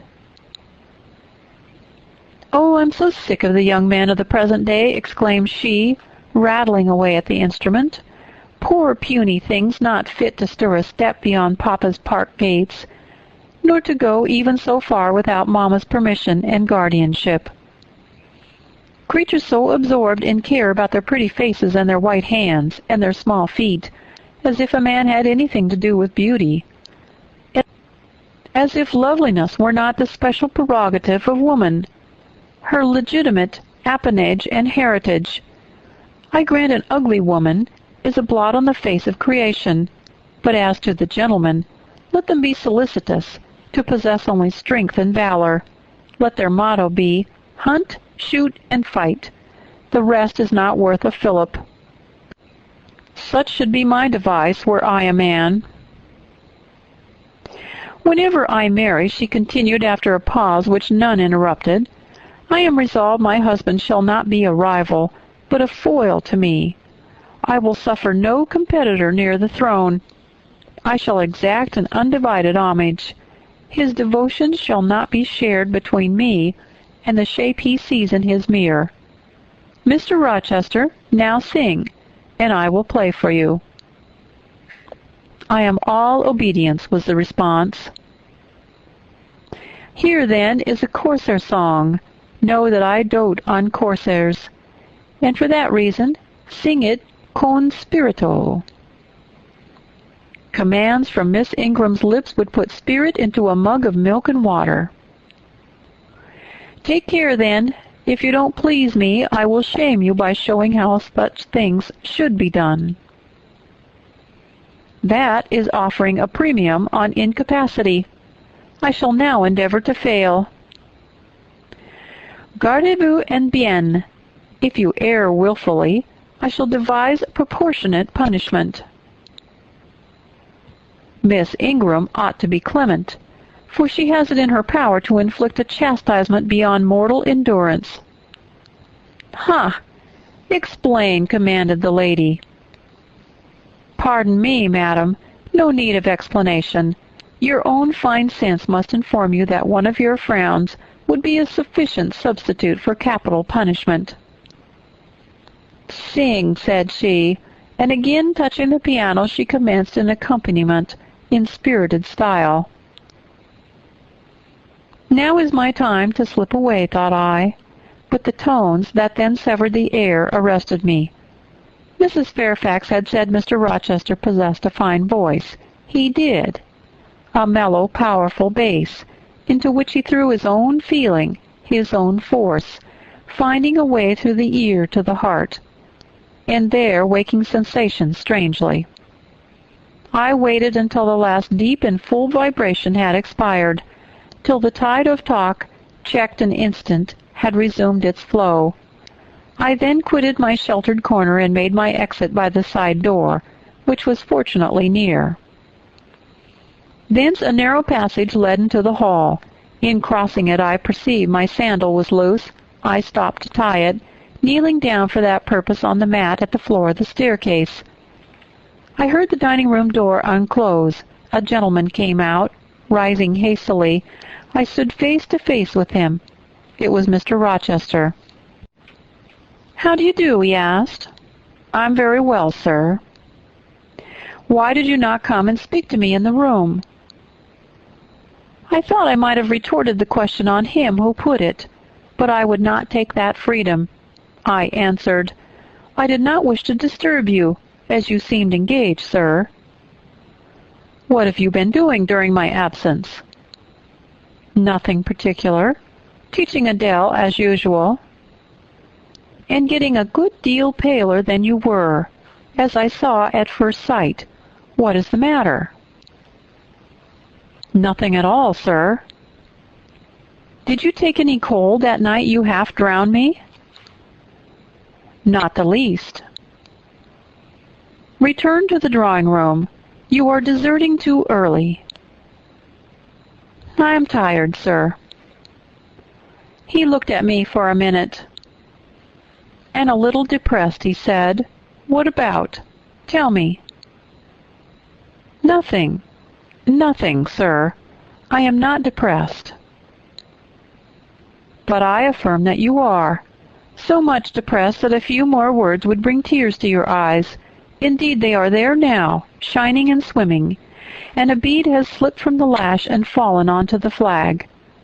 If I had time and was not in mortal dread of some prating prig of a servant passing, I would know what all this means. Well, tonight I excuse you, but understand that so long as my visitors stay, I expect you to appear in the drawing-room every evening. It's my wish. Don't neglect it. Now go, and send Sophie for Adele. Good night, my—" He stopped, bit his lip, and abruptly left me. Chapter 18. Merry days were those at Thornfield Hall, and busy days, too. How different from the first 3 months of stillness, monotony, and solitude I had passed beneath its roof. All sad feelings seemed now driven from the house. all gloomy associations forgotten. There was life everywhere, movement all day long. You could not now traverse the gallery, once so hushed, nor enter the front chambers, once so tenantless, without encountering a smart lady's maid or a dandy valet. The kitchen, the butler's pantry, the servants' hall, the entrance hall were equally alive, and the saloons were only left void and still, when the blue sky and the halcyon sunshine of a genial spring weather called their occupants out into the grounds. Even when that weather was broken, and continuous rain set in for some days, no damp seemed cast over enjoyment. Indoor amusements only became more lively and varied, in consequence of the stop put to outdoor gaiety. I wondered what they were going to do the first evening a change of entertainment was proposed. They spoke of playing charades, but in my ignorance I did not understand the term. The servants were called in, the dining-room tables wheeled away, the lights otherwise disposed, the chairs placed in a semicircle opposite the arch. While Mr. Rochester and the other gentlemen directed these alterations, the ladies were running up and down stairs ringing for their maids. Mrs. Fairfax was summoned to give information respecting the resources of the house, in shawls, dresses, draperies of any kind, and certain wardrobes of the third story were ransacked, and their contents, in the shape of brocaded and hoop petticoats, satin sacks, black modes, lace lappets, and so forth, were brought down in armfuls by the Abigails. Then a selection was made, and such things as were chosen were carried to the boudoir within the drawing-room. Meantime, Mr. Rochester had again summoned the ladies round him, and was selecting certain of their number to be of his party. "Miss Ingram is mine, of course," said he. Afterward he named the two Mrs. Eshton and Mrs. Dent. He looked at me. I happened to be near him, as I had been fastening the clasp of Mrs. Dent's bracelet, which had got loose. "Will you play?" he asked. I shook my head. He did not insist, which I rather feared he would have done. He allowed me to return quietly to my usual seat. He and his aides now withdrew behind the curtain. The other party, which was headed by Colonel Dent, sat down on the crescent of chairs. One of the gentlemen, Mr. Eshton, observing me, seemed to propose that I should be asked to join them, but Lady Ingram instantly negatived the notion. "No," I heard her say, "she looks too stupid for any game of the sort." Ere long a bell tinkled and the curtain drew up. Within the arch the bulky figure of Sir George Lynn, whom Mr. Rochester had likewise chosen, was seen enveloped in a white sheet. Before him, on a table, lay open a large book, and at his side stood Amy Eshton, draped in Mr. Rochester's cloak, and holding a book in her hand. Somebody unseen rang the bell merrily. Then Adele, who had insisted on being one of her guardian's party, bounded forward, scattering round her the contents of a basket of flowers she carried on her arm. Then appeared the magnificent figure of Miss Ingram, clad in white, a long veil on her head and a wreath of roses round her brow. By her side walked Mr. Rochester, and together they drew near the table. They knelt, while Mrs. Dent and Louisa Eshton, dressed also in white, took up their stations behind them. A ceremony followed, in dumb show, in which it was easy to recognize the pantomime of a marriage. At its termination, Colonel Dent and his party consulted in whispers for 2 minutes. Then the colonel called out, "Bride!" Mr. Rochester bowed, and the curtain fell. A considerable interval elapsed before it again rose. Its second rising displayed a more elaborately prepared scene than the last. The drawing-room, as I have before observed, was raised 2 steps above the dining-room, and on the top of the upper step, placed a yard or 2 back within the room, appeared a large marble basin, which I recognized as an ornament of the conservatory, where it usually stood, surrounded by exotics and tenanted by goldfish, and whence it must have been transported with some trouble on account of its size and weight. Seated on the carpet by the side of this basin was seen Mr. Rochester, costumed in shawls with a turban on his head, His dark eyes and swarth skin and Paynim features suited the costume exactly. He looked the very model of an Eastern Eyre, an agent or a victim of the bowstring. Presently advanced into view Miss Ingram. She, too, was attired in Oriental fashion, a crimson scarf tied sash-like round the waist, an embroidered handkerchief knotted about her temples, her beautifully molded arms bare, one of them upraised in the act of supporting a pitcher poised gracefully on her head.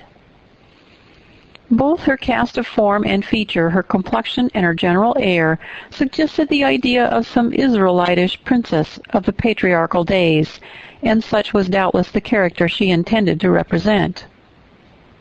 She approached the basin and bent over it as if to fill her pitcher. She again lifted it to her head. The personage on the well brink now seemed to accost her to make some request. She hasted, let down her pitcher on her hand, and gave him to drink. From the bosom of his robe he then produced a casket, opened it, and showed magnificent bracelets and earrings. She acted astonishment and admiration. Kneeling, he laid the treasure at her feet. Incredulity and delight were expressed by her looks and gestures. The stranger fastened the bracelets on her arms and the rings in her ears. It was Eliezer and Rebecca. The camels only were wanting. The divining party again laid their heads together. Apparently they could not agree about the word or syllable this scene illustrated. Colonel Dent, their spokesman, demanded the tableau of the whole, whereupon the curtain again descended. On its third rising only a portion of the drawing-room was disclosed, the rest being concealed by a screen hung with some sort of dark and coarse drapery. The marble basin was removed. In its place stood a deal table and a kitchen chair. These objects were visible by a very dim light proceeding from a horn lantern, the wax candles being all extinguished. Amid this sordid scene sat a man with his clenched hands resting on his knees and his eyes bent on the ground. I knew Mr. Rochester, though the begrimed face, the disordered dress, his coat hanging loose from one arm, as if it had been almost torn from his back in the scuffle, the desperate and scowling countenance, the rough, bristling hair might well have disguised him. As he moved, a chain clanked. To his wrists were attached fetters. "Bridewell!" exclaimed Colonel Dent, and the charade was solved. A sufficient interval having elapsed for the performers to assume their ordinary costume, they re-entered the dining-room. Mr. Rochester led in Miss Ingram. She was complimenting him on his acting. "Do you know," said she, "that of the three characters I like you in the last best. Oh, had you but lived a few years earlier, what a gallant gentleman highwayman you would have made." "Is all the soot washed from my face?" he asked, turning it toward her. "Alas, yes, the more's the pity. Nothing could be more becoming to your complexion than that ruffian's rogue." "You would like a hero of the road, then?" "An English hero of the road would be the next best thing to an Italian bandit, and that could only be surpassed by a Levantine pirate." "Well, whatever I am, remember you are my wife. We were married an hour since, in the presence of all these witnesses." She giggled and her color rose. "Now, Dent," continued Mr. Rochester, "it is your turn." And as the other party withdrew, he and his band took the vacated seats. Miss Ingram placed herself at her leader's right hand. The other diviners filled the chairs on either side of him and her. I did not now watch the actors. I no longer waited with interest for the curtain to rise. My attention was absorbed by the spectators. My eyes, erewhile fixed on the arch, were now irresistibly attracted to the semicircle of chairs. What charade Colonel Dent and his party played, what word they chose, how they quitted themselves, I no longer remember, but I still see the consultation which followed each scene. I see Mr. Rochester turn to Miss Ingram and Miss Ingram to him. I see her incline her head toward him, till the jetty curls almost touch his shoulder and wave against his cheek. I hear their mutual whisperings. I recall their interchanged glances, and something even of the feeling roused by the spectacle returns in memory at this moment. I have told you, reader, that I learned to love Mr. Rochester. I could not unlove him now, merely because I found that he had ceased to notice me, because I might pass hours in his presence and he would never once turn his eyes in my direction, because I saw all his attentions appropriated by a great lady, who scorned to touch me with the hem of her robes as she passed, who, if ever her dark and imperious eye fell on me by chance, would withdraw it instantly as from an object too mean to merit observation. I could not unlove him because I felt sure he would soon marry this very lady, because I read daily in her proud security in his intentions respecting her, because I witnessed hourly in him a style of courtship which, if careless and choosing rather to be sought than to seek, was yet in its very carelessness captivating, and in its very pride irresistible. There was nothing to cool or banish love in these circumstances, though much to create despair. Much, too, you will think, to engender jealousy. If a woman in my position could presume to be jealous of a woman in Miss Ingram's. But I was not jealous, or very rarely. The nature of the pain I suffered could not be explained by that word. Miss Ingram was a mark beneath jealousy. She was too inferior to excite that feeling. Pardon this seeming paradox. I mean what I saw. She was very showy, but she was not genuine. She had a fine person, many brilliant attainments, but her mind was poor, her heart barren by nature. Nothing bloomed spontaneously on that soil. No unforced natural fruit delighted by its freshness. She was not good. She was not original. She used to repeat sounding phrases from books. She never offered nor had an opinion of her own. She advocated a high tone of sentiment, but she did not know the sensations of sympathy and pity. Tenderness and truth were not in her. Too often she betrayed this by the undue vent she gave to a spiteful antipathy she had conceived against little Adele, pushing her away with some contumelious epithet as if she happened to approach her, sometimes ordering her from the room, and always treating her with coldness and acrimony. Other eyes besides mine watched these manifestations of character, watched them closely, keenly, shrewdly. Yes, the future bridegroom, Mr. Rochester himself, exercised over his intended a ceaseless surveillance, and it was from this sagacity, this guardedness of his, this perfect clear consciousness of his fair one's defects, this obvious absence of passion in his sentiment towards her, that my ever-torturing pain arose. I saw he was going to marry her, for family, perhaps political reasons, because her rank and connections suited him. I felt he had not given her his love, and that her qualifications were ill adapted to win from him that treasure. This was the point. This was where the nerve was touched and teased. This was where the fever was sustained and fed. She could not charm him. If she had managed the victory at once, and he had yielded and sincerely laid his heart at her feet, I should have covered my face, turned to the wall, and figuratively have died to them. If Miss Ingram had been a good and noble woman, endowed with force, fervor, kindness, sense, I should have had one vital struggle with two tigers, jealousy and despair.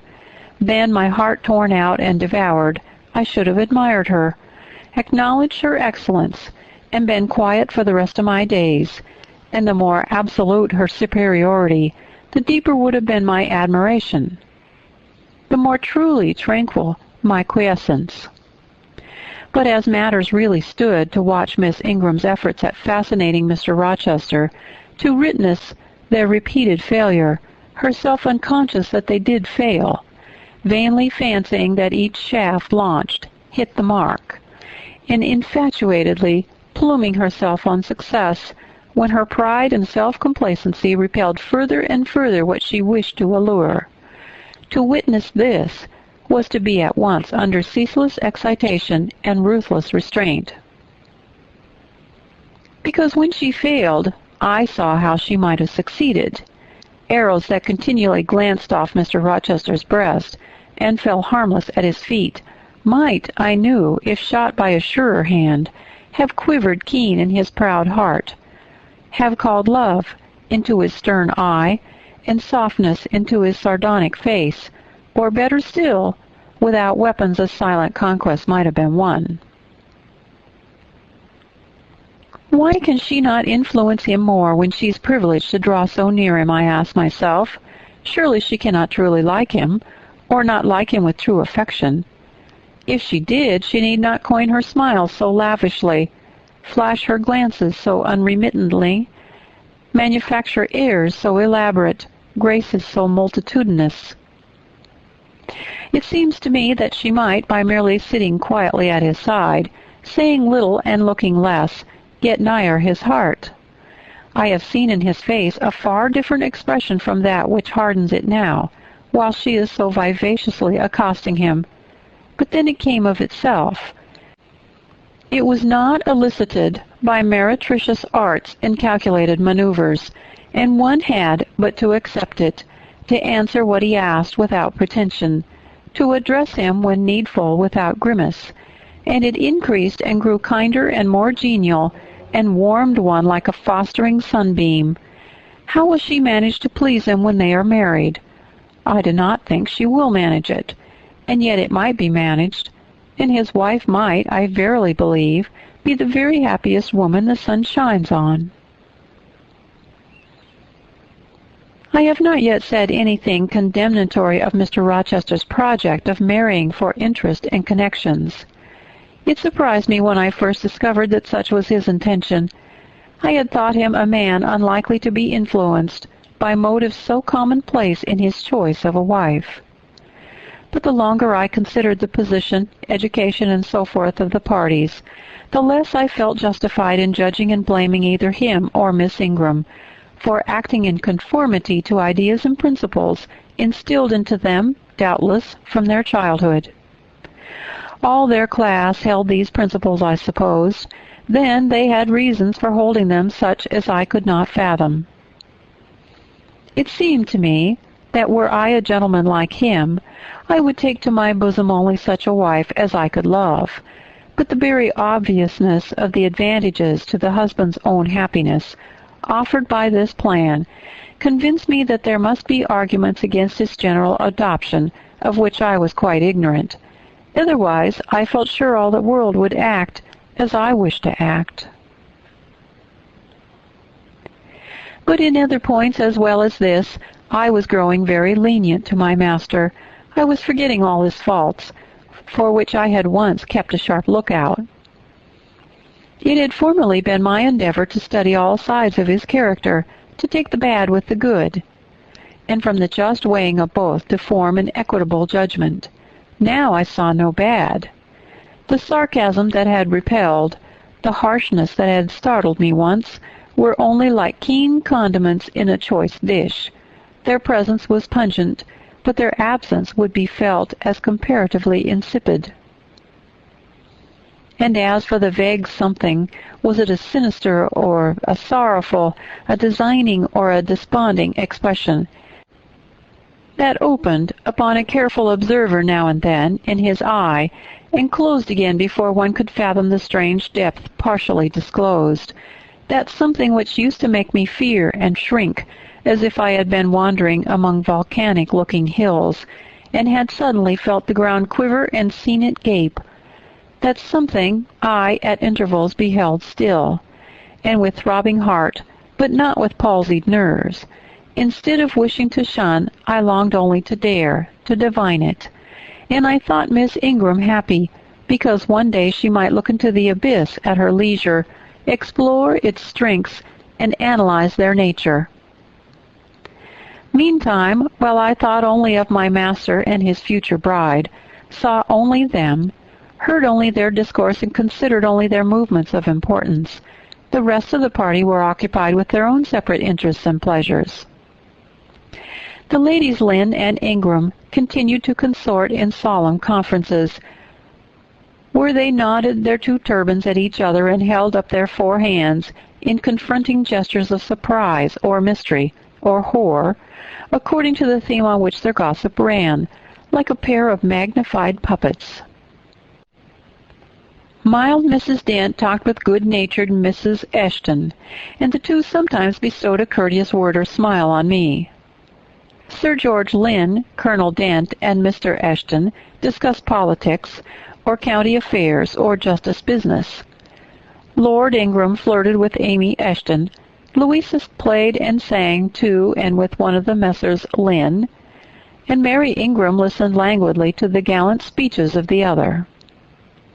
Sometimes all, as with one consent, suspended their byplay to observe and listen to the principal actors, for after all, Mr. Rochester, and, because closely connected with him, Miss Ingram, were the life and soul of the party.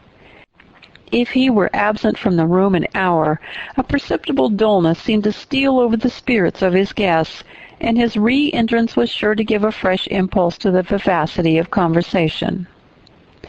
The want of his animating influence appeared to be peculiarly felt one day that he had been summoned to Millcote on business, and was not likely to return till late. The afternoon was wet. A walk the party had proposed to take, to see a gypsy camp, lately pitched on a common beyond Hay, was consequently deferred. Some of the gentlemen were gone to the stables. The younger ones, together with the younger ladies, were playing billiards in the billiard-room. The dowagers, Ingram and Lynn, sought solace in a quiet game at cards. Blanche Ingram, after having repelled by supercilious taciturnity some efforts of Mrs. Dent and Mrs. Eshton to draw her into conversation, had first murmured over some sentimental tunes and airs on the piano, and then, having fetched a novel from the library, had flung herself in haughty listlessness on a sofa, and prepared to beguile by the spell of fiction the tedious hours of absence. The room and the house were silent. Only now and then the merriment of the billiard players was heard from above. It was verging on dusk, and the clock had already given warning of the hour to dress for dinner, when little Adele, who knelt by me in the drawing-room seat, exclaimed, "Voilà, Monsieur Rochester!" I turned, and Miss Ingram darted forward from her sofa. The others, too, looked up from their several occupations, for at the same time a crunching of wheels and the splashing tramp of horse-hoofs became audible on the wet gravel. A post-chaise was approaching. "What can possess him to come home in that style?" said Miss Ingram. "He rode Monsieur, the black horse, did he not, when he went out? And Pilot was with him. What has he done with the animals?" As she said this, she approached her tall person and ample garments so near the window that I was obliged to bend back almost to the breaking of my spine. In her eagerness she did not observe me at first, but when she did, she curled her lip and moved to another casement. The post-chaise stopped. The driver rang the bell, and a gentleman alighted, attired in traveling garb. But it was not Mr. Rochester. It was a tall, fashionable-looking man, a stranger. "Provoking!" exclaimed Miss Ingram. "You tiresome monkey," apostrophizing Adele, "who perched you up in the window to give false intelligence?" And she cast on me an angry glance, as if I were in fault. Some parleying was audible in the hall, and soon the newcomer entered. He bowed to Lady Ingram, as deeming her the eldest lady present. "It appears I come at an inopportune time, madam," said he, "when my friend Mr. Rochester is from home. But I arrive from a very long journey, and I think I may presume so far on old and intimate acquaintance as to install myself here until he returns." His manner was polite. His accent in speaking struck me as being somewhat unusual, not precisely foreign, but still not altogether English. His age might be about Mr. Rochester's, between 30 and 40. His complexion was singularly shallow. Otherwise he was a fine-looking man, at first sight especially. On closer examination, you detected something in his face that displeased, or rather, that failed to please. His features were regular, but too relaxed. His eye was large and well cut, but the life looking out of it was a tame, vacant life. At least so I thought.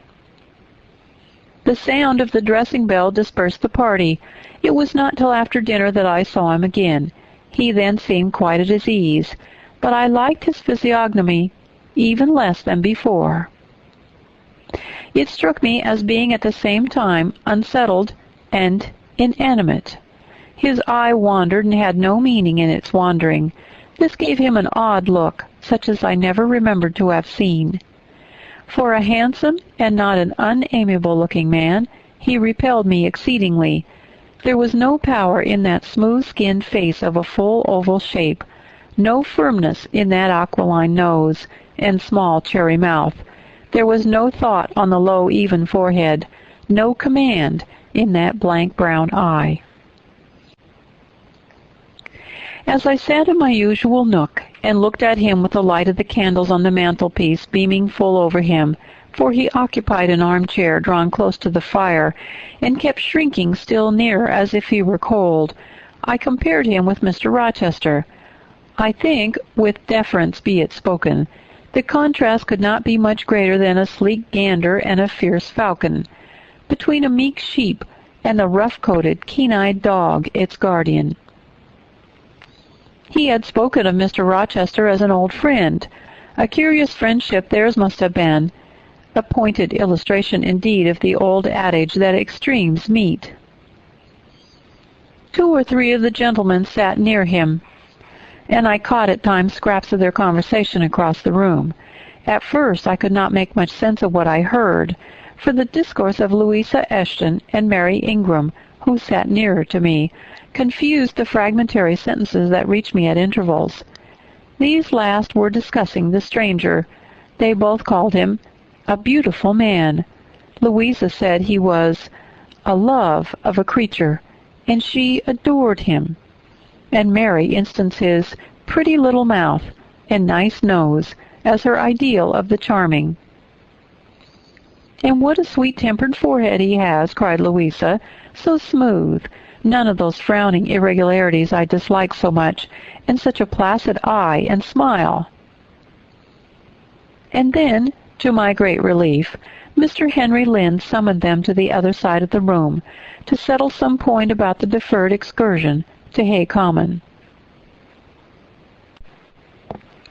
I was now able to concentrate my attention on the group by the fire, and I presently gathered that the newcomer was called Mr. Mason. Then I learned he was but just arrived in England, and that he came from some hot country, which was the reason, doubtless, his face was so shallow, and that he sat so near the hearth, and wore a surtout in the house. Presently the words Jamaica, Kingston, Spanish Town, indicated the West Indies as his residence, and it was with no little surprise I gathered ere long that he had there first seen and become acquainted with Mr. Rochester. He spoke of his friend's dislike of the burning heats, the hurricanes, and rainy seasons of that region. I knew Mr. Rochester had been a traveler. Mrs. Fairfax had said so. But I thought the continent of Europe had bounded his wanderings. Till now I had never heard a hint given of visits to more distant shores. I was pondering these things when an incident, and a somewhat unexpected one, broke the thread of my musings. Mr. Mason, shivering as someone chanced to open the door, asked for more coal to be put on the fire, which had burned out its flame, though its mass of cinders still shone hot and red. The footman who brought the coal, in going out, stopped near Mr. Eshton's chair, and said something to him in a low voice, of which I heard only the words, "Old woman, quite troublesome." "Tell her she shall be put in the stocks if she does not take herself off," replied the magistrate. "No, stop," interrupted Colonel Dent. "Don't send her away, Eshton. We might turn the thing to account. Better consult the ladies." And speaking aloud, he continued, "Ladies, you talked of going to Hay Common to visit the gypsy camp. Sam here says that one of the old Mother Bunches is in the servants' hall at this moment, and insists upon being brought in here before the quality to tell them their fortunes. Would you like to see her?" "Surely, Colonel," cried Lady Ingram, "you would not encourage such a low impostor. Dismiss her by all means at once." "But I cannot persuade her to go away, my lady," said the footman, "nor can any of the servants. Mrs. Fairfax is with her just now, entreating her to be gone, but she has taken a chair in the chimney-corner, and says nothing shall stir her from it till she gets leave to come in here." "What does she want?" asked Mrs. Eshton. "To tell the gentry their fortunes, she says, ma'am, and she swears she must and will do it." "What is she like?" inquired the Misses Eshton in one breath. "A shockingly ugly old creature, miss, almost as black as a crock." "Why, she's a real sorceress," cried Frederick Lynn. "Let us have her in, of course." "To be sure," rejoined his brother, "it would be 1,000 pities to throw away such a chance of fun." "My dear boys, what are you thinking about?" exclaimed Mrs. Lynn. "I cannot possibly countenance any such inconsistent proceeding," chimed in the Dowager Ingram. "Indeed, Mamma, but you can and will," pronounced the haughty voice of Blanche, as she turned round on the piano-stool, where till now she had sat silent, apparently examining sundry sheets of music. "I have a curiosity to hear my fortune told. Therefore, Sam, order the beldam forward." "My darling Blanche, recollect—" "I do. I recollect all you can suggest, and I must have my will. Quick, Sam." "Yes, yes," cried all the juveniles, both ladies and gentlemen. "Let her come. It will be excellent sport." The footman still lingered. "She looks such a rough one," said he. "Go," ejaculated Miss Ingram, and the man went. Excitement instantly seized the whole party. A running fire of raillery and jest was proceeding when Sam returned. "She won't come now," said he. "She says it's not her mission to appear before the vulgar herd. Them's her words. I must show her into a room by herself, and then those who wish to consult her must go to her one by one." "You see now, my queenly Blanche," began Lady Ingram, "she encroaches. Be advised, my angel girl, and—" "Show her into the library, of course," cut in the angel girl. "It is not my mission to listen to her before the vulgar herd, either. I mean to have her all to myself. Is there a fire in the library?" "Yes, ma'am. But she looks such a tinkler." "Cease that chatter, blockhead, and do my bidding." Again Sam vanished, and mystery, animation, expectation rose to full flow once more. "She's ready now," said the footman as he reappeared. "She wishes to know who will be her first visitor." "I think I had better just look in upon her before any of the ladies go," said Colonel Dent. "Tell her, Sam, a gentleman is coming." Sam went and returned. "She says, sir, that she'll have no gentlemen. They need not trouble themselves to come near her, nor," he added, with difficulty suppressing a titter, "any ladies either except the young and single." "By Jove, she has taste!" exclaimed Henry Lynn. Miss Ingram rose solemnly. "I go first," she said, in a tone which might have befitted the leader of a forlorn hope mounting a breach in the van of his men. "Oh, my best! Oh, my dearest! Pause! Reflect!" was her mamma's cry, but she swept past her in stately silence, passed through the door which Colonel Dent held open, and we heard her enter the library. A comparative silence ensued. Lady Ingram thought it was la casse to wring her hands, which she did accordingly. Miss Mary declared she felt, for her part, she never dared venture. Amy and Louisa Ashton tittered under their breath and looked a little frightened. The minutes passed very slowly. 15 were counted before the library door opened again. Miss Ingram returned to us through the arch. Would she laugh? Would she take it as a joke? All eyes met her with a glance of eager curiosity, and she met all eyes with one of rebuff and coldness. She looked neither flurried nor merry. She walked stiffly to her seat and took it in silence. "Well, Blanche," said Lord Ingram. "What did she say, sister?" asked Mary. "What do you think? How do you feel? Is she a real fortune-teller?" demanded the Mrs. Ashton. Now, good people," returned Miss Ingram, "don't press upon me. Really, your organs of wonder and credulity are easily excited. You seem, by the importance you all, my good mamma included, ascribe to this matter, absolutely to believe we have a genuine witch in the house, who is in close alliance with the old gentleman. I have seen a gypsy vagabond. She has practiced in hackneyed fashion the science of palmistry, and told me what such people usually tell. My whim is gratified, and now I think Mr. Ashton will do well to put the hag in the stocks tomorrow morning, as he threatened." Miss Ingram took a breath, leaned back in her chair, and so declined further conversation. I watched her for nearly half an hour. During all that time she never turned a page, and her face grew momentarily darker, more dissatisfied, and more sourly expressive of disappointment. She had obviously not heard anything to her advantage, and it seemed to me, from her prolonged fit of gloom and taciturnity, that she herself, notwithstanding her professed indifference, attached undue importance to whatever revelations had been made her. Meantime, Mary Ingram, Amy, and Louisa Ashton declared they dared not go alone, and yet they all wished to go.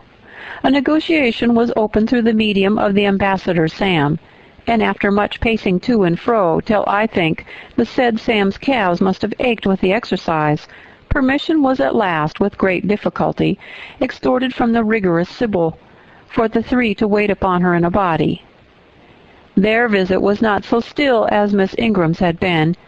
We heard hysterical giggling and little shrieks proceeding from the library, and at the end of about 20 minutes they burst the door open, and came running across the hall as if they were half scared out of their wits. "I'm sure she is something not right," they cried one and all. "She told us such things. She knows all about us." And they sank breathless into the various seats the gentleman hastened to bring them. Pressed for further explanation, they declared she had told them of things they had said and done when they were mere children, described books and ornaments they had in their boudoirs at home, keepsakes that different relations had presented to them. They affirmed that she had even divined their thoughts, and had whispered in the ear of each the name of the person she liked best in the world, and informed them of what they most wished for.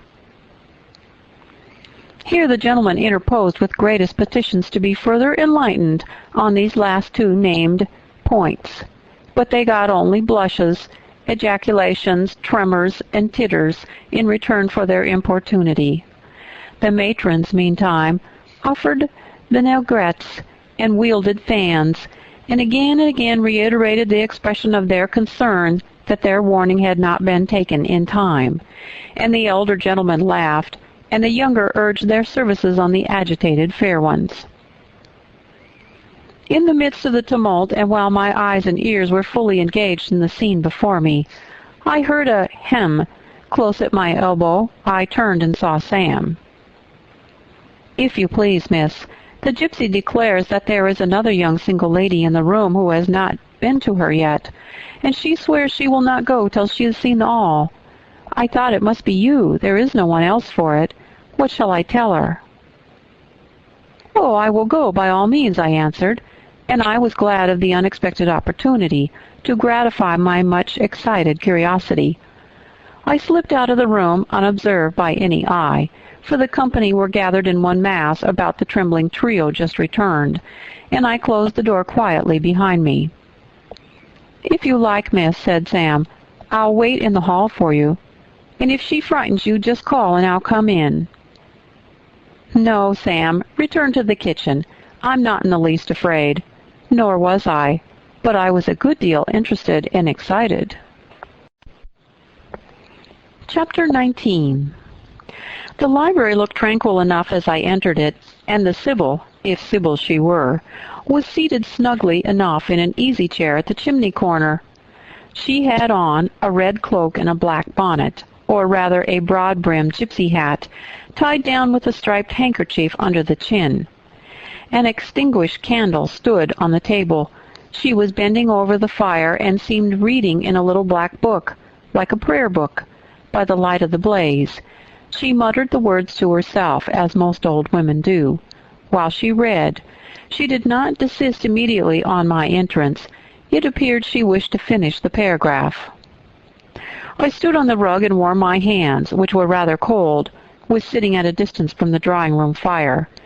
I felt now as composed as ever I did in my life. There was nothing indeed in the gypsy's appearance to trouble one's calm. She shut her book and slowly looked up. Her hat brim partially shaded her face, yet I could see as she raised it that it was a strange one. It looked all brown and black. Elf locks bristled out from beneath a white band which passed under her chin, and came half over her cheeks, or rather jaws. Her eye confronted me at once, with a bold and direct gaze. "Well, and you want your fortune told," she said in a voice as decided as her glance, as harsh as her features. "I don't care about it, Mother. You may please yourself, but I ought to warn you I have no faith."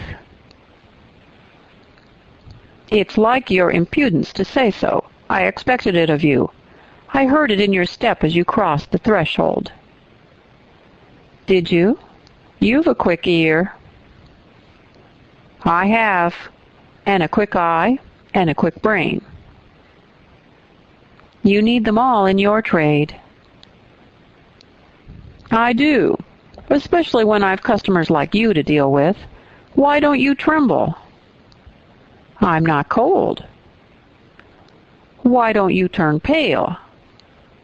"I'm not sick." "Why don't you consult my art?"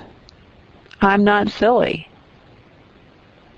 The old crone nitchered a laugh under her bonnet and bandage.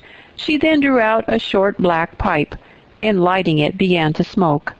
Having indulged a while in this sedative, she raised her bent body, took the pipe from her lips, and while gazing steadily at the fire, said very deliberately, "You are cold, you are sick, and you are silly." "Prove it," I rejoined. "I will, in a few words. You are cold because you are alone. No contact strikes the fire from you that is in you. You are sick because the best of feelings, the highest and the sweetest given to man, keeps far away from you. You are silly. Suffer as you may, you will not beckon it to approach, nor will you stir one step to meet it where it waits you." She again put her short black pipe to her lips and renewed her smoking with vigor. "You might say all that to almost anyone who, you knew, lived as a solitary dependent in a great house." "I might say it to almost anyone, but would it be true of almost anyone?" "In my circumstances." "Yes, just so, in your circumstances. But find me another precisely placed as you are." "It would be easy to find you thousands." "You could scarcely find me one. If you knew it, you are peculiarly situated. Very near happiness, yes, within reach of it. The materials are all prepared. There only wants a movement to combine them. Chance laid them somewhat apart. Let them be once approached, and bliss results." "I don't understand enigmas. I never could guess a riddle in my life." "If you wished me to speak more plainly, show me your palm." And I must cross it with silver, I suppose. To be sure. I gave her a shilling. She put it into an old stocking foot, which she took out of her pocket, and having tied it round and returned it, she told me to hold out my hand. I did. She approached her face to the palm and pored over it without touching it. "It is too fine," said she. "I can make nothing of such a hand as that, almost without lines. Besides, what's in a palm? Destiny is not written there." "I believe you," said I. "No," she continued, "it's in the face. On the forehead, about the eyes, in the eyes themselves, in the lines of the mouth. Kneel and lift up your head." "Ah, now you're coming to reality," I said as I obeyed her. "I shall begin to put some faith in you presently." I knelt within half a yard of her. She stirred the fire so that a ripple of light broke from the disturbed coal. The glare, however, as she sat, only threw her face into deeper shadow. Mine it illumined. "I wonder with what feelings you came to me tonight," she said, when she had examined me a while.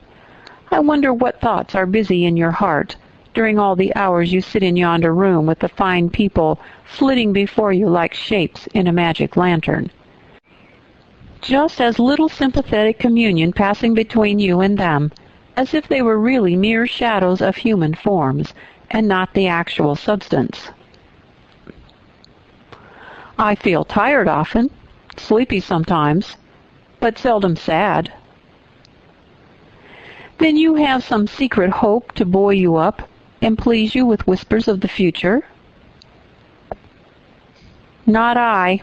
The utmost I hope is to save money enough out of my earnings to set up a school some day in a little house rented by myself. A mean nutriment for the spirit to exist on, and sitting in that window seat, you see I know your habits." "You have learned them from the servants." "Ah, you think yourself sharp. Well, perhaps I have. To speak truth, I have an acquaintance with one of them, Mrs. Poole." I started to my feet when I heard the name. "You have you?" thought I. "There is diablerie in the business, after all, then." "Don't be alarmed," continued the strange being. "She's a safe hand, is Mrs. Poole. Close and quiet. Anyone may repose confidence in her. But as I was saying, sitting in that window seat, do you think of nothing but your future school? Have you no present interest in any of the company who occupy the sofas and chairs before you? Is there not one face you study, one figure whose movements you follow with at least curiosity?" "I like to observe all the faces and all the figures." "But do you never single one from the rest? Or it may be two?" "I do, frequently, when the gestures or looks of a pair seem telling a tale. It amuses me to watch them." "What tale do you like best to hear?" "Oh, I have not that much choice. They generally run on the same theme, courtship, and promise to end in the same catastrophe, marriage." "And do you like that monotonous theme?" "Positively. I don't care about it. It's nothing to me." "Nothing to you. When a lady, young and full of life and health, charming with beauty and endowed with the gifts of rank and fortune, sits and smiles in the eyes of a gentleman you—" "I what?" "You know, and perhaps think well of." "I don't know the gentleman here. I have scarcely interchanged a syllable with one of them, and as to thinking well of them, I consider some respectable and stately, and middle-aged, and others young, dashing, handsome, and lively. But certainly they are all at liberty to be the recipients of whose smiles they please, without my feeling disposed to consider the transaction of any moment to me." You don't know the gentleman here. You have not exchanged a syllable with one of them. Will you say that of the master of the house? He's not at home. A profound remark. A most ingenious quibble. He went to Millcote this morning and will be back here tonight or tomorrow. Does that circumstance exclude him from the list of your acquaintance, blot him, as it were, out of existence? No, but I can scarcely see what Mr. Rochester has to do with the theme you had introduced. I was talking of ladies smiling in the eyes of gentlemen, and of late so many smiles have been shed into Mr. Rochester's eyes that they overflow like two cups filled above the brim. Have you never remarked that? Mr. Rochester has a right to enjoy the society of his guests. No question about his right. But have you never observed that of all the tales told here about matrimony, Mr. Rochester has been favored with the most lively and the most continuous? The eagerness of a listener quickens the tongue of a narrator, I said, this rather to myself than to the gypsy, whose strange talk, voice, manner, had by this time wrapped me in a kind of dream. One unexpected sentence came from her lips after another, till I got involved in a web of mystification, and wondered what unseen spirit had been sitting for weeks by my heart, watching its workings, and taking record of every pulse. Eagerness of a listener, repeated she. Yes, Mr. Rochester has sat by the hour, his ear inclined to the fascinating lips that took such delight in their task of communicating. And Mr. Rochester was so willing to receive and looked so grateful for the pastime given him. You have noticed this? Grateful? I cannot remember detecting gratitude in his face. Detecting? You have analyzed, then. And what did you detect, if not gratitude? I said nothing. You have seen love, have you not? In looking forward you have seen him married, and beheld his bride happy. Not exactly. Your witch's skill is rather at fault sometimes. What the devil have you seen, then? Never mind. I came here to inquire, not to confess. It is known that Mr. Rochester is to be married? Yes, and to the beautiful Miss Ingram. Shortly? Appearances would warrant that conclusion, and no doubt, though with an audacity that wants chastising out of you, you seem to question it, they will be a superlatively happy pair. He must love such a handsome, noble, witty, accomplished lady, and probably she loves him, or if not his person, at least his purse. I know she considers the Rochester estate eligible to the last degree, though, God pardon me, I told her something on that point about an hour ago, which made her look wondrous grave. The corners of her mouth fell half an inch. I would advise her black avis suitor to look out. If another comes, with a longer or clearer rent roll, he's dished. But, mother, I did not come to hear Mr. Rochester's fortune. I came to hear my own, and you have told me nothing of it. Your fortune is yet doubtful, and when I examined your face, one trait contradicted another. Chance has meted you a measure of happiness, that I know. I knew it before I came here this evening. She has laid it carefully on one side for you. I saw her do it. It depends on yourself to stretch out your hand and take it up, but whether you will do so is the problem I study. Kneel again on the rug.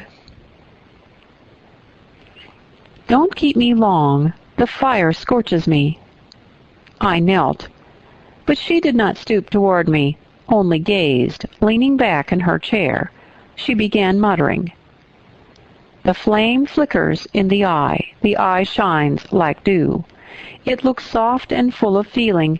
It smiles at my jargon. It is susceptible. Impression follows impression through its clear sphere. Where it ceases to smile, it is sad.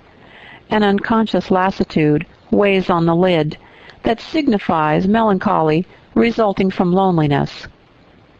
It turns from me. It will not suffer further scrutiny. It seems to deny, by a mocking glance, the truth of the discoveries I have already made, to disown the charge both of sensibility and chagrin. Its pride and reserve only confirm me in my opinion. The eye is favorable. As to the mouth, it delights at times in laughter. It is disposed to impart all that the brain conceives, though I dare say it would be silent on much the heart experiences. Mobile and flexible, it was never intended to be compressed in the eternal silence of solitude. It is a mouth which should speak much and smile often, and have human affection for its interlocutor. That feature, too, is propitious. I see no enemy to a fortunate issue but in the brow, and that brow professes to say, I can live alone, if self-respect and circumstances require me to do so. I need not sell my soul to buy bliss. I have an inward treasure, born with me, which can keep me alive if all extraneous delights should be withheld, or offered only at a price I cannot afford to give. The forehead declares, reason sits firm and holds the reins, and she will not let the feelings burst away and hurry her to wild chasms. The passions may rage furiously, like true heathens, as they are, and the desires may imagine all sorts of vain things, but judgments shall still have the last word in every argument, and the casting vote in every decision. Strong wind, earthquake shock, and fire may pass by, but I shall follow the guiding of that still small voice which interprets the dictates of conscience. Well said, forehead. Your declaration shall be respected. I have formed my plans, right plans I deem them, and in them I have attended to the claims of conscience, the counsels of reason. I know how soon youth would fade and bloom perish. If in the cup of bliss offered but one dreg of shame, or one flavor of remorse were detected, and I do not want sacrifice, sorrow, disillusion, such is not my taste. I wish to foster, not to blight, to earn gratitude, not to wring tears of blood, no, nor of brine. My harvest must be in smiles, in endearments, in sweet. That will do. I think I rave in a kind of exquisite delirium. I should wish now to protract this moment ad infinitum, but I dare not. So far I have governed myself thoroughly. I have acted as I inwardly swore I would act, but farther might try me beyond my strength. Rise, Miss Eyre, leave me. The play is played out. Where was I? Did I wake or sleep? Had I been dreaming? Did I dream still? The old woman's voice had changed. Her accent, her gesture, and all were familiar to me as my own face in a glass, as the speech of my own tongue. I got up, but did not go. I looked. I stirred the fire, and I looked again. But she drew her bonnet and her bandage closer about her face, and again beckoned me to depart. The flame illuminated her hand stretched out. Roused now, and on the alert for discoveries, I at once noticed that hand. It was no more the withered limb of an eld than my own. It was a rounded, supple member, with smooth fingers symmetrically turned. A broad ring flashed on the little finger, and stooping forward, I looked at it and saw a gem I had seen 100 times before. Again I looked at the face, which was no longer turned from me. On the contrary, the bonnet was doffed, the bandage displaced, and the head advanced. "Well, Jane, do you know me?" asked the familiar voice. "Only take off the red cloak, sir, and then—" "But the string is in a knot. Help me." "Break it, sir." "There, then. Off, ye lendings," and Mr. Rochester stepped out of his disguise. Now, sir, what a strange idea. But well carried out, eh? Don't you think so? With the ladies you must have managed well. But not with you? You did not act the character of a gypsy with me. What character did I act? My own? No, some unaccountable one. In short, I believe you have been trying to draw me out, or in. You have been talking nonsense to make me talk nonsense. It is scarcely fair, sir. Do you forgive me, Jane? I cannot tell till I have thought it all over. If on reflection I find I have fallen into no great absurdity, I shall try to forgive you. But it was not right. Oh, you have been very correct, very careful, very sensible. I reflected and thought on the whole I had. It was a comfort. But indeed I had been on my guard almost from the beginning of the interview. Something of masquerade I suspected. I knew gypsies and fortune-tellers did not express themselves as this seeming old woman had expressed herself. Besides, I had noted her feigned voice, her anxiety to conceal her features. But my mind had been running on Grace Poole, that living enigma, that mystery of mysteries, as I considered her. I had never thought of Mr. Rochester. "Well," said he, "what are you musing about? What does that grave smile signify?" "Wonder and self-congratulation, sir. I have your permission to retire now, I suppose." "No, stay a moment, and tell me what the people in the drawing-room yonder are doing." "Discussing the gypsy, I dare say." "Sit down. Let me hear what they said about me." "I had better not stay long, sir. It must be near 11 o'clock. Oh, are you aware, Mr. Rochester, that a stranger has arrived here since you left this morning?" "A stranger? No. Who can it be? I expected no one. Is he gone?" "No. He said he had known you long, and that he could take the liberty of installing himself here till you returned." "The devil he did! Did he give his name?" "His name is Mason, sir, and he comes from the West Indies, from Spanish Town, in Jamaica, I think." Mr. Rochester was standing near me. He had taken my hand as if to lead me to a chair. As I spoke, he gave my wrist a convulsive grip. The smile on his lips froze. Apparently a spasm caught his breath. "Mason, the West Indies," he said. In the tone one might fancy a speaking automaton to announce its single words. "Mason, the West Indies," he reiterated, and he went over the syllables 3 times, growing, in the intervals of speaking, whiter than ashes. He hardly seemed to know what he was doing. "Do you feel ill, sir?" I inquired. "Jane, I've got a blow. I've got a blow, Jane." He staggered. "Oh, lean on me, sir." "Jane, you offered me your shoulder once before. Let me have it now." "Yes, sir, yes, and my arm." He sat down and made me sit beside him. Holding my hand in both his own, he chafed it, gazing on me at the same time with the most troubled and dreary look.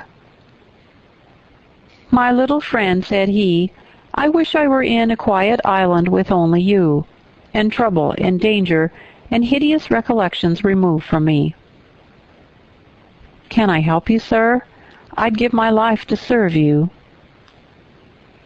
"Jane, if aid is wanted, I'll seek it at your hands. I promise you that." "Thank you, sir.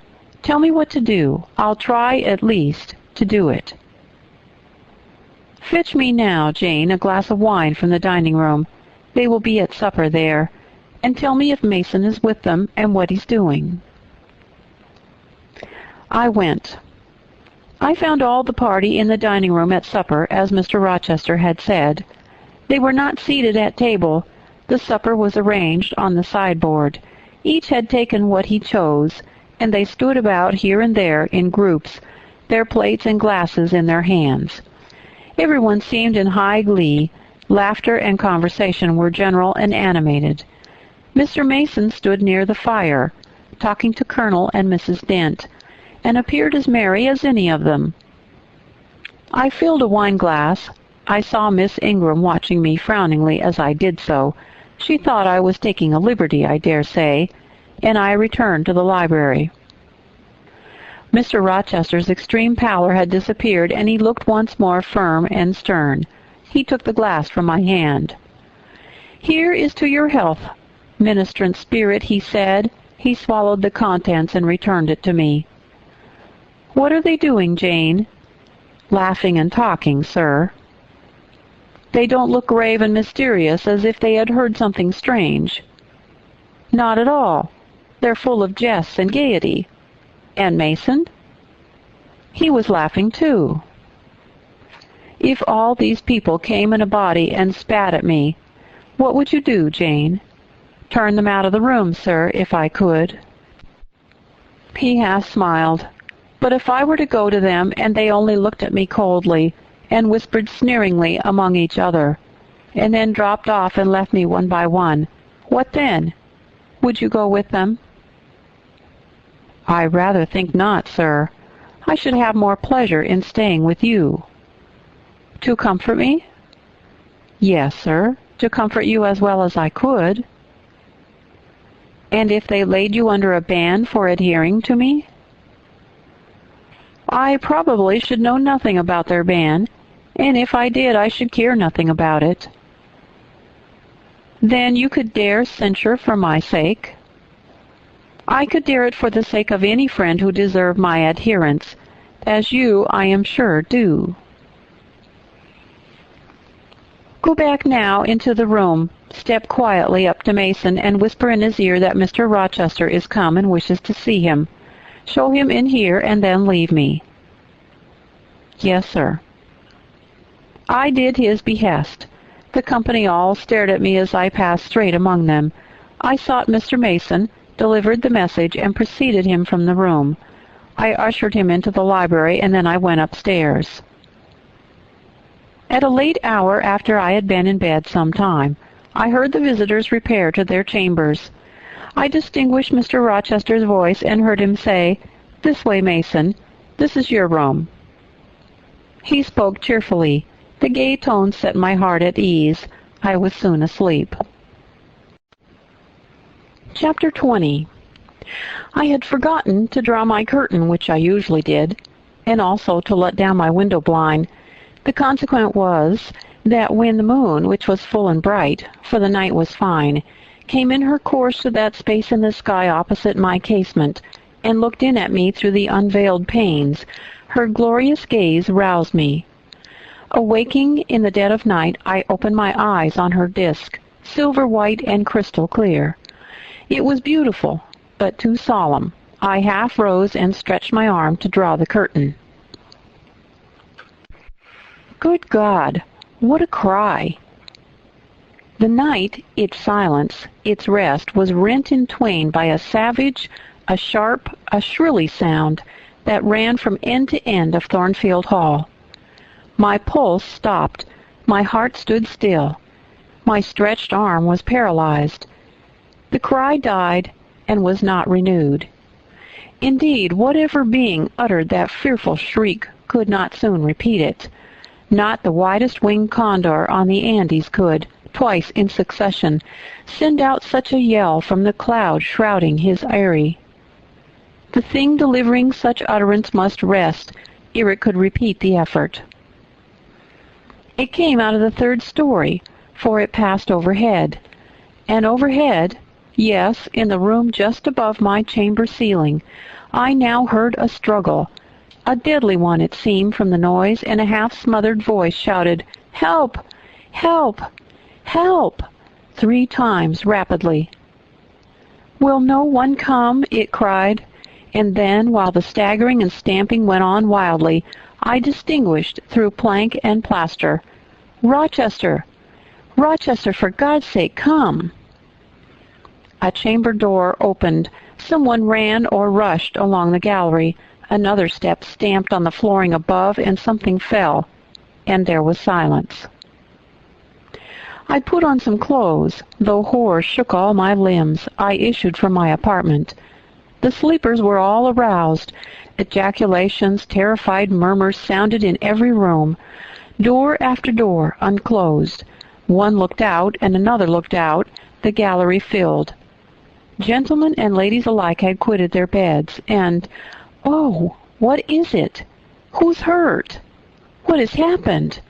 Fetch a light. Is it fire? Are there robbers? Where shall we run? Was demanded confusedly on all hands.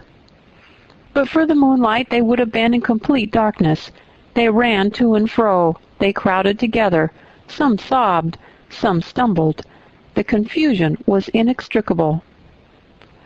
"Where the devil is Rochester?" cried Colonel Dent. "I cannot find him in his bed." "Here, here," was shouted in return. "Be composed, all of you. I'm coming." And the door at the end of the gallery opened, and Mr. Rochester advanced with the candle. He had just descended from the upper story. One of the ladies ran to him directly. She seized his arm. It was Miss Ingram. "What awful event has taken place?" said she. "Speak. Let us know the worst at once." "But don't pull me down or strangle me," he replied, for the Misses Eshton were clinging about him now, and the two dowagers, in vast white wrappers, were bearing down on him like ships in full sail. All's right, he cried. "It's a mere rehearsal of Much Ado About Nothing. Ladies, keep off, or I shall wax dangerous." And dangerous he looked. His black eyes darted sparks. Calming himself by an effort, he added, "A servant has had a nightmare, that's all. She's an excitable, nervous person. She construed her dream into an apparition, or something of that sort, no doubt, and has taken a fit with fright. Now then, I must see you all back into your rooms, for till the house is settled she cannot be looked after. Gentlemen, have the goodness to set the ladies the example. Miss Ingram, I'm sure you will not fail in evincing superiority to idle tares. Amy and Louisa, return to your nest like a pair of doves, as you are. Mesdames," to the dowagers, "you will take cold to a dead certainty if you stay in this chill gallery any longer." And so, by dint of alternate coaxing and commanding, he contrived to get them all once more enclosed in their separate dormitories. I did not wait to be ordered back to mine, but retreated unnoticed as I had left it. Not, however, to go to bed. On the contrary, I began and dressed myself carefully. The sounds I had heard after the scream, and the words that had been uttered, had probably been heard only by me, for they had proceeded from the room above mine. But they assured me that it was not a servant's dream which had thus struck horror through the house, and that the explanation Mr. Rochester had given was merely an invention framed to pacify his guests. I dressed, then, to be ready for emergencies. When dressed, I sat a long time by the window looking out over the silent grounds and silvered fields, and waiting for I knew not what. It seemed to me that some event must follow the strange cry, struggle, and call. No. Stillness returned. Each murmur and movement ceased gradually, and in about an hour, Thornfield Hall was again as hushed as a desert. It seemed that sleep and night had resumed their empire. Meantime the moon declined. She was about to set. Not liking to sit in the cold and darkness, I thought I would lie down on my bed, dressed as I was. I left the window and moved with little noise across the carpet as I stooped to take off my shoes. A cautious hand tapped low at the door. "Am I wanted?" I asked. "Are you up?" asked the voice I expected to hear. My master's. "Yes, sir." "And dressed?" "Yes." "Come out, then, quietly." I obeyed. Mr. Rochester stood in the gallery holding a light. "I want you," he said. "Come this way. Take your time and make no noise." My slippers were thin. I could walk the matted floor as softly as a cat. He glided up the gallery and up the stairs, and stopped in the dark, low corridor of the fateful third story. I had followed and stood at his side. "Have you a sponge in your room?" he asked in a whisper. "Yes, sir." "Have you any salts? Volatile salts?" "Yes." "Go back and fetch both." I returned, sought the sponge on the washstand, the salts in my drawer, and once more retraced my steps. He still waited. He held a key in his hand. Approaching one of the small black doors, he put it in the lock. He paused and addressed me again. "You don't turn sick at the sight of blood?" "I think I shall not. I have never been tried yet." I felt a thrill while I answered him, but no coldness and no faintness. "Just give me your hand," he said. "It will not do to risk a fainting fit." I put my fingers into his. Warm and steady was his remark. He turned the key and opened the door. I saw a room I remembered to have seen before, the day Mrs. Fairfax showed me over the house. It was hung with tapestry, but the tapestry was now looped up in one part, and there was a door apparent, which had then been concealed. This door was open. A light shone out of the room within. I heard thence a snarling, snatching sound, almost like a dog quarreling. Mr. Rochester, putting down his candle, said to me, "Wait a minute."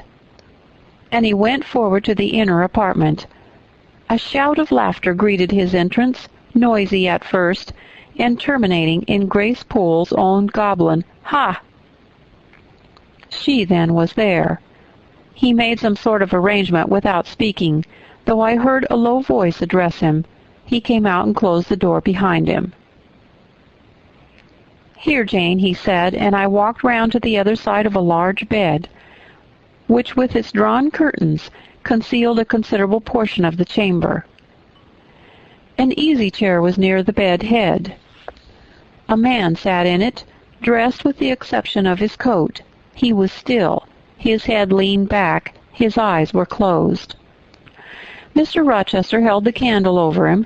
I recognized in his pale and seemingly lifeless face the stranger, Mason. I saw, too, that his linen on one side and one arm was almost soaked in blood. "Hold the candle," said Mr. Rochester, and I took it. He fetched a basin of water from the washstand. "Hold that," said he. I obeyed. He took the sponge, dipped it in, and moistened the corpse-like face. He asked for my smelling bottle, and applied it to the nostrils. Mr. Mason shortly unclosed his eyes. He groaned. Mr. Rochester opened the shirt of the wounded man, whose arm and shoulder were bandaged. He sponged away blood, trickling fast down. "Is there immediate danger?" murmured Mr. Mason. "Pooh, no, a mere scratch. Don't be so overcome, man. Bear up.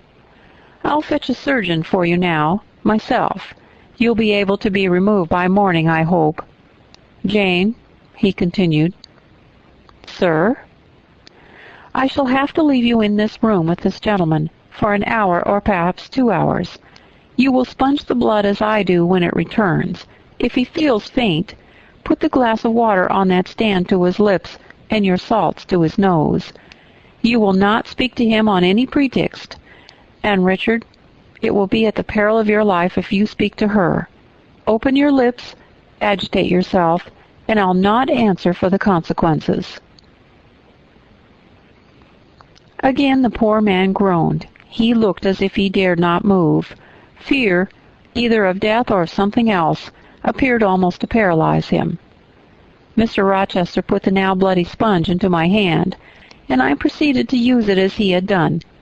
He watched me for a second, then saying, "Remember, no conversation," he left the room. I experienced a strange feeling as the key grated in the lock, and the sound of his retreating step ceased to be heard. Here, then, I was in the third story, fastened into one of its mystic cells. Night around me, a pale and bloody spectacle under my eyes and hands, a murderess hardly separated from me by a single door. Yes, that was appalling. The rest I could bear, but I shuddered at the thought of Grace Poole bursting out upon me. I must keep to my post, however. I must watch this ghastly countenance, these blue, still lips forbidden to unclose, these eyes now shut, now opening, now wandering through the room, now fixing on me, and ever glazed with the dullness of horror. I must dip my hand again and again in the basin of blood and water, and wipe away the trickling gore. I must see the light of the unsnuffed candle wane on my employment. The shadows darken on the wrought, antique tapestry round me, and grow black under the hangings of the vast old bed, and quiver strangely over the doors of a great cabinet opposite, whose front, divided into 12 panels, bore in grim design the heads of the 12 apostles, each enclosed in its separate panel as in a frame, while above them at the top rose an ebon crucifix and a dying Christ. According as the shifting obscurity and flickering gleam hovered here or glanced there, it was now the bearded physician, Luke, that bent his brow, now St. John's long hair that waved, and anon the devilish face of Judas that grew out of the panel, and seemed gathering life and threatening a revelation of the arch-traitor, of Satan himself, in his subordinate's form. Amid all this I had to listen as well as watch, to listen for the movements of the wild beast or the fiend in yonder side den. But since Mr. Rochester's visit it seemed spellbound. All the night I heard but 3 sounds, at 3 long intervals, a step creak, a momentary renewal of the snarling canine noise, and a deep human groan. Then my own thoughts worried me. What crime was this, that lived incarnate in this sequestered mansion, and could neither be expelled nor subdued by the owner? What mystery that broke out, now in fire and now in blood, at the deadest hours of night? What creature was it that, masked in an ordinary woman's face and shape, uttered the voice, now of a mocking demon, and anon of a carrion-seeking bird of prey? And this man I bent over, this commonplace quiet stranger, how had he become involved in the web of horror, and why had the fury flown at him? What made him seek this quarter of the house at an untimely season, when he should have been asleep in bed? I had heard Mr. Rochester assign him an apartment below. What brought him here? And why, now, was he so tame under the violence or treachery done him? Why did he so quietly submit to the concealment Mr. Rochester enforced? Why did Mr. Rochester enforce this concealment? His guest had been outraged. His own life on a former occasion had been hideously plotted against, and both attempts he smothered in secrecy and sank in oblivion. Lastly, I saw Mr. Mason was submissive to Mr. Rochester, that the impetuous will of the latter held complete sway over the inertness of the former. The few words which had passed between them assured me of this. It was evident that in their former intercourse the passive disposition of the one had been habitually influenced by the active energy of the other. Whence, then, had arisen Mr. Rochester's dismay when he heard of Mr. Mason's arrival? Why had the mere name of this unresisting individual, whom his words now sufficed to control like a child, fallen on him, a few hours since, as a thunderbolt might fall on an oak?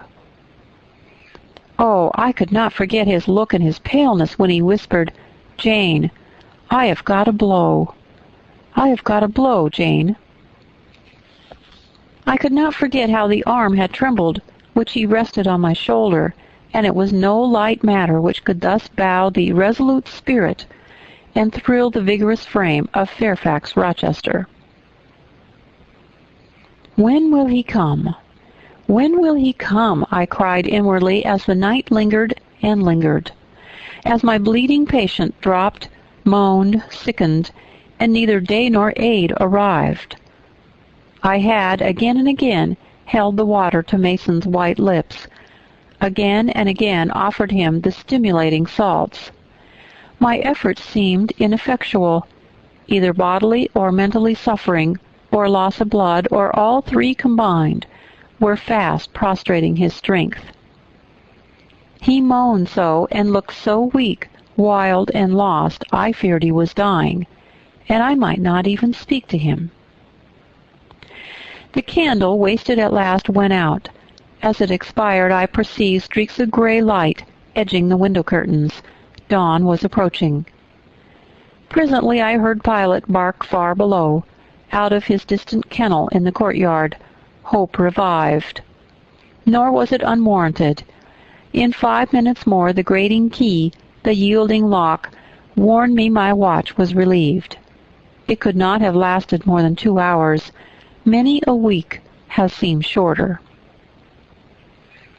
Mr. Rochester entered, and with him the surgeon he had been to fetch. "Now, Carter, be on the alert," he said to this last.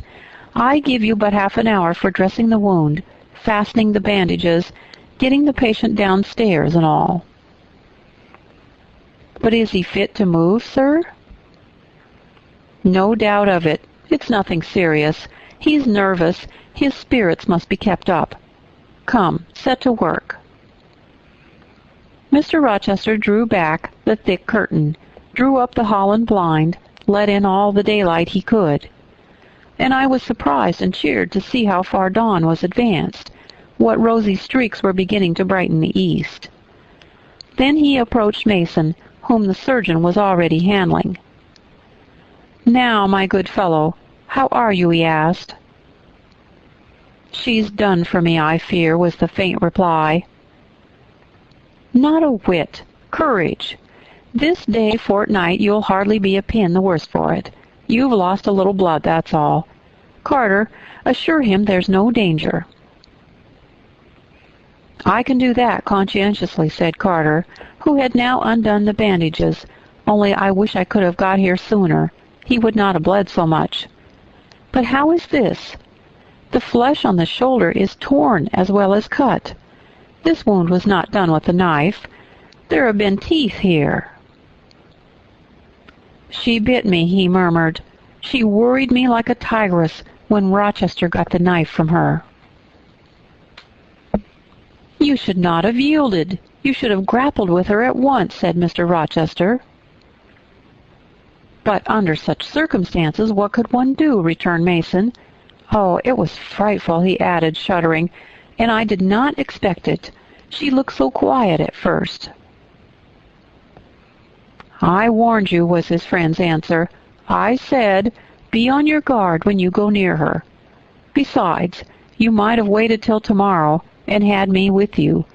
It was mere folly to attempt the interview tonight and alone." "I thought I could have done some good." You thought. Yes, it makes me impatient to hear you. But however, you have suffered and are likely to suffer enough for not taking my advice, so I'll say no more. Carter, hurry, hurry. The sun will soon rise and I must have him off." "Directly, sir. The shoulder is just bandaged. I must look to this other wound in the arm. She's had her teeth here, too, I think." "She sucked the blood. She said she'd drain my heart," said Mason. I saw Mr. Rochester shudder. A singularly marked expression of disgust, horror, hatred, warped his countenance almost to distortion, but he only said, "Come, be silent, Richard, and never mind her gibberish. Don't repeat it." "I wish I could forget it," was the answer. "You will when you are out of the country. When you get back to Spanish Town, you may think of her as dead and buried, or rather you need not think of her at all." "Impossible to forget this night." It is not impossible. Have some energy, man.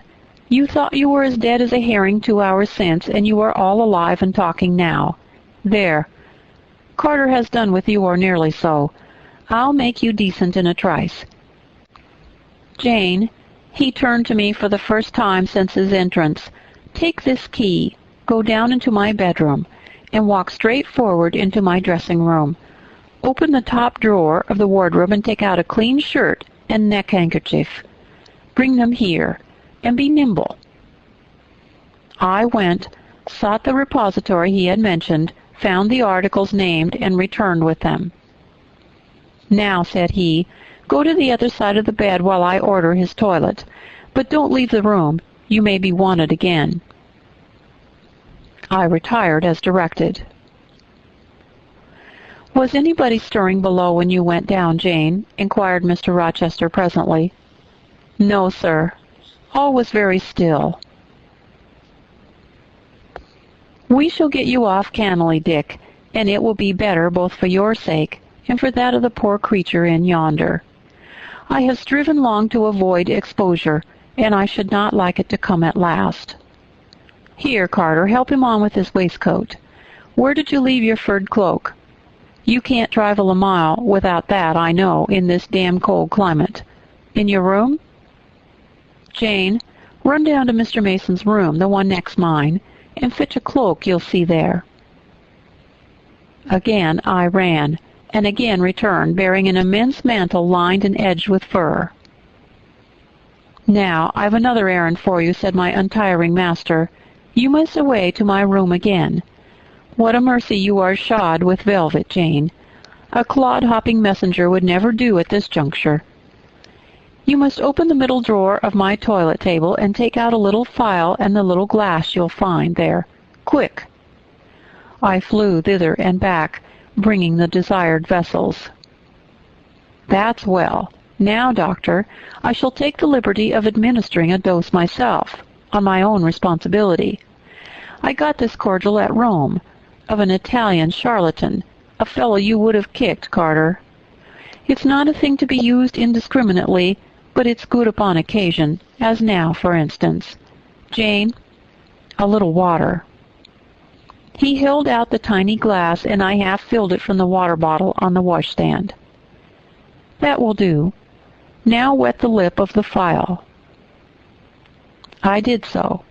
He measured 12 drops of a crimson liquid and presented it to Mason. Drink, Richard. It will give you the heart you lack for an hour or so. But will it hurt me? Is it inflammatory? Drink, drink. Mr. Mason obeyed, because it was evidently useless to resist. He was dressed now. He still looked pale, but he was no longer gory and sullied. Mr. Rochester let him sit 3 minutes after he had swallowed the liquid. Then he took his arm. Now, I'm sure you can get on your feet, he said. Try. The patient rose. Carter, take him under the other shoulder. Be of good cheer, Richard. Step out. That's it. I do feel better, remarked Mr. Mason. I'm sure you do. Now, Jane, trip on before us away to the back stairs. Unbolt the side passage door, and tell the driver of the post-chaise you will see in the yard, or just outside, for I told him not to drive his rattling wheels over the pavement, to be ready. We're coming, and Jane, if anyone is about, come to the foot of the stairs, and hem. It was by this time 5:30, and the sun was on the point of rising, but I found the kitchen still dark and silent. The side passage door was fastened. I opened it with as little noise as possible. All the yard was quiet. But the gate stood wide open, and there was a post-chaise, with horses ready harnessed, and the driver seated on the box, stationed outside. I approached him and said the gentlemen were coming. He nodded, and then I looked carefully round and listened. The stillness of early morning slumbered everywhere. The curtains were yet drawn over the servants' chamber windows. Little birds were just twittering in the blossom-blanched orchard trees, whose boughs drooped like white garlands over the wall enclosing one side of the yard. The carriage horses stamped from time to time in their closed stables. All else was still. The gentleman now appeared. Mason, supported by Mr. Rochester and the surgeon, seemed to walk with tolerable ease. They assisted him into the chaise. Carter followed. "Take care of him," said Mr. Rochester to the latter, "and keep him at your house until he's quite well. I shall ride over in a day or two to see how he gets on. Richard, how is it with you?" "The fresh air revives me, Fairfax." "Leave the window open on his side, Carter. There's no wind. Goodbye, Dick." "Fairfax." "Well, what is it?" "Let her be taken care of. Let her be treated as tenderly as may be. Let her—" He stopped and burst into tears. "I do my best, and have done it, and will do it," was the answer. He shut up the chaise door, and the vehicle drove away. "Yet would to God there was an end of all this," added Mr. Rochester, as he closed and barred the heavy yard gates. This done, he moved with slow step and abstracted air toward a door in the wall bordering the orchard. I, supposing he had done with me, prepared to return to the house again. However, I heard him call, "Jane." He had opened the portal and stood at it waiting for me. "Come where there is some freshness for a few moments," he said. "That house is a mere dungeon. Don't you feel it so?" "It seems to me a splendid mansion, sir." Yeah. "The glamour of inexperience is over your eyes," he answered, "and you see it through a charm medium.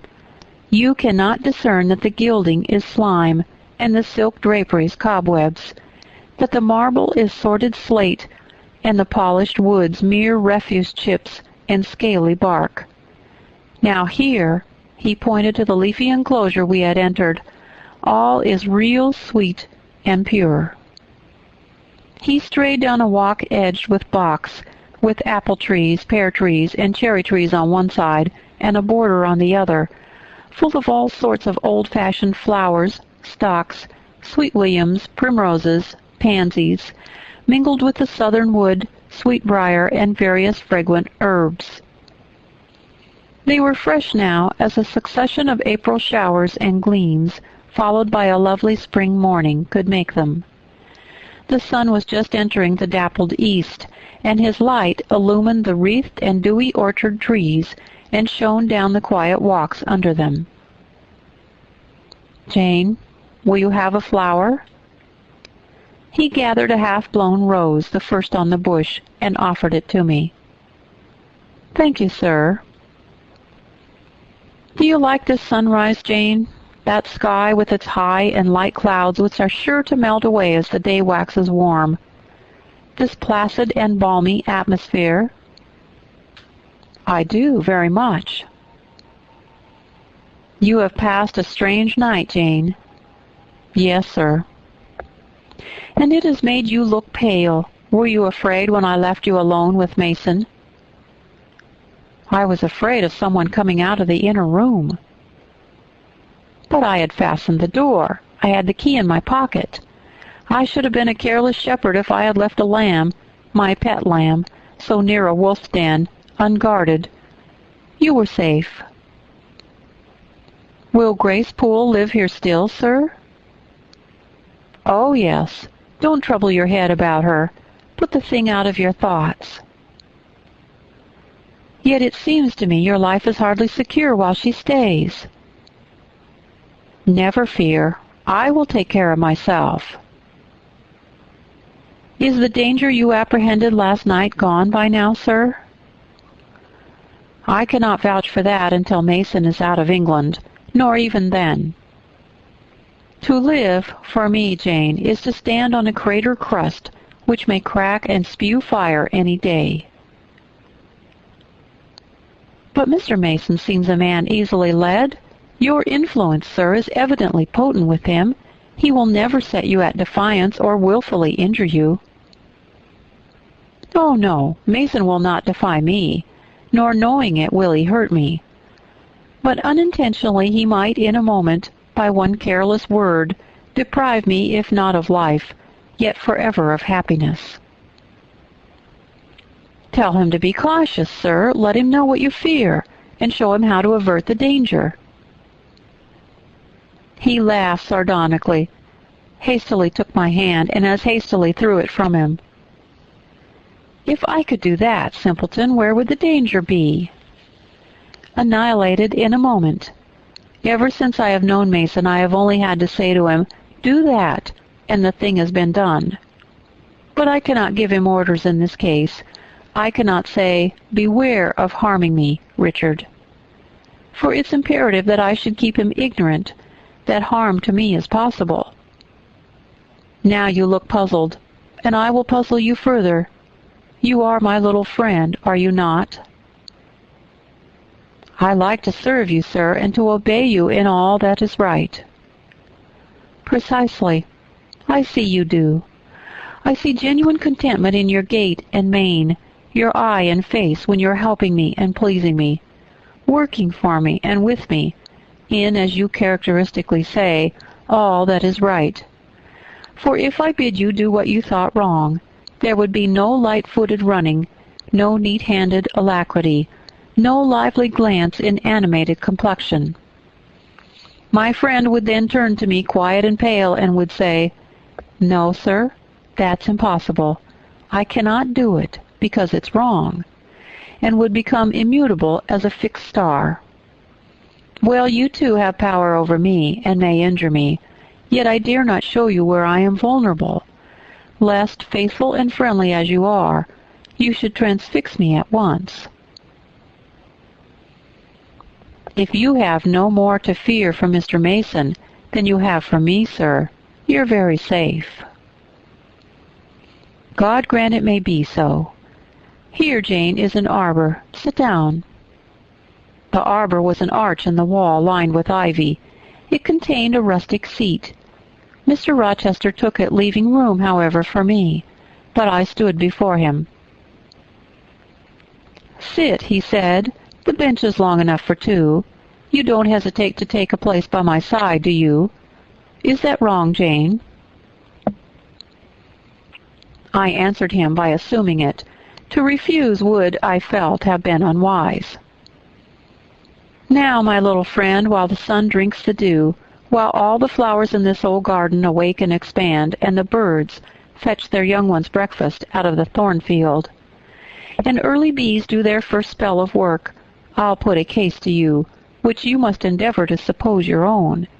But first, look at me, and tell me you're at ease, and not fearing that I err in detaining you, or that you err in staying."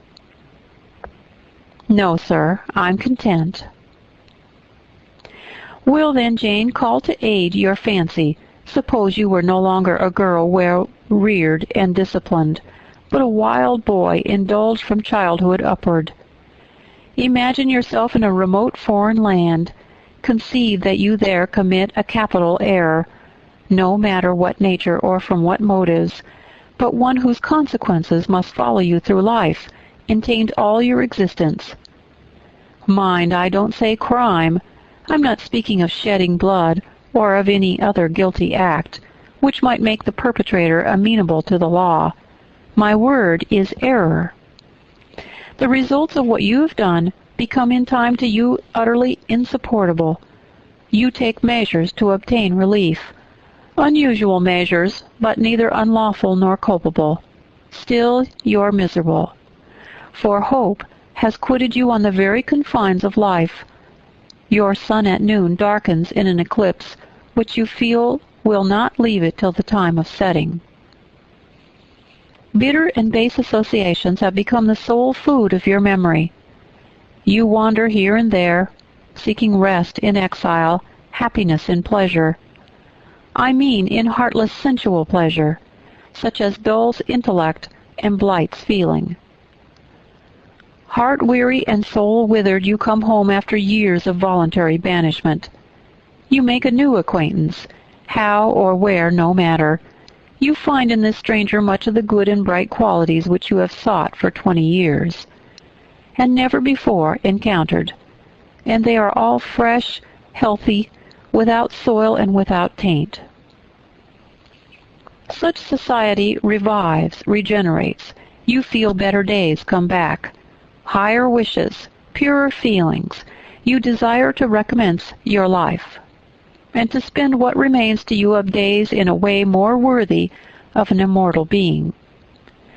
To attain this end, are you justified in overleaping an obstacle of custom, a mere conventional impediment, which neither your conscience sanctifies nor your judgment approves? He paused for an answer, and what was I to say? Oh, for some good spirit to suggest a judicious and satisfactory response. Vain aspiration. The west wind whispered in the ivy round me, but no gentle aureole borrowed its breath as a medium of speech. The birds sang in the treetops, but their song, however sweet, was inarticulate. Again Mr. Rochester propounded his query. Is the wandering and sinful, but now rest-seeking and repentant man justified in daring the world's opinion in order to attach to him forever this gentle, gracious, genial stranger, thereby securing his own peace of mind and regeneration of life? Sir, I answered, a wanderer's repose or a sinner's reformation should never depend on a fellow creature. Men and women die, philosophers falter in wisdom, and Christians in goodness.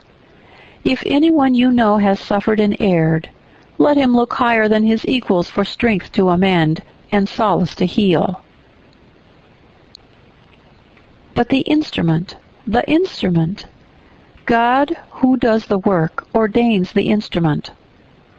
I have myself, I tell it you without parable, been a worldly, dissipated, restless man, and I believe I have found the instrument for my cure in... He paused. The birds went on caroling, the leaves lightly rustling. I almost wondered they did not check their songs and whispers to catch the suspended revelation. But they would have had to wait many minutes, so long the silence protracted. At last I looked up at the tardy speaker. He was looking eagerly at me. "Little friend," said he, in a quiet, a changed tone, while his face changed too, losing all its softness and gravity, and becoming harsh and sarcastic. "You have noticed my tender penchant for Miss Ingram. Don't you think if I married her she would regenerate me with a vengeance?" He got up instantly, went quite to the other end of the walk, and when he came back he was humming a tune. "Jane," said he, stopping before me, "you are quite pale with your vigils. Don't you curse me for disturbing your rest." "Curse you? No, sir." "Shake hands in confirmation of the word. What cold fingers! They were warmer last night when I touched them at the door of the mysterious chamber. Jane, when will you watch with me again?" "Whenever I can be useful, sir." "For instance, the night before I'm married? I'm sure I shall not be able to sleep. Will you promise to sit up with me to bear me company? To you I can talk of my lovely one, for now you have seen her and know her." "Yes, sir." "She's a rare one, is she not, Jane?" "Yes, sir." "A strapper, a real strapper, Jane, big, brown, and buxom, with hair just such as the ladies of Carthage might have had. Bless me, there's Dent and Lynn in the stables. Go in by the shrubbery, through that wicket." As I went one way, he went another, and I heard him in the yard saying cheeringly, "Mason got the start of you all this morning. He was gone before sunrise.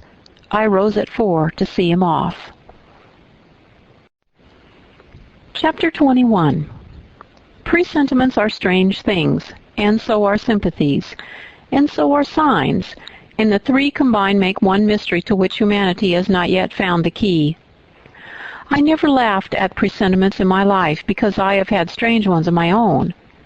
Sympathies, I believe, exist, for instance, between far distant, long absent, wholly estranged relatives, asserting, notwithstanding their alienation, the unity of the source to which each traces his origin, whose workings baffle mortal comprehension. And signs, for aught we know, may be but the sympathies of nature with man. When I was a little girl, only 6 years old, I, one night, heard Bessie Levin say to Martha Abbott that she had been dreaming about a little child, and that to dream of children was a sure sign of trouble, either to oneself or one's kin. The saying might have worn out of my memory had not a circumstance immediately followed which served indelibly to fix it there. The next day Bessie was sent for home, to the deathbed of her little sister. Of late I had often recalled this saying and this incident, for during the past week scarcely a night had gone over my couch that had not brought with it a dream of an infant, which I sometimes hushed in my arms, sometimes dandled on my knee, sometimes watched playing with daisies on a lawn, or again, dabbling its hands in running water. It was a wailing child this night, and a laughing one the next. Now it nestled close to me, and now it ran from me.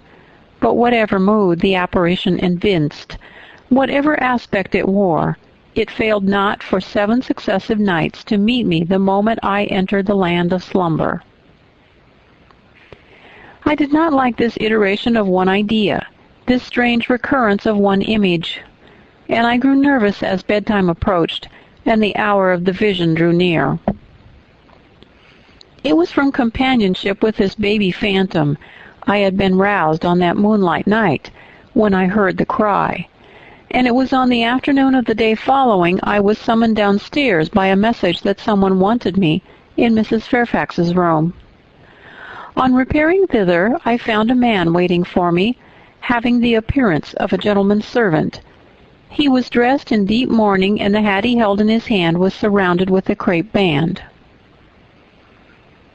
"I dare say you hardly remember me, miss," he said, rising as I entered, "but my name is Levin. I lived coachman with Mrs. Reed when you were at Gateshead 8 or 9 years since, and I live there still." "Oh, Robert, how do you do? I remember you very well. You used to give me a ride sometimes on Miss Georgiana's bay pony. And how is Bessie? You are married to Bessie?" "Yes, miss. My wife is very hearty, thank you. She brought me another little one about 2 months since. We have 3 now, and both mother and child are thriving." "And are the family well at the house, Robert?" "I'm sorry I can't give you better news of them, miss. They're very badly at present, in great trouble." "I hope no one is dead," I said, glancing at his black dress. He, too, looked down at the crape round his hat and replied, "Mr. John died yesterday, was a week, at his chambers in London." "Mr. John?" "Yes." "And how does his mother bear it?" "Why, you see, Miss Eyre, it is not a common mishap. His life has been very wild. These last 3 years he gave himself up to strange ways, and his death was shocking." "I heard from Bessie he was not doing well." "Doing well? He could not do worse. He ruined his health and his estate among the worst men and the worst women. He got into debt and into jail. His mother helped him out twice, but as soon as he was free he returned to his old companions and habits. His head was not strong. The knaves he lived among fooled him beyond anything I ever heard. He came to Gateshead about 3 weeks ago and wanted Mrs. to give up all to him. Mrs. refused. Her means have long been much reduced by his extravagance, so he went back again, and the next news was that he was dead. How he died, God knows. They say he killed himself." I was silent. The tidings were frightful. Robert Levin resumed. Mrs. had been out of health herself for some time. She had got very stout, but was not strong with it, and the loss of money and fear of poverty were quite breaking her down. The information about Mr. John's death and the manner of it came too suddenly. It brought on a stroke. She was 3 days without speaking. But last Tuesday she seemed rather better. She appeared as if she wanted to say something and kept making signs to my wife and mumbling. It was only yesterday morning, however, that Bessie understood she was pronouncing your name, and at last she made out the words, "Bring Jane. Fetch Jane Eyre. I want to speak to her." Bessie is not sure whether she's in her right mind or means anything by the words, but she told Miss Reed and Miss Georgiana and advised them to send for you. The young ladies put it off at first, but their mother grew so restless and said, "Jane, Jane," so many times that at last they consented. I left Gateshead yesterday, and if you can get ready, miss, I should like to take you back with me early tomorrow morning. Yes, Robert, I shall be ready. It seems to me that I ought to go. I think so too, miss. Bessie said she was sure you would not refuse, but I suppose you will have to ask leave before you can get off. Yes, and I will do it now. And having directed him to the servants' hall, and recommended him to the care of John's wife and the attentions of John himself, I went in search of Mr. Rochester. He was not in any of the lower rooms. He was not in the yard, the stables, or the grounds. I asked Mrs. Fairfax if she had seen him. Yes, she believed he was playing billiards with Miss Ingram. To the billiard room I hastened. The click of balls and the hum of voices resounded thence. Mr. Rochester, Miss Ingram, the two Misses Eshton, and their admirers were all busied in the game. It required some courage to disturb so interesting a party. My errand, however, was one I could not defer, so I approached the master where he stood at Miss Ingram's side. She turned as I drew near, and looked at me haughtily. Her eyes seemed to demand, "What can the creeping creature want now?" And when I said in a low voice, "Mr. Rochester," she made a movement as if tempted to order me away. I remember her appearance at the moment. It was very graceful and very striking. She wore a morning robe of sky-blue crepe. A gauzy azure scarf was twisted in her hair. She had been all animation with the game, and irritated pride did not lower the expression of her haughty lineaments. "Does that person want you?" she inquired of Mr. Rochester, and Mr. Rochester turned to see who the person was. He made a curious grimace, one of his strange and equivocal demonstrations, threw down his cue, and followed me from the room. "Well, Jane," he said, as he rested his back against the schoolroom door, which he had shut. "If you please, sir, I want leave of absence for a week or two." "What to do? Where to go?" "To see a sick lady who has sent for me." "What sick lady? Where does she live?" "At Gateshead." "Gateshead? That's 100 miles off. Who may she be that sends for people to see her that distance?" "Her name is Reed, sir. Mrs. Reed." "Reed of Gateshead? There was a Reed of Gateshead, a magistrate." "It's his widow, sir." "And what have you to do with her? How do you know her?" "Mr. Reed was my uncle, my mother's brother." "The deuce he was! You never told me that before. You always said you had no relations." "None that would own me, sir. Mr. Reed is dead, and his wife cast me off." "Why?" "Because I was poor and burdensome, and she disliked me." "But Reed left children. You must have cousins." Sir George Lynn was talking of a Reed of Gateshead yesterday, who he said was one of the veriest rascals on town. And Ingram was mentioning a Georgiana Reed of the same place, who was much admired for her beauty a season or two ago in London. John Reed is dead too, sir. He ruined himself and half ruined his family, and is supposed to have committed suicide. The news so shocked his mother that it brought on an apoplectic attack. And what good can you do her? Nonsense, Jane. I would never think of running 100 miles to see an old lady who will perhaps be dead before you reach her. Besides, you say she cast you off. Yes, sir, but that's long ago, and when her circumstances were very different. I could not be easy to neglect her wishes now. How long will you stay? As short a time as possible, sir. Promise me only to stay a week. I had better not pass my word. I might be obliged to break it. At all events, you will come back.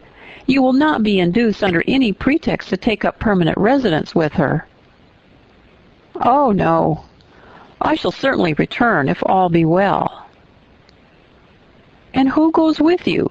You don't travel 100 miles alone. No, sir. She has sent her coachman. A person to be trusted? Yes, sir. He has lived 10 years in the family. Mr. Rochester meditated. When do you wish to go? Early tomorrow morning, sir. Well, you must have some money. You can't travel without money, and I dare say you have not much. I've given you no salary yet. How much have you in the world, Jane? He asked, smiling. I drew out my purse. A meager thing it was. 5 shillings, sir. He took the purse, poured the hoard into his palm, and chuckled over it as if its scantiness pleased him. Soon he produced his pocketbook. Here, said he, offering me a note. It was £50, and he owed me but 15. I told him I had no change. I don't want change, you know that. Take your wages. I declined accepting more than was my due. He scowled at first. Then, as if recollecting something, he said, Right. Better not give you all now. You would perhaps stay away 3 months if you had £50. There are 10. Is it not plenty? Yes, sir. But now you owe 5. Come back for it, then. I'm your banker for £40. Mr. Rochester, I may as well mention another matter of business to you while I have the opportunity. Matter of business? I'm curious to hear it. You have as good as informed me, sir, that you are going shortly to be married. Yes. What then? In that case, sir, Adele ought to go to school. I'm sure you will perceive the necessity of it. To get her out of my bride's way, who might otherwise walk over her rather too emphatically. There's sense in the suggestion, not a doubt of it. Adele, as you say, must go to school. And you, of course, must march straight to the devil? I hope not, sir, but I must seek another situation somewhere. In course, he exclaimed with a twang of voice and a distortion of features equally fantastic and ludicrous. He looked at me some minutes. And old Madam Reed, or the misses, her daughters, will be solicited by you to seek a place, I suppose? No, sir. I'm not much on terms with my relatives that would justify me in asking favors of them. But I shall advertise. You shall walk up the pyramids of Egypt, he growled. At your peril, you advertise. I wish I had only offered you a sovereign instead of £10. Give me back £9, Jane. I've a use for it. And so have I, sir, I returned, putting my hands in my purse behind me. I could not spare the money on any account. Little niggard, said he, refusing me a pecuniary request, give me £5, Jane. Not 5 shillings, sir, nor 5 pence. Well, just let me look at the cash. No, sir, you are not to be trusted. Jane. Sir? Promise me one thing. I'll promise you anything, sir, that I think I am likely to perform. Not to advertise, and to trust this quest of a situation to me. I'll find you one in time. I shall be glad to do so, sir, if you, in your turn, will promise that I and Adele shall be both safe out of the house before your bride enters it. Very well. Very well. I'll pledge my word on it. You go tomorrow, then? Yes, sir. Early. Shall you come down to the drawing-room after dinner? No, sir. I must prepare for the journey. Then you and I must bid good-bye for a little while. I suppose so, sir. And how do people perform that ceremony of parting, Jane? Teach me. I'm not quite up to it. They say farewell, or any other form they prefer. Then say it. Farewell, Mr. Rochester, for the present. What must I say? The same, if you like, sir. Farewell, Miss Eyre, for the present. Is that all? Yes. It seems stingy to my notions and dry and unfriendly. I should like something else, a little addition to the rite. If one shook hands, for instance, but no, that would not content me either. So you'll do no more than say farewell, Jane. It's enough, sir. As much goodwill may be conveyed in one hearty word as in many. Very likely, but it's blank and cool. Farewell. How long is he going to stand with his back against that door, I asked myself. I want to commence my packing. The dinner bell rang, and suddenly away he bolted without another syllable. I saw him no more during the day, and was off before he had risen in the morning. I reached the lodge at Gateshead about 5 o'clock in the afternoon of the 1st of May. I stepped in there before going up to the hall. It was very clean and neat. The ornamental windows were hung with little white curtains. The floor was spotless. The grate and fire irons were burnished bright, and the fire burned clear. Bessie sat on the hearth, nursing her last-born, and Robert and his sister played quietly in a corner. "Bless you, I knew you would come," exclaimed Mrs. Levin, as I entered. "Yes, Bessie," said I after I had kissed her, "and I trust I'm not too late. How is Mrs. Reed? Alive still, I hope." "Yes, she's alive, and more sensible and collected than she was. The doctor says she may linger a week or two yet, but he hardly thinks she will finally recover." "Has she mentioned me lately?" "She was talking of you only this morning, and wishing you would come. But she's sleeping now, or was 10 minutes ago when I was up at the house. She generally lies in a kind of lethargy all the afternoon, and wakes up about 6 or 7. Will you rest yourself here an hour, miss, and then I will go up with you?" Robert here entered, and Bessie laid her sleeping child in the cradle and went to welcome him. Afterwards she insisted on my taking off my bonnet and having some tea, for she said I looked pale and tired. I was glad to accept her hospitality, and I submitted to be relieved of my traveling garb just as passively as I used to let her undress me when a child.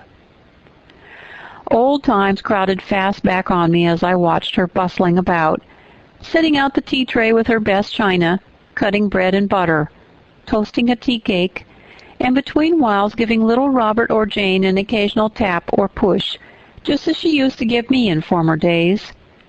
Bessie had retained her quick temper as well as her light foot and good looks. Tea ready, I was going to approach the table, but she desired me to sit still, quite in her old peremptory tones.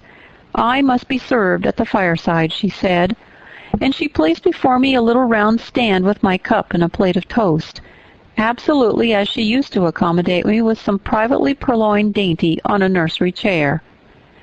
And I smiled and obeyed her as in bygone days. She wanted to know if I was happy at Thornfield Hall, and what sort of person the mistress was, and I told her there was only a master, whether he was a nice gentleman, and if I liked him. I told her he was rather an ugly man, but quite a gentleman, and that he treated me kindly, and I was content. Then I went on to describe to her the gay company that had lately been staying at the house, and to these details Bessie listened with interest. They were precisely of the kind she relished. In such conversation an hour was soon gone. Bessie restored to me my bonnet and so forth, and accompanied by her I quitted the lodge for the hall. It was also accompanied by her that I had, nearly 9 years ago, walked down the path I was now ascending.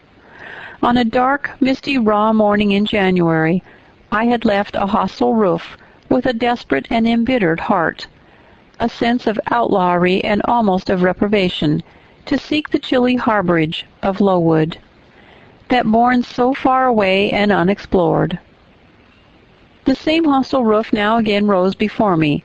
My prospects were doubtful yet, and I had yet an aching heart. I still felt as a wanderer on the face of the earth, and I experienced firmer trust in myself and my own powers, and less withering dread of oppression. The gaping wound of my wrongs, too, was now quite healed, and the flame of resentment extinguished.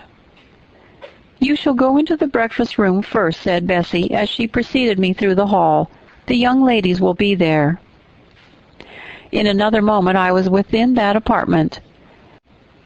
There was every article of furniture looking just as it did on the morning I was first introduced to Mr. Brocklehurst. The very rug he had stood upon still covered the hearth. Glancing at the bookcase, I thought I could distinguish the 2 volumes of Bewick's British Birds occupying their old place on the 3rd shelf, and Gulliver's Travels and the Arabian Nights ranged just above. The inanimate objects were not changed, but the living things had altered past recognition. 2 young ladies appeared before me, one very tall, almost as tall as Miss Ingram, very thin, too, with a shallow face and severe mien. There was something aesthetic in her look, which was augmented by the extreme plainness of a straight-skirted, black stuff dress, a starched linen collar, hair combed away from the temples, and the nun-like ornament of a string of ebony beads and a crucifix. This, I felt sure, was Eliza, though I could trace little resemblance to her former self in that elongated and colorless visage. The other was as certainly Georgiana, but not the Georgiana I remembered, the slim and fairy-like girl of 11. This was a full-blown, very plump damsel, fair as waxwork, with handsome and regular features, languishing blue eyes, and ringleted yellow hair. The hue of her dress was black, too, but its fashion was so different from her sister's, so much more flowing and becoming, it looked as stylish as the others looked puritanical. In each of the sisters there was one trait of the mother, and only one. The thin and pallid elder daughter had her parents' Cairngorm eye. The blooming and luxuriant younger girl had her contour of jaw and chin, perhaps a little softened, but still imparting an indescribable hardness to the countenance, otherwise so voluptuous and buxom. Both ladies, as I advanced, rose to welcome me, and both addressed me by the name of Miss Eyre. Eliza's greeting was delivered in a short, abrupt voice without a smile, and then she sat down again, fixed her eyes on the fire, and seemed to forget me. Georgiana added to her, "How do you do?" several commonplaces about my journey, the weather, and so on, uttered in rather a drawling tone, and accompanied by sundry side glances that measured me from head to foot. Now traversing the folds of my drab merino pelisse, and now lingering on the plain trimming of my cottage bonnet. Young ladies have a remarkable way of letting you know that they think you a quiz, without actually saying the words. A certain superciliousness of look, coolness of manner, nonchalance of tone, express fully their sentiments on the point, without committing them by any positive rudeness in word or deed. A sneer, however, whether covert or open, had now no longer that power over me it once possessed. As I sat between my cousins, I was surprised to find how easily I felt under the total neglect of the one and the semi-sarcastic attentions of the other. Eliza did not mortify, nor Georgiana ruffle me. The fact was I had other things to think about. Within the last few months, feelings had been stirring in me so much more potent than anything they could raise.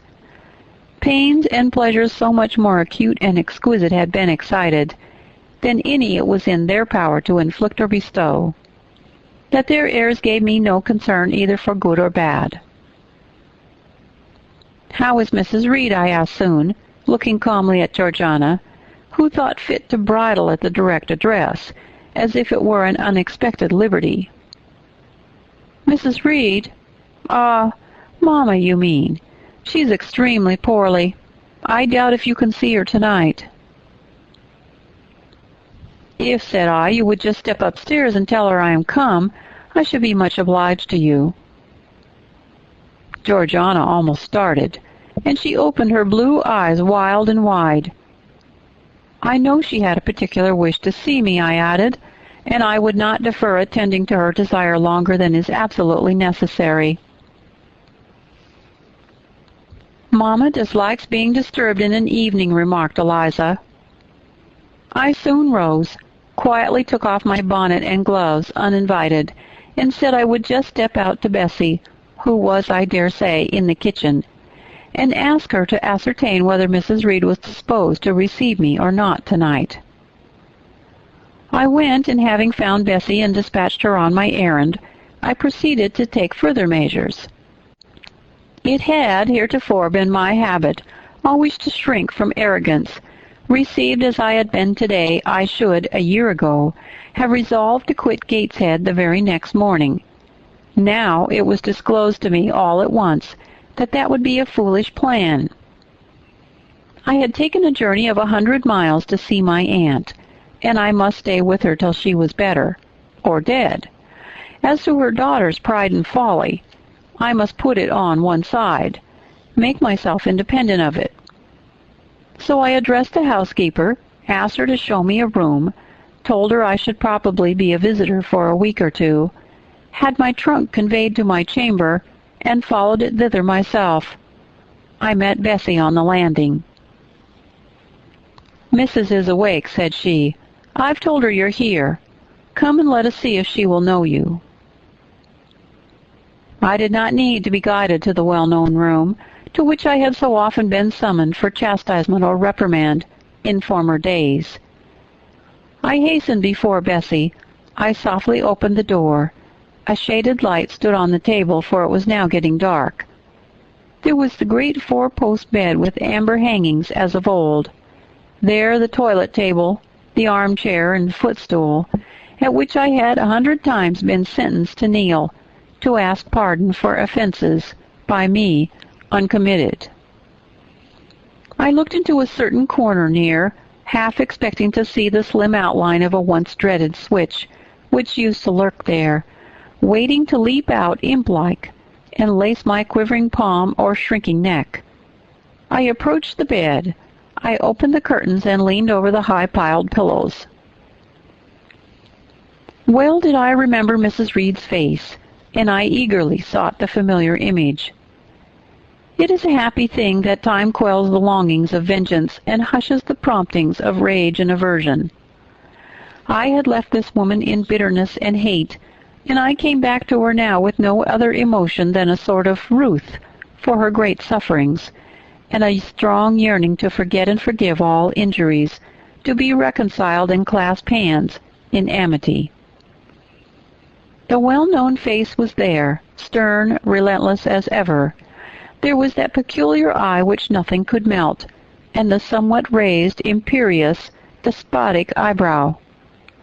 How often had it lowered on me menace and hate, and how the recollection of childhood's terrors and sorrows revived as I traced its harsh line now.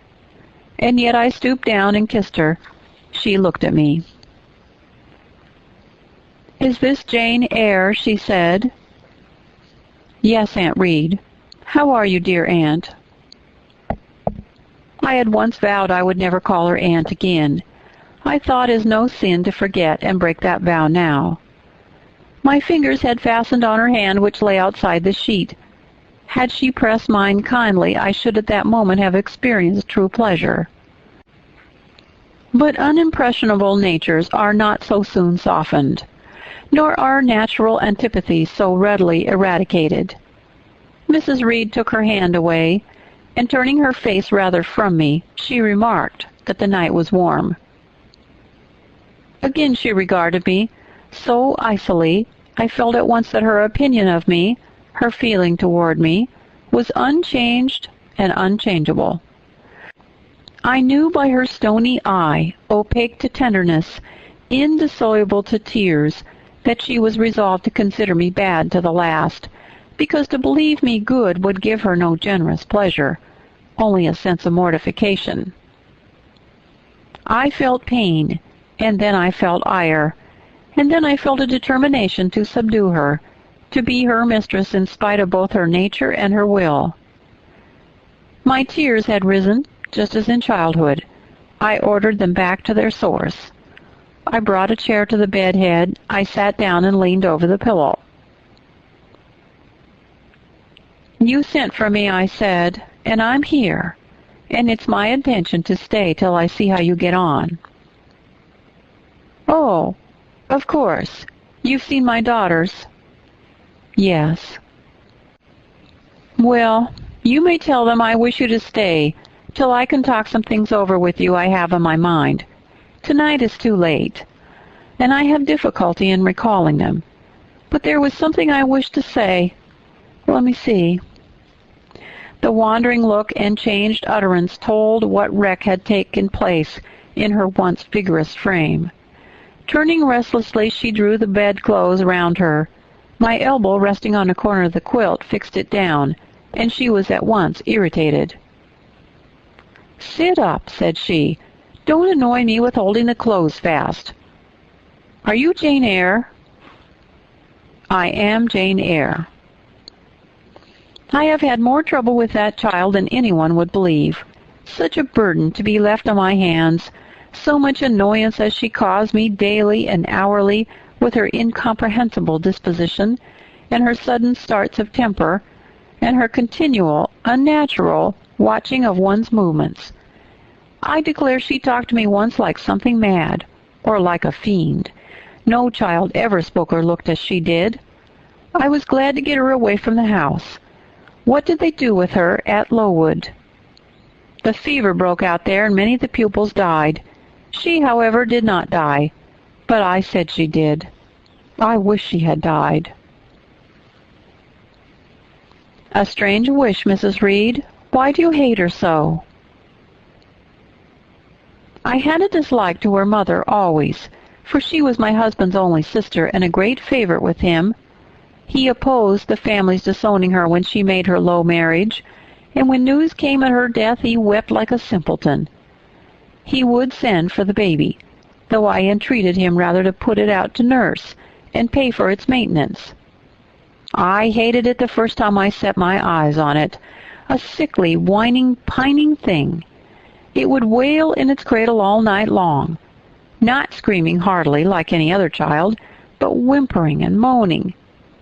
Reed pitied it, and he used to nurse it and notice if it had been his own. More, indeed, than he ever noticed his own at that age. He would try to make my children friendly to the little beggar. The darlings could not bear it, and he was angry with them when they showed their dislike. In his last illness, he had it brought continually to his bedside, and but an hour before he died, he bound me by vow to keep the creature. I would as soon have been charged with a pauper brat out of a workhouse. But he was weak, naturally weak. John does not at all resemble his father, and I'm glad of it. John is like me, and like my brothers, he's quite a Gibson. Oh, I wish he would cease tormenting me with letters for money. I have no more money to give him. We're getting poor. I must send away half the servants and shut up part of the house, or let it off. I can never submit to do that. Yet how are we to get on? 2/3 of my income goes in paying the interest of mortgages. John gambles dreadfully, and always loses, poor boy. He's beset by sharpers. John is sunk and degraded. His look is frightful.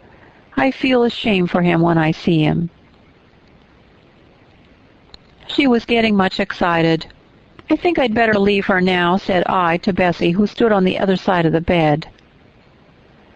"Perhaps you had, miss, but she often talks in this way toward night. In the morning she's calmer." I rose. "Stop!" exclaimed Mrs. Reed. "There's another thing I wish to say. He threatens me. He continually threatens me with his own death or mine, and I dream sometimes that I see him laid out with a great wound in his throat, or with a swollen and blackened face. I am come to a strange pass. I have heavy troubles. What is to be done? How is the money to be had?" Bessie now endeavored to persuade her to take a sedative draught. She succeeded with difficulty. Soon after, Mrs. Reed grew more composed and sank into a dozing state. I then left her. More than 10 days elapsed before I had again any conversation with her. She continued either delirious or lethargic, and the doctor forbade everything that could painfully excite her. Meantime, I got on as well as I could with Georgiana and Eliza. They were very cold indeed at first. Eliza would sit half the day sewing, reading, or writing, and scarcely utter a word to me or her sister. Georgiana would chatter nonsense to her canary bird by the hour, and take no notice of me. But I was determined not to seem at a loss for occupation or amusement. I had brought my drawing materials with me, and they served me for both. Provided with a case of pencils and some sheets of paper, I used to take a seat apart from them near the window, and busy myself in sketching fancy vignettes, representing any scene that happened momentarily to shape itself in the ever-shifting kaleidoscope of imagination. A glimpse of sea between two rocks, the rising moon, and a ship crossing its disk. A group of reeds and water flags, and a naiad's head, crowned with lotus flowers rising out of them, an elf sitting in a hedge sparrow's nest under a wreath of hawthorn bloom. One morning I fell to sketching a face. What sort of face it was to be I did not care or know. I took a soft black pencil, gave it a broad point, and worked away. Soon I had traced on the paper a broad and prominent forehead, and a square lower outline of visage. That contour gave me pleasure. My fingers proceeded actively to fill it with features. Strongly marked horizontal eyebrows must be traced under that brow. Then followed, naturally, a well-defined nose, with a straight ridge and full nostrils. Then a flexible-looking mouth, by no means narrow. Then a firm chin, with a decided cleft down the middle of it. Of course, some black whiskers were wanted, and some jetty hair, tufted on the temples and waved above the forehead. Now for the eyes. I had left them to the last because they required the most careful working. I drew them large. I shaped them well. The eyelashes I traced long and somber, the irids lustrous and large. Good, but not quite the thing I thought as I surveyed the effect. They want more force and spirit. And I brought the shades blacker, that the lights might flash more brilliantly. A happy touch or two secured success. There, I had a friend's face under my gaze, and what did it signify that those young ladies turned their backs on me? I looked at it. I smiled at the speaking likeness. I was absorbed and content. "Is that a portrait of someone you know?" asked Eliza, who had approached me unnoticed. I responded that it was merely a fancy head, and hurried it beneath the other sheets. Of course I lied. It was, in fact, a very faithful representation of Mr. Rochester. But what was that to her, or to anyone but myself? Georgiana also advanced to look. The other drawings pleased her much, but she called that an ugly man. They both seemed surprised at my skill. I offered to sketch their portraits, and each in turn sat for a pencil outline.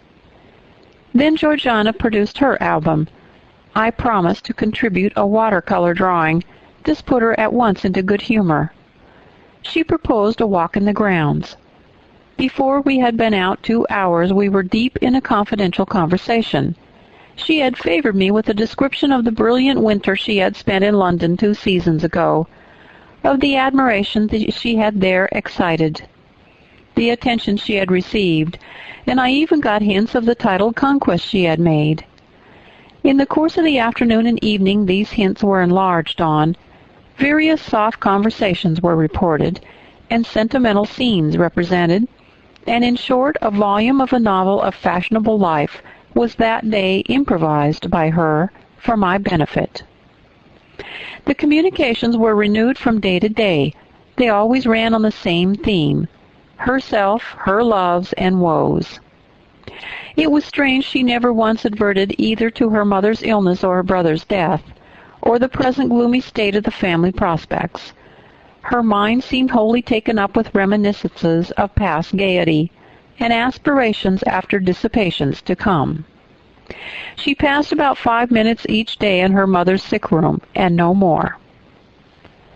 Eliza still spoke little. She had evidently no time to talk. I never saw a busier person than she seemed to be, yet it was difficult to say what she did, or rather to discover any result of her diligence. She had an alarm to call her up early. I know not how she occupied herself before breakfast, but after that meal she divided her time into regular portions, and each hour had its allotted task. 3 times a day she studied a little book which I found, on inspection, was a common prayer book. I asked her once what was the great attraction of that volume, and she said, "The rubric."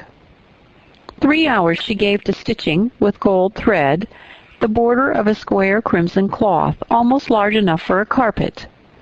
In answer to my inquiries after the use of this article, she informed me it was a covering for the altar of a new church, lately erected near Gateshead. 2 hours she devoted to her diary, 2 to working by herself in the kitchen garden, and 1 to the regulation of her accounts. She seemed to want no company, no conversation. I believe she was happy in her way. This routine sufficed to her, and nothing annoyed her so much as the occurrence of any incident which forced her to vary its clockwork regularity. She told me one evening, when more disposed to be communicative than usual, that John's conduct and the threatened ruin of the family had been a source of profound affliction to her. But she had now, she said, settled her mind, and formed her resolution.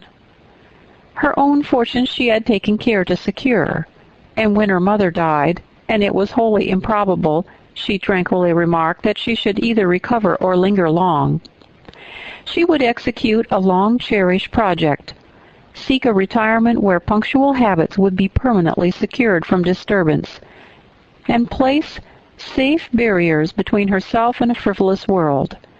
I asked if Georgiana would accompany her. Of course not. Georgiana and she had nothing in common. They never had had. She would not be burdened with her society for any consideration. Georgiana should take her own course, and she, Eliza, would take hers. Georgiana, when not unburdening her heart to me, spent most of her time in lying on the sofa, fretting about the dullness of the house, and wishing over and over again that her Aunt Gibson would send her an invitation up to town. It would be so much better, she said, if she could only get out of the way for a month or 2, till all was over. I did not ask her what she meant by all being over, but I suppose she referred to the expected decease of her mother, and the gloomy sequel of funeral rites.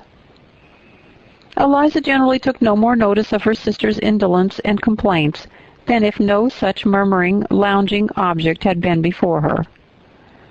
One day, however, as she put away her account book and unfolded her embroidery, she suddenly took her up thus: "Georgiana, a more vain and observed animal than you was certainly never allowed to cumber the earth.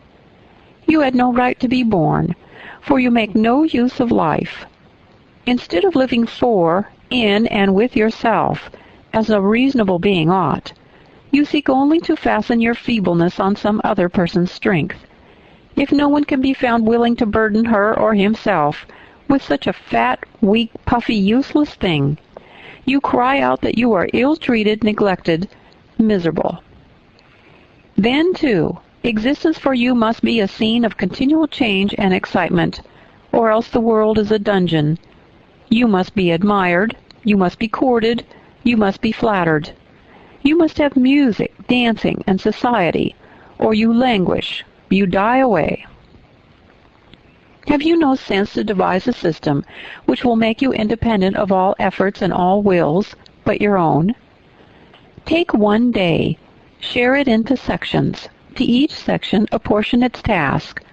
Leave no stray, unapplied quarters of an hour, 10 minutes, 5 minutes.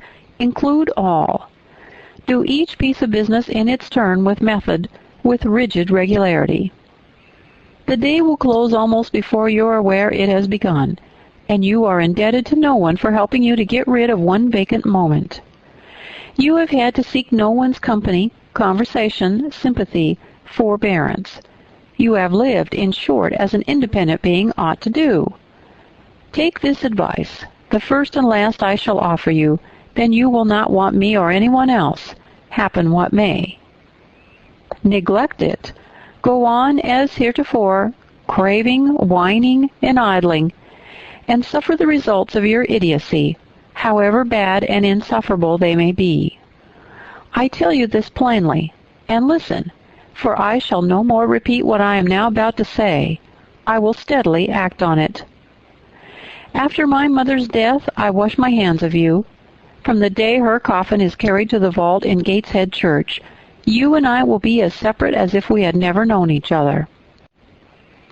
You need not think that because we chance to be born of the same parents, I shall suffer you to fasten me down by even the feeblest claim. I can tell you this. If the whole human race, ourselves excepted, were swept away, and we too stood alone on the earth, I would leave you in the old world and betake myself to the new. She closed her lips. You might have spared yourself the trouble of delivering that tirade, answered Georgiana. Everybody knows you are the most selfish, heartless creature in existence. And I know your spiteful hatred toward me. I have had a specimen of it before in the trick you played me about Lord Edwin Vere. You could not bear me to be raised above you, to have a title, to be received into circles where you dare not show your face, and so you acted the spy and informer, and ruined my prospects forever. Georgiana took out her handkerchief and blew her nose for an hour afterward.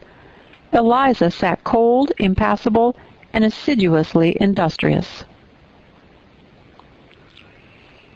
True, generous feeling is made small account of by some, but here were two natures rendered, the one intolerably acrid, the other despicably savourless for the want of it.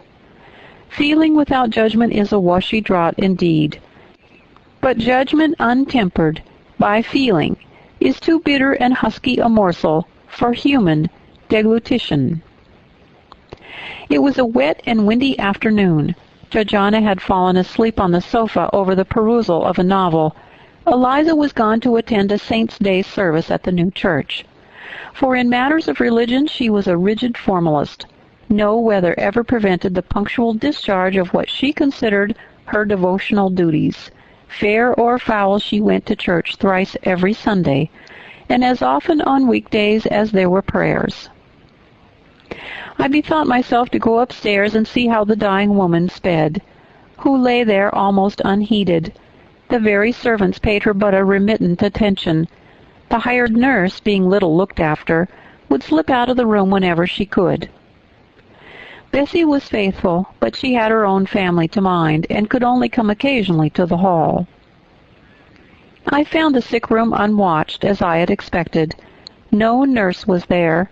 The patient lay still and seemingly lethargic, her livid face sunk in the pillows. The fire was dying in the grate.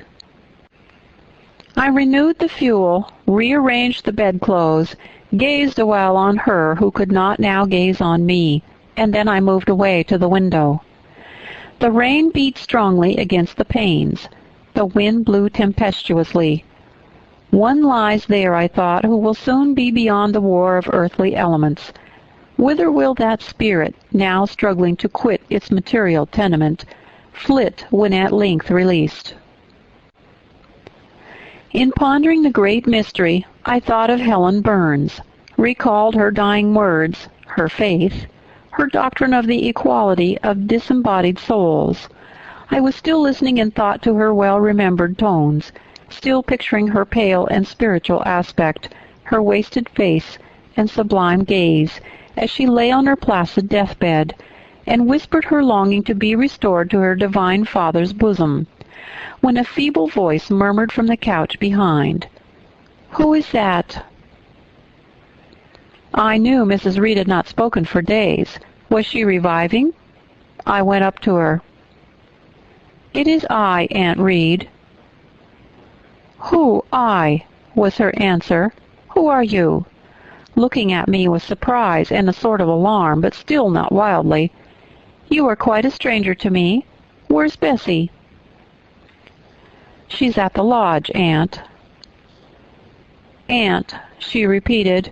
"Who calls me Aunt? You are not one of the Gibsons, and yet I know you. That face and the eyes and forehead are quite familiar to me. You are why, you are like Jane Eyre." I said nothing. I was afraid of occasioning some shock by declaring my identity. "Yet," said she, "I am afraid it's a mistake. My thoughts deceive me.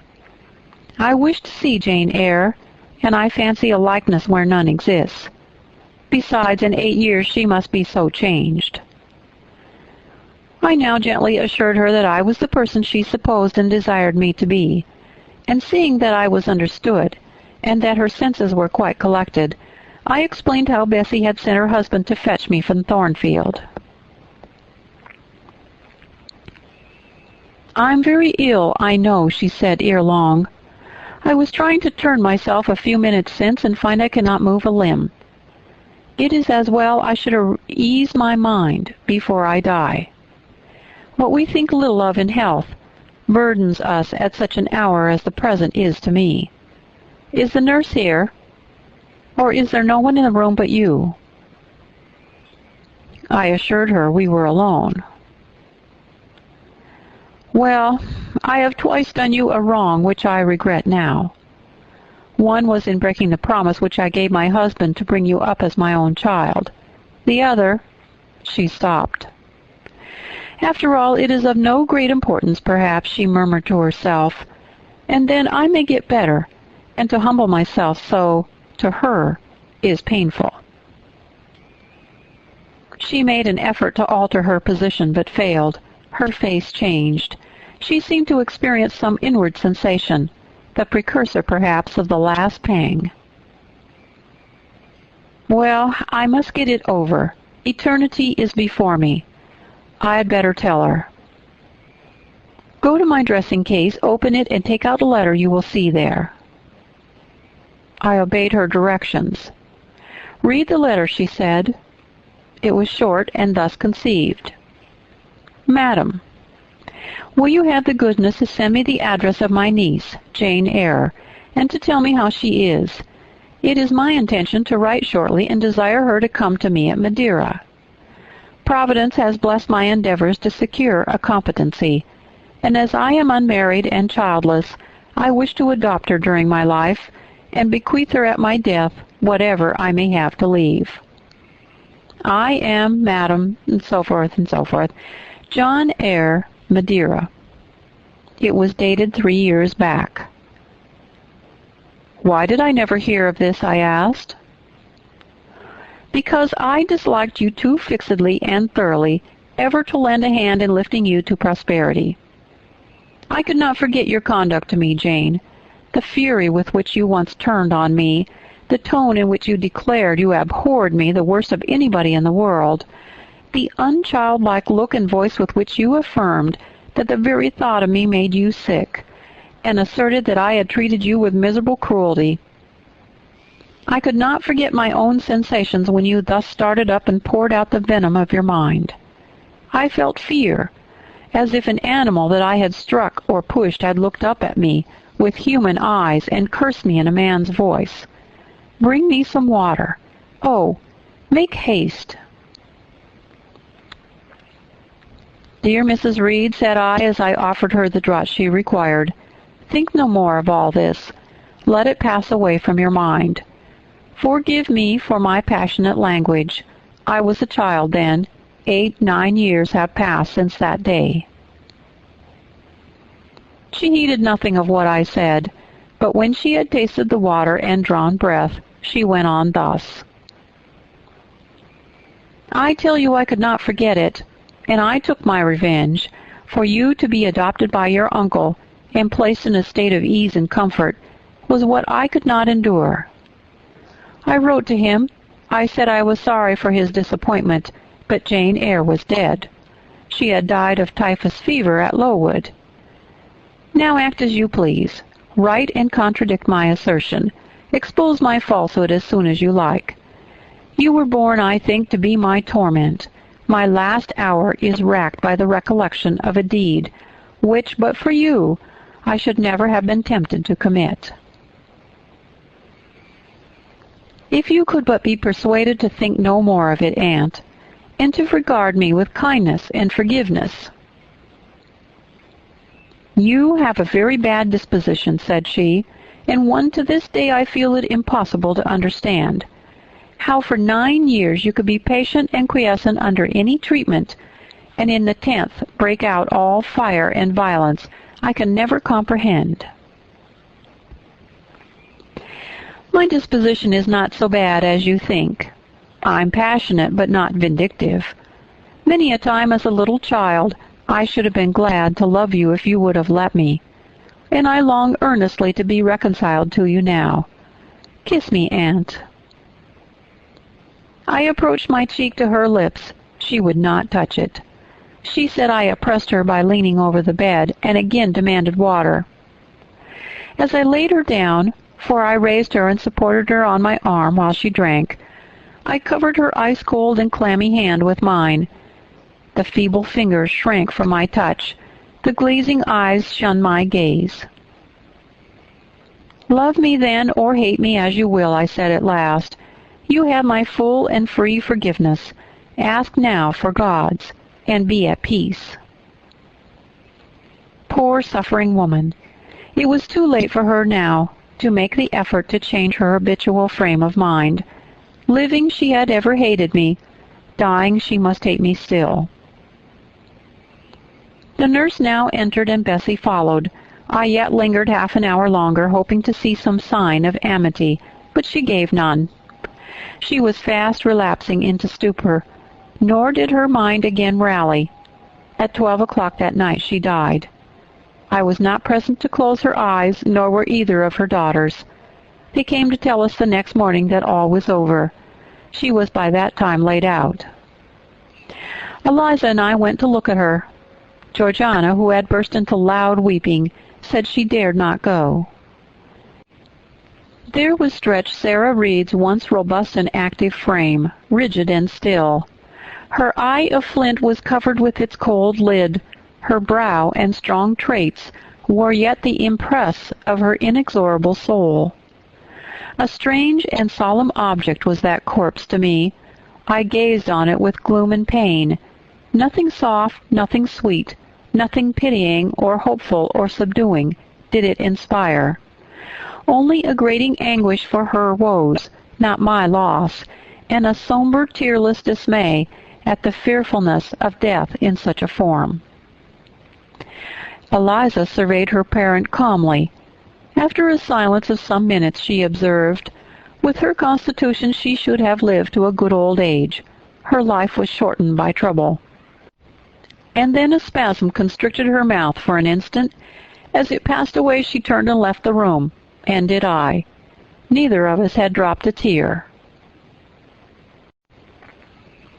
Chapter 22. Mr. Rochester had given me but 1 week's leave of absence. Yet a month elapsed before I quitted Gateshead.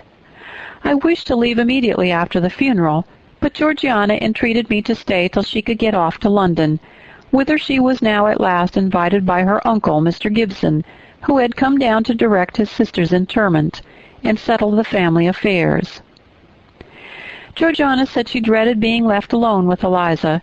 From her she got neither sympathy in her dejection, support in her fears, nor aid in her preparations. So I bore with her feeble-minded quailings and selfish lamentations as well as I could, and did my best in sewing for her and packing her dresses. It is true that while I worked she would idle, and I thought to myself, if you and I were destined to live always together, cousin, we would commence matters on a different footing. I should not settle tamely down into being the forbearing party. I should assign you your share of labor and compel you to accomplish it, or else it should be left undone. I should insist also on your keeping some of those drawling, half-insincere complaints hushed in your own breast. It is only because our connection happens to be very transitory, and comes at a particularly mournful season, that I consent thus to render so patient and compliant on my part. At last I saw Georgiana off, but now it was Eliza's turn to request me to stay another week. Her plans required all her time and attention, she said.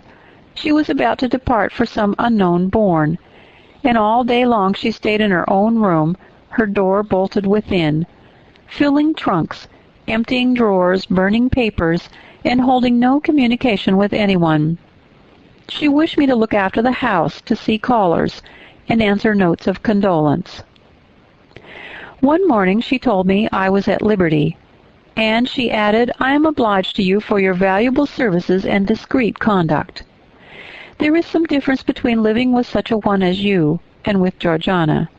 You perform your own part in life and burden no one. Tomorrow, she continued, I set out for the Continent.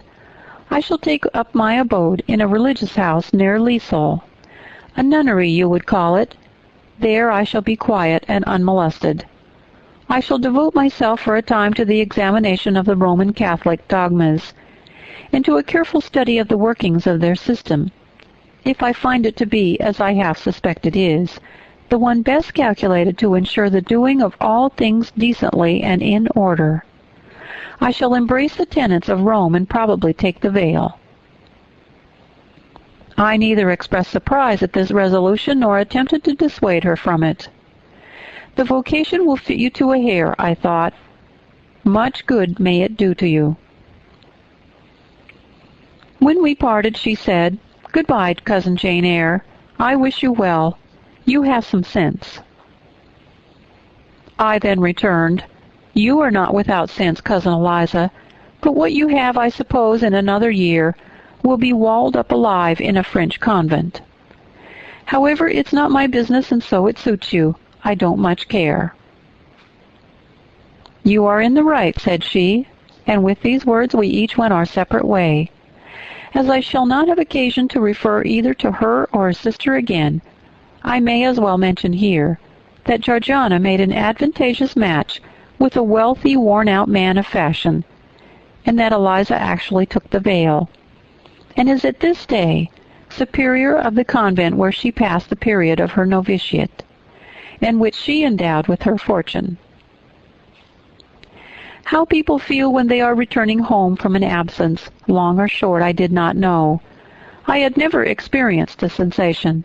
I had known what it was to come back to Gateshead when a child, after a long walk, to be scolded for looking cold or gloomy, and later what it was to come back from church to Lowood, to long for a plenteous meal and a good fire, and to be unable to get either. Neither of these returnings were very pleasant or desirable. No magnet drew me to a given point, increasing in its strength of attraction the nearer I came. The return to Thornfield was yet to be tried. My journey seemed tedious, very tedious. 50 miles one day, a night spent at an inn, 50 miles the next day. During the first 12 hours I thought of Mrs. Reed in her last moments. I saw her disfigured and discolored face, and heard her strangely altered voice. I mused on the funeral day, the coffin, the hearse, the black train of tenants and servants. Few was the number of relatives, the gaping vault, the silent church, the solemn service. Then I thought of Eliza and Georgiana. I beheld one the cynosure of a ballroom, the other the inmate of a convent cell, and I dwelt on and analyzed their separate peculiarities of person and character. The evening arrival at the great town scattered these thoughts. Night gave them quite another turn. Laid down on my traveler's bed, I left reminiscence for anticipation. I was going back to Thornfield, but how long was I to stay there? Not long, of that I was sure. I had heard from Mrs. Fairfax in the interim of my absence. The party at the Hall was dispersed. Mr. Rochester had left for London 3 weeks ago, but he was then expected to return in a fortnight. Mrs. Fairfax surmised that he had gone to make arrangements for his wedding, as he had talked of purchasing a new carriage. She said the idea of his marrying Miss Ingram still seemed strange to her, but from what everybody said and from what she herself had seen, she could no longer doubt that the event would shortly take place. "You would be strangely incredulous if you did doubt it," was my mental comment. "I don't doubt it." The question followed, where was I to go? I dreamed of Miss Ingram all the night. In a vivid morning dream I saw her closing the gates of Thornfield against me and pointing me out another road. And Mr. Rochester looked on with his arms folded, smiling sardonically, it seemed, at both her and me. I had not notified Mrs. Fairfax the exact day of my return, for I did not wish either car or carriage to meet me at Millcote. I proposed to walk the distance quietly by myself, and very quietly, after leaving my box in the ostler's care, did I slip away from the George Inn about 6 o'clock of a June evening, and take the old road to Thornfield, a road which lay chiefly through fields and was now little frequented. It was not a bright or splendid summer evening, though fair and soft. The haymakers were at work all along the road, and the sky, though far from cloudless, was such as promised well for the future. Its blue, where blue was visible, was mild and settled, and its cold strata high and thin. The west, too, was warm. No watery gleam chilled it. It seemed as if there was a fire lit, an altar burning behind its screen of marbled vapor, and out of apertures shone a golden redness. I felt glad as the road shortened before me, so glad that I stopped once to ask myself what that joy meant, and to remind reason that it was not to my home I was going, or to a permanent resting place, or to a place where fond friends looked out for me and waited my arrival. "Mrs. Fairfax will smile you a calm welcome, to be sure," said I, "and little Adele will clap her hands and jump to see you. But you know very well you are thinking of another than they, and that he is not thinking of you." But what is so headstrong as youth? What so blind as inexperience? These affirmed that it was pleasure enough to have the privilege of again looking on Mr. Rochester, whether he looked on me or not. And they added, "Hasten, hasten, be with him while you may. But a few more days or weeks at most, and you are parted with him forever." And then I strangled a new-born agony, a deformed thing which I could not persuade myself to own and rear, and ran on. They are making hay, too, in Thornfield meadows, or rather the laborers are just quitting their work, and returning home with their rakes on their shoulders, now, at the hour I arrive. I have but a field or two to traverse, and then I shall cross the road and reach the gates. How full the hedges are of roses! But I have no time to gather any. I want to be at the house. I passed a tall briar, shooting leafy and flowery branches across the path. I see the narrow stile with stone steps, and I see Mr. Rochester sitting there, a book and a pencil in his hand. He is writing. Well, he's not a ghost, Yet every nerve I have is unstrung. For a moment I am beyond my own mastery. What does it mean? I did not think I should tremble in this way when I saw him, or lose my voice or the power of motion in his presence. I will go back as soon as I can stir. I need not make an absolute fool of myself. I know another way to the house. It does not signify if I knew 20 ways, for he has seen me. "Hello," he cries, and he puts up his book and his pencil. "There you are. Come on, if you please." I suppose I do come on, though in what fashion I know not, being scarcely cognizant of my movements, and solicitous only to appear calm, and above all to control the working muscles of my face, which I feel rebel insolently against my will, and struggle to express what I had resolved to conceal. But I have a veil. It is down. I make shift yet to behave with decent composure. "And this is Jane Eyre. Are you coming from Millcote and on foot?"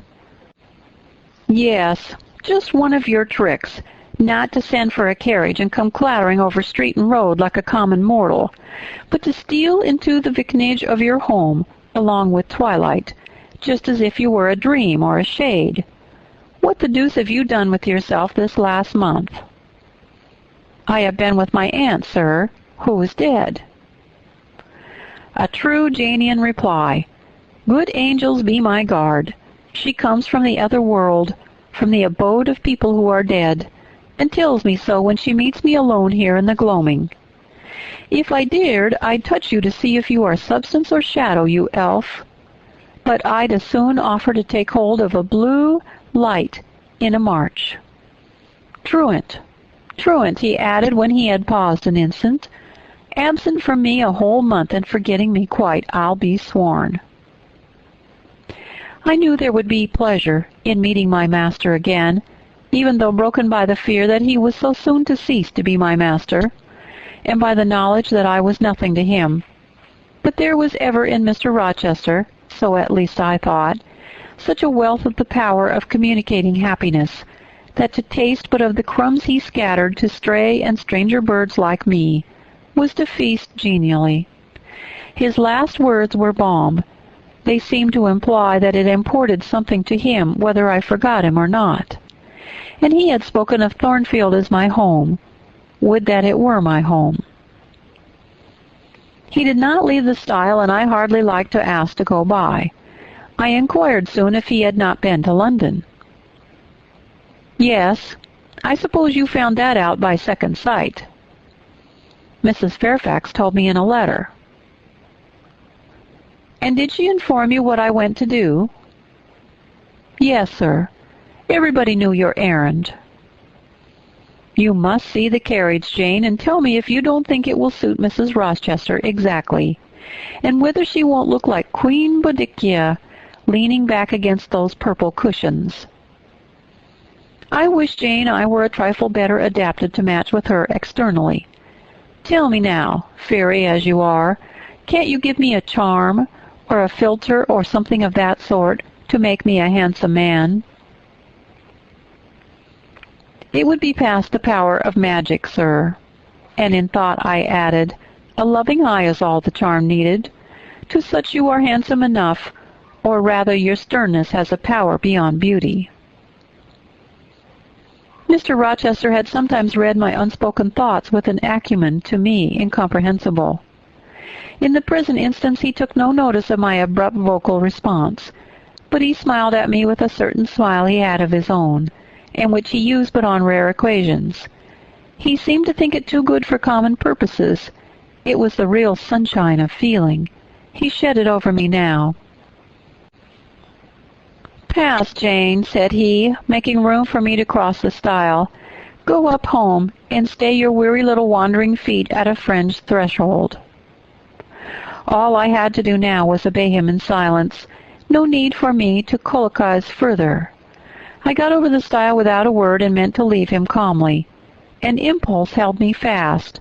A force turned me round. I said, or something in me said for me, and in spite of me, "Thank you, Mr. Rochester, for your great kindness. I am strangely glad to get back again to you, and wherever you are is my home, my only home." I walked on so fast that even he could hardly have overtaken me had he tried. Little Adele was half wild with delight when she saw me. Mrs. Fairfax received me with her usual plain friendliness. Lee smiled, and even Sophie bid me bonsoir with glee. This was very pleasant. There is no happiness like that of being loved by your fellow creatures, and feeling that your presence is an addition to their comfort. I that evening shut my eyes resolutely against the future. I stopped my ears against the voice that kept warning me of near separation and coming grief. When tea was over and Mrs. Fairfax had taken her knitting, and I had assumed a low seat near her, and Adele, kneeling on the carpet, had nestled close up to me, and a sense of mutual affection seemed to surround us with a ring of golden peace, I uttered a silent prayer that we might not be parted far or soon. But when, as we thus sat, Mr. Rochester entered unannounced, and looking at us, seemed to take pleasure in the spectacle of a group so amicable. When he said he supposed the old lady was all right now, that she had got her adopted daughter back again, and added that he saw Adele was very happy with her English mamma, I half ventured to hope that he would, even after his marriage, keep us together somewhere under the shelter of his protection, and not quite exiled from the sunshine of his presence. A fortnight of dubious calm succeeded my return to Thornfield Hall. Nothing was said of the master's marriage, and I saw no preparation going on for such an event. Almost every day I asked Mrs. Fairfax if she had heard anything decided. Her answer was always in the negative. Once she said she had actually put the question to Mr. Rochester as to when he was going to bring his bride home, but he had answered her only by a joke and one of his queer looks, and she could not tell what to make of him. One thing specially surprised me, and that was there were no journeyings backward and forward, no visits to Ingram Park. To be sure, it was 20 miles off, on the border of another country, but what was that distant to an ardent lover? To so practised and indefatigable a horseman as Mr. Rochester, it would be but a morning's ride. I began to cherish hopes that I had no right to conceive, that the match was broken off, that rumor had been mistaken, that one or both parties had changed their minds. I used to look at my master's face to see if it were fierce or sad, but I could not remember the time when it had been so uniformly clear of clouds or evil feelings. If in the moments I and my pupils spent with him, I lacked spirits and sank into inevitable dejection, he became even gay. Never had he called me more frequently to his presence, never been kinder to me when there, and alas, never had I loved him so well.